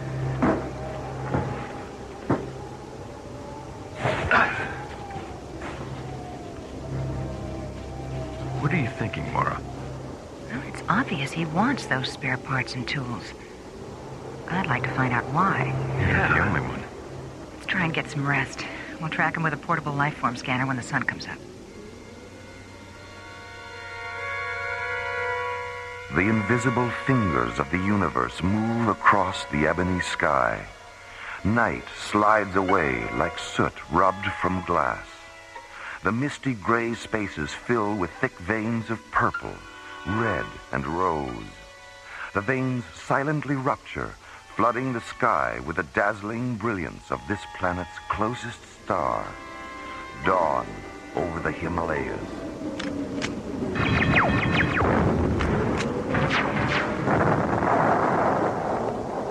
Okay, the laser pistols check out. Let's test the life form scanner. Stand over there, Maura. Okay, come on back. Okay, is everyone ready? Right here. Chang? We are about to cross into an extremely dangerous area. Deep crevices and chasms are hidden beneath the snow. So follow in my path and walk only where I walk. All right, don't worry. Lead on.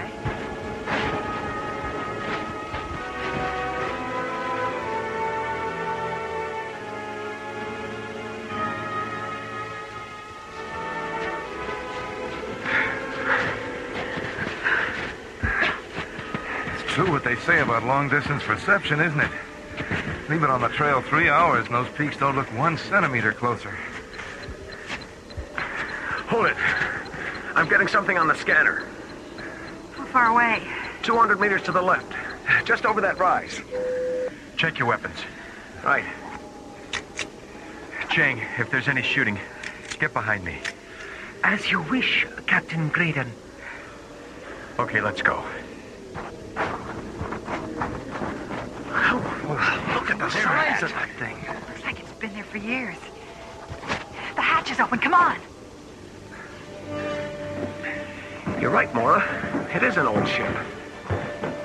John, look at this. The modules on this section of the control console are brand new. Yeah. And it's warm in here. The auxiliary power must be on. John, buddy, there's a hibernation pod over here with 2 baby Yetis inside.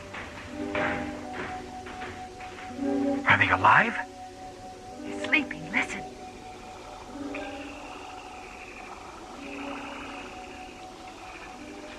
Hold on a minute. There's something outside.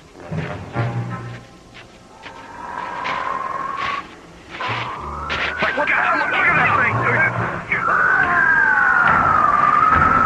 Major, don't!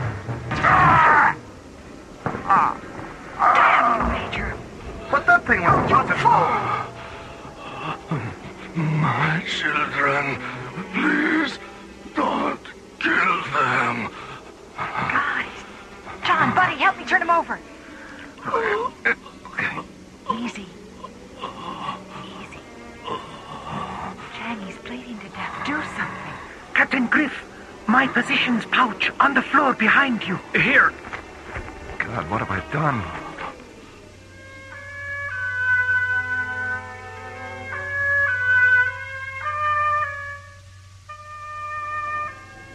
There were 50 of us on the journey to a new colony on the far side of your sun. There was an accident. We crashed in these mountains. Mapadani and I were the only survivors. We lived in this ship for over 6 centuries.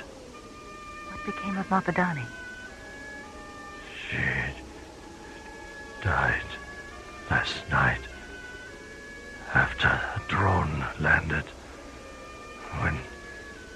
When she saw it, she said she was happy that our children could now return to Nomalaras, our own world.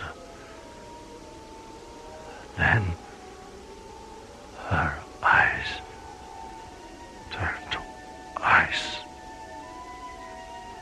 Sariga, why did it take so long for the drone to reach you? So many planets, so many stars, so many possibilities. Stay with him, Chang. I want to see how Buddy and John are coming with the repairs.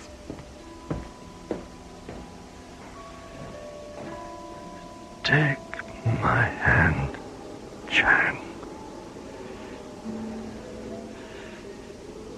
I sense something of me in you.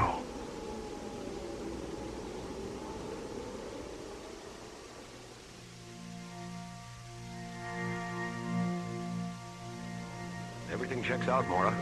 We followed Sariga's instructions to the letter. There really wasn't all that much to do. He'd finished most of the repairs himself. What about auto guidance? We cross-checked it 3 times. It's locked on a direct course for Namaloris. And the 2 babies? The hibernation pod's life support system is functioning perfectly. Where's Major Lewis? He's walking around outside. He feels terrible about what happened. He made a mistake, Maura. It could have happened to any one of us. I'd better go talk to him. Good idea. Dr. Cassidy? What is it, Chang? He is dead. He asked that we bury him here. Yes, all right. Set the launch timer for 10 minutes, Buddy. Right. All right. Let's take Sariga away from here.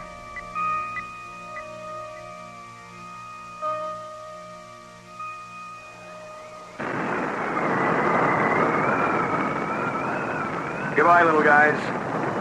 Good luck. I wish I could think of something to say. Your sorrow about taking Sariga's life is much greater than his was about losing it, Major. You were afraid. Sariga understood that. And his was a spirit that believed in forgiveness. That kind of spirit will rise up on this planet one day. But not until this world comes to terms with the next world and realizes, like Sariga did, that life isn't everything. Nothing is.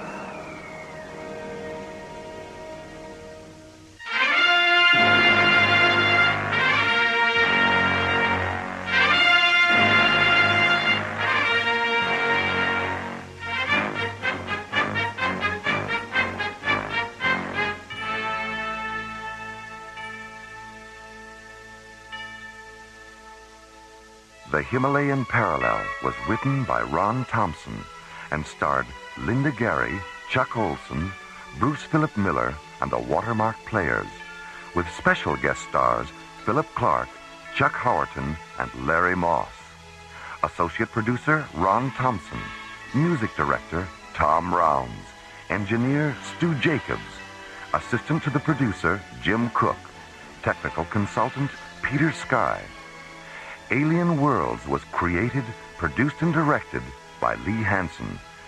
And so, until next week, This is Roger Dressler, inviting you to join us for our next adventure from the elsewhere and elsewhen of alien worlds.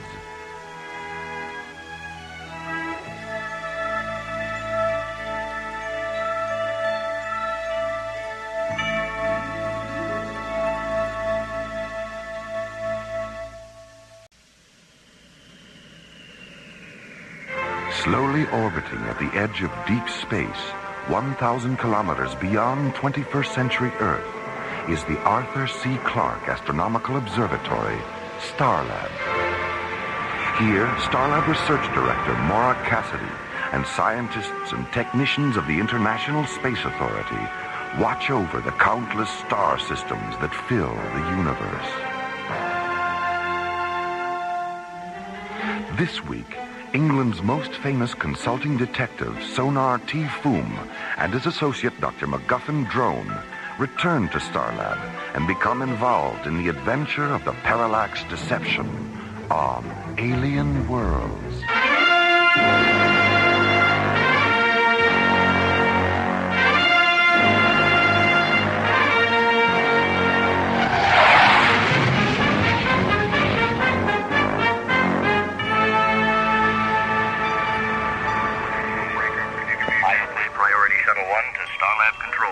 This is Starlab. Go ahead, Shuttle 1. Please stand by for Commissioner White.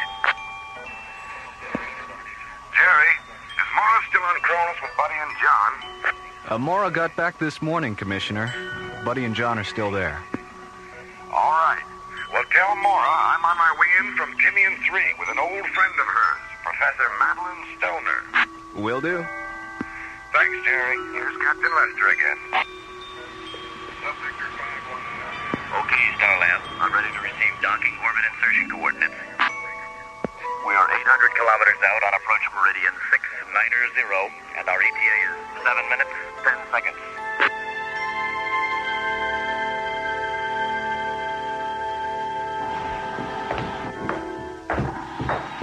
Hello, Maura. How you doing? Oh, hello, Commissioner. Fine. Madeline, is that you? It's me, all right. What did you do to yourself? You look 20 years younger. She is 20 years younger, Maura. But how? Solamine yellow, an age reversal serum I've been experimenting with at the Latham Institute. How long have you been experimenting on yourself? 5 weeks. You've lost 20 years in just 5 weeks? Mm-hmm. If this isn't some kind of miracle, I don't know what is. Well, there's still a lot of work to be done, Maura. Control group studies, long-term side effects, things like that. I'm leaving for England tomorrow to work with an old friend of mine. Maybe you've heard of her, Dr. Vivian Stanchel. Sure, I know her work. Well, she owns a private research lab near London, so we're going to start conducting some advanced experiments with the serum. How many people know about Solamine yellow, besides Oliver Latham and Dr. Stanchel? The 5 ISA charter scientists we met with yesterday on Timian 3, and England's most famous consulting detective, Sonar T. Foom. Why is Mr. Foom involved? Well, since half the universe would beat a path to Madeline's door if they knew about the serum, the project's top secret.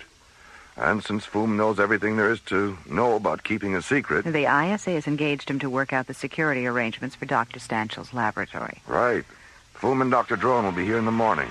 Well, it's way past midnight. I've got a long day ahead of me tomorrow. Will you show me to my quarters, Maura? Of course, Madeline. And you, Commissioner? I think I'll wander around Starlab for a while. See you in the morning. Okay, Commissioner. Night. Night. Night, Matthew. Good night.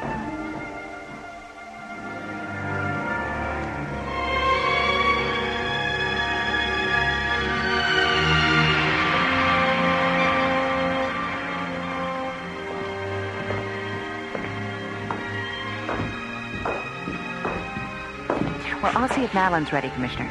See you in a few minutes.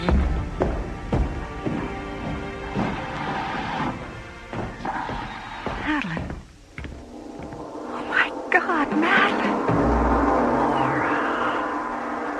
I'm old. So old. Madeline.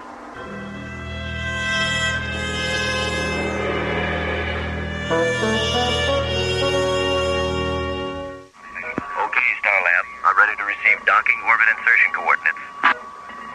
We are 800 kilometers out. Following a top-secret science conference on Tinian 3, ISA Commissioner White and Professor Madeline Stoner arrive at Starlab for a meeting with Maura Cassidy. Madeline, what did you do to yourself? You look 20 years younger. She is 20 years younger, Maura. What? But how? Solamine yellow, an age reversal serum I've been experimenting with at the Latham Institute. But when Maura enters Madeline's quarters the next morning, she finds her friend lying on the floor, her newfound youth gone, her eyes glazed with age, transformed overnight into a withered old woman. Meanwhile, at a small spaceport near London, England's most famous consulting detective, Sonar T. Foom, and its associate, Dr. MacGuffin Drone, board Foom's multi-atmosphere cruiser, the Bellerophon, and blast off for Starlab.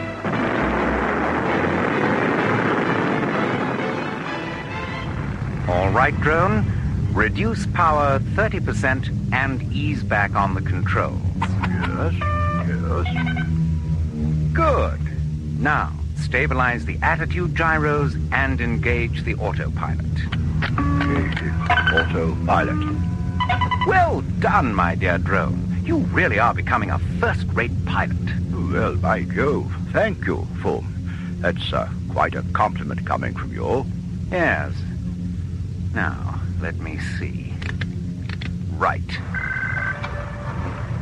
Starlab Control, this is the Bellerophon. Dr. MacGuffin Drone in the driver's seat, Sonar T. Foom at the onboard computer. Anyone at home up there? This is Starlab, Mr. Foom. Please stand by for Dr. Cassidy. Mr. Foom. Hello, Maura. Nice to hear your voice again. Mr. Foom, someone tried to kill Madeline Stoner last night. Great Scott. She's in a coma, and it doesn't look like she's going to make it. We'll be there in 5 minutes, Maura. Full power, drone.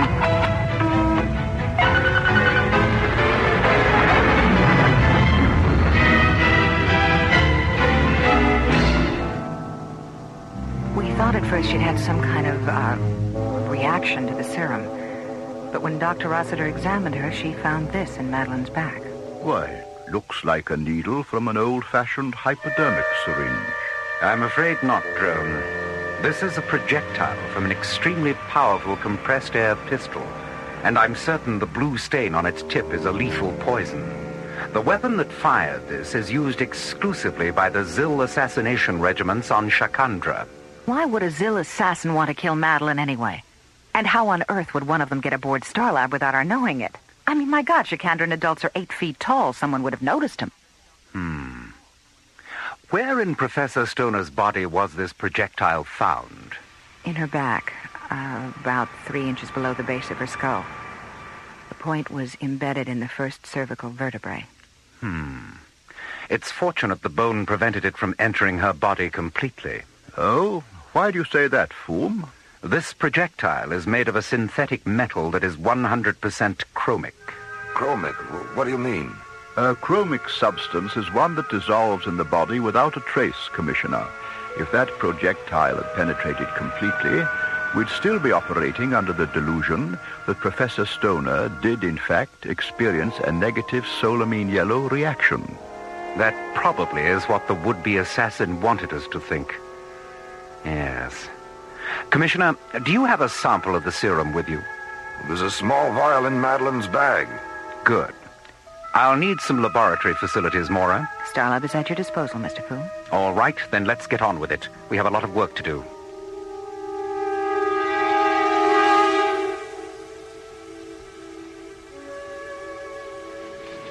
Why is this Mycroft computer of yours taking so long to analyze our experiments, Maura?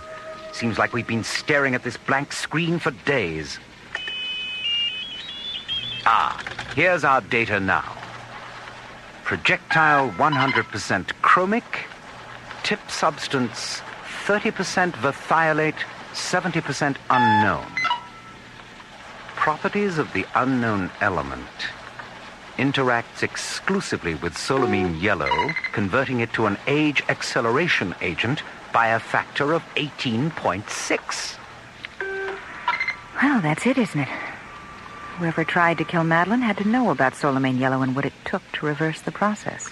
That considerably narrows our list of possible suspects, doesn't it, Foom? Yes. Oliver Latham, Dr. Vivian Stanshaw, and the 5 ISA scientists on Timian 3. If you think it'll do any good, I'll go back to Timian 3 and investigate the possibility of a security leak. Excellent. Now, what about Dr. Stanshaw? No. Madeline said they were so close they could practically read each other's minds. They were like sisters. All right, that's good enough for me. Does Oliver Latham know what's happened? Yes, I radioed the Institute just before you docked. Radio him again, Maura, and tell him we're on our way down to have a chat. Okay. Oh, one more thing, Maura. Have Jerry pull the visual scanner tapes of every docking procedure that's occurred here within the past 48 hours. This fiend had to arrive by ship and leave the same way. Perhaps the tapes will disclose something.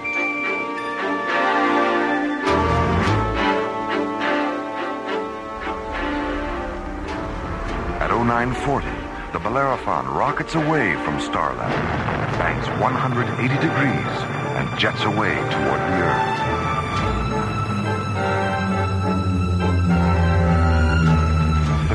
Later, Foom's powerful ship enters Earth's atmosphere and approaches the Latham Institute, a complex of pearlescent blue domes situated on the Gold Coast of New California.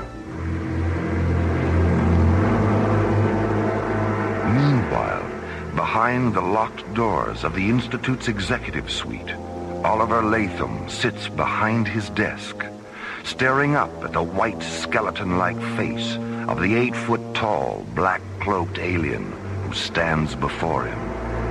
It's the judgment of the Chakandran War Council that you've overextended yourself, Latham. I don't care what your War Council thinks, Brack. I'm doing The Council's ultimatum is this. If you cannot deliver the Etracine you promised, they will terminate the flow of wealth you so desperately need to maintain this complex of yours. You have 10 days. 10 days? There's no way in the world that I can produce 200,000 liters of Etracine in 10 days. And why not? You produced 200,000 liters of solamine yellow in only 6 days. Well, producing solamine yellow in quantity was easy. It was already developed. Etracine is still in the experimental stage.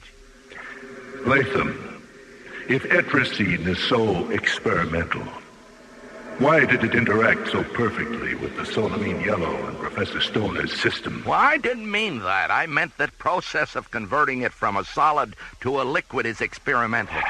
Latham, do you remember how surprised you were when your old friend Jacob Himmler approached you concerning our war with Abraxas?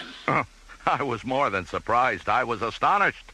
I had no idea he was involved with your... Astonished, yes. Now, multiply that astonishment by a factor of 10, and you will know how much you astonish me. Astonish you? How? By the way you confuse an issue in the hope of gaining an advantage. You said Etracine was experimental. Now you say the conversion process is experimental. Which of the two is it? The process. It's the process. The way your mind works is an embarrassment, Latham. Oh, I see. And the fact that your planet intends to age Abraxas into extinction, I suppose that's logical. Their culture is passive, Latham. Mr. Latham, Dr. Cassidy, Mr. Foom, and Dr. Drone are here. All right. Give me a half a minute. This man Foom could be trouble, Brack. I'll be the judge of that. Let them in. I'll wait in the next room. All right, Miss Fuller. Send them in.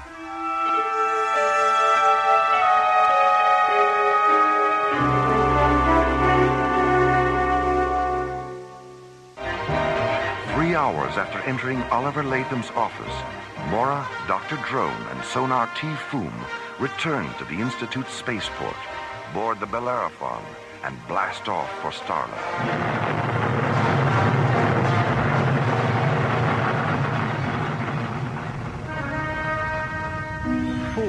When you dropped your pipe in Latham's office and then bent down to retrieve it, I noticed you picked something out of the carpet. What was it? Evidence, my dear drone. Evidence that will send Oliver Latham straight into Jastrow prison for the attempted murder of Madeline Stoner. I don't believe it. Come now, fool. You're pulling my leg. I've never been more serious in my life. But what possible motive could he have? Unimaginable wealth, Maura. A fortune in capricite gemstones, the currency of Shikandra. What makes you think Shikandra has anything to do with this? Elementary, my dear drone. The faint, lingering fragrance of night blossom perfume in Latham's office. Perfume? Yes. The Zil assassins on Shikandra anoint themselves with it as part of a self-purification ritual. All right, let's assume Latham is responsible. How did he get aboard Starlab? And what about the fact that he was in his office from 7 last night until 7 this morning? His door was open. A dozen people saw him. Oh, they saw him, all right. The bandage on the palm of his left hand proves that. Bandage? Yes. Full speed ahead, drone. I'm anxious to peruse Jerry's docking bay tapes.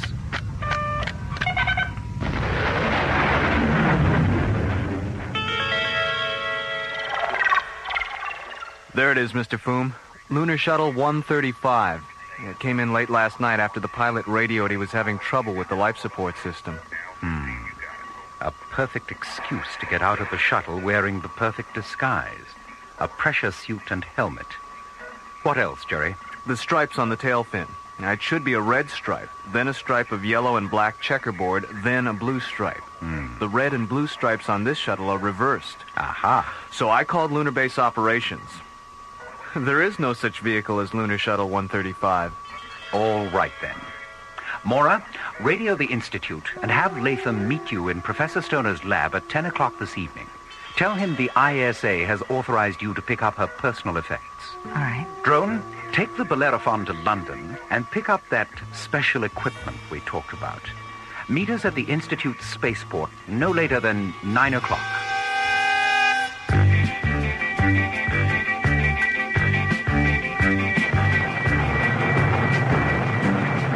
As Dr. Drone banks away from Starlab aboard the Bellerophon, Maura and Foom rocket out of Launch Bay 9 aboard the ISA Interceptor Atlantis and jet toward the Gold Coast of New California. I still can't believe Oliver Latham did it. You know my methods, Maura. I never make an accusation I can't prove. And before this night is out, my own evidence will be vindicated by an admission of guilt from Latham himself. Isn't that your scanner alarm, Maura? Yes, we have an unidentified spacecraft at 205. That blue button, Mr. Foom, let's get a visual. Well, a Shikandran sky raider. The plot thickens, eh, Maura? It certainly does. Activate the laser turrets, Mr. Foom. Those red switches. Tally-ho, Maura. Close, but no cigar. Oops, here he comes again. Not a very good shot, is he? What time is it? 8:30. Oh, gee, it's getting late, isn't it? Well, I better get this over with. Nice shooting, Maura. That's one you owe me, Mr. Fool. One what? One cigar.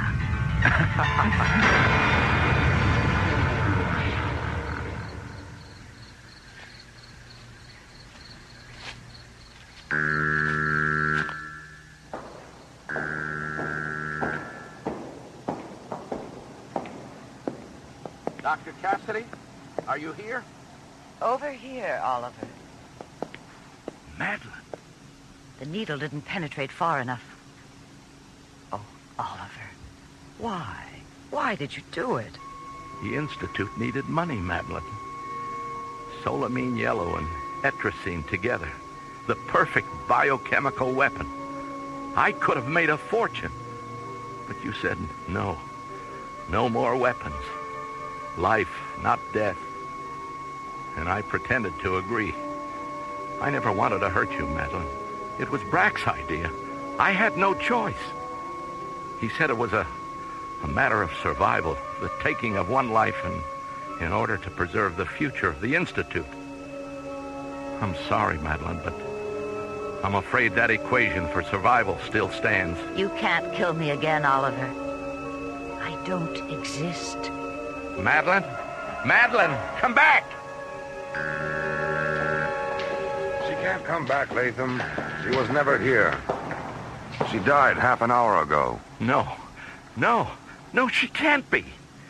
She's alive. She was standing over there. You've been tricked, Latham. The same way you tricked everyone into thinking you were in your office the night you shot her. What? You've been talking to a hologram, Latham. What? Vanessa? Madeline? Sorry to disappoint you, Latham, but this happens to be Miss Vanessa Lockwood, one of the Royal Shakespeare Company's most versatile and talented actresses. Mr. Latham? Vanessa has been good enough to play the role of Madeline Stoner in the next room, while we projected her holographic image into this room. Major, get him out of here. Come with us, Mr. Latham. You're under arrest. The Institute needed money. I could have made a fortune. It was Brack's idea. Would you mind clearing up a few things, Mr. Foom? Jerry's explanation was a little sketchy. What was your first clue? This silverized prism fragment I picked out of the carpet in Latham's office. It's from a parallax mirror, that part of a holographic projector concerned with stabilizing the image in relation to the viewer. He accidentally broke the mirror while disassembling the apparatus and cut himself picking up the pieces. But sonar, doesn't the thing one wishes to project have to be somewhere nearby? Normally, yes, but Latham used a pre-programmed visual scanner tape, which permitted him to be in two places at once when he isn't really anywhere at all. He planned it so perfectly. 24 hours ago, it seemed impossible that he could have done it. Nothing is perfect, Maura.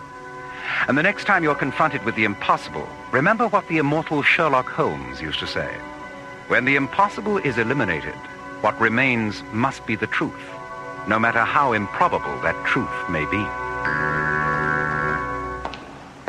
Which of you is Mr. Foom? I am. I'm Abernathy, Institute Communications. This message just came for you from London by way of Starlab. May I have the envelope, please? Certainly. Thank you so much. Egad, Drone.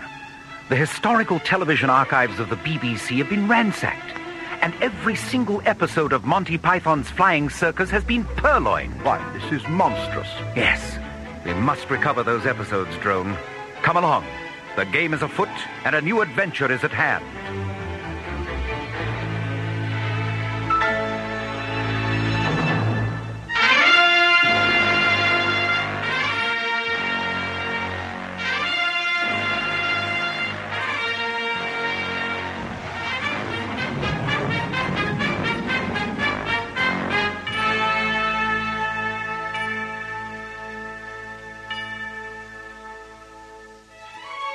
The Adventure of the Parallax Deception was written by Ron Thompson and starred Linda Gary, Roger Dressler, Corey Burton, and the Watermark Players, with special guest stars Philip Clark as Sonar T. Foom, Bernard Fox as MacGuffin Drone, Jesse White as Latham, Irv Immerman as Brack, and Corinne Conley as Madeline Stoner.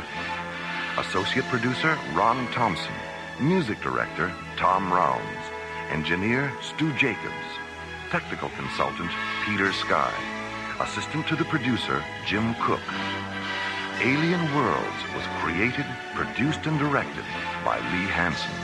This episode of Alien Worlds is dedicated to the memory of Sir Arthur Conan Doyle, creator of England's most famous consulting detective. And so until next week, this is Roger Dressler, inviting you to join us for a question of conscience from the elsewhere and elsewhen of Alien Worlds.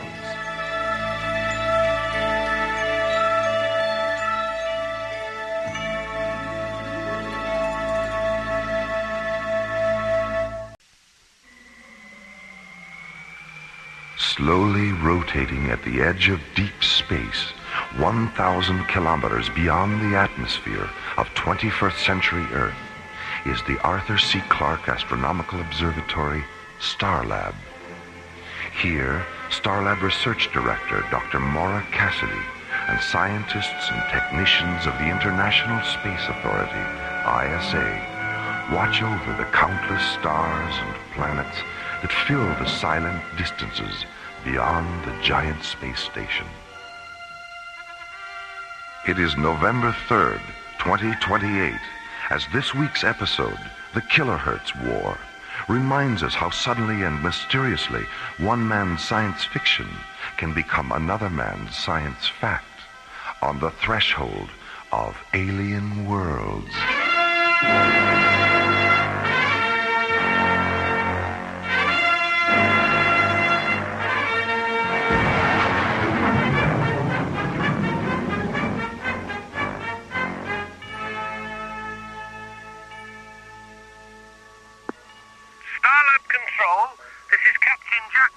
Commanding the Royal British Museum freighter Nile Delta. Registry number 98078. This is Starlab. Go ahead, Nile Delta. I know we're not expected, but we'd like permission to dock.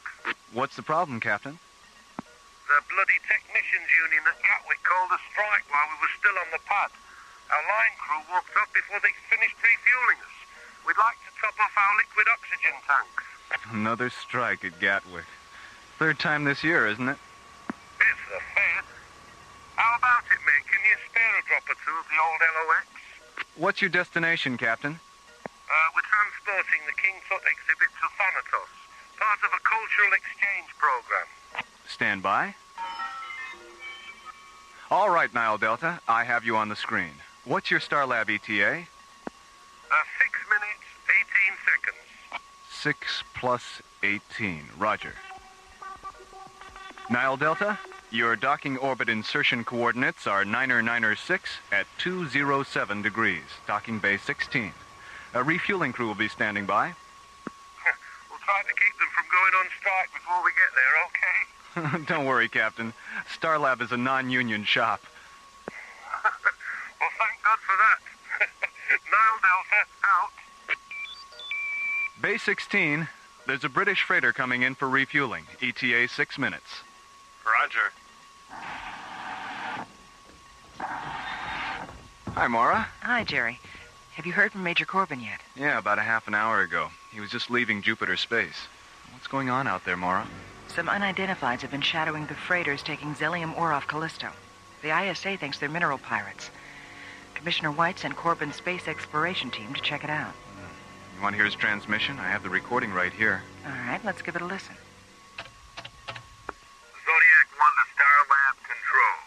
This is Starlab. Go ahead, Zodiac 1. This is Major Ben Corbin commanding a flight of 3 SET Mirage-class interceptors. Pirate suspects identified as Labinthian renegades. Engaged 2 of them. 1 destroyed, 1 damaged. No casualties our side. Half of the squadron remaining on patrol in the vicinity of Callisto, other half now departing Jupiter space. ETA at Stargazer Security Station 2130 hours. This is Major Corbin, Zodiac 1 out. Well, he certainly comes right to the point, doesn't he? You know him? But I've heard John and Buddy mention him a couple of times. I can't remember why. But I do remember they weren't smiling. Here, let me have the cassette, Jerry. I'll be talking to Commissioner White in a few minutes. I may as well play it for him. There you go.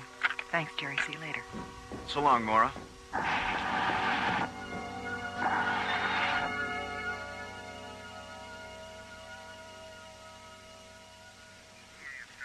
Security Station 2130 hours. This is Major Corbin, Zodiac 1 out. That's it, Commissioner. Well, thanks for getting it to me so fast, Maura.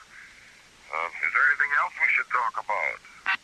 The tape you sent up concerning the Tyrillian military exercises on Mars. I thought Tyrillia was anti-military. Well, she is, Maura, but 2 planets in their system have declared war on each other.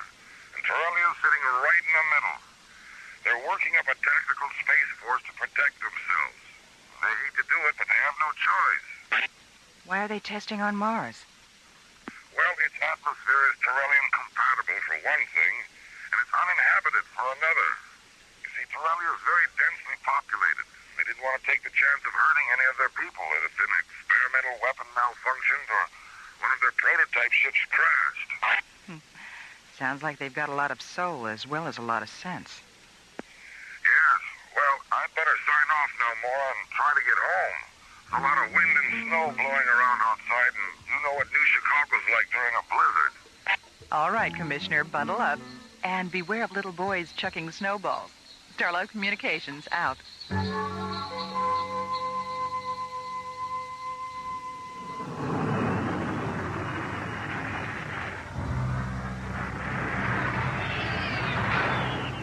Major Corbin. It's coming through on the Earth disaster frequency now, and it just tripped the override on the fail-safe attack circuit. Punch it up in here.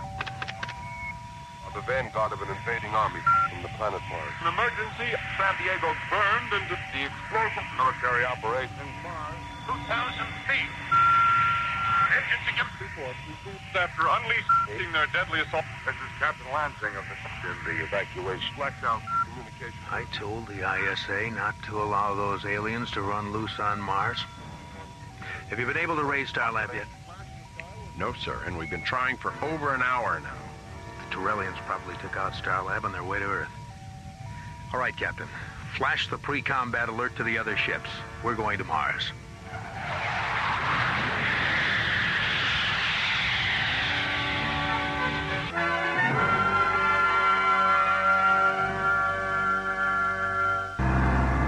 Given permission by the ISA to experiment with defensive spacecraft in the Martian atmosphere, Terrellia sends 200 prototype gunships to the Red Planet for testing.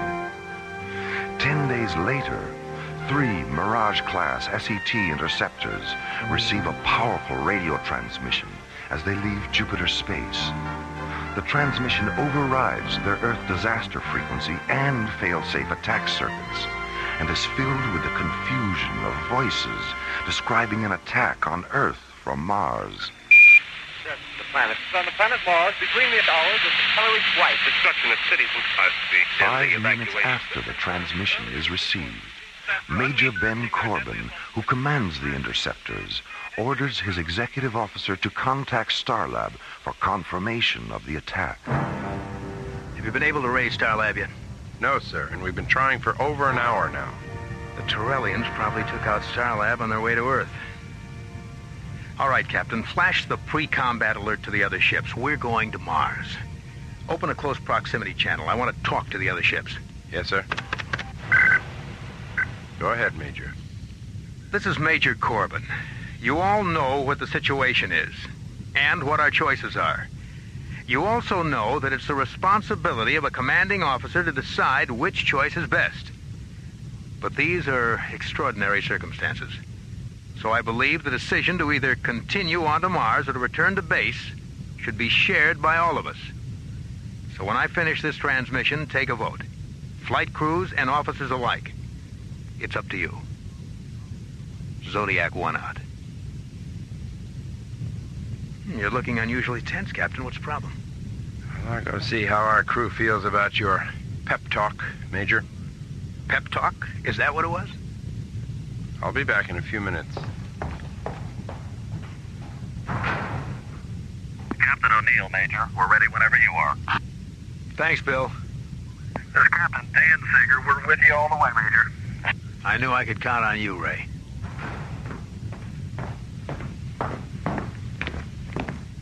Well, what's the verdict, Captain?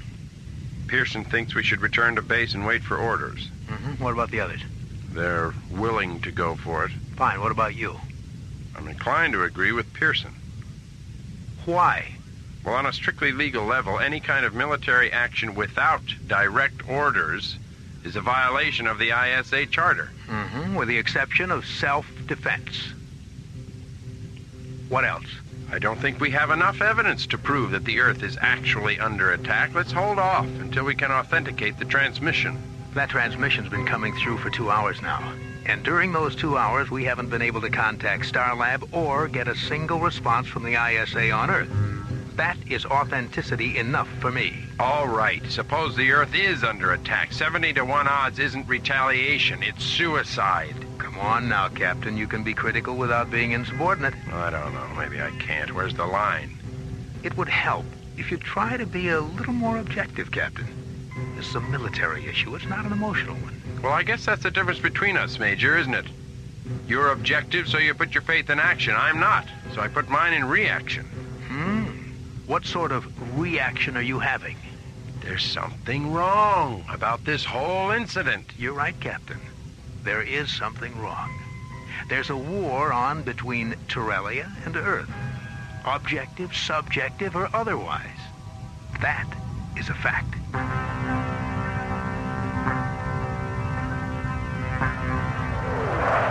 Flying in a tight triangular formation, the tips of their delta-shaped wings nearly touching, the three sleek white interceptors of Major Corbin's Zodiac flight execute a 360-degree roll and rocket away toward Mars.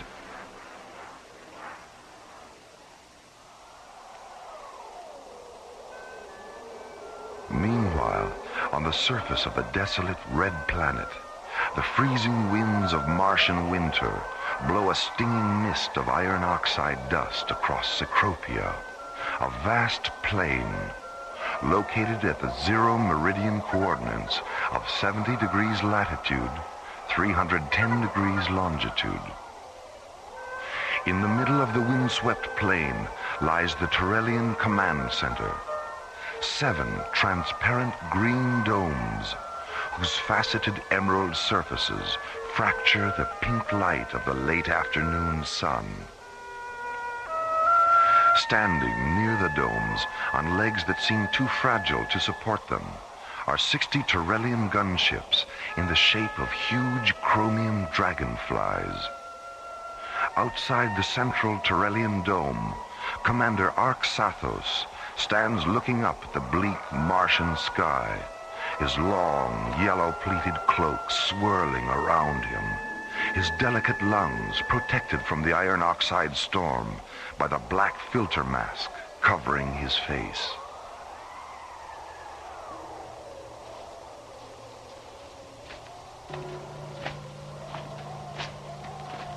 Arxathos, the purification elements in our masks are nearly saturated. It's time we return to the dome. The 2nd and 3rd air garrisons, where are they, Sinparva? They should have returned by now. The planet is larger than we thought, and the targets we selected are in a night region. Our ships have never flown in darkness before. Have you seen to the one that fell onto the ice cap? 3 surface crawlers have been dispatched to bring it here. How many of our flyers were killed? We won't know until the crawlers reach the impact site. Sinparva, Terrelia was never meant to be. Arxathos! Take me into the dome. My mask. The elements have terminated.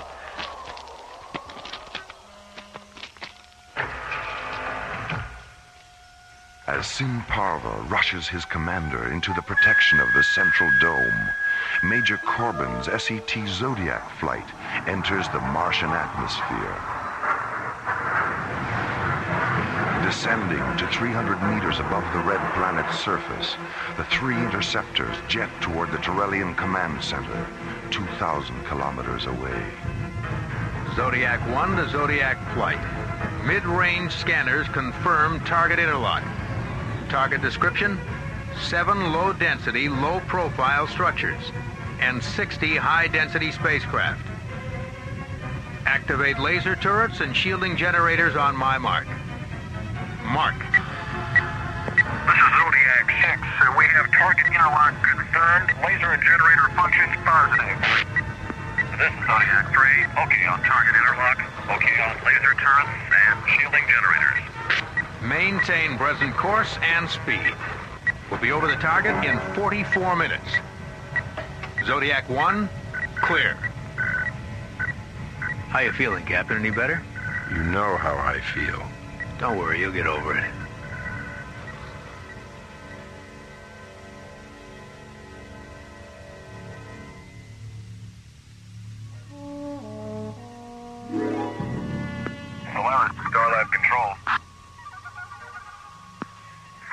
This to Starlab Control.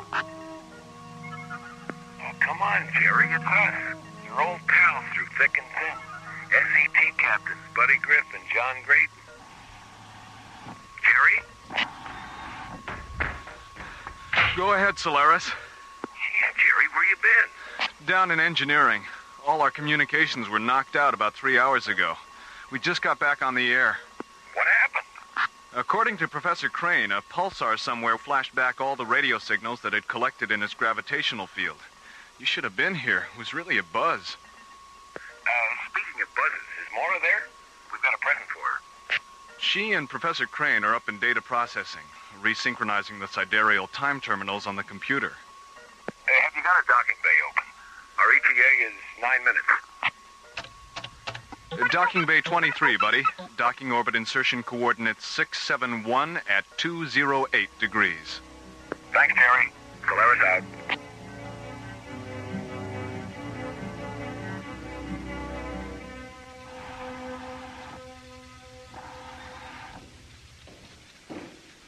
Hello, Hiya, Maura. Hi, buddy. Professor Crane. John. Buddy, good to see you. How's it going? Jerry told us what happened. We just finished. What's in the box? It's a present from Phil Maxwell. Here. Be careful. Don't spill it. Oh, it's beautiful. What is it? It's a fish, Maura. Yes, I can see that. But what kind? It's a flarn, a Serenian glowfish. Phil picked up a couple on Cronus. He thought you'd like to have one for your aquarium. That was really nice of him. Does it have a name? Yeah. Winston. A flower named Winston? That's right. Well, does Winston need any special food or anything like that? Yeah, my wife has one in her aquarium, Maura. Just put him in the water and forget about him. Glowfish live on light. Dr. Cassidy, this is communications. What is it, Molly? We're monitoring the intership transmission from Major Corbin's Zodiac flight. They've just attacked the Turellian command center on Mars. On Mars? I'll be right out. Here, Professor. Hold my fish.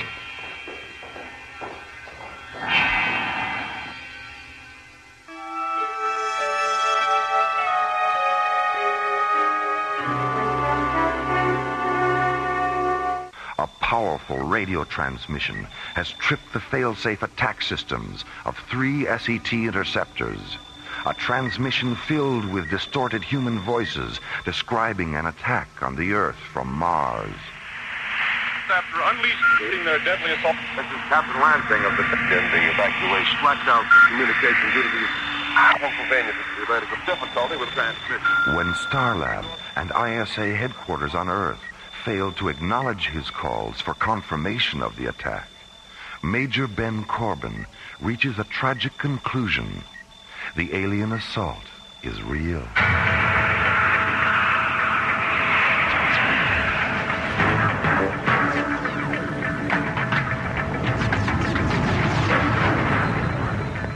Zodiac 6, break off your approach to the dome. We'll take them out later. That's a roger, Zodiac leader. Zodiac 3, hit that ship that's trying to take off. Roger. Zodiac 6, let's make another run on the staging area. Roger, Zodiac leader, right behind you.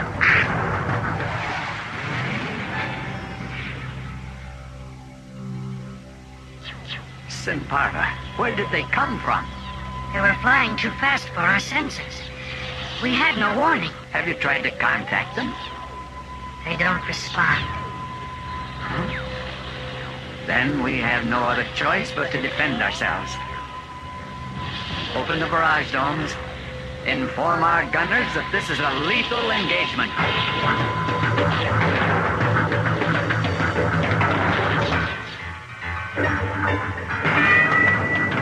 Zodiac leader to Zodiac flight. Regroup at 179er. Switch over to target grid yellow. And we'll go around again. Starlab to Zodiac 1. Starlab. I knew we should have waited. I knew it. Starlab, this is Zodiac 1. Go ahead. What are you doing, Major? Get out of there now! Captain, check the source of this transmission. Major Corbin, this is Commissioner White. Get your flight back to Stargazer and turn yourself over to security. You've got one hell of a lot of explaining to do. But the attack on Earth, there was a radio transmission. It tripped our fail-safe system. We heard it on the other... We picked up the same transmission here at ISA headquarters, and so did Starlab. Zodiac 6 to Zodiac Leader. Pull up, Major. The Trellians have opened up a gun read dome, and they're tracking you. Major, how much convincing do you need? If you don't give the order to break off this attack, I will. Zodiac Leader to Zodiac Flight. Return to base. Repeat, return to... Direct hit on the starboard thrusters. We've lost the automatic guidance circuits. Switch to manual. Attitude gyros are gone. Co-pilot to crew, get to your crash positions. We're going in.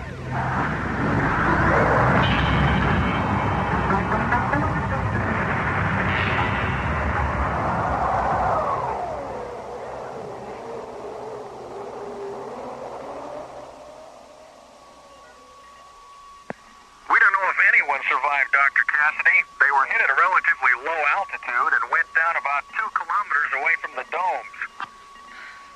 All right. Your orders are to come directly to Starlab. Commissioner White's on his way up. That's Roger, Starlab. Zodiac 6 out. I've finished analyzing the tape Jerry made during the pulsar flash, Maura. The frequency of the predominant voices and the frequency of the fail-safe override are exactly the same. 880 kilohertz. But that's an exclusive ISA frequency. It wasn't in 1938. 1938? That's right. The voices were originally transmitted from the Earth in 1938. What was there about the voices that caused Major Corbin to do what he did? Come on. I'll play the tape for you.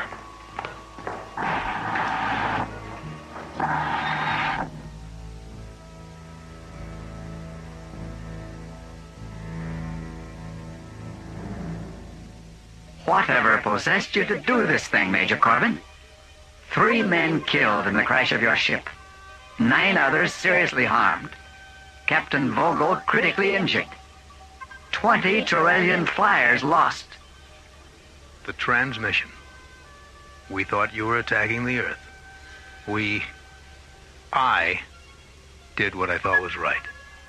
Did you contact Starlab for confirmation? Did you contact Commissioner White? We couldn't reach them. Then why didn't you contact us? It never occurred to me. Military uniforms are unfortunate things, Major. So very little does occur to the ambitious patriots who wear them. Arxathos. Yes, Sinparva? A transmission from Commissioner White has come through. He wants to talk to you. Sinparva. Your eyes. Is there something else? There was nothing our physicians could do. Captain Vogel just died. Oh, my God. My God. Between the hours of Clarence White, destruction of cities and countries, and the evacuation. Tonight, the Columbia Broadcasting System and its affiliated stations coast to coast has brought you The War of the Worlds by H.G. Wells, featuring Orson Welles and the Mercury Theater on the air. Next week, we present a dramatization of 3 famous short stories. This is the...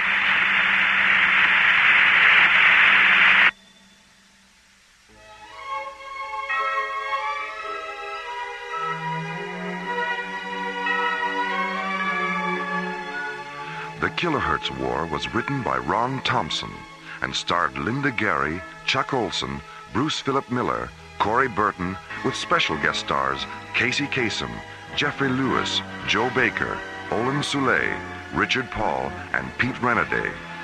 Associate producer Ron Thompson. Music director Tom Rounds. Engineer Stu Jacobs. Technical consultant Peter Sky. Assistant to the producer Roger Brossi. Alien Worlds was created, produced, and directed by Lee Hansen. And so until next week, this is Roger Dressler, inviting you to join us for another journey into the elsewhere and elsewhen of Alien Worlds.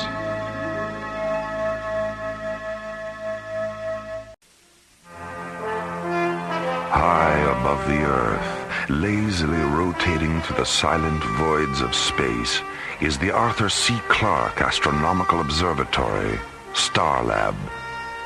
Here, Earth's International Space Authority, ISA, watches over countless uncharted galaxies and the planets that lie within their star-clustered borders.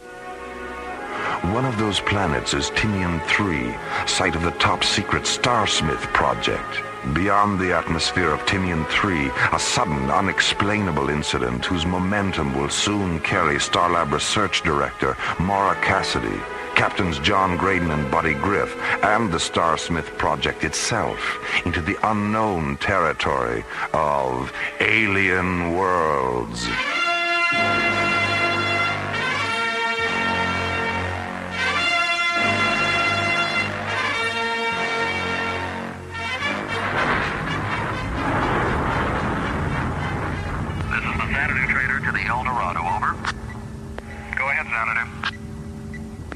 Unidentified ship at 168 degrees, bearing 1,000 meters and closing. Over. Roger, Xanadu. I'm picking it up too. Switch to visual. Let's have a look at her. Over. Roger, we've got it on the visual. Oh my God, it's enormous. El Dorado, do you recognize the markings? Over. Negative, Xanadu. Wait a minute, Bill. I'm picking up a tractor beam generator impulse from the UFO. They've locked onto us, Xanadu. They're overriding our shielding circuits. Bill, I see another tractor beam nozzle. Get out of here. Dive. Xanadu, we're inside the UFO. They're closing the hatch on us. I can see.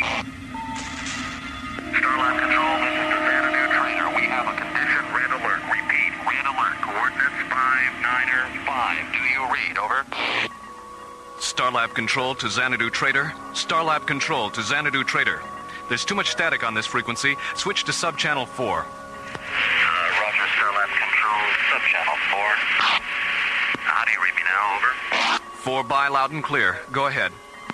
We've just been attacked by an unidentified alien vessel. Huge. Twice the size of a Viking-class cruiser.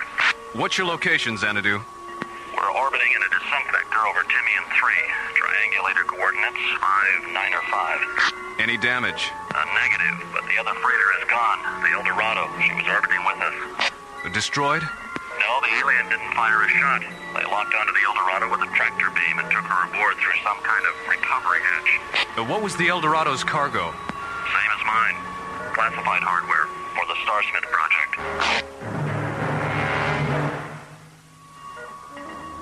That's right, Commissioner. The alien was after both of them.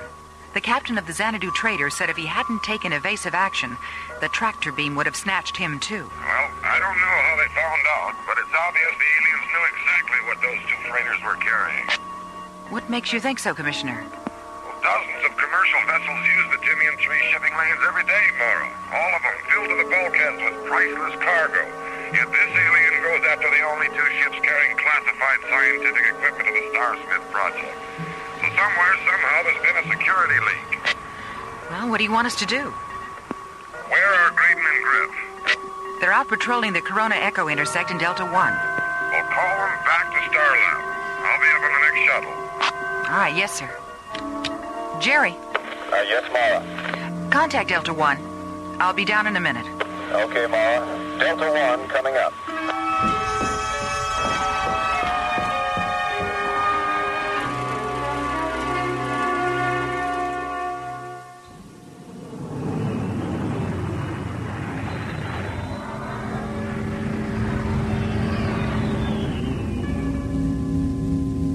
Hey, Skipper. Take a look at the echo pattern on G-monitor. The diameter of the Corona Major star cloud is nearly 3 parsecs bigger than it was a year ago. Huh. Well, that's what evolution is all about, buddy. Constant change. Limitless expansion. I wonder what Copernicus and Galileo would have done if they knew just exactly how... Starlab Control to Delta 1. Starlab Control to Delta 1. Delta 1 to Starlab Control. Go ahead, Jerry.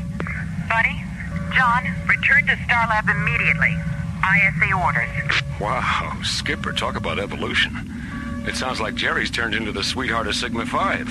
I heard that. Very funny, buddy. But the joke will be on you if you're not here when Commissioner White arrives. Oh, the Commissioner White? Star of stage, screen, and telescan monitor? John, what's wrong with Buddy? Too much nitrous oxide in his oxygen? Too much stargazing, Maura. It finally got to him. A likely story. What's the problem, Maura? Why is the Commissioner coming up? ISA thinks there's been a security leak at the Starsmith project on Timian 3. That's all I know. The Starsmith project. All right, Maura. We're on our way. Delta 1 out. A huge alien spacecraft hijacks a freighter in the shipping lanes over Timian 3. A second freighter barely escapes. The cargo of both vessels? Classified scientific equipment for the Starsmith project. A secret ISA installation on Timian 3. A lonely, Earth-like planetoid orbiting at the threshold of alien worlds.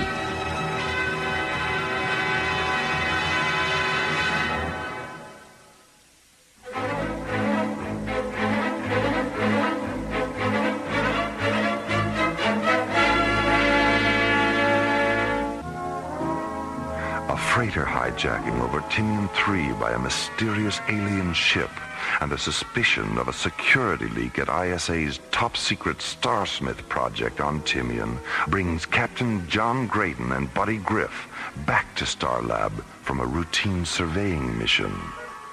I never heard of the Starsmith project, Maura. What is it? Search me, buddy. Well, I don't mind if I do. John, I think we'd better depressurize Buddy's libido before it's too late. Saved from a fate worse than death. Hiya, Commish.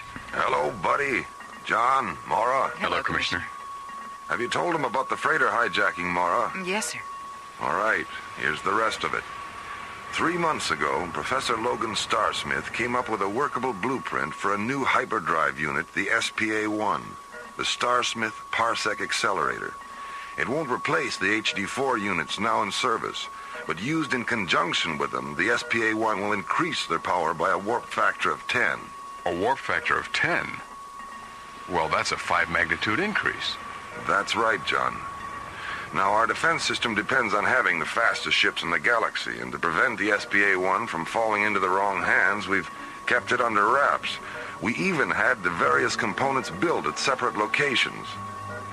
Now, 2 weeks ago, we reopened the ISA Plasmatron laboratory on Timian 3 so Starsmith could assemble the unit. He took some of the components with him. The rest were aboard the Eldorado and the Xanadu Trader. Well, how many people knew what the freighters were carrying? Only Starsmith. The freighters were loaded 3 days ago. He ordered them up himself. Well, when did you find out? He didn't contact ISA until the ships were orbiting Timian. Well, if there's been a security leak, Starsmith would seem to be the obvious suspect. Well, that's what we thought at first, but there's no motive. He's rich, respected, dedicated, completely devoted to his family. He's also one of those typically isolated geniuses whose concept of an alien is someone who sneaks into the country without a passport. Well, what do you want us to do? Go to Timian 3. Bring back Starsmith. We'll keep him here till we can figure out what's going on. Besides, I think a few days rest will do him good. What makes you say that? Well, something I learned this morning from his assistant, Frank Baxter. He and Starsmith were taking a walk last night when Starsmith stopped, stared up into the sky for a long time, and then he said, "All my children are dying." And then he started to cry.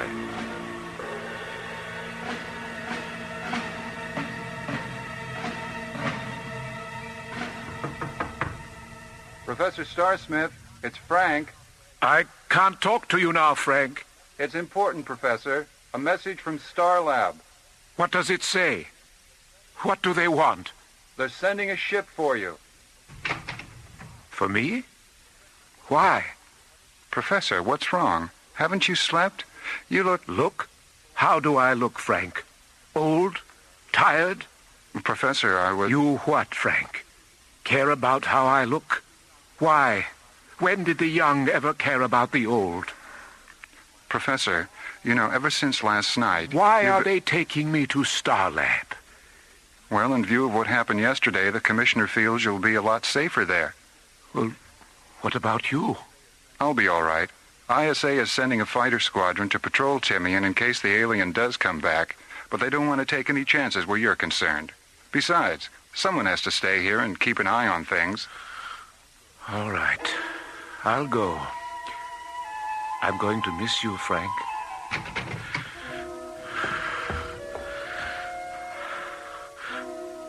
Are you still here? Yes, Logan. I'm still here. Then please finish with me for God's sake. I can't stand the pain.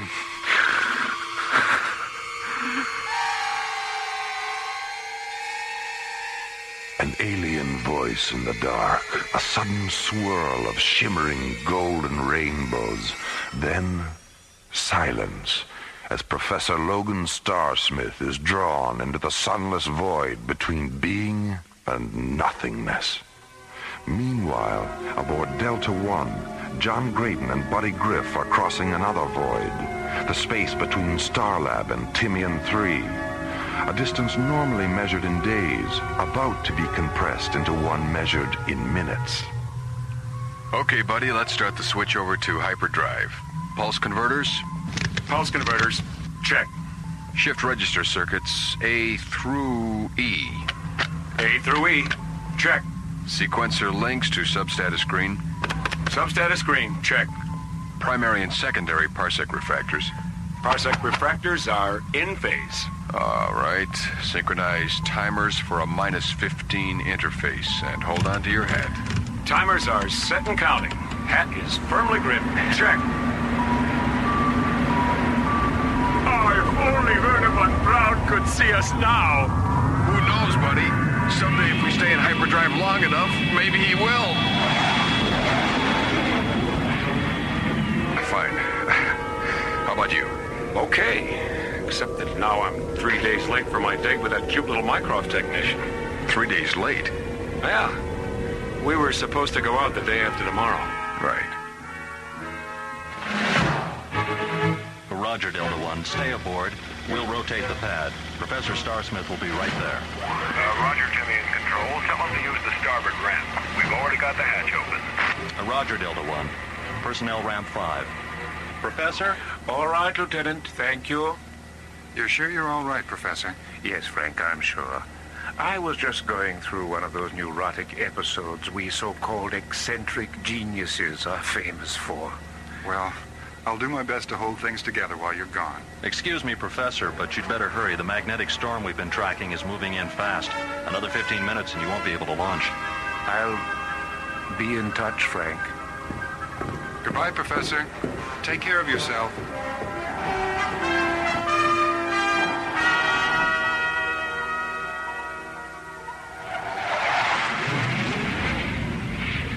Buddy, go back and sit with the professor during warp through. I can handle the switch over.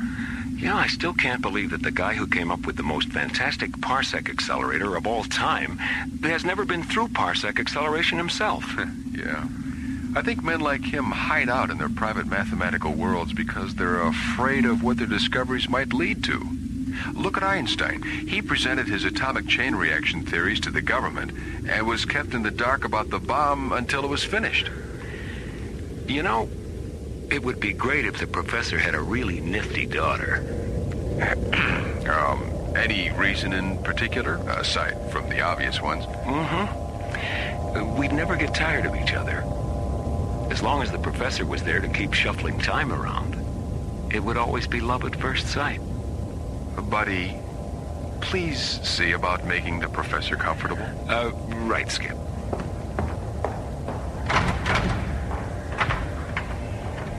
How you doing, Professor? A little nervous, but other than that, I'm fine. Well, you'll experience a little blurred vision at light speed, but that'll clear up as soon as we warp through. Don't worry about a thing. I'll be right here beside you all the way. I appreciate that, Captain. Thank you. All right, gentlemen. Timers are synchronized for a -10 interface. See you on the other side. Here we go.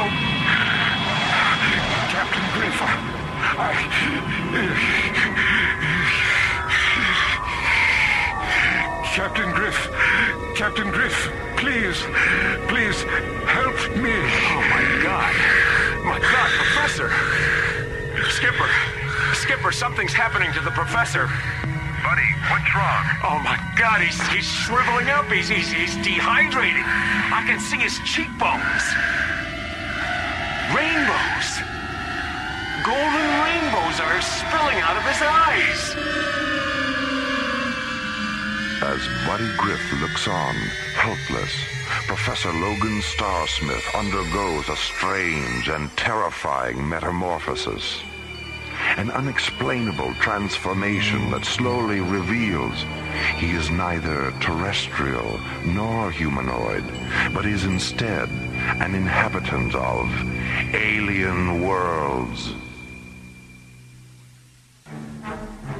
Returning to Starlab from Tinian 3, Delta One has warped through the time-space continuum, a routine hyperdrive procedure normally harmless to both terrestrials and extraterrestrials. But as Buddy Griff looks on in disbelief and John Graydon frantically radios ahead, their passenger, Professor Logan Starsmith, as a result of the warp-through, is undergoing an astonishing transfiguration. You heard me the first time, Jerry. The professor is changing into some kind of alien life form. Notify Maura and the commissioner, and tell Dr. Rossiter to get down to sickbay and open up the alienology unit. And get us aboard now. Whoever this creature is, he's dying. Starlab control to all incoming traffic. Hold your positions. We have an emergency. Dr. Rossiter, report to sickbay. Prepare the alienology unit. Starlab to Delta 1. Red Vector approach 589er. Bay 14, level C. I'm opening the doors now. As Delta One orbits into an emergency docking vector with Starlab, another drama unfolds on the distant planet of Nikona, an alien world on the verge of extinction beneath a dying sun. Emperor Mika sits alone in the Imperial Tower of the Nikonian Citadel, awaiting the return of the ship he sent on a desperate mission to another galaxy. Mika, What is it, Ariana? our recovery ship has returned from Timian 3. Have the accelerator components been unloaded? Mika, our ship was able to take only one of the Earth transports. The other one flew out of tractor beam range before we had... I don't care to listen to any excuses today, Ariana. I ordered both ships to be taken. They weren't. I don't know how much longer I can tolerate having my orders disobeyed. Mika, please. The life element supply aboard our ship was subcritical. If they had pursued the other transport, they might not have come back at all. I feel they did their best under the circumstances. I think we have reached a point where what you feel is no longer important, Ariana. First, you convinced me to support Matip's plan, which has obviously failed. Now, you stand there and suggest that failure to carry out a direct Imperial edict is acceptable under the circumstances. Mika? Nikona is dying. That is our only reality. And survival by any means possible is our only concern. Disobedience and failure, regardless of the circumstances, are inexcusable, and they have no place in an unforgiving and uncompromising universe. There was a time when you understood failure. Was there? I doubt it. What's being done with the crew of the capture transport? They're being held in the Legionnaires' quarters. Have them taken to the cells. No, Mika, I won't. There's no reason to make them suffer your disappointment. I see. Andros. Yes, Mika? Take the crew of the Earth ship to the suffocation chambers. Yes, Mika. Stop it, Mika! Stop it. I'll have them taken to the cells. Ignore my order, Andros. Yes, Mika. Do you see how useless it is to oppose me, Ariana? I know you think I have become a sadistic tyrant. But I am the Emperor of Nikona, and our situation is desperate. Unlike you, I have no affection for Earthlings, and if I have to execute 10 or 20 or even 1,000 to maintain your obedience to me, I shall do it. I am sorry, Ariana. I never thought it would come to this. It came to this 2 solar years ago, Mika, when you ordered the construction of the first suffocation chamber. Meanwhile, on Starlab, Delta One has docked, and the mysterious being Professor Starsmith has become lies near death in Starlab's alienology unit. Collapsed 1723 UIT. Mark. Right and left lobes are 100%. What are his chances, Diana? We won't know until Mycrop finishes analyzing the pathological data. But if his body fluids keep misting out of him like this, he won't last another hour. Sandy? Yes, Doctor. How are you coming with the anti-dehydration chamber? Just a few more minutes. Captain Griff, you said his eyes were hemorrhaging golden rainbows. How long do they do that? Well, it all happened so fast. 15, 20 seconds, maybe. Were his eyes transparent before the hemorrhage or after? Before. His eyes changed, and then the rainbows just spilled out. What is it, Diana? You have that look on your face. The eye phenomena. I've read about it before. Captain Graydon, did you witness any part of the reversal process? No, I didn't. By the time I got to the passenger deck, Professor Starsmith was gone, and this alien was there, strapped in next to Buddy. Diana, why does he still have one human hand? His bioenergy discharged too fast during the reversal to neutralize all the exterior synthetic tissue. It'll disappear if we can get him stabilized. If? Diana, we've got to. He's the only one who knows where Professor Starsmith is and what this whole incident is all about. The chamber's ready, Doctor. Thank you, Sandy. Sandy, see what you can find in the Alien Medicine Bank on ophthalmic hemorrhage reaction. I'll call you from the display terminal. Let's get him into the chamber. Maura, if you'll just open the main chamber. Children, Siata, Ut, Omitas, Matibsa. I'll miss you, Frank. Linguistics, it's Dr. Cassidy.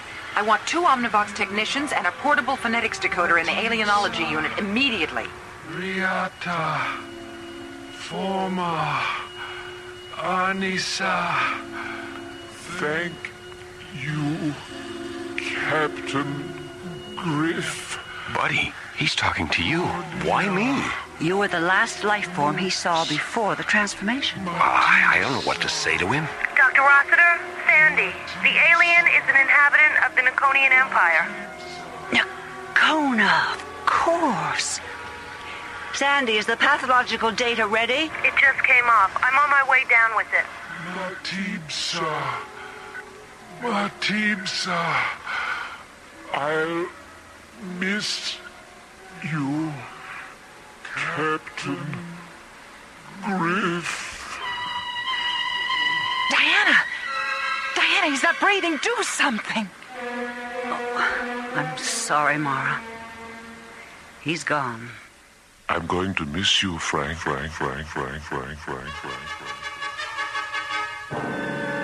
Delta One hyperdrives through the time-space continuum as Professor Logan Starsmith is mysteriously transformed into a being from another galaxy. A creature so badly injured by the warp-through ordeal that Dr. Diana Rossiter, Starlab's executive physician, is unable to save him. And somewhere in the vast reaches of space beyond Starlab, the real Professor Starsmith waits, lost behind one of those countless secret doors that open onto alien worlds.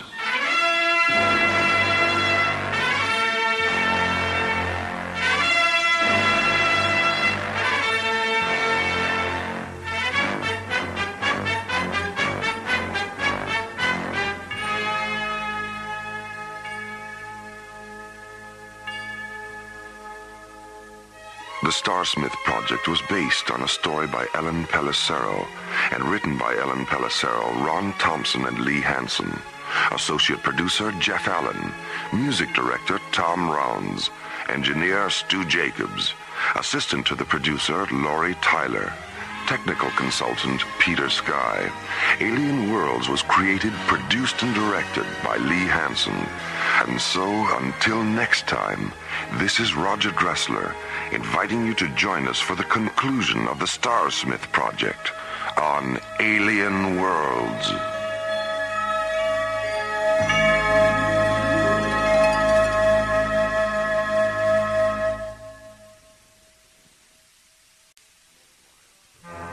1,000 miles above the Earth, slowly rotating through the silent voids of space, is the Arthur C. Clarke Astronomical Laboratory, Starlab. Here, the International Space Authority, ISA, watches over an eternity of uncharted galaxies and the countless planets that orbit within their starlit boundaries. On one of those planets, Timian 3, Professor Logan Starsmith and his staff await the arrival of the components for Starsmith's latest invention, a new hyperdrive unit known as the SPA-1. But as the two freighters carrying the SPA-1 components orbit into a descent vector over Timian, one of them, the Xanadu trader, radios an urgent message to Starlab Control. We've just been attacked by an unidentified alien vessel. Huge. Twice the size of a Viking-class cruiser. Any damage? Negative, but the other freighter is gone. The El Dorado. She was orbiting with us. Destroyed? No, the alien didn't fire a shot. They locked onto the El Dorado with a tractor beam and took her aboard through some kind of recovery hatch. As news of the hijacking reaches Commissioner White, he calls a hurried conference with SET commanders John Graydon and Buddy Griff, along with Starlab Research Director Maura Cassidy. Well, how many people knew what the freighters were carrying? Only Starsmith. The freighters were loaded 3 days ago. He ordered them up himself. Well, if there's been a security leak, Starsmith would seem to be the obvious suspect. Well, that's what we thought at first, but there's no motive. Well, what do you want us to do? Go to Timian 3. Bring back Starsmith. We'll keep him here till we can figure out what's going on. Besides, I think a few days' rest will do him good. John and Buddy leave Starlab aboard Delta 1 and warp through the time-space continuum, reducing the distance to Timian 3 from days to minutes. During the return warp-through, Professor Starsmith undergoes a strange and terrifying transformation. Oh, my God, he's shriveling up. He's dehydrating. I can see his cheekbones. Rainbows. Golden rainbows are spilling out of his eyes. Docking at Starlab, John and Buddy rush the being Starsmith has become to the alienology unit in sickbay. But just as Dr. Diana Rossiter is about to put the alien into the anti-dehydration chamber... Matimsa, I'll miss you, Captain Griff. Diana, he's not breathing. Do something. I'm sorry, Maura. He's gone. Still retaining the synthetic human hand he was unable to neutralize during his morphogenetic reversal, the alien slowly closes his transparent eyes as Part 2 of the Starsmith project unfolds within the interstellar spaces of Alien Worlds.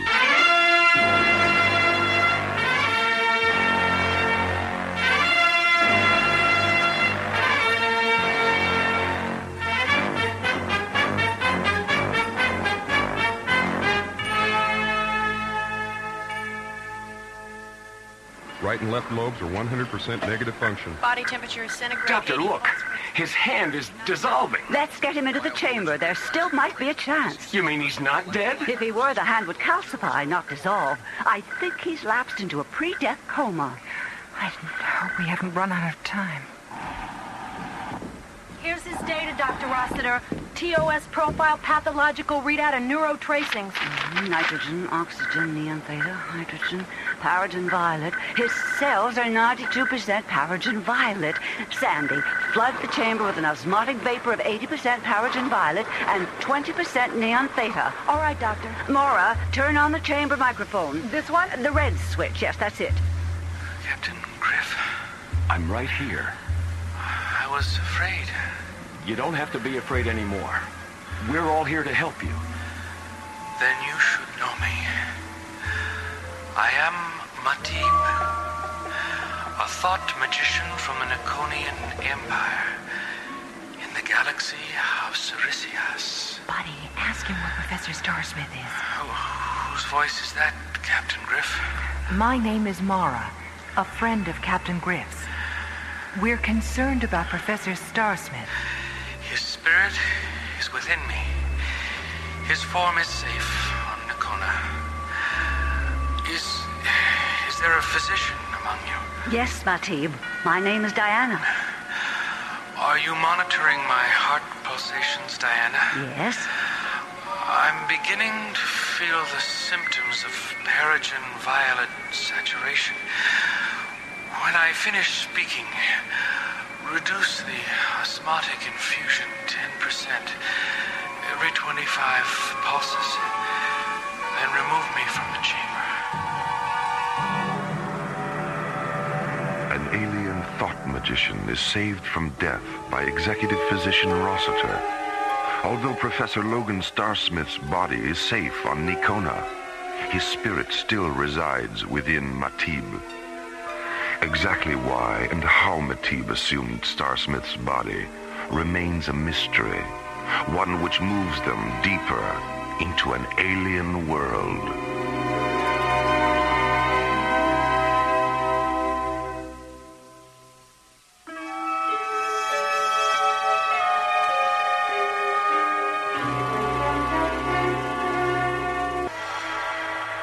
His health and strength restored, Matib is removed from the anti-dehydration chamber and taken to a recovery unit in sickbay, where he explains the mysterious chain of events which have brought him to Starlab.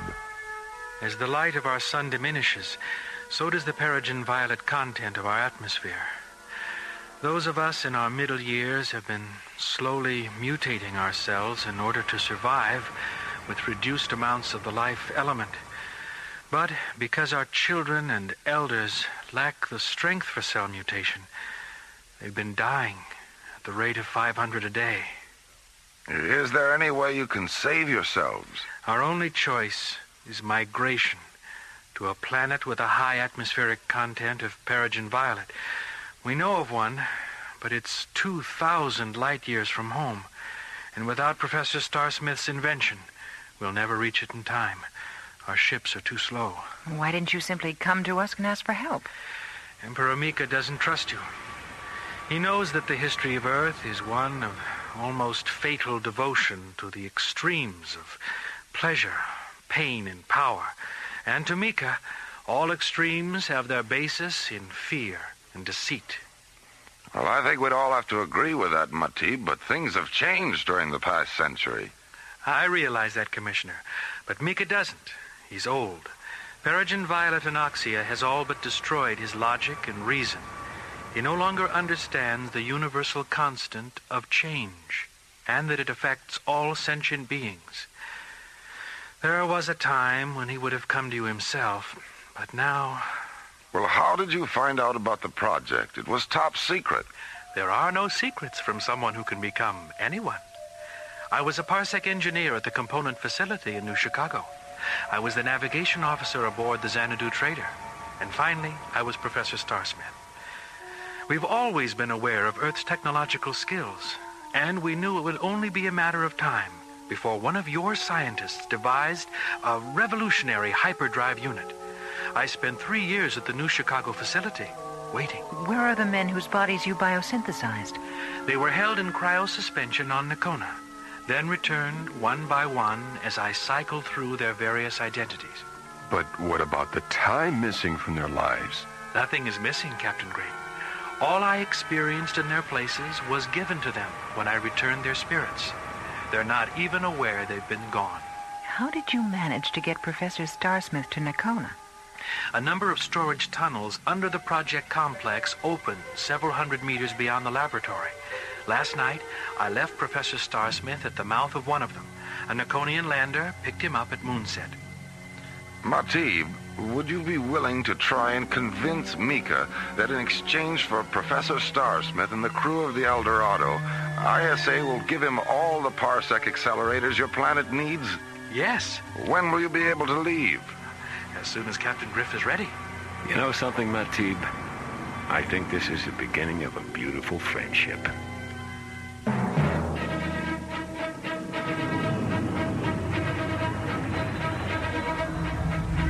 How much further to the warp-through meridian, buddy? 2 minutes, 40 seconds. Matib, are you certain you'll be all right during parsec acceleration? As long as I only have to sustain one body, faster than light speed is as harmless to me as it is to you. Skipper, we have 3 Piranha-class fighters at 282 degrees. 5,000 meters in closing. Magnify 1,000, and let's have a look at them on beam monitor. Captain, those are Nakonian spectrum raiders. Something's wrong. Mika's never sent a patrol out this far before. 1,000 meters in closing. 500 meters in closing. Captain, open a close proximity subfrequency. Niata lux Naconia, Niata lux Naconia, Luveriat Matipsa, Matipsa Teres Naxo. Matipsa no mofta ud hamchus. Mika imperius benarius meatum terra axos. They have orders to destroy any Earthship they see. Mika believes I was taken to Starlab and killed. The pilot thinks my voice is a deception. They're gonna nail us next time, Skipper. Please, don't fire on them, Captain. They're not aware of the real situation. Buddy, open the starboard fuel bay and jettison the primary liquid oxygen pod. And then get ready for an emergency warp-through. The pod's jettisoned, Skipper. Okay, now when they start firing, blast the pod with our starboard laser cannons, and I'll warp through behind the explosion.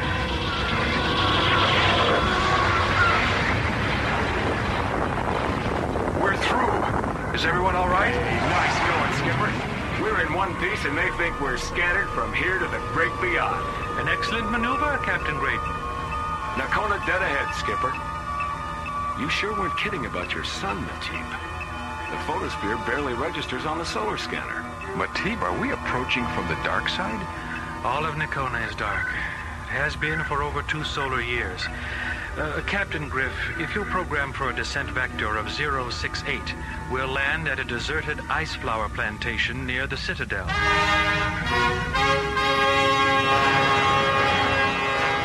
As John, Buddy, and Matib approach Nakona aboard Delta One, Emperor Mika sits alone in one of the Nakonian Citadel's high towers, his spirit weakened by Peregrine Violet's starvation, his mind suffocated by hallucinations. And then Nakona came out of the sun, and we came out of Nakona into a void of broken eyes and blood and darkness. Mika, What do you want, Ariana? the crew of the captured transport vessel. They're desperately in need of water. They can have all the water they need, but not until I've eased the suffering of our own people. Mika, please, they haven't That had... will be all, Ariana. Yes, Mika. Ariana, Yes, Mika? please, bring me a heart-beam photon pistol. Why? You have no enemies here. Oh, but I do, Ariana. They live all around me, in the twilight and the shadows. The pistol, Ariana. Yes, Mika. Yes. The pistol. As Emperor Mika sits, planning his revenge against a dark force of invisible enemies, John, Buddy, and Matib enter the subterranean corridors beneath the Nakonian Citadel and make their way to one of Matib's cryo-laboratories. Professor Starsmith is in here. Matib, all these crystal pillars, what are they? Beautiful. These are the cryo chambers. Buddy, Professor Starsmith is standing inside this one. He looks all right, doesn't he? Captain Griff, if you touch that prism, the chamber will open. Captain Graydon, take these jewels and place the red one over the professor's left eye, the yellow one over his right eye, and the blue one in the center of his forehead. Like this? Yes. Now, please stand away or you may be harmed.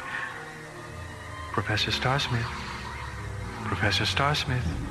Are you still here? Yes, Logan. I'm still here. As John and Buddy watch, two razor-thin beams of golden light erupt from the center of Matib's forehead and penetrate the iridescent jewels over Professor Starsmith's eyes. The gem on his forehead begins to oscillate, filling the white crystal chamber with a blinding ultra-blue radiance. Matib begins to tremble, his bioenergy temporarily weakened, as he returns Professor Starsmith's spirit, erasing the void between being and nothingness, where the professor has been suspended in the dark sanctuaries of cryo-sleep. How do you feel, Logan? I feel a little dizzy, but I'll be all right. Hello, Captain Graydon. Captain Griff? Hiya, Professor. Professor? I... Stand where you are, all of you. Mika. You were seen entering the Citadel, Matib.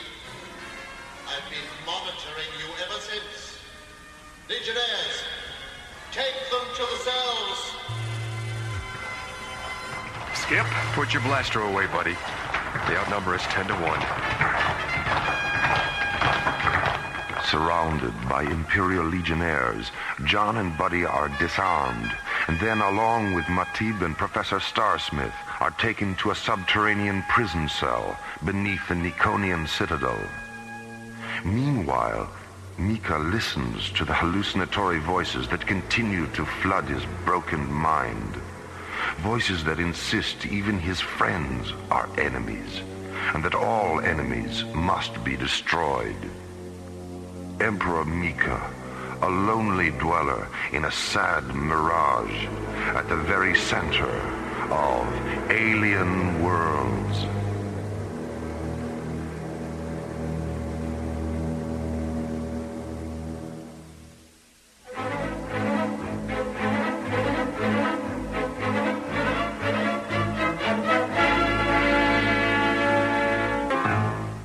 Captured by Imperial Legionnaires, John, Buddy, Matib, and Professor Starsmith have been locked in a cell. We have known each other all our lives. I've experienced his kindness and generosity and wisdom throughout the years. I can't believe that everything he was has been lost. Well, if it isn't our boys in uniform. Professor Starsmith, please come with us. Sartos? Is that you? Yes, Matib. Your helmet and faceplate, I didn't recognize you at first. Where are you taking the professor? To Mika. Nayat Delarias Turat. You can speak English here, Sartos. These are my friends. All of us are your friends, Matib. We want to help, but you know the penalty for violating an Imperial edict, no matter how unfair it is. Professor Starsmith, please. Do you think he'll be all right? I don't know.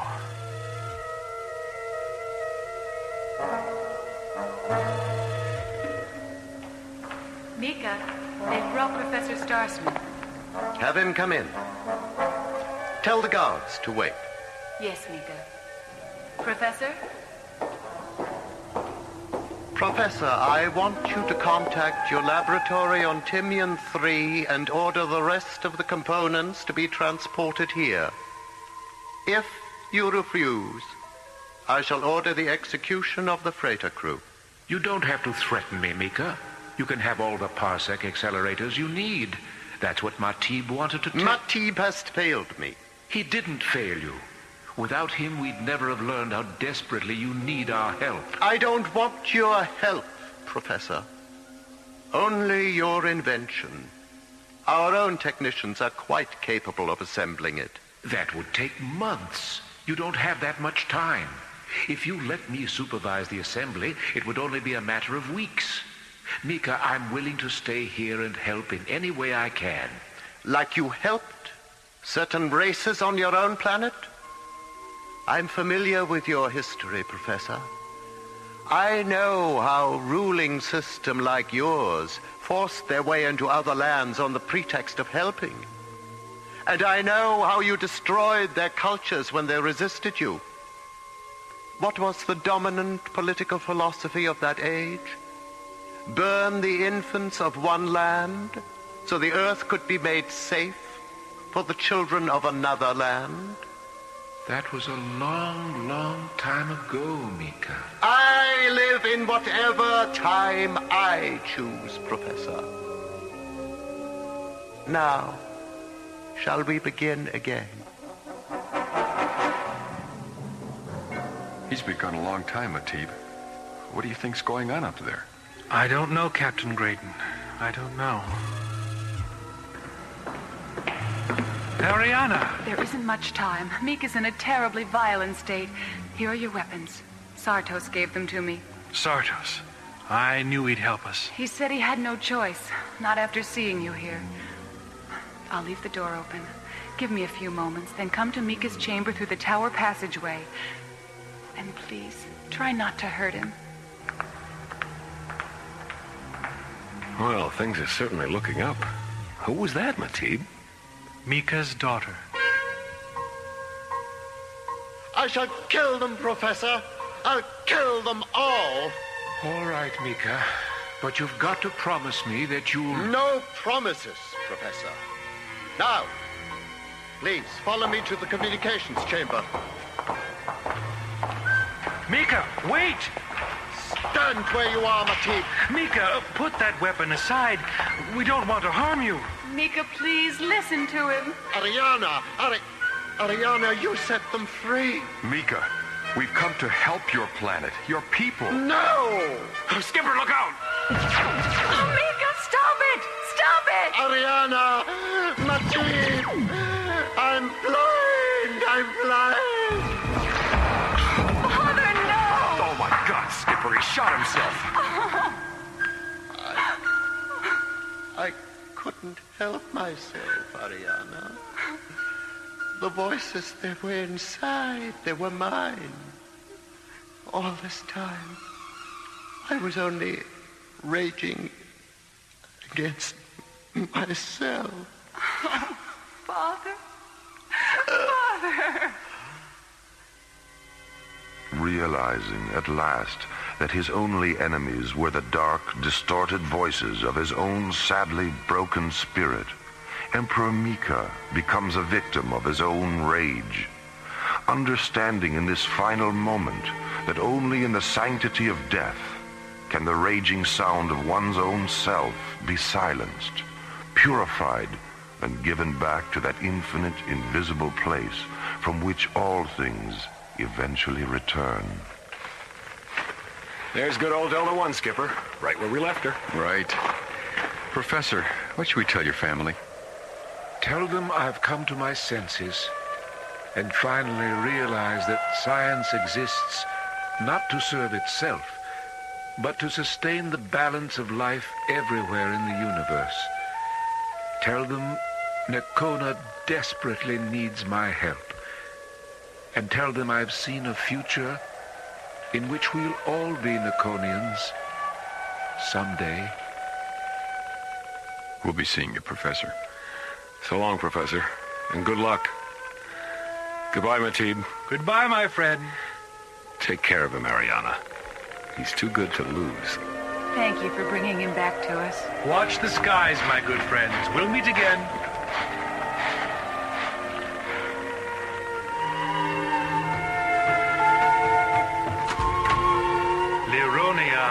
Amicus lux eterna. Polaris endiamasomata maitus. Illyria mantras eterna setum. Vias noveriat lux eterna.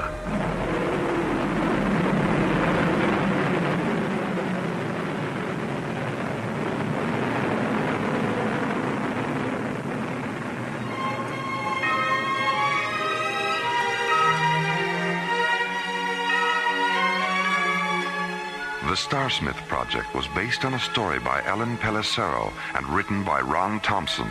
Our cast included Linda Gary, Chuck Olson, Bruce Miller, and Corey Burton, with special guests Richard Paul, Byron Kane, Francis Bay, Lester Fletcher, Carol Bilger, and Gail Murphy. Associate producer Jeff Allen. Music director Tom Rounds. Our engineer was Stu Jacobs. Assistant to the producer Laurie Tyler. Technical consultant Peter Sky. Alien Worlds was created, produced, and directed by Lee Hansen. And so, until next time, this is Roger Dressler inviting you to join us for another journey into Alien Worlds.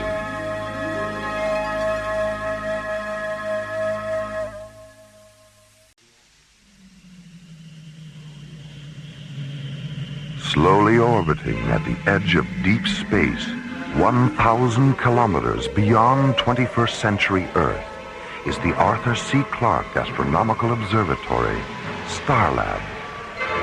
Here, Starlab Research Director Maura Cassidy and scientists and technicians of the International Space Authority watch over the countless stars and planets that fill the universe. This week, Space Exploration Team Captains John Graydon and Buddy Griff encounter a massive, shapeless organism in the silent distances beyond Starlab. An organism whose power and pathology forced John and Buddy to instigate the leukocyte maneuver on Alien Worlds.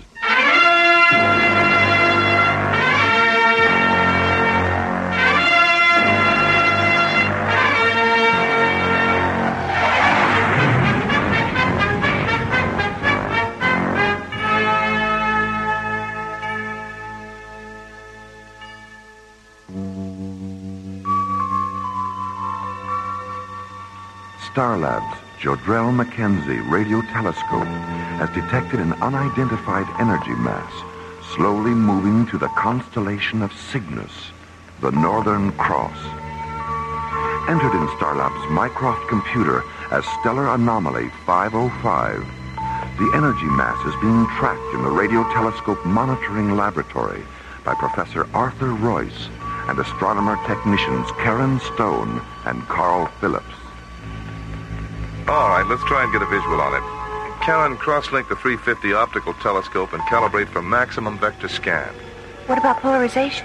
We'll let that go for the time being. Okay. Carl, switch on screens 4 and 5 and interface the azimuth grid for Cygnus. Full resolution on both screens? Just on 5. There it is. Horizontal travel along submeridian 201. Beautiful, isn't it? Like a tiny star in silver mist. You think everything out there is beautiful? Yeah. Yeah, I do. Interface the DRS, Carl. Let's get a radial velocity on this thing. This can't be right. What's the problem, Carl? The radial velocity. I'm getting a synchronous redshift and blue shift. The anomaly is approaching and receding simultaneously. Yeah, not to mention that it's still moving sideways. Look at that. It's starting to cartwheel. Maybe we should... What? What happened? What is it? It's gone. Royce, look at this. I'm still picking up its radial velocity. Light wave readings when there's no light? What's going on here? It's on the screens again. Submeridian 068. What? How long was it off? The retro timer says 9 seconds. It just traveled 2 light years in 9 seconds. Karen, run a total spectrum analysis on that thing. Okay. Carl, get a kinetic temperature reading. I'd better let Dr. Cassidy know about this.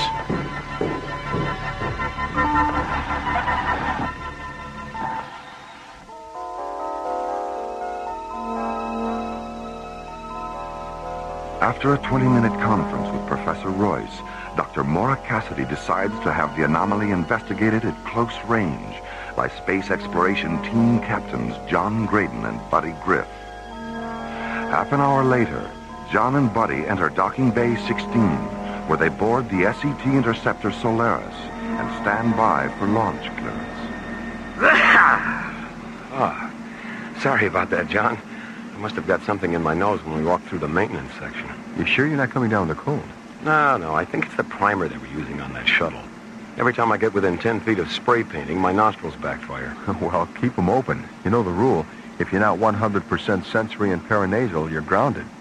If you get too stuffed up, we'll have to cancel the mission. Cancel the mission? Oh, boy! That's what I like about you, buddy. Your willingness to face the unknown without batting a nose. I'll do the funny stuff, Skip. Starlab Control to Solaris. It's Solaris. Go ahead, Jerry. I've got an update on that energy mass from radio telescope monitoring. Ah, good. What's the story?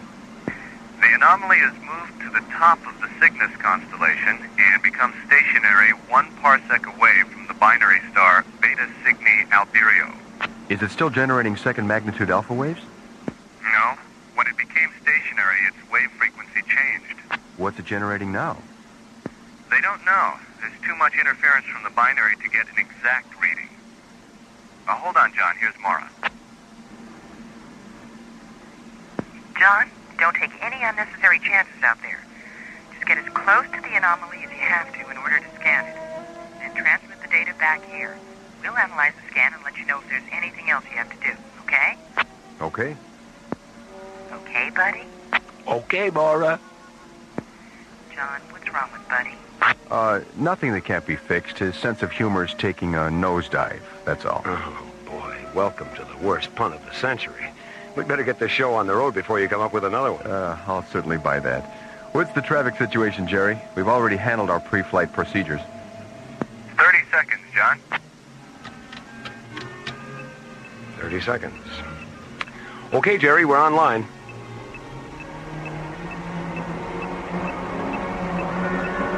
Launch vector 09er Alpha, John. I'm opening the bay doors now.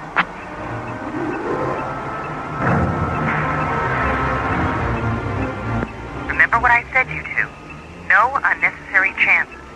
Scan it and transmit the data. That's all. Got that, buddy? I've created a monster.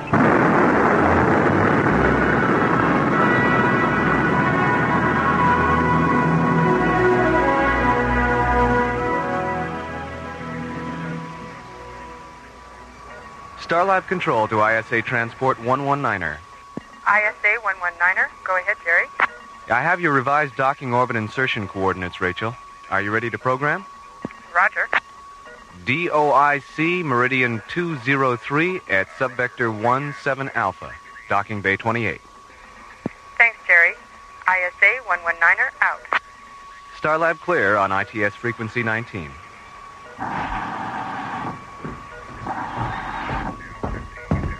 Hi, Jerry. How are John and Buddy doing? Everything's okay. They checked in at 13:30, right on schedule. Good. Where are they? Between Pluto and Neptune. They should reach their warp-through coordinates in about 6 minutes. Well, keep me posted. I'll be up in radio telescope monitoring. Okay.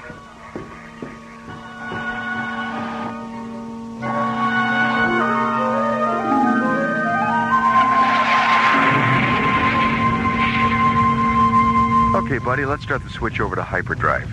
Initiate sidereal surge buffer overlap. SSB terminals are online. Parallel sequential links to substatus screen. PSLs are in phase. Primary and secondary parsec refractors to parallax subroutine 1. Refractors are in the grid and stable at 303. Charge the warp generator and synchronize for a -10 interface.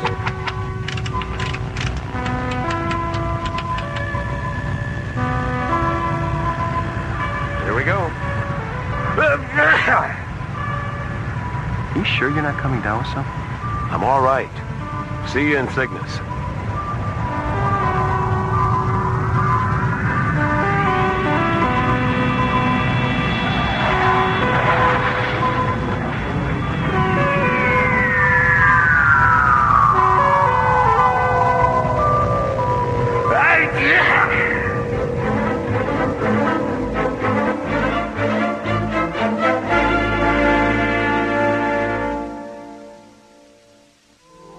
Starlab's giant Jodrell Mackenzie radio telescope has detected a massive energy field in the constellation of Cygnus, 10.6 parsecs away.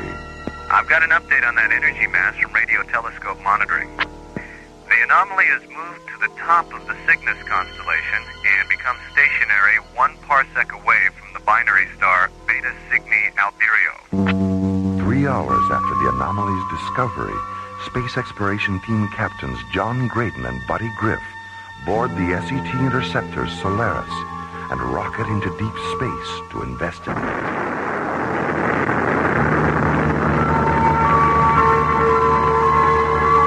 6 hours later, the Solaris warps through the time-space continuum and arrives in the constellation of Cygnus, near the anomaly's last known location.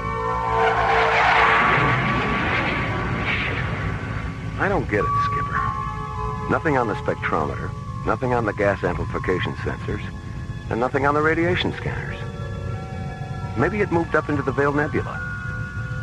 Open the parsec frequency. Let's see if they're still tracking it on Starlab. Solaris to Starlab Control. This is Starlab. Is it you, buddy? Yeah, it's you, all right. I'd recognize that sneeze anywhere. What's happening out there? Well, that's just it, Jerry. Nothing's happening. There's no sign of that, whatever it was. Are they still tracking it up in radio telescope monitoring? Stand by. I'll check. You know, I was just thinking, buddy. Maybe that thing's some kind of an organism. Well, I don't think so, John. I mean, a 2,000-kilometer wide living organism that's invisible? I know it sounds pretty far-fetched. But if it were some sort of organism, that would explain why we aren't picking it up on the... Starlab Control to Solaris. Solaris, go ahead, Jerry. Radio telescope monitoring says the anomaly went off their screens at about the same time you got there. Maura wants you to come back to Starlab. Okay, Jerry. Oh, by the way, have Dr. Rossiter break out some of her little yellow pills, will you? In spite of all reports to the contrary, I think I'm coming down with a lunar flu or something. Will do. Starlab Control clear on parsec frequency 1. Solaris out. Hey, you'd better take an antipyretic and try and get some sleep. Yeah. Let's get out of here.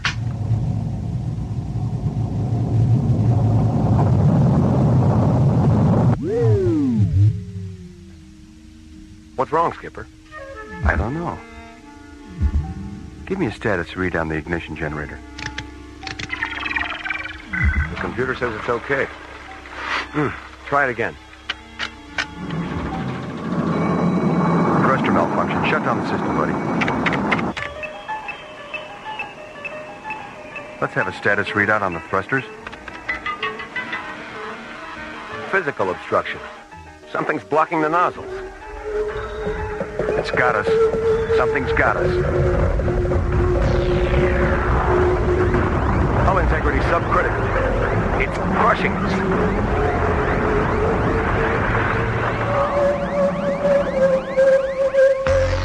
My God. Shut down the bioscan indicators before the circuits blow.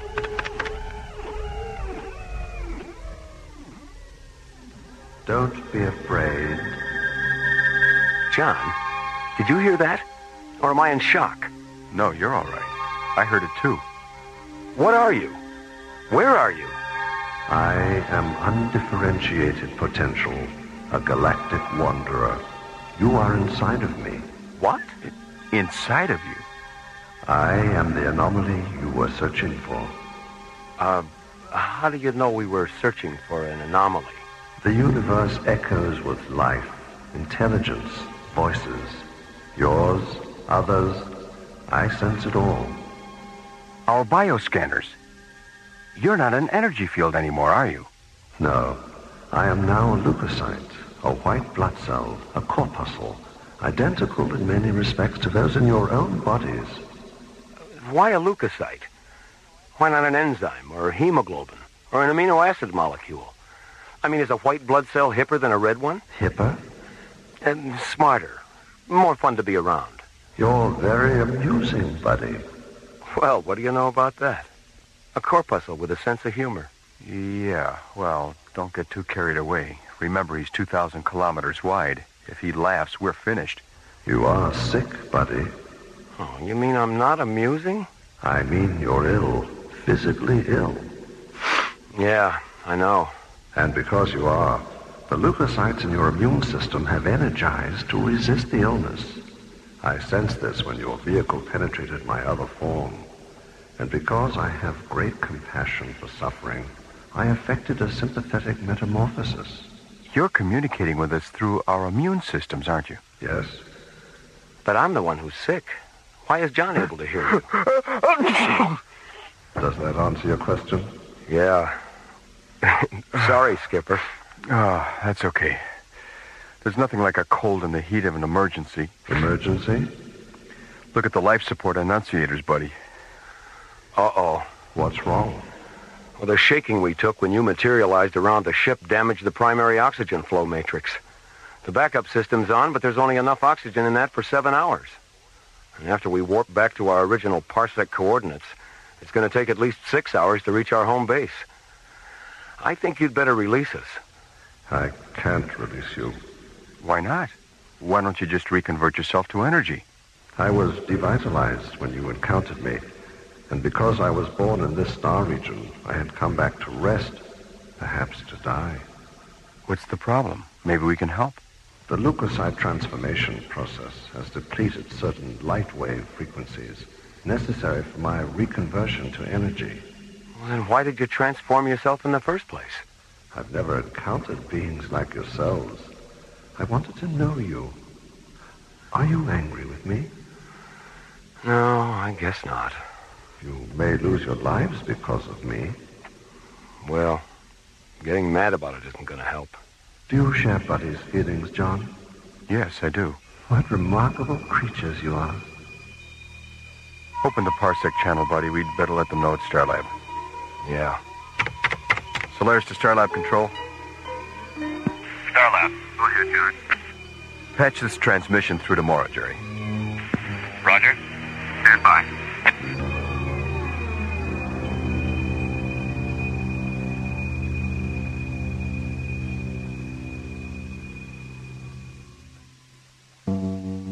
Ordered to investigate a massive energy field 10.6 light years from Starlab, Buddy and John warped the Solaris through the time-space continuum into the constellation of Cygnus.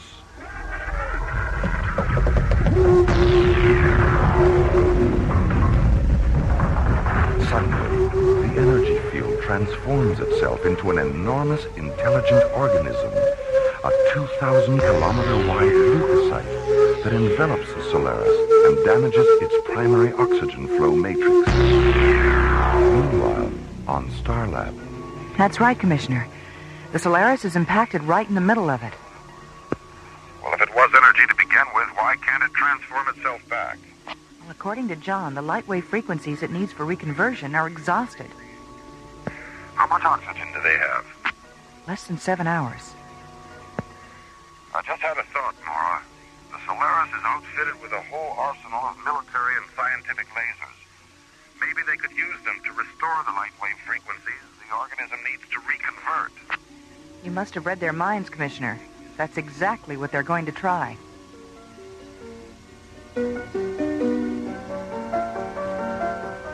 Okay, buddy. Let's put the laser generators online. Normal sequence. LG 1, 3, 5. Okay, Skip, they're hot. LG 2, 4, 6.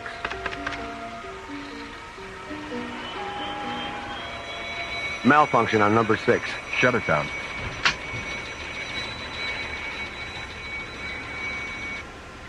Okay, put them in the grid. We have positive grid interface. Open laser port 1 and calibrate for a 5,000 angstrom green light discharge, soft beam.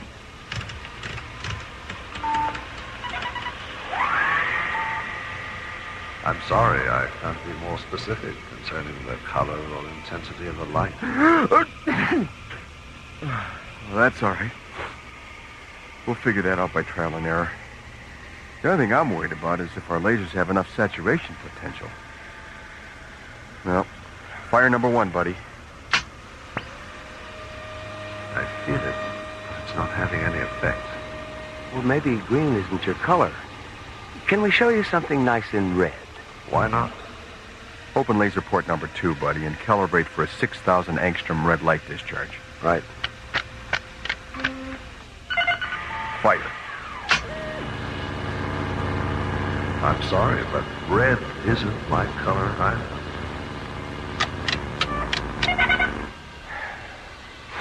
How much oxygen is left in the backup system? 6 hours, 19 minutes. Open up number 3. Let's try 4,600 angstroms of violet. Starlab control to Solaris. Solaris, go ahead, Maura. Passing out there, John.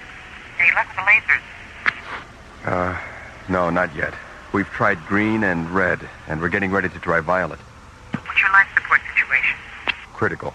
If we don't get out of here in 19 minutes, we won't have enough oxygen to get back to Starlab. What about the O2 packs and your pressure suit? There's only an hour of oxygen in them, Maura. And I don't think an hour is going to make that much difference. But what? God, I feel so helpless. It's not over yet, Maura. We've been in worse situations than this. As long as we've got oxygen and lasers and our wits about us, there's still a chance. Way to go, buddy. Maura? I hear you, buddy. Maura, does Commissioner White know what's going on out here? Yes, I talked to him a few minutes ago. Number 3's ready to fire, Skip. Good. Maura, we'll call you back when we finish the laser procedures. All right. Starlab clear.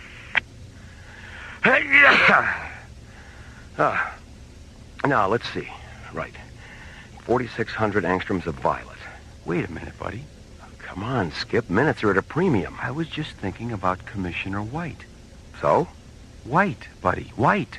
I still don't follow. What happens when you spin a color wheel? All the colors blend together, and the wheel turns white. And what do you see when you look at the stars? White light. What did the anomaly look like on the screens at Starlab? White light. Right. That's it, buddy. That's our leukocyte maneuver. If we run all the lasers through a spectrum filter, we'll get pure white light. And if we interface all the laser generators, we'll have 5 times the discharge and saturation power. Yeah. Okay. Cross-link all laser generators and open the rest of the laser ports. All right.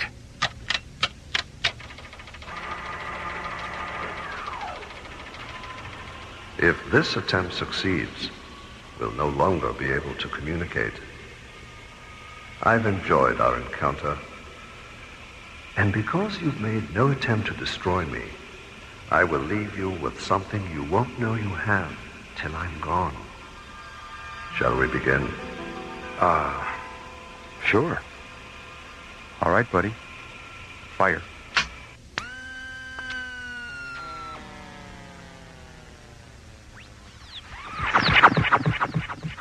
I am the firstborn of the universe.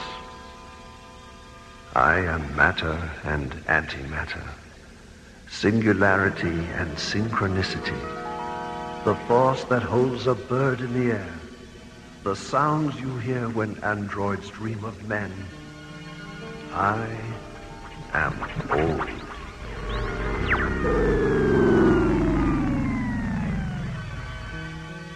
How do you feel, John?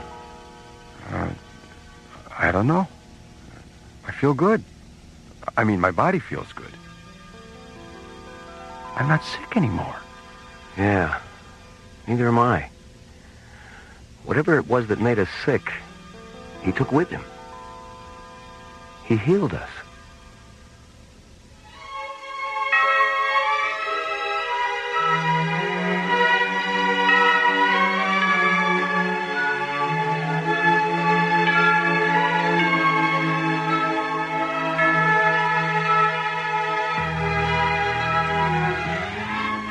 The leukocyte maneuver was based on a story by Anthony DeWitt and was written by Ron Thompson and starred Linda Gary, Chuck Olson, Bruce Philip Miller, Corey Burton, and the Watermark Players with special guest star Larry Moss.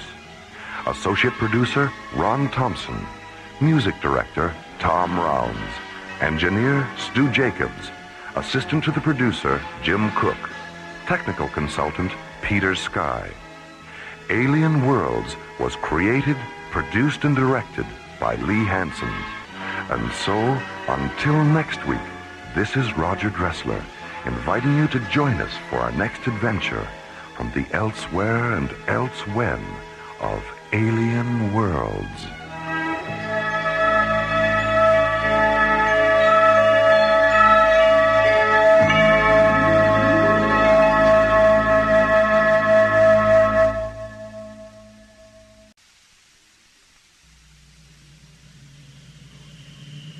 Slowly rotating at the edge of deep space, 1,000 kilometers beyond the atmosphere of 21st century Earth, is the Arthur C. Clarke Astronomical Observatory, Starlab. Here, Starlab Research Director Maura Cassidy and scientists and technicians of the International Space Authority watch over the countless stars and planets that fill the silent distances beyond the giant space station. This week, Captain Buddy Griff and Starlab librarian Ingrid Tassel discover the ultimate sideshow attraction in the circus of their minds when they encounter the Madonnas of Zanzibar Alpha on Alien Worlds.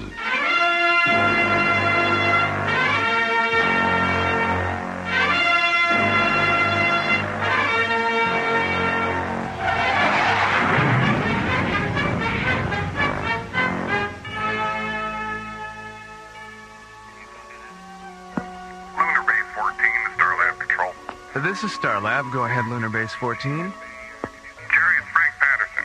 Is our shuttle still there? Yes, it is. When is it due to launch? In about 20 minutes. It's still being loaded. Okay, can you pass me through to the pilot? We need some hydroponic nutrient tubing, and I forgot to put it on his supply list. No problem, Frank. I'll switch you over. Good, thanks, Jerry. Serendipity 1, the Starlab control. This is Starlab. Go ahead, Serendipity 1. This is the amazing Daphne, full-time tattooed lady and part-time shuttle pilot for Otto Starshine's interplanetary carnival of thrilling wonders. Currently presenting 6 shows a day on the circus planet of Barnum 5. Admission $6 platinum, life forms under 12, free. Sounds like a barrel of fun, Daphne. What can I do for you? I have a package for SCT Captain Buddy Griff. Personal, from Otto himself. What's your Starlab ETA? 7 minutes and 22 seconds. 7 plus 22, Roger. Okay, Serendipity 1, I have you on the screen. That's some paint job you've got there, Daphne. I've never seen a day-glow rainbow shuttle before. Part of the image, kid. Part of the image. And a thrilling wonder it is, too. Your docking orbit insertion coordinates are 503 at 20 Alpha, docking bay 7. Thanks, pal. Oh, remind me to give you a couple of free tickets. Serendipity 1, out. Starlab, clear.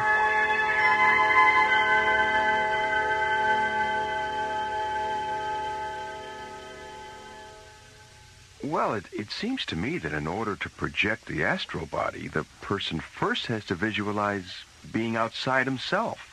He has to actually see his etheric body while he's still in his physical body.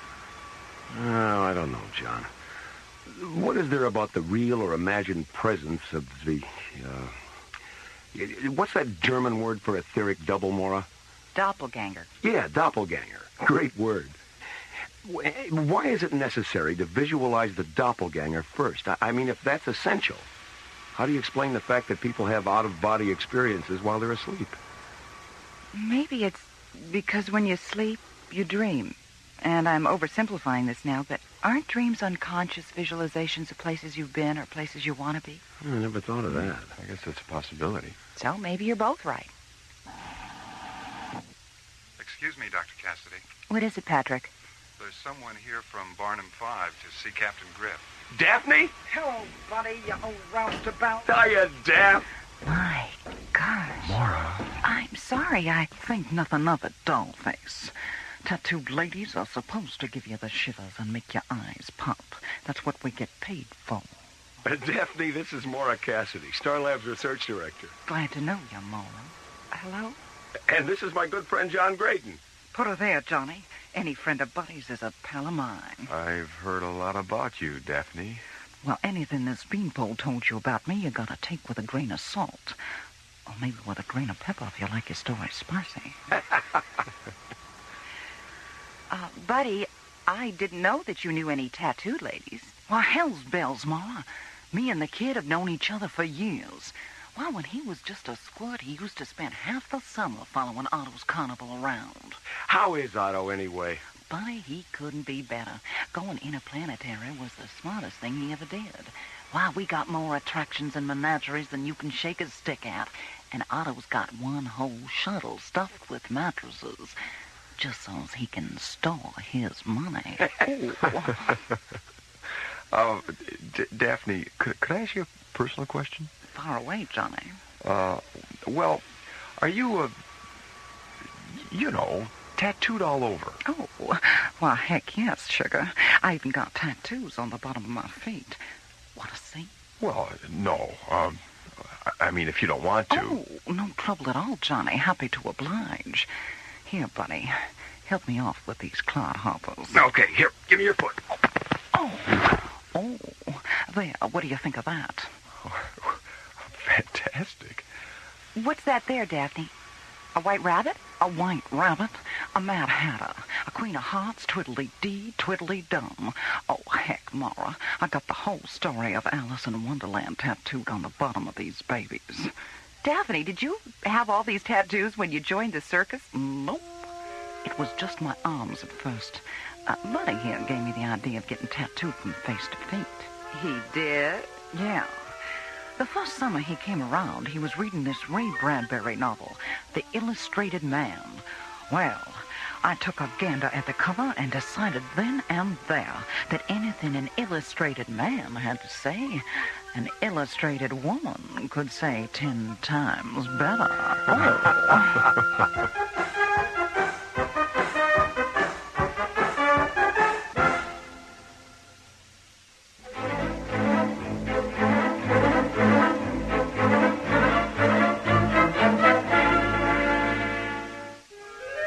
Arriving at Starlab from the circus planet of Barnum 5, the amazing Daphne, a tattooed lady from Otto Starshine's interplanetary carnival of thrilling wonders, is reunited with her old friend, Buddy Griff. Buddy, I didn't know that you knew any tattooed ladies. Why, hell's bells, Maura. Me and the kid have known each other for years. Why, when he was just a squirt, he used to spend half the summer following Otto's carnival around. How is Otto, anyway? Buddy, he couldn't be better. Going interplanetary was the smartest thing he ever did.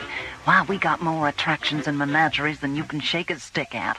And Otto's got one whole shuttle stuffed with mattresses, just so he can store his money. Half an hour later, Maura, John, Buddy, and the amazing Daphne enter Starlab's Visual Media Theater to view a videotape cassette Daphne has brought from Barnum 5.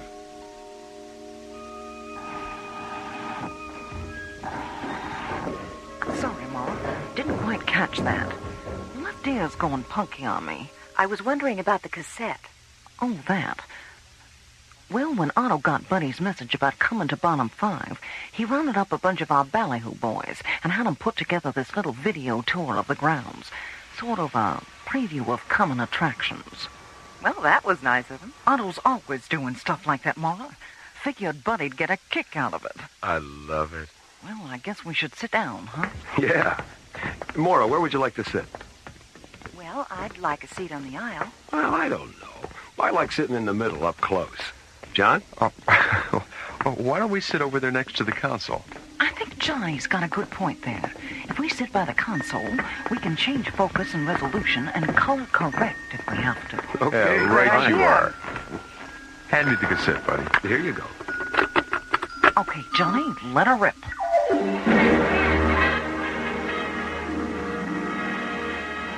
Ladies and gentlemen, presenting Otto Starshine Interplanetary Carnival of Thrilling Wonders.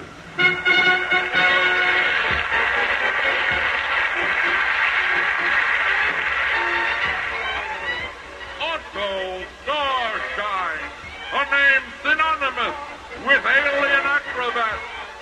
zero gravity clowns, intergalactic aerialists, interstellar menageries, and interplanetary sideshow attractions assembled from the far corners of the universe to amaze, amuse, delight, and astound you.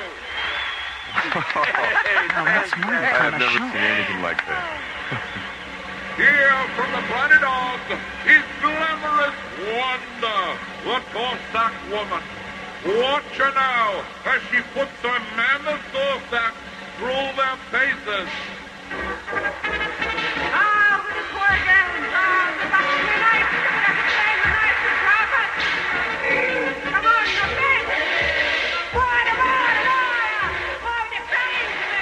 Hey, Could you man, believe she's strong. that? She looks pretty mean to me. Good.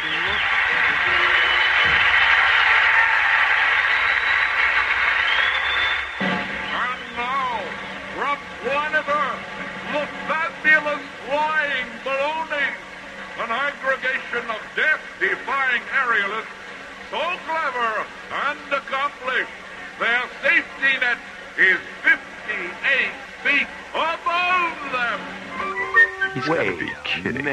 They fall up? And here from Otto Starshine's interstellar menagerie, a Lavinian confusion creature. Notice the tail at both ends, hence the name Confusion Creature.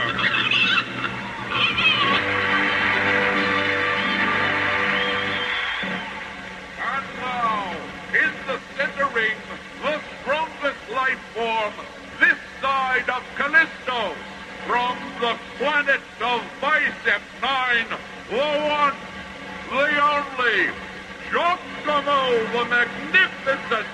Watch now as Giacomo attempts to lift a fully loaded lunar shuttle.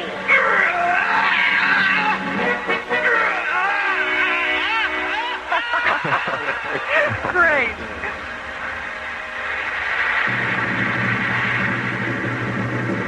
Here is one of our animal attractions from planet Earth. A quartet of tap-dancing kangaroos. Kidding boys.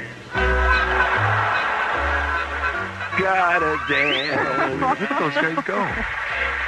And now, for your delight and satisfaction, Glean, the fire-breathing fish person of Ditmo's age. Glean, who has extinguished himself in over 7,000 performances.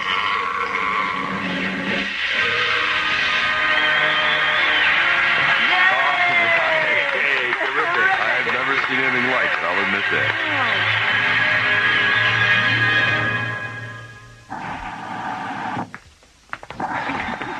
How about Giacomo's terrific. Well, I'd like to hang around and shoot the breeze, but I got a show this afternoon, and I don't believe in keeping the customers waiting. Daphne, before you go, would you mind coming down to the infirmary with me? The infirmary? How come? Well, you mentioned that your left ear was going a little punky, and I think Dr. Rossiter should examine it. There might be something she can do. Gee, that's really swell of you, Maura, but I'll be all right. Hey, Maura's right, Daphne. It wouldn't hurt to have it checked out. Besides, I think you and Dr. Rossiter would really hit it off. Well, okay. Good. I'll talk to you before you go. If anybody wants me, I'll be in the library. Checking out a book? Nope. Checking out a librarian. See you later. So long, buddy. Come on, I'll go down to the infirmary with you. Maybe I can get Daphne to tell me some of her spicier stories. Glad to oblige, Johnny. A man who listens is a good man indeed. And these days, a good man is hard to find.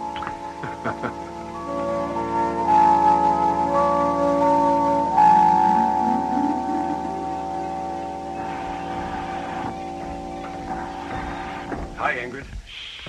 Hi, buddy. What do you mean?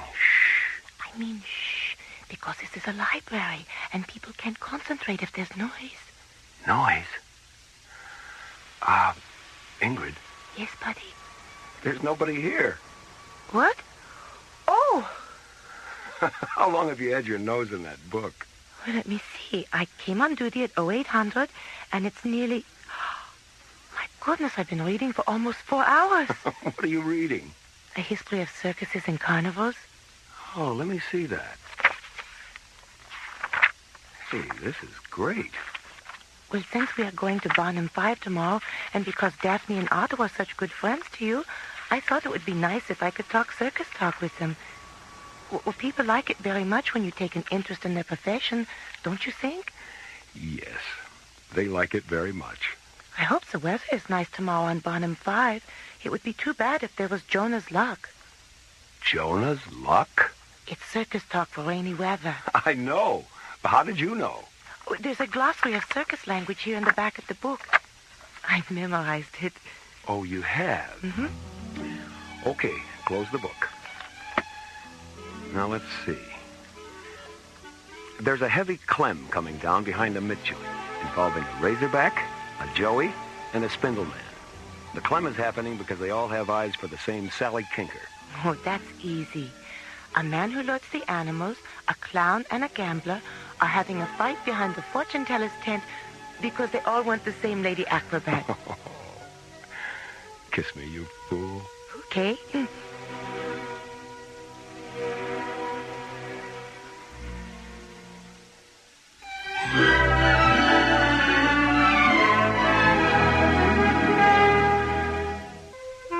2 hours after her arrival at Starlab from the circus planet of Barnum 5, the amazing Daphne complains of a hearing loss in her left ear and is taken to the infirmary by Maura and John.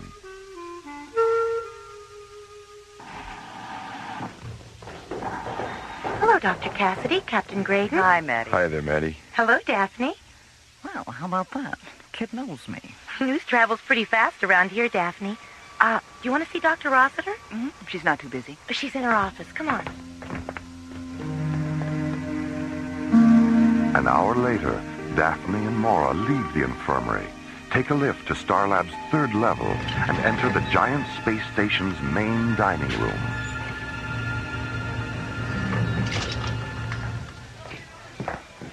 Hi, buddy. Hello, Dr. Hi, Maura. Cassidy. Daphne. Hi, honey. How'd it go? Well, it looks like I'm not going deaf after all. I got a cracked eardrum, but Diana gave me some medicine for it. Says if I use it twice a day for 2 weeks, the crack will heal up, and, hey, I'll be as good as new. Oh, good. Great. Oh, Daphne, this is Ingrid. She'll be coming to Barnum 5 with me tomorrow. Glad to know you, Ingrid. Hello, Daphne. Buddy's told me so much about you that it's nice to finally see you, in the flesh. Yeah, well, I'm happy to say there's a lot of flesh to see. Hey, where's John? He's still down in the infirmary. Is something wrong with him? Nothing a Sunday afternoon with Maddie won't cure. Yeah, well, I guess my spicy stories finally got to him. Will you have lunch with us, Daphne? I'd really love to, honey, but I gotta be getting back. Here's a couple of Annie Oakley's, buddy. I'll flash them at the gate tomorrow, and one of the boys will take you right to Otto. Annie Oakley's? That's circus talk for free tickets. Oh, well, excuse me. Come on, Daphne. We'll walk you down to your docking bay.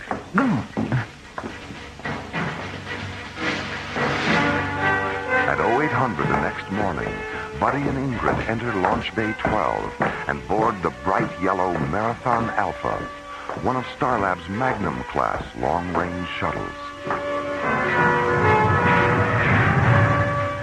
15 minutes later, the Marathon Alpha rockets out of its launch bay, banks 40 degrees, and jets away toward Barnum 5.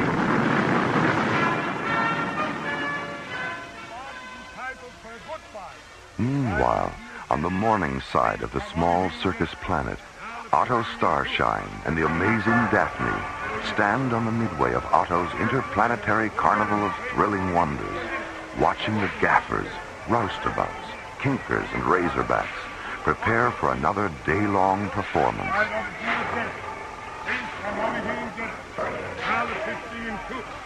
Well, there will be no Jonah's luck today, Daphne.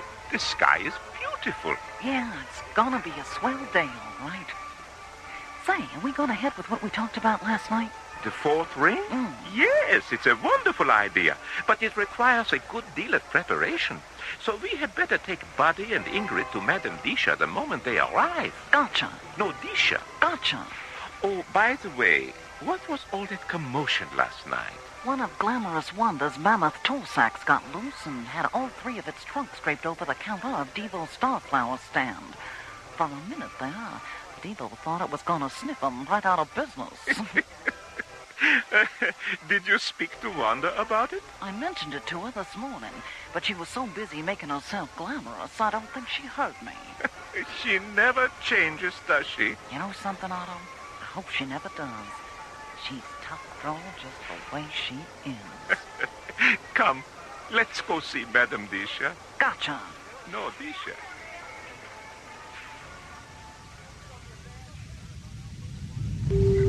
Marathon Alpha to Barnum 5 traffic control. Yo, we're tracking you, Marathon Alpha. I need landing vector coordinates for Otto Starshine's Carnival of Thrilling Wonders. Coming right up. All right, is your ship outfitted with a GC-10 interface module? Affirmative. All right, terminate your onboard guidance system and open interface channel 105. We'll launch you from here. Roger. Okay, Marathon Alpha, we have you on ground control interlock. Have a good time. Thanks. Marathon Alpha out. Well, how do I look? Buddy, close your mouth. I didn't know you were changing your clothes back there. Oh, the way I look doesn't make you uncomfortable, does it? No. Little tiny skirts and little tiny tops don't make me uncomfortable. No. Yes, they do make me uncomfortable. Do you want me to change? No. I like being uncomfortable. Really, I do. I love it. Good. I think it's a perfect costume for a day at the circus. Circus? Oh, yeah, the circus. Oh, sure, it's perfect for a day at the circus. Or a night at the opera. Or a day at the races. 2 hours after leaving Starlab, the Marathon Alpha lands at the small spaceport near Otto Starshine's Carnival of Thrilling Wonders.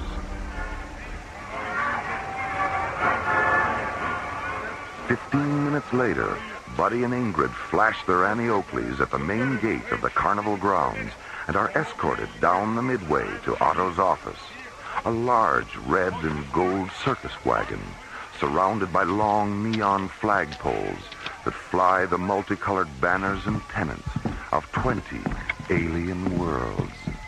Hi, Otto. Hello, Buddy. Hi, You look kid. great, Otto. Just great. Well, it's been a long time, Buddy. Too long. My advice is that you begin coming to my circus at least once a year, rather than once every decade. Will you promise me that? You got it, Otto. That's a promise. And, who is your charming companion? Oh, this is Ingrid Tassel. She's the librarian aboard Starla. Well, I must say that the image of the librarian has changed considerably since I was a boy. It's a pleasure to meet you, my dear. Thank you, Otto. Well, what do you two think of the place so far? Oh, it's terrific. I can't get over it. Excellent. Glad to hear it, kids. Glad to hear it. But if you think what you've seen so far is terrific, prepare yourselves for lots more. 'Cause you ain't seen nothing yet.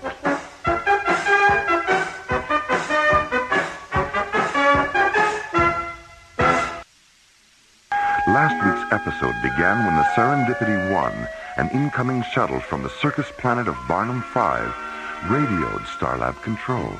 This is Starlab. Go ahead, Serendipity 1.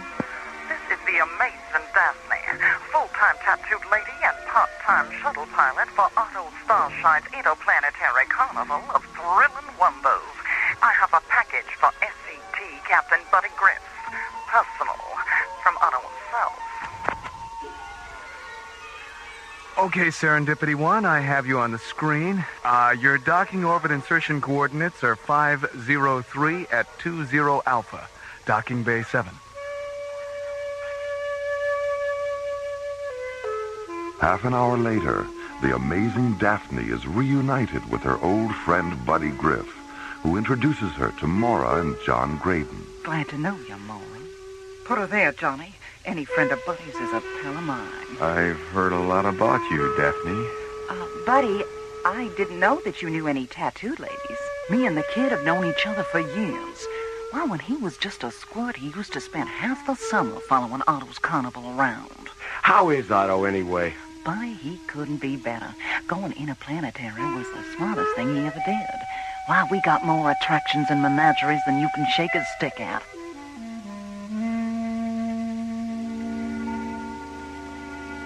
Three hours later, in the giant space station's main dining room, Buddy introduces the amazing Daphne to Starlab's librarian, Ingrid Tassel. Oh, Daphne, this is Ingrid. She'll be coming to Barnum 5 with me tomorrow. Glad to know you, Ingrid. Hello, Daphne.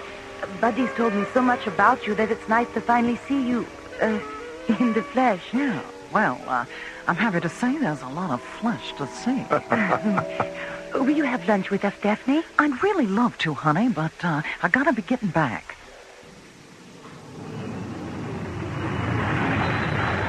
The next morning, as Buddy and Ingrid jet toward Barnum 5 aboard the Marathon Alpha, Otto Starshine and Daphne stand on the midway of Otto's interplanetary carnival, watching the gaffers, roustabouts, and kinkers prepare for another day-long performance. Say, are we going ahead with what we talked about last night? The fourth ring? Yes, it's a wonderful idea, but it requires a good deal of preparation. So we had better take Buddy and Ingrid to Madame Disha the moment they arrive. Gotcha. No, Disha. Gotcha.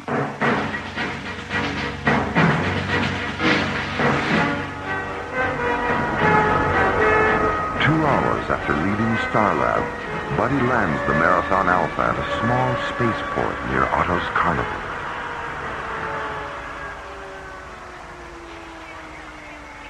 "15 minutes later, Buddy and Ingrid are escorted down the midway to Otto's office, a large red and gold circus wagon surrounded by neon flagpoles that fly the multicolored banners and pennants of 20 alien worlds. Hi, Otto. Hello, Buddy.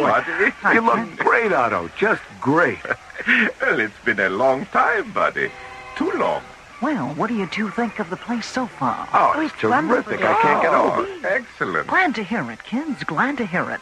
But if you think what you've seen so far is terrific, prepare yourselves for lots more, 'cause you ain't seen nothing yet. And now, the conclusion of the Madonnas of Zanzibar Alpha on Alien Worlds.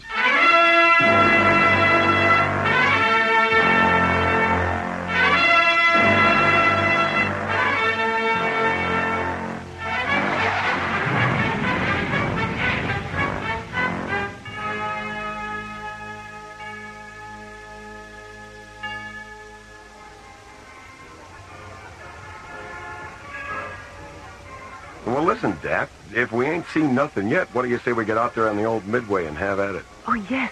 There's so much going on out there. I can't imagine how we'll be able to see even half of it in only one day. Don't worry about having enough time, Ingrid. Why, between now and midnight, you're both going to see such mind-boggling sights that we'll probably have to ship you back to Starlab in an ambulance. Oh. Ingrid? Yes, Otto? Sind Sie ein Deutscher? Oh, nein, Otto. Ich bin ein Holländer. Ah, geboren in der Stadt oder der Land? In der Stadt. Sanden. 20 Kilometer unter Amsterdam. Du sprachst vorzüglich Deutsch. Oh, danke schön, Otto. Do you have any idea what they're talking about, Dad? I sure do. Otto asked Ingrid if she was German, and she said no, she was Dutch. Then he asked if she was from the country or the city, and she said she was born in Zaandam, a city north of Amsterdam. And when he complimented her on her German, Ingrid said, "Thanks, Otto." Gee, Daphne, I didn't know you understood German. Otto taught me. Buddy, Ingrid, I think it's time for you to meet Madame Disha. Who? Madame Disha, our resident mystic, a fortune teller from the planet of Heterodyne 4. She knows all.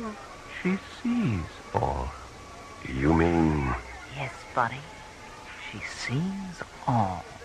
Yeah, that could be a little embarrassing, couldn't it? Well, it all depends on where she looks.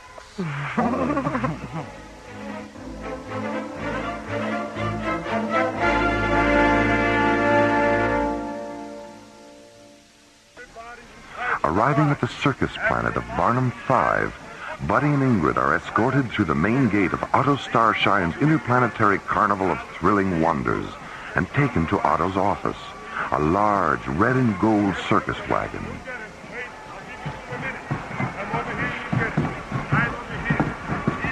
Minutes later, Buddy, Ingrid, Otto, and the amazing Daphne leave Otto's wagon and walk down the midway toward the mysterious Madame Disha's tent. Meet the mysterious Madame Disha. Come, let us go inside. Tetradyne 4, educated in the Good morning, Madame Disha. Hiya, madam. Good morning, Otto. Daphne.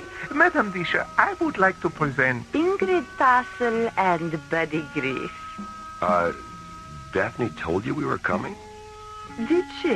Have a good time, kids. Come on, Otto. Madame Disha will escort you back to my wagon when you are finished, Buddy. Enjoy yourself. Okay, Thank you, see you later. Please, sit here at the table. Buddy on this side, Ingrid on this side. Okay. Now, put your minds at ease. In a moment, the crystal ball will fill with light. When it does, join hands, look into the light, and concentrate.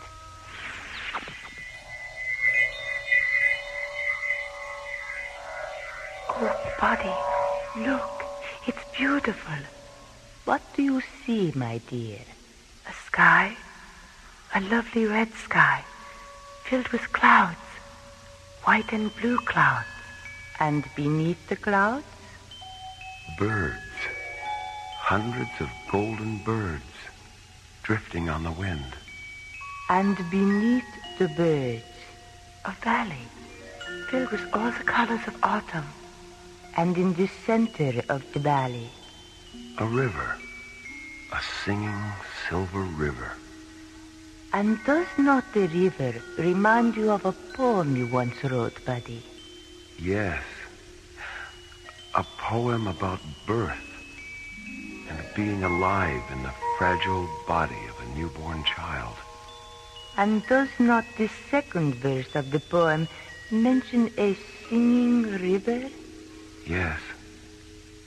Touched by silver waters, wrapped in velvet clothes, we sleep in ivory cradles where the singing river flows. And did not Buddy read this poem to you 3 months ago, Ingrid? Yes. And did not the verse that mentions winter cause you to weep? Yes. We aged in golden afternoons, were old when winter came, and when we died as ancient children, we knew no one was to blame. What do you see near the river? A meadow. A huge meadow filled with strange blue flowers. And when the sunlight touches the flowers, their petals shed tears. And in the center of the meadow, statues. Enormous crystal statues of beautiful young women on their knees, praying. They are Madonnas, sad Madonnas. And why are they sad? I don't know. Ingrid, they are sad because there is no one they can tell their secrets to. What secrets, Ingrid? The Madonnas watch over an alien library that lies beneath the ground they kneel on. How is it that you sense their sadness? Because when no one comes to learn the secrets of the knowledge I watch over in the library on Starlab, I am sad. And where do the Madonnas wait, Ingrid? Zanzibar Alpha.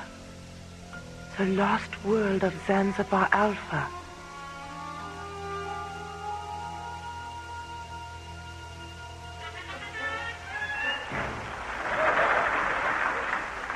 And so, another performance of Otto Starshine's Interplanetary Carnival comes to a close. And the next time your friends ask you where they can have the time of their lives, say this: from the sands of Mars to the distant stars, there's no greater show in the universe or anywhere else than Otto Starshine's interplanetary carnival of thrilling wonders. Thank you, and good night.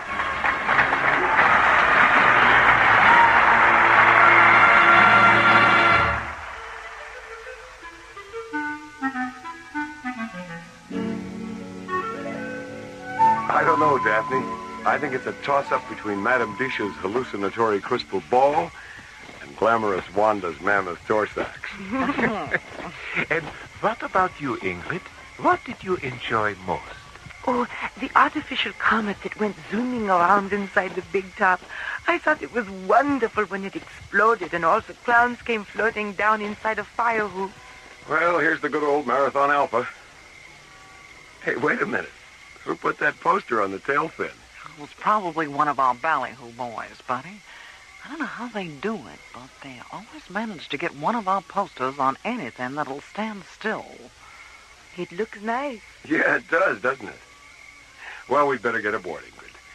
Hey, thanks again, Otto. We had a terrific time. Oh, yes, it was just wonderful. Oh, good. Bye, buddy. Good. Thank you so much. Goodbye. Bye, kid.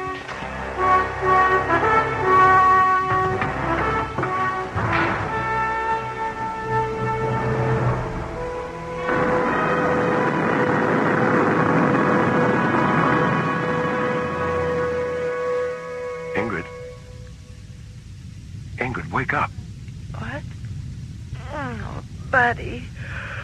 Are we home? No, Ingrid, we're not home. I don't know where we are. What? Doesn't the onboard computer know where we are? It does, but I don't. The computer's feeding a star matrix to the navigational display. But I don't recognize any of the proximity coordinates. Buddy, there's a planet out there. I know. We drifted into its gravitational field just before you woke up.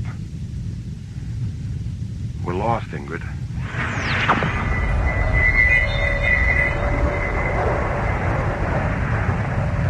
Buddy, what's happening? The planet's pulling us down. We're out of control. Sky. A lovely red sky. Filled with clouds. White and blue clouds. Buddy! A river. A singing silver river. Ingrid! Buddy, please don't let go of my hand.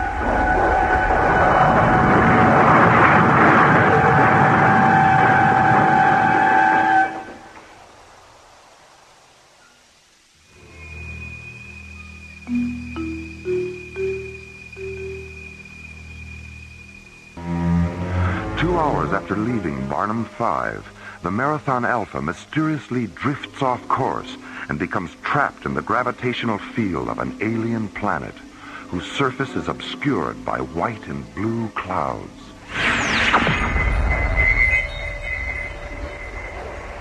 Suddenly, an energy force lashes out from the clouds and pulls the Marathon Alpha down through the planet's misty red atmosphere. A moment later, the shuttle crashes on the edge of a peaceful meadow filled with strange blue flowers, flowers that weep golden tears as the sunlight touches them. Oh, Buddy, it smells wonderful, like jasmine and lilacs. Yeah.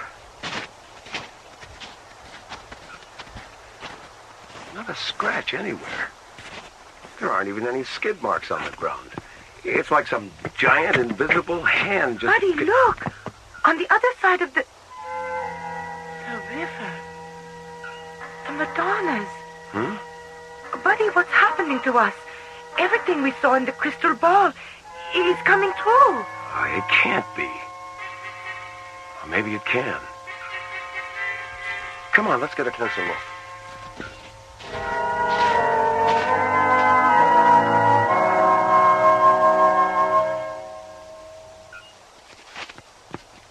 Hey, Ingrid, look at this outline on the knee of the statue. There's some kind of door here. Buddy, Madame Biche's crystal ball, the underground library. This must be the entrance. Let's go in. Oh, I don't know, Ingrid. It looks pretty dark down there. For all we know, there might be a giant spider or something lurking around. Oh, come on. Where's your sense of adventure? Well, all right. But you stay here until I make sure it's safe. Okay. Be careful. Don't worry about a thing, Ingrid. I've got something that makes me invincible. Your dauntless courage? No, my trusty blaster. I'll be right back.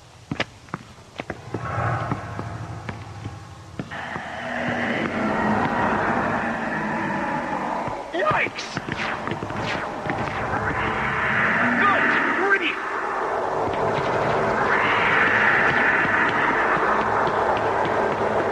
Buddy, what happened down there? A 10-foot spider with hairy legs. I don't get it. You mention a big hairy spider, and there it is. Is it dead? Yeah. I want to see it. Ingrid. I want to see it, buddy. All right.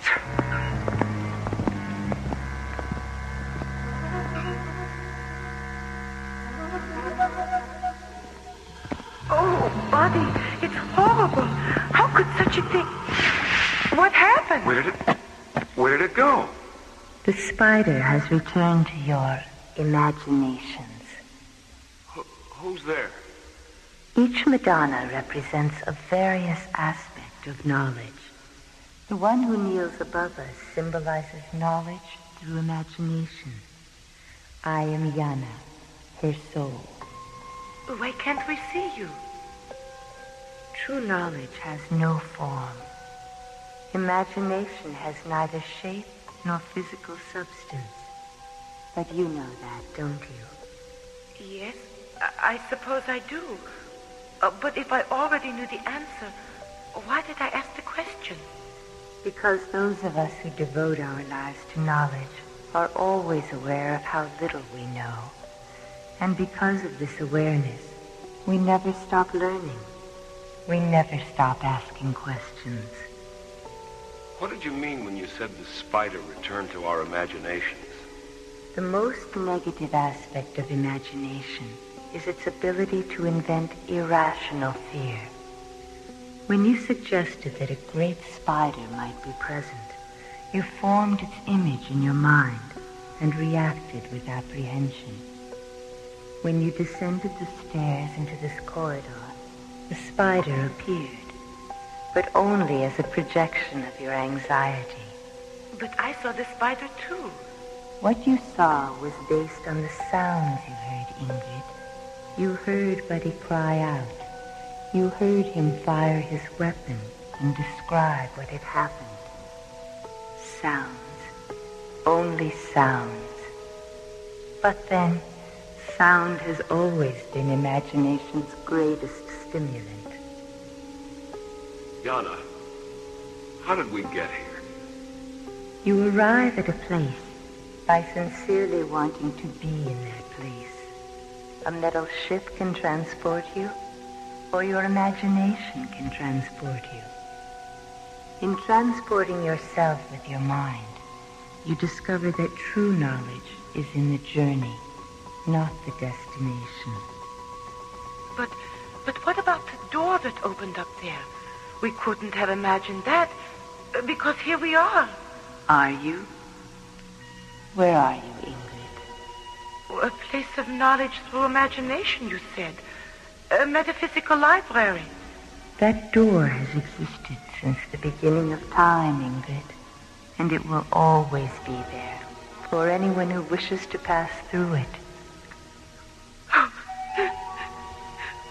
Oh, Buddy. Ingrid, what's wrong? Oh, they don't know. So many of them don't know. The door, it leads to eternal summer. Yana? I have to leave you now, because this part of the journey is ending. Love each other as much as you love me. Yana?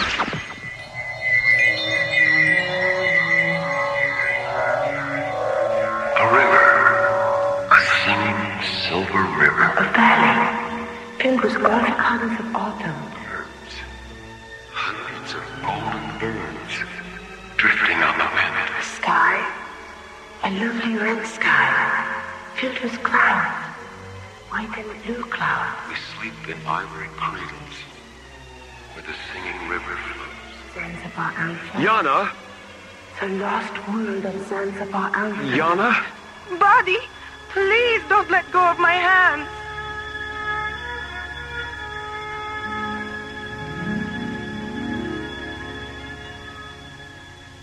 Buddy? Ingrid? Can you hear me? Where are Otto. Daphne. How you doing, kiddo? Ingrid, are you all right? we? What happened? How can we still be here? We crashed on Zanzibar Alpha. We saw the Madonnas. We talked to Yana. It happened in your minds, all of it. You and Ingrid have just experienced the fourth ring of my circus. The fourth ring? Yes, the magic light of Madame Disha's crystal ball. It gave you what no three-ring circus ever can. An unprecedented journey through your imagination with someone you care about very much. But the Madonnas, Zanzibar Alpha, where did those ideas come from? I invented them at the beginning of the light trance and passed them from my mind to yours. And what about Yana? Was she an invention too? Yana? The Madonna spirit we met after Buddy shot the giant spider that wasn't there. Yana was someone or something you created between yourselves. Buddy, you can let go of our hands now if you want to. The journey's over, honey. I don't know, Daphne. After what we've been through together, I think the journey's just begun. He's right, Daphne. We ain't seen nothing yet.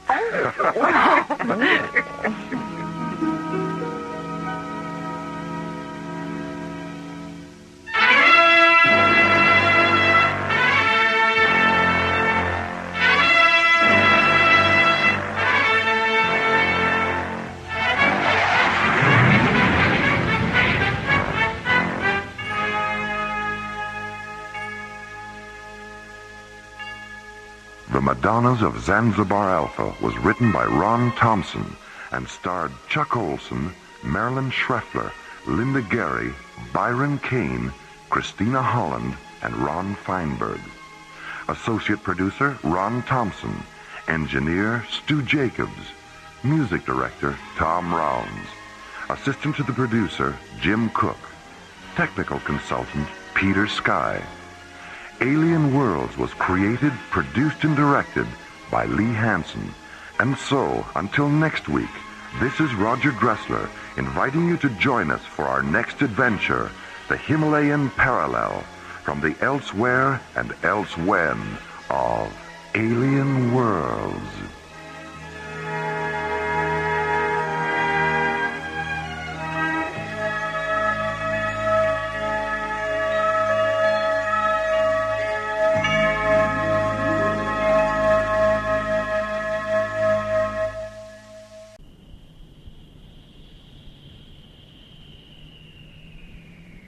High above Earth's windy skies, slowly rotating through the silent voids of space, is the Arthur C. Clarke Astronomical Observatory, Starlab.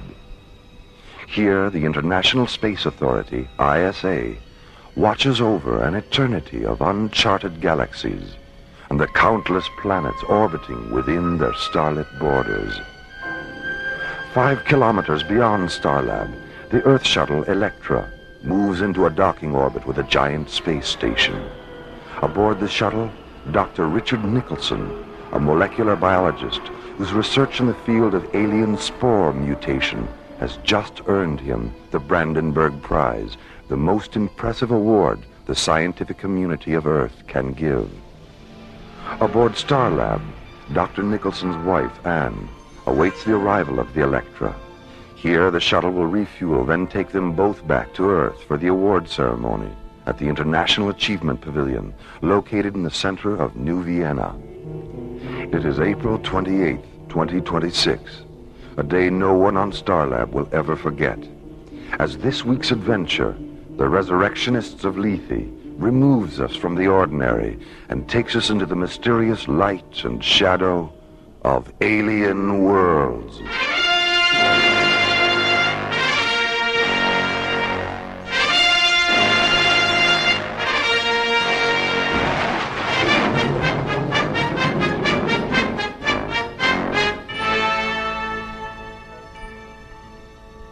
Starlab Control, this is the Electron. Docking vector approach 558 ETA, 3 minutes, 10 seconds. Over. Roger, Electra. You're cleared for entry into Shuttle Bay 5. The doors are open and the refueling crew is standing by. Roger, Starlab. And send the systems technician down after we dock. I've been having a little trouble with the NO3 feeder line, the number 4 retro thruster. Nothing serious, but it wouldn't hurt to check it out. Will do, Electra.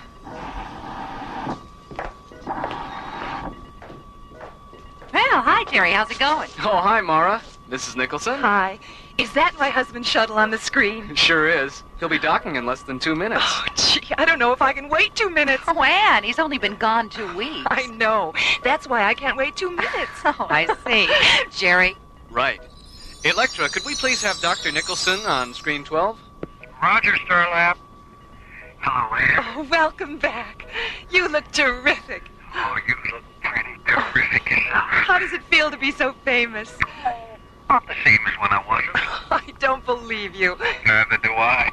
It's fantastic. Oh, you should have seen the looks on their faces when I... Richard? My God, what's happening? Starlab, we have a feeder line blown. NO3 level is subcritical enlargement. Seal off the flight deck. Initiate emergency venting procedures. The escape pod. Get to the escape pod. Electra, can you hear me? It's too late. Starlab Control to Stargazer 1. This is an emergency rescue alert. Dispatch paramedic ships to triangulator coordinates 558. Repeat, this is an emergency rescue alert. Varsity, at least on this bed, could you describe what you're looking at over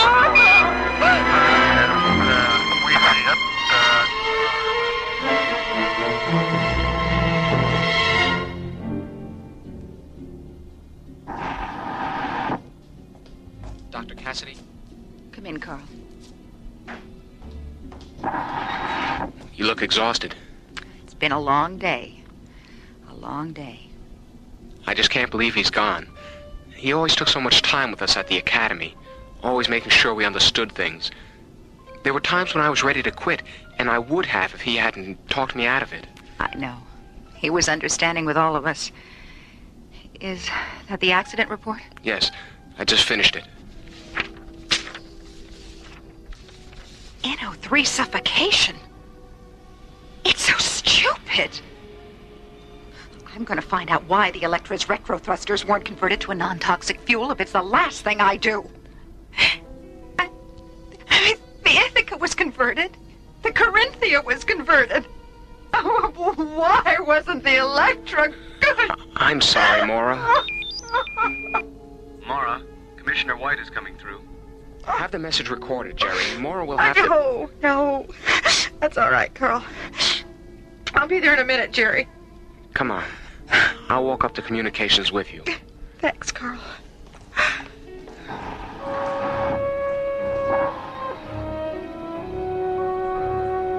Yes, Commissioner, that's all been taken care of. Now, here's Dr. Cassidy now. Hello, Commissioner. Hello, Maura. Are you coming up to Starlab? I'll be up there tomorrow. I just wanted to let you know that the ISA Council has ordered an honorary internment for Richard on Lethe. Supervisor Toddmaster has already been notified, and one of his mortuary ships will be there tomorrow afternoon. Toddmaster? Simon Toddmaster? I thought you knew. He's been Lethe's supervisor for nearly 2 years now. How did a man like that ever end up on a satellite for the dead? Meanwhile, preparations are underway to transfer the body of Dr. Nicholson to Lethe, an artificial burial satellite 1,000 kilometers in diameter, created for the internment of Earth's honored dead. The casket's just arrived, Master. Good, Berkey, very good. Let's get on with it. Levy's supervisor, Simon Toddmaster, a man from Maura Cassidy's past, a master of the dead to whom no undertaking is insignificant. Number 6, Professor Joseph Digby Allen. Number 7, General Arnold Boom Boom Bernstein. Number 8, Prime Minister Ichiro Suzuki. My, what expensive caskets. Is this the entire manifest, Berkey? All except this one, Master. Oh, it's an interesting casket. Who's inside? Richard M. Nixon. Well, I thought he'd never pass on. Neither did anyone else. And did he leave any incriminating documents? Only an 18-minute last will and testament tape. What was on it? We'll never know, Master. There's nothing on it. I'm not at all surprised. Well, come on, Berkey. We have work to do. That is an affirmative, Master. A simple yes will do, Berkey. If you knew how I loathed affirmative, you'd be quaking in your boots. Or whatever it is you call those things on your feet. My apologies, Master. Accepted. Now, you mentioned an ISA communique. It's on the teleprinter in the control room. Shall we? After you, Master.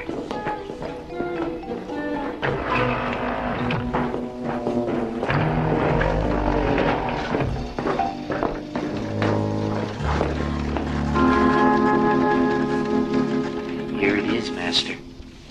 Well, what does it say? We've been ordered to Star Lab to pick up the body of Dr. Richard Nicholson. So, Dr. Nicholson has finally shuffled off his mortal coil. Cause of death? An accident. NO3 suffocation. How utterly fitting that the man who used to give me so much gas should succumb to a lethal dose himself. I don't understand. Now, poor Richard and I worked together on Star Lab once upon a time as fellow science officers. We were Professor Cassidy's golden-haired boys. Oh, you mean you used to have yellow protein filaments growing on that shiny dome of yours? Golden-haired boys is just a figure of speech, Berkey. Now, where was I? Oh, yes, well, I got into some trouble while I was stationed on Star Lab. Nothing serious, just a little glowstone smuggling, but they railroaded me into prison anyway. I'd still be there if Lethe hadn't suddenly required a man of my unique talents. From prison to Lethe? What's the difference, Master? Yes, indeed. Volunteering for this post was sheer inspiration. Berkey, Professor Cassidy had a daughter, Maura. Find out if she's still on Star Lab. And find out if Ann Nicholson is there, too. She could be very useful to us, considering how closely she and her husband worked together. As you wish, Master. Ratchet? Master? Berkey and I are going to Star Lab. Prepare the Orcus Omega. Yes, Master. By the way, Mrs. Thorndancer is waiting to see you. Well, send her in, Ratchet. My dear Mr. Toddmaster. My dear Mrs. Thorndancer. I just couldn't leave without thanking you for everything. 24 hours with my husband, alive and happy, reliving the best times we ever had. Oh, Mr. Toddmaster, it was wonderful. Well, I'm delighted that you're delighted. But remember, this is our little secret. Oh, don't worry. I won't breathe a word to a living soul. Goodbye, Mr. Toddmaster. Oh, it's never really goodbye, Mrs. Thorndancer. Only au revoir. Ratchet, what's the progress on the Thorndancer experiment? She relived a period with Professor Thorndancer during which he was deeply involved with mind weapon research. Some of his workable hypotheses were so dangerous he never revealed them to his colleagues, but he did confide them to his wife, and she talked her head off about them. The professor's replicant functioned so well that it had her discussing mind weapon theory within 5 minutes. The data is in the Omni extrapolator now. Good work, Ratchet. Stay tuned. Berkey, what did you find out about Maura Cassidy? She's now Star Lab's research director. Ann Nicholson is there, too. Well, well, well, well, well. Are you feeling all right, Master? I'm feeling very well, Berkey. Thank you. The Orcus Omega awaits you, Master. Thank you, Ratchet. Come along, Berkey. We mustn't keep the dead waiting. Leafy's sinister supervisor and his assistant Berkey descend to the mortuary satellite's launch bay and board the sleek cobalt blue funeral ship Orcus Omega. Orcus, the ancient Roman name for Pluto, the god of Hades, and Omega, the Greek symbol for the end, the final singularity. Meanwhile, on Starlab, Ann Nicholson has just been told about the ISA decree to have her husband honorarily interred on Lethe. I can't help the way I feel, Maura. I am not going to Lethe, and that's all there is to it. Well, you still haven't told me why you won't go. It's grotesque. Taking him away from me like this, and hiding him in a place where I'll never see him again. Couldn't he be put in cryosuspension, Maura? Have you asked the council about that? Maybe there's still a chance that Richard could be brought back to me someday. And you know it's too late for that. All right. Then you take him to Lethe, Maura. You salute all those stupid flags and smell all those dying flowers. And, yes, listen to people who never knew him lie about what a good friend he was. There won't be any flags, Anne, or any flowers or speeches or anything like that. It's a private ceremony between you and Richard. Oh, I'm tired, Maura. Will you please leave me alone? All right. I'll be on the control bridge if you need me.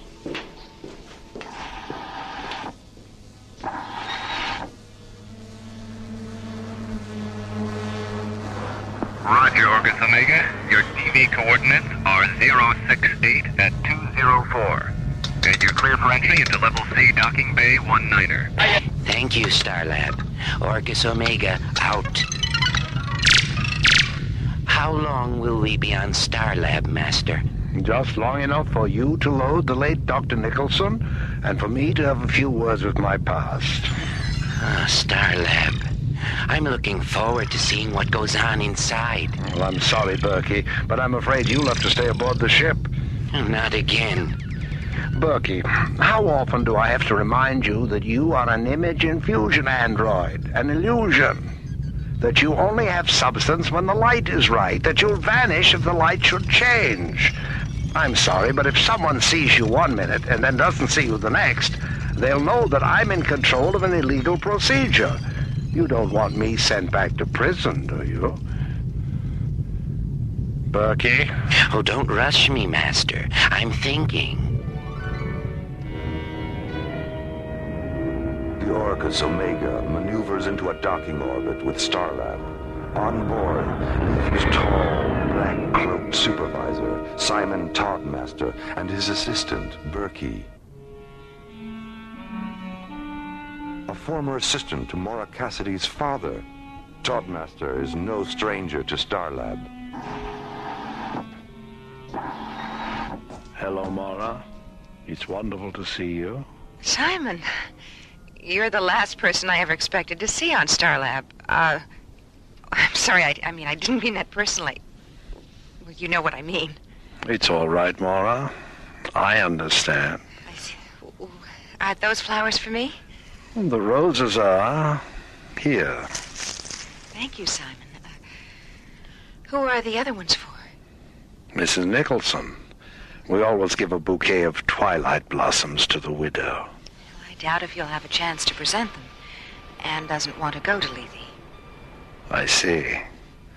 Well, perhaps if I spoke to her, I do have a way of making people understand the importance of being present at the final interment. Well, if you think your talking to her will do any good, I'll take you to her quarters. Maura, is Mr. Toddmaster there? Yes, he is. Dr. Nicholson's body has been taken aboard the Orcus Omega, Mr. Toddmaster. Thank you. Oh, would you mind telling my assistant that I'll be there in a few minutes? Will do. And now, Maura, if you will show me to Mrs. Nicholson's quarters.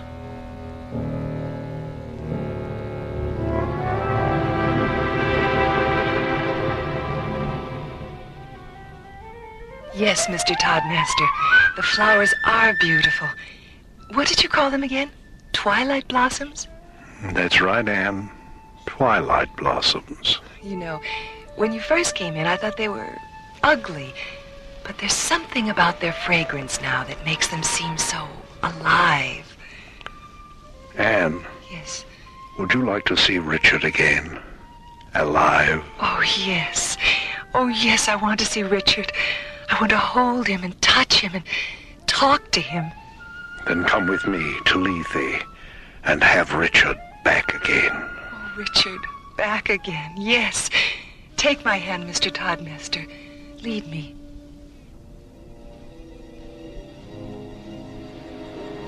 We've just got confirmation on it, Maura.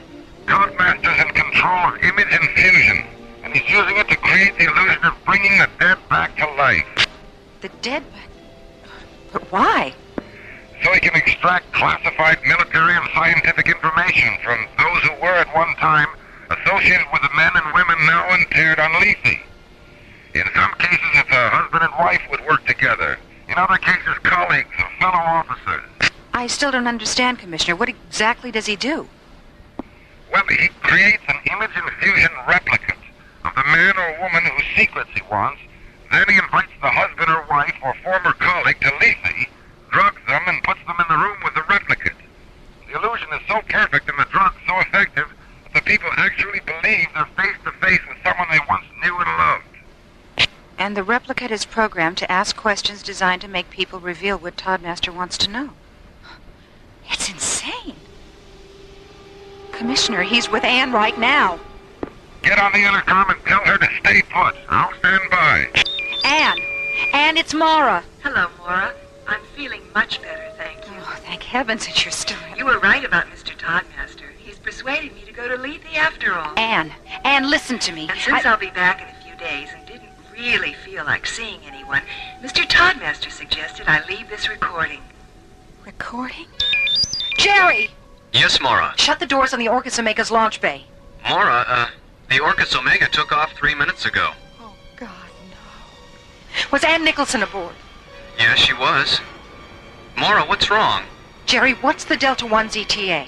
14 minutes, 50 seconds. Contact them right now. Give them the flight plan of the Orcus Omega and tell them to intercept it. Right. I was too late, Commissioner. They're gone. Gone? Damn. Is there anything you can do? Delta 1 is 14 minutes out. I've ordered John and Buddy to divert it and try to intercept the Orcus Omega. Stay with it, Maura. I'm coming up in a priority shuttle. I'll do my best, Commissioner. Maura, I just talked to Buddy and John. They can't do it. Delta 1 doesn't have enough fuel. All right. Contact the Stargazer security station. Tell them to scramble a pursuit cruiser and find out who the pilot is. I want to talk to him.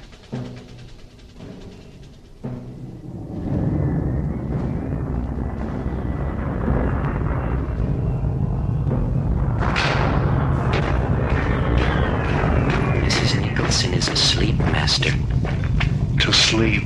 Perchance to dream, eh, Berkey? Dream? What's a dream, Master? An expedition to the interior of the subconscious. Something humans do when they sleep. What's the subconscious, Master? A place where secrets live. In Mrs. Thorndance's case, thought weapon secrets. In Anne's case, bacteriological warfare secrets. Disease weapons based on Richard's alien spore mutation research. Weapons so terrible, he hid the data tapes for them, and only Anne knows where they are. Amazing, isn't it, Berkey? The way a Twilight Blossom trance can bring out the best possible secrets about the worst possible things. Did she tell you where the tapes are? Not yet, but she will, when her dead husband rises from the grave and takes her in his arms again. Oh. In times past, there were legends and myths that told how the dead became the undead and walked the regions of night, passing ancient moonlit walls and mirrors, casting neither shadow nor reflection. But because dreams of resurrection are ageless and the powers of darkness infinite, the demon sorcerer of the past, has reappeared as the Simon Toddmaster of the future. Simon Toddmaster, the resurrectionist of Lethe, a man walking the regions of night beneath the cold, moonlit skies of alien worlds.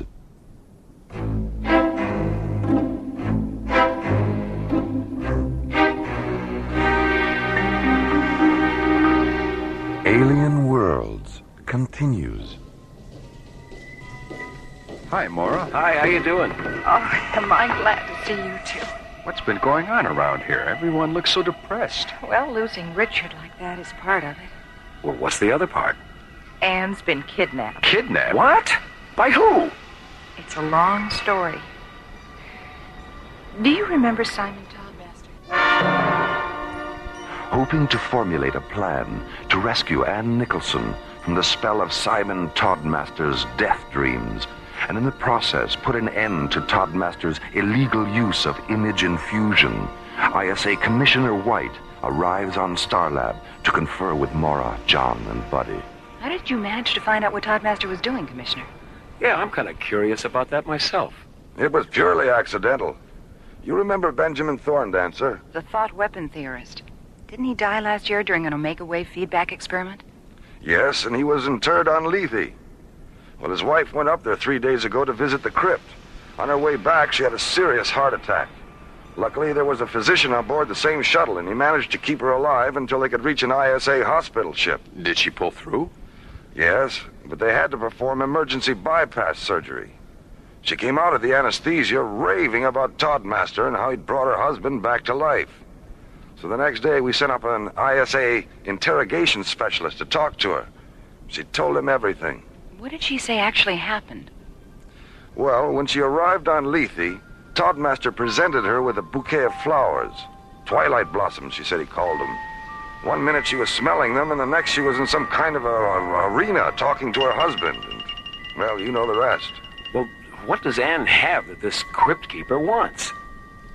Richard had made a major breakthrough in the use of alien spore mutations for bacteriological warfare.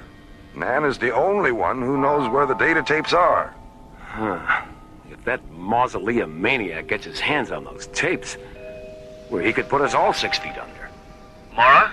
Commissioner White? What is it, Jerry? I've got a transmission coming in from Lethe. It's Ann Nicholson. Anne? Well, patch her through, Jerry. Hello, Maura? Anne, are you all right? Of course I am. Why shouldn't I be? Is Simon there with you? Yes, he's right here. He's been wonderful. I don't think I've ever met such a kind and sympathetic man. Maura, I want you to come up to Lethe. Simon said he didn't get a chance to spend very much time with you on Starlab. He thought it would be nice if we could all have dinner together before I leave. How does that sound? Why, that sounds wonderful, Anne. When? Tomorrow night. Just the 3 of us, okay? All right, Anne. Just the 3 of us. See you tomorrow. Bye. Just the 3 of us, huh? John, Buddy, what do you say we make it dinner for 5? Well, I hope it's not formal. My electric tie and tails are still at the cleaners. You realize he's setting a trap. I know, but he doesn't know that I know. And if we're careful, we just might be able to get Anne away from that lunatic before something happens to her.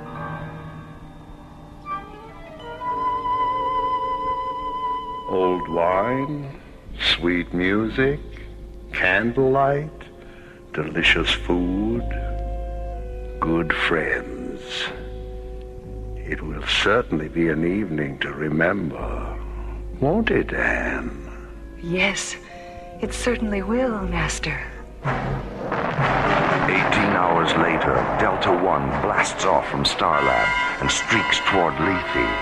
Maura, alone at the controls, John and Buddy hidden in a portside storage locker, which has been lined with scanner shielding, a precaution taken before blastoff to prevent Toddmaster from detecting more than one life form aboard the Delta One.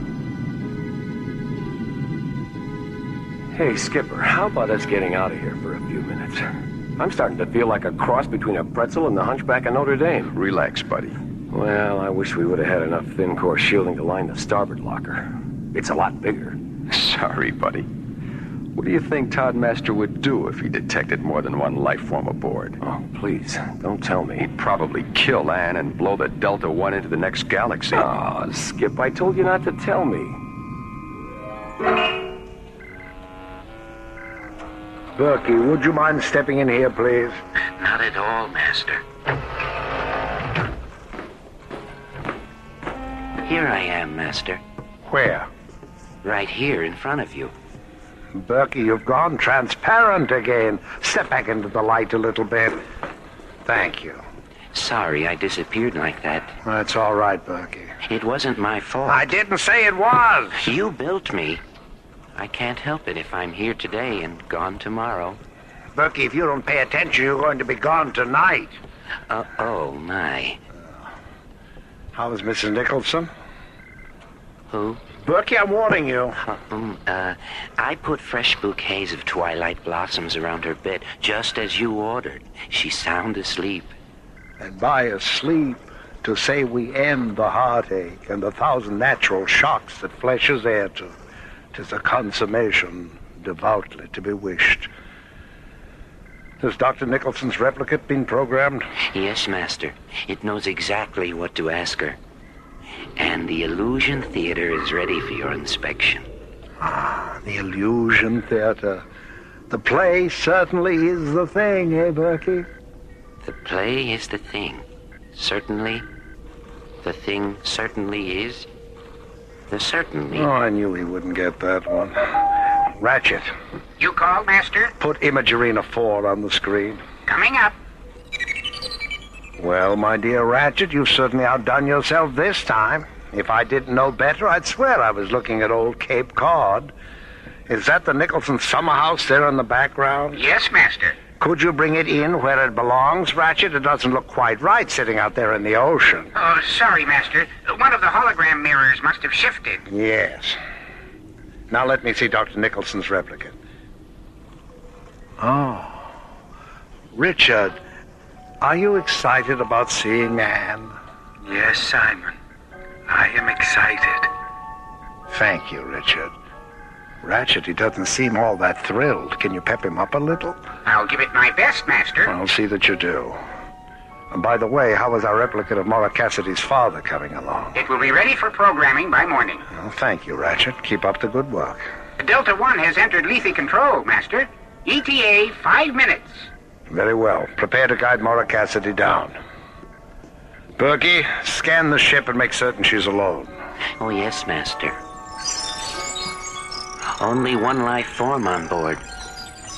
Lethe control to Delta One. Retro to descent. Maura orbits the Delta One into a descent vector above Lethe. John and Buddy hidden in a shielded storage locker to prevent detection by Lethe's life form scanners. Their safe arrival, the first stage of a plan to rescue Anne Nicholson from Lethe's mysterious mortician, Simon Toddmaster. An undertaking which will soon continue with a quiet dinner between Maura, Anne, and Toddmaster, and hopefully end with Toddmaster getting his just desserts. Roger, Lethe Control. I'm on the pad. Stay where you are, Dr. Cassidy. I'll be right over to pick you up. Delta One, out.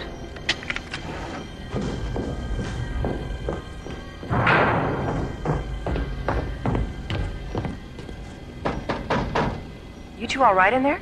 I keep telling you, Sheriff, this locker just ain't big enough for the both of us. We're fine, Maura. I've already switched on the beep sender Carl concealed in Richard's metal, and I'll give it to Anne the minute I see her. Your micro receivers are on the console. One of them is tuned to Anne's beeper. The other one is tuned to my button transmitter. Dr. Cassidy. For God's sakes, don't lose track of us. Coming!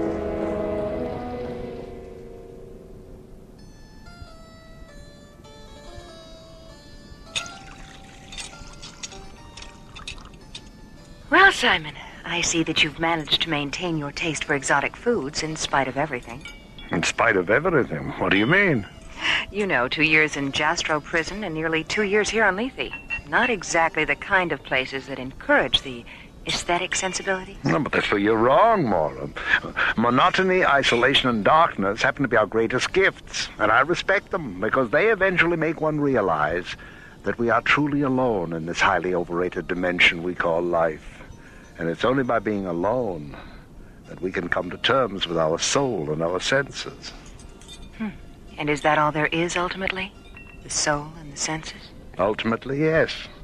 They know each other better than we can ever know ourselves. They complement each other perfectly, and they reassure each other in times of imbalance.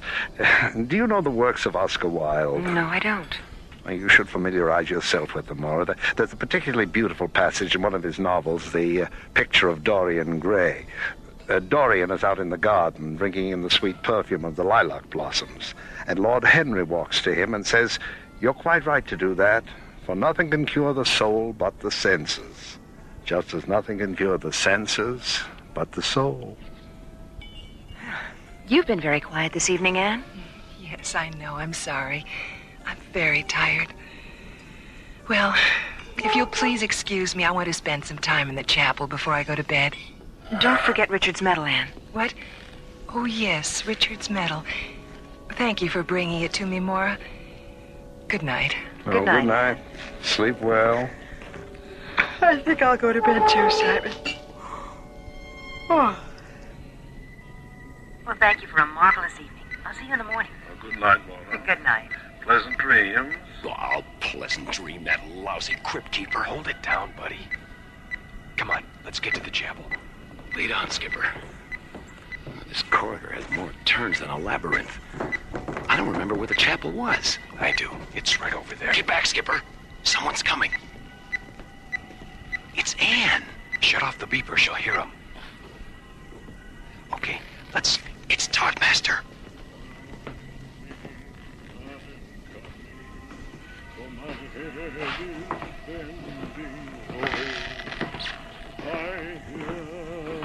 Gentle voices calling.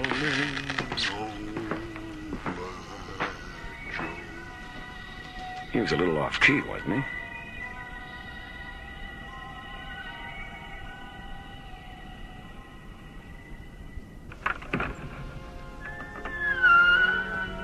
Lovely, isn't it, Anne?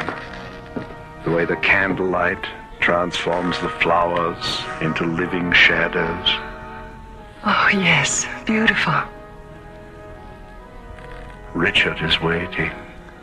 Oh, Richard.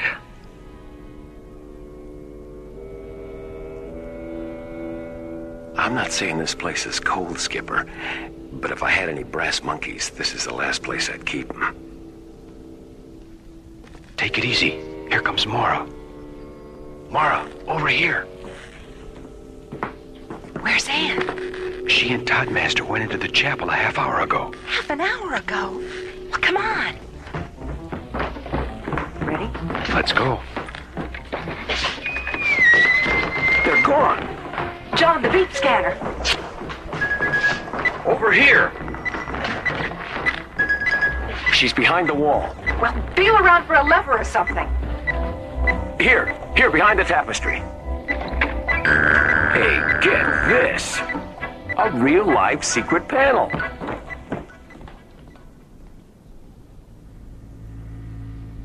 Now, Anne, if you'll just sit here. That's right. Berkey, bring up the lights in the arena. Yes, Master. Richard. Anne! Anne! Damn you, Maura. Damn you. Get away from that console, Toddmaster. Berkey, Ratchet, kill the intruder. Get down, Skipper. Toddmaster, buddy, take out the other two. Master, help us. John, blast the control panel. Berkey, Ratchet, my children. You're killing my beautiful children. Maura, what's happening? I am the resurrectionist of Lethe, master of the dead, master of the dead, master of the dead. He's melting. Toddmaster is melting. My God, they're all androids. Maura, Let's get out of here. This place is gonna blow any minute.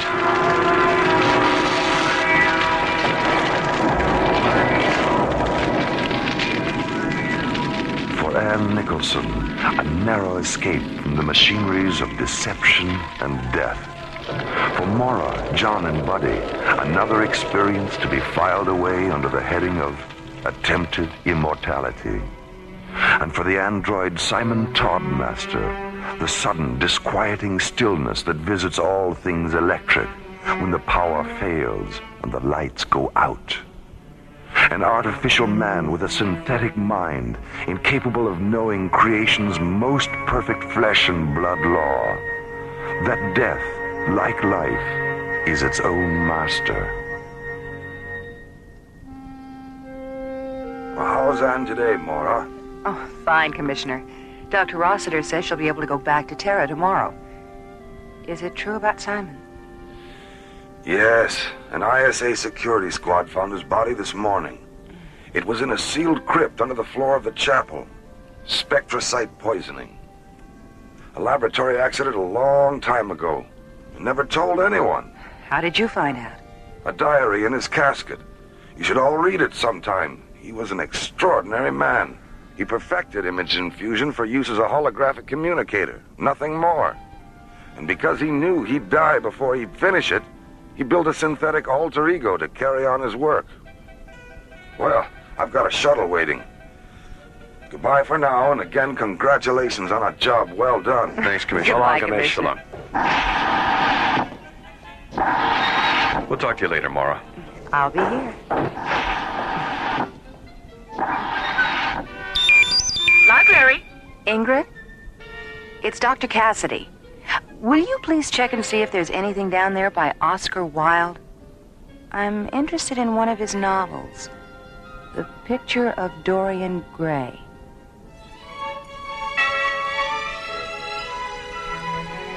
The Resurrectionists of Lethe starred Chuck Olson, Linda Gary, Bruce Philip Miller, and Corey Burton, with guest stars Hans Conried, Susan Brown, George DiCenzo, Cliff Norton, Jack Lukes, Joseph Sakari, and Sally Smaller. Alien Worlds was created, produced, and directed by Lee Hansen. And so, until next time, this is Roger Dressler, inviting you to join us for another adventure on Alien Worlds.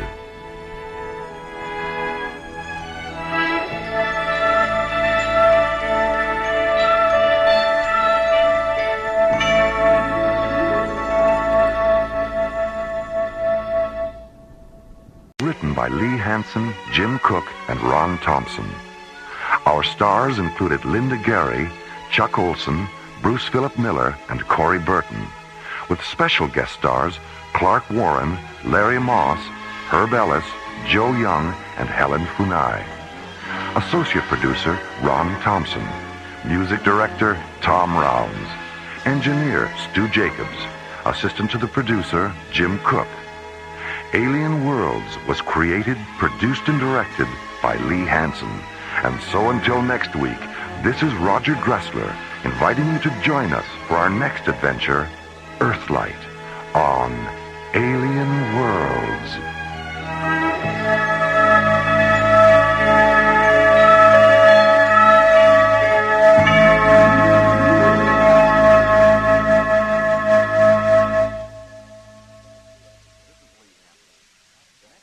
This is Lee Hansen.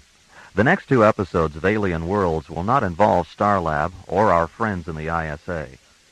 We're going to take you on a mystical journey through a science fiction fantasy adventure that explores the intergalactic origins of spiritual evil and how the inhabitants of the ancient planet of Aletheia set out to neutralize that evil over 2,000 years ago. Here then are Olin Soule, Lorene Tuttle, Russi Taylor, and Roger Dressler in Part 1 of our special presentation, Earthlight.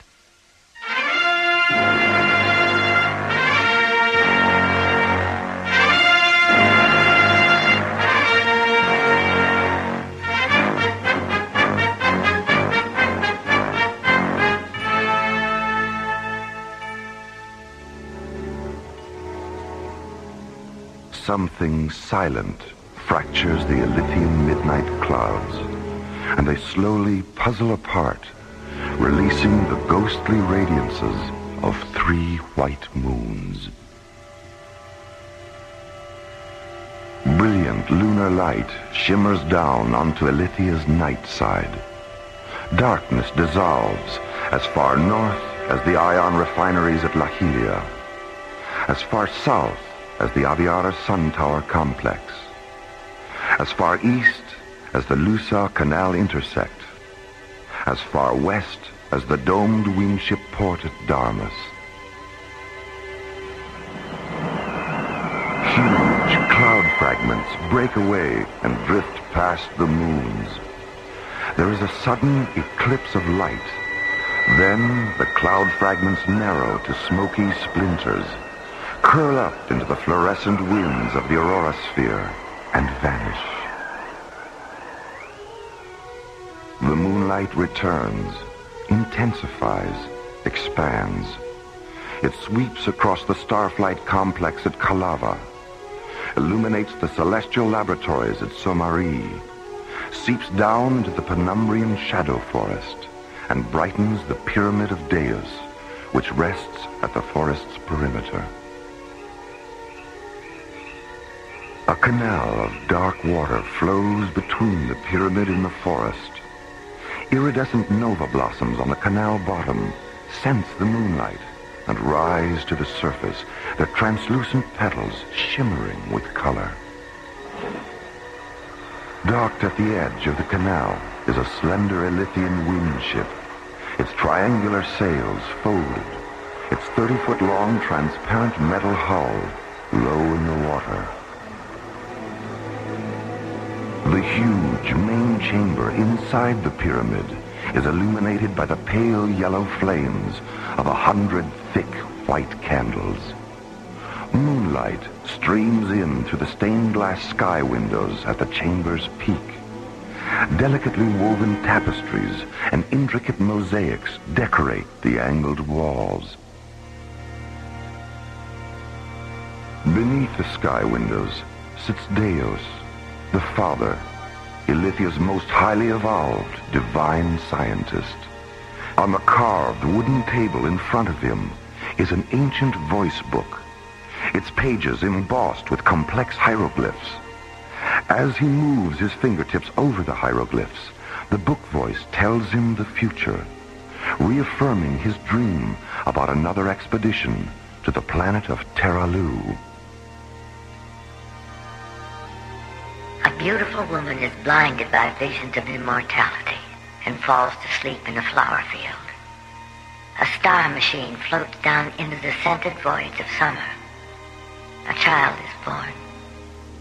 A healer of spirits walks across the deep currents of the faraway sea. The suffering are comforted. The dying are healed. The dead are reborn. The healer of spirits ascends to the stars. Terralu sinks below the fiery horizons of an alien sun. Faces look up. The sky stands still. Terralu. So many expeditions. So little progress. So many of our sons and daughters lost. 1,000 years, and it's just beginning. Deus? Ah, come in and sit with me, Isabella. Have you seen the sky, Deus? The clouds are gone and the moons are out. It's a perfect night for star flying. Mm-hmm. The book said it would be. Has the book reaffirmed that we're returning to the Veda sector of Terralu? Yes, and it told me about the woman. Her name is Aram. She's young and strong and beautiful, and she's never known the Darkbringer virus. Elishaba had never known the virus either. Do they share the same blood? Yes. And because they do, the embryon child implanted in Elishaba during the last expedition and the embryon child of this expedition will share the times to come. The times to come. How are things progressing at Kalava? The ship was moved to Dome 3 at sunset for fueling and ancillary pre-flight maintenance. Has Aram's embryon child been taken aboard? Yes. Lyria took him into the ship's nucleus chamber at moonrise. She's holding him in the secondary Genesis tank while Karmas finishes refocusing the convection lenses on the primary. And what about Zuriel? Has he installed the new Paratron refractor? He's still working on it. He would have finished by now, but there was a technical setback. Oh? When Zuriel examined the new refractor, he found that 2 of the waveform links were flawed. There wasn't time to send it back to Somare, so he's correcting the flaw with a series of Nimbus filters. Nimbus filters? I wasn't aware that such things existed. They didn't until now. Zuriel synthesized them in the Spectrum Laboratory in Dome 6.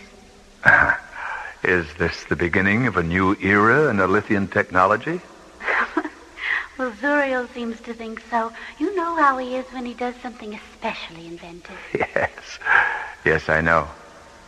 Deus, Hmm? when Aram's embryon child evolves to his final form and begins his work, will he be alone? He will at first. But eventually there will be a multitude.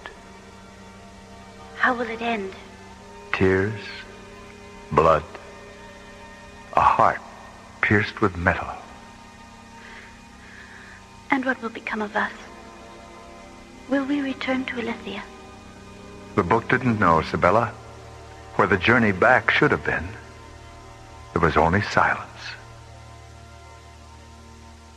Deus, was the book able to calculate the time lapse between our departure from Alithia tonight and our penetration of Terra Lu's gravity veil? Yes, 11 solar days, 9 phenomeners.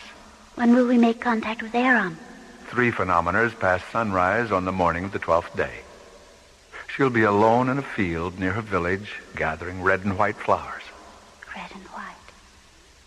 Blood and purity. Yes. The 2 elements that will haunt Aram to the end of her days. Well, it's getting late, Sibella. We'd better start for Kalava. As Deus and Sibella walk down the luminescent gemstone path leading to the canal, a swarm of fluorescent blue spider moths stream out of the shadow forest, circle the canal's reflection of Alithia's 3 moons, and streak away into the flower-scented night.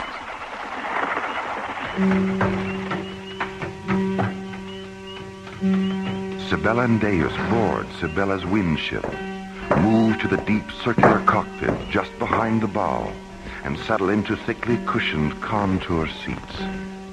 Between the 2 seats is a narrow, transparent black systems console, its surface glittering with multiple rows of brightly colored control prisms. Sibella touches 3 of them, interfacing the windship's guidance system with the central canal link encoder at Darmus, the huge domed windship port which lies 75 demivectors south of the pyramid. Your request for automatic guidance parameters has been received, Sibella.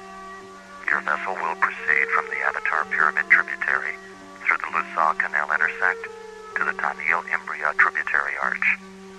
Automatic guidance will be terminated and manual control returned as you pass beneath the arch and approach the Kalava subcanal. Tiny levers fold open in the windship's thin metal masts, releasing a quiet, magnetically generated wind which swells the translucent yellow sails. The small, graceful ship drifts out into the center of the canal, turns 45 degrees, and moves forward through the clean, clear water, nova blossom particles flaring in its wake.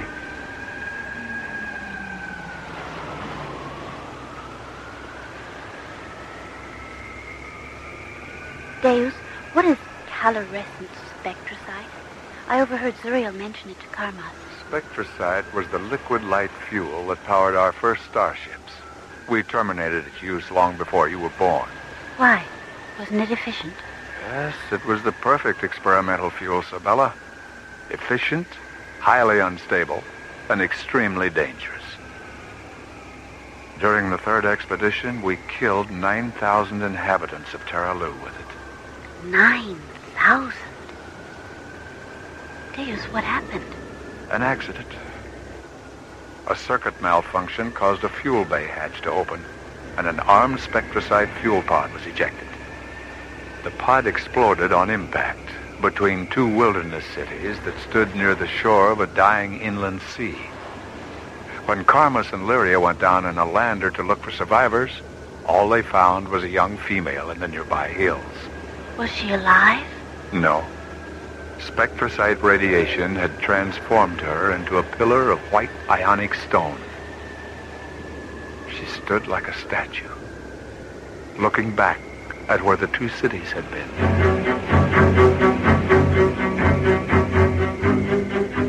The perimeter of the shadow forest slowly fades into the night as the wind ship leaves the Avatar Pyramid tributary and sails out into the Lusar Canal intersect, the vast artificial lagoon where all of Ilithia's equatorial waterways converge.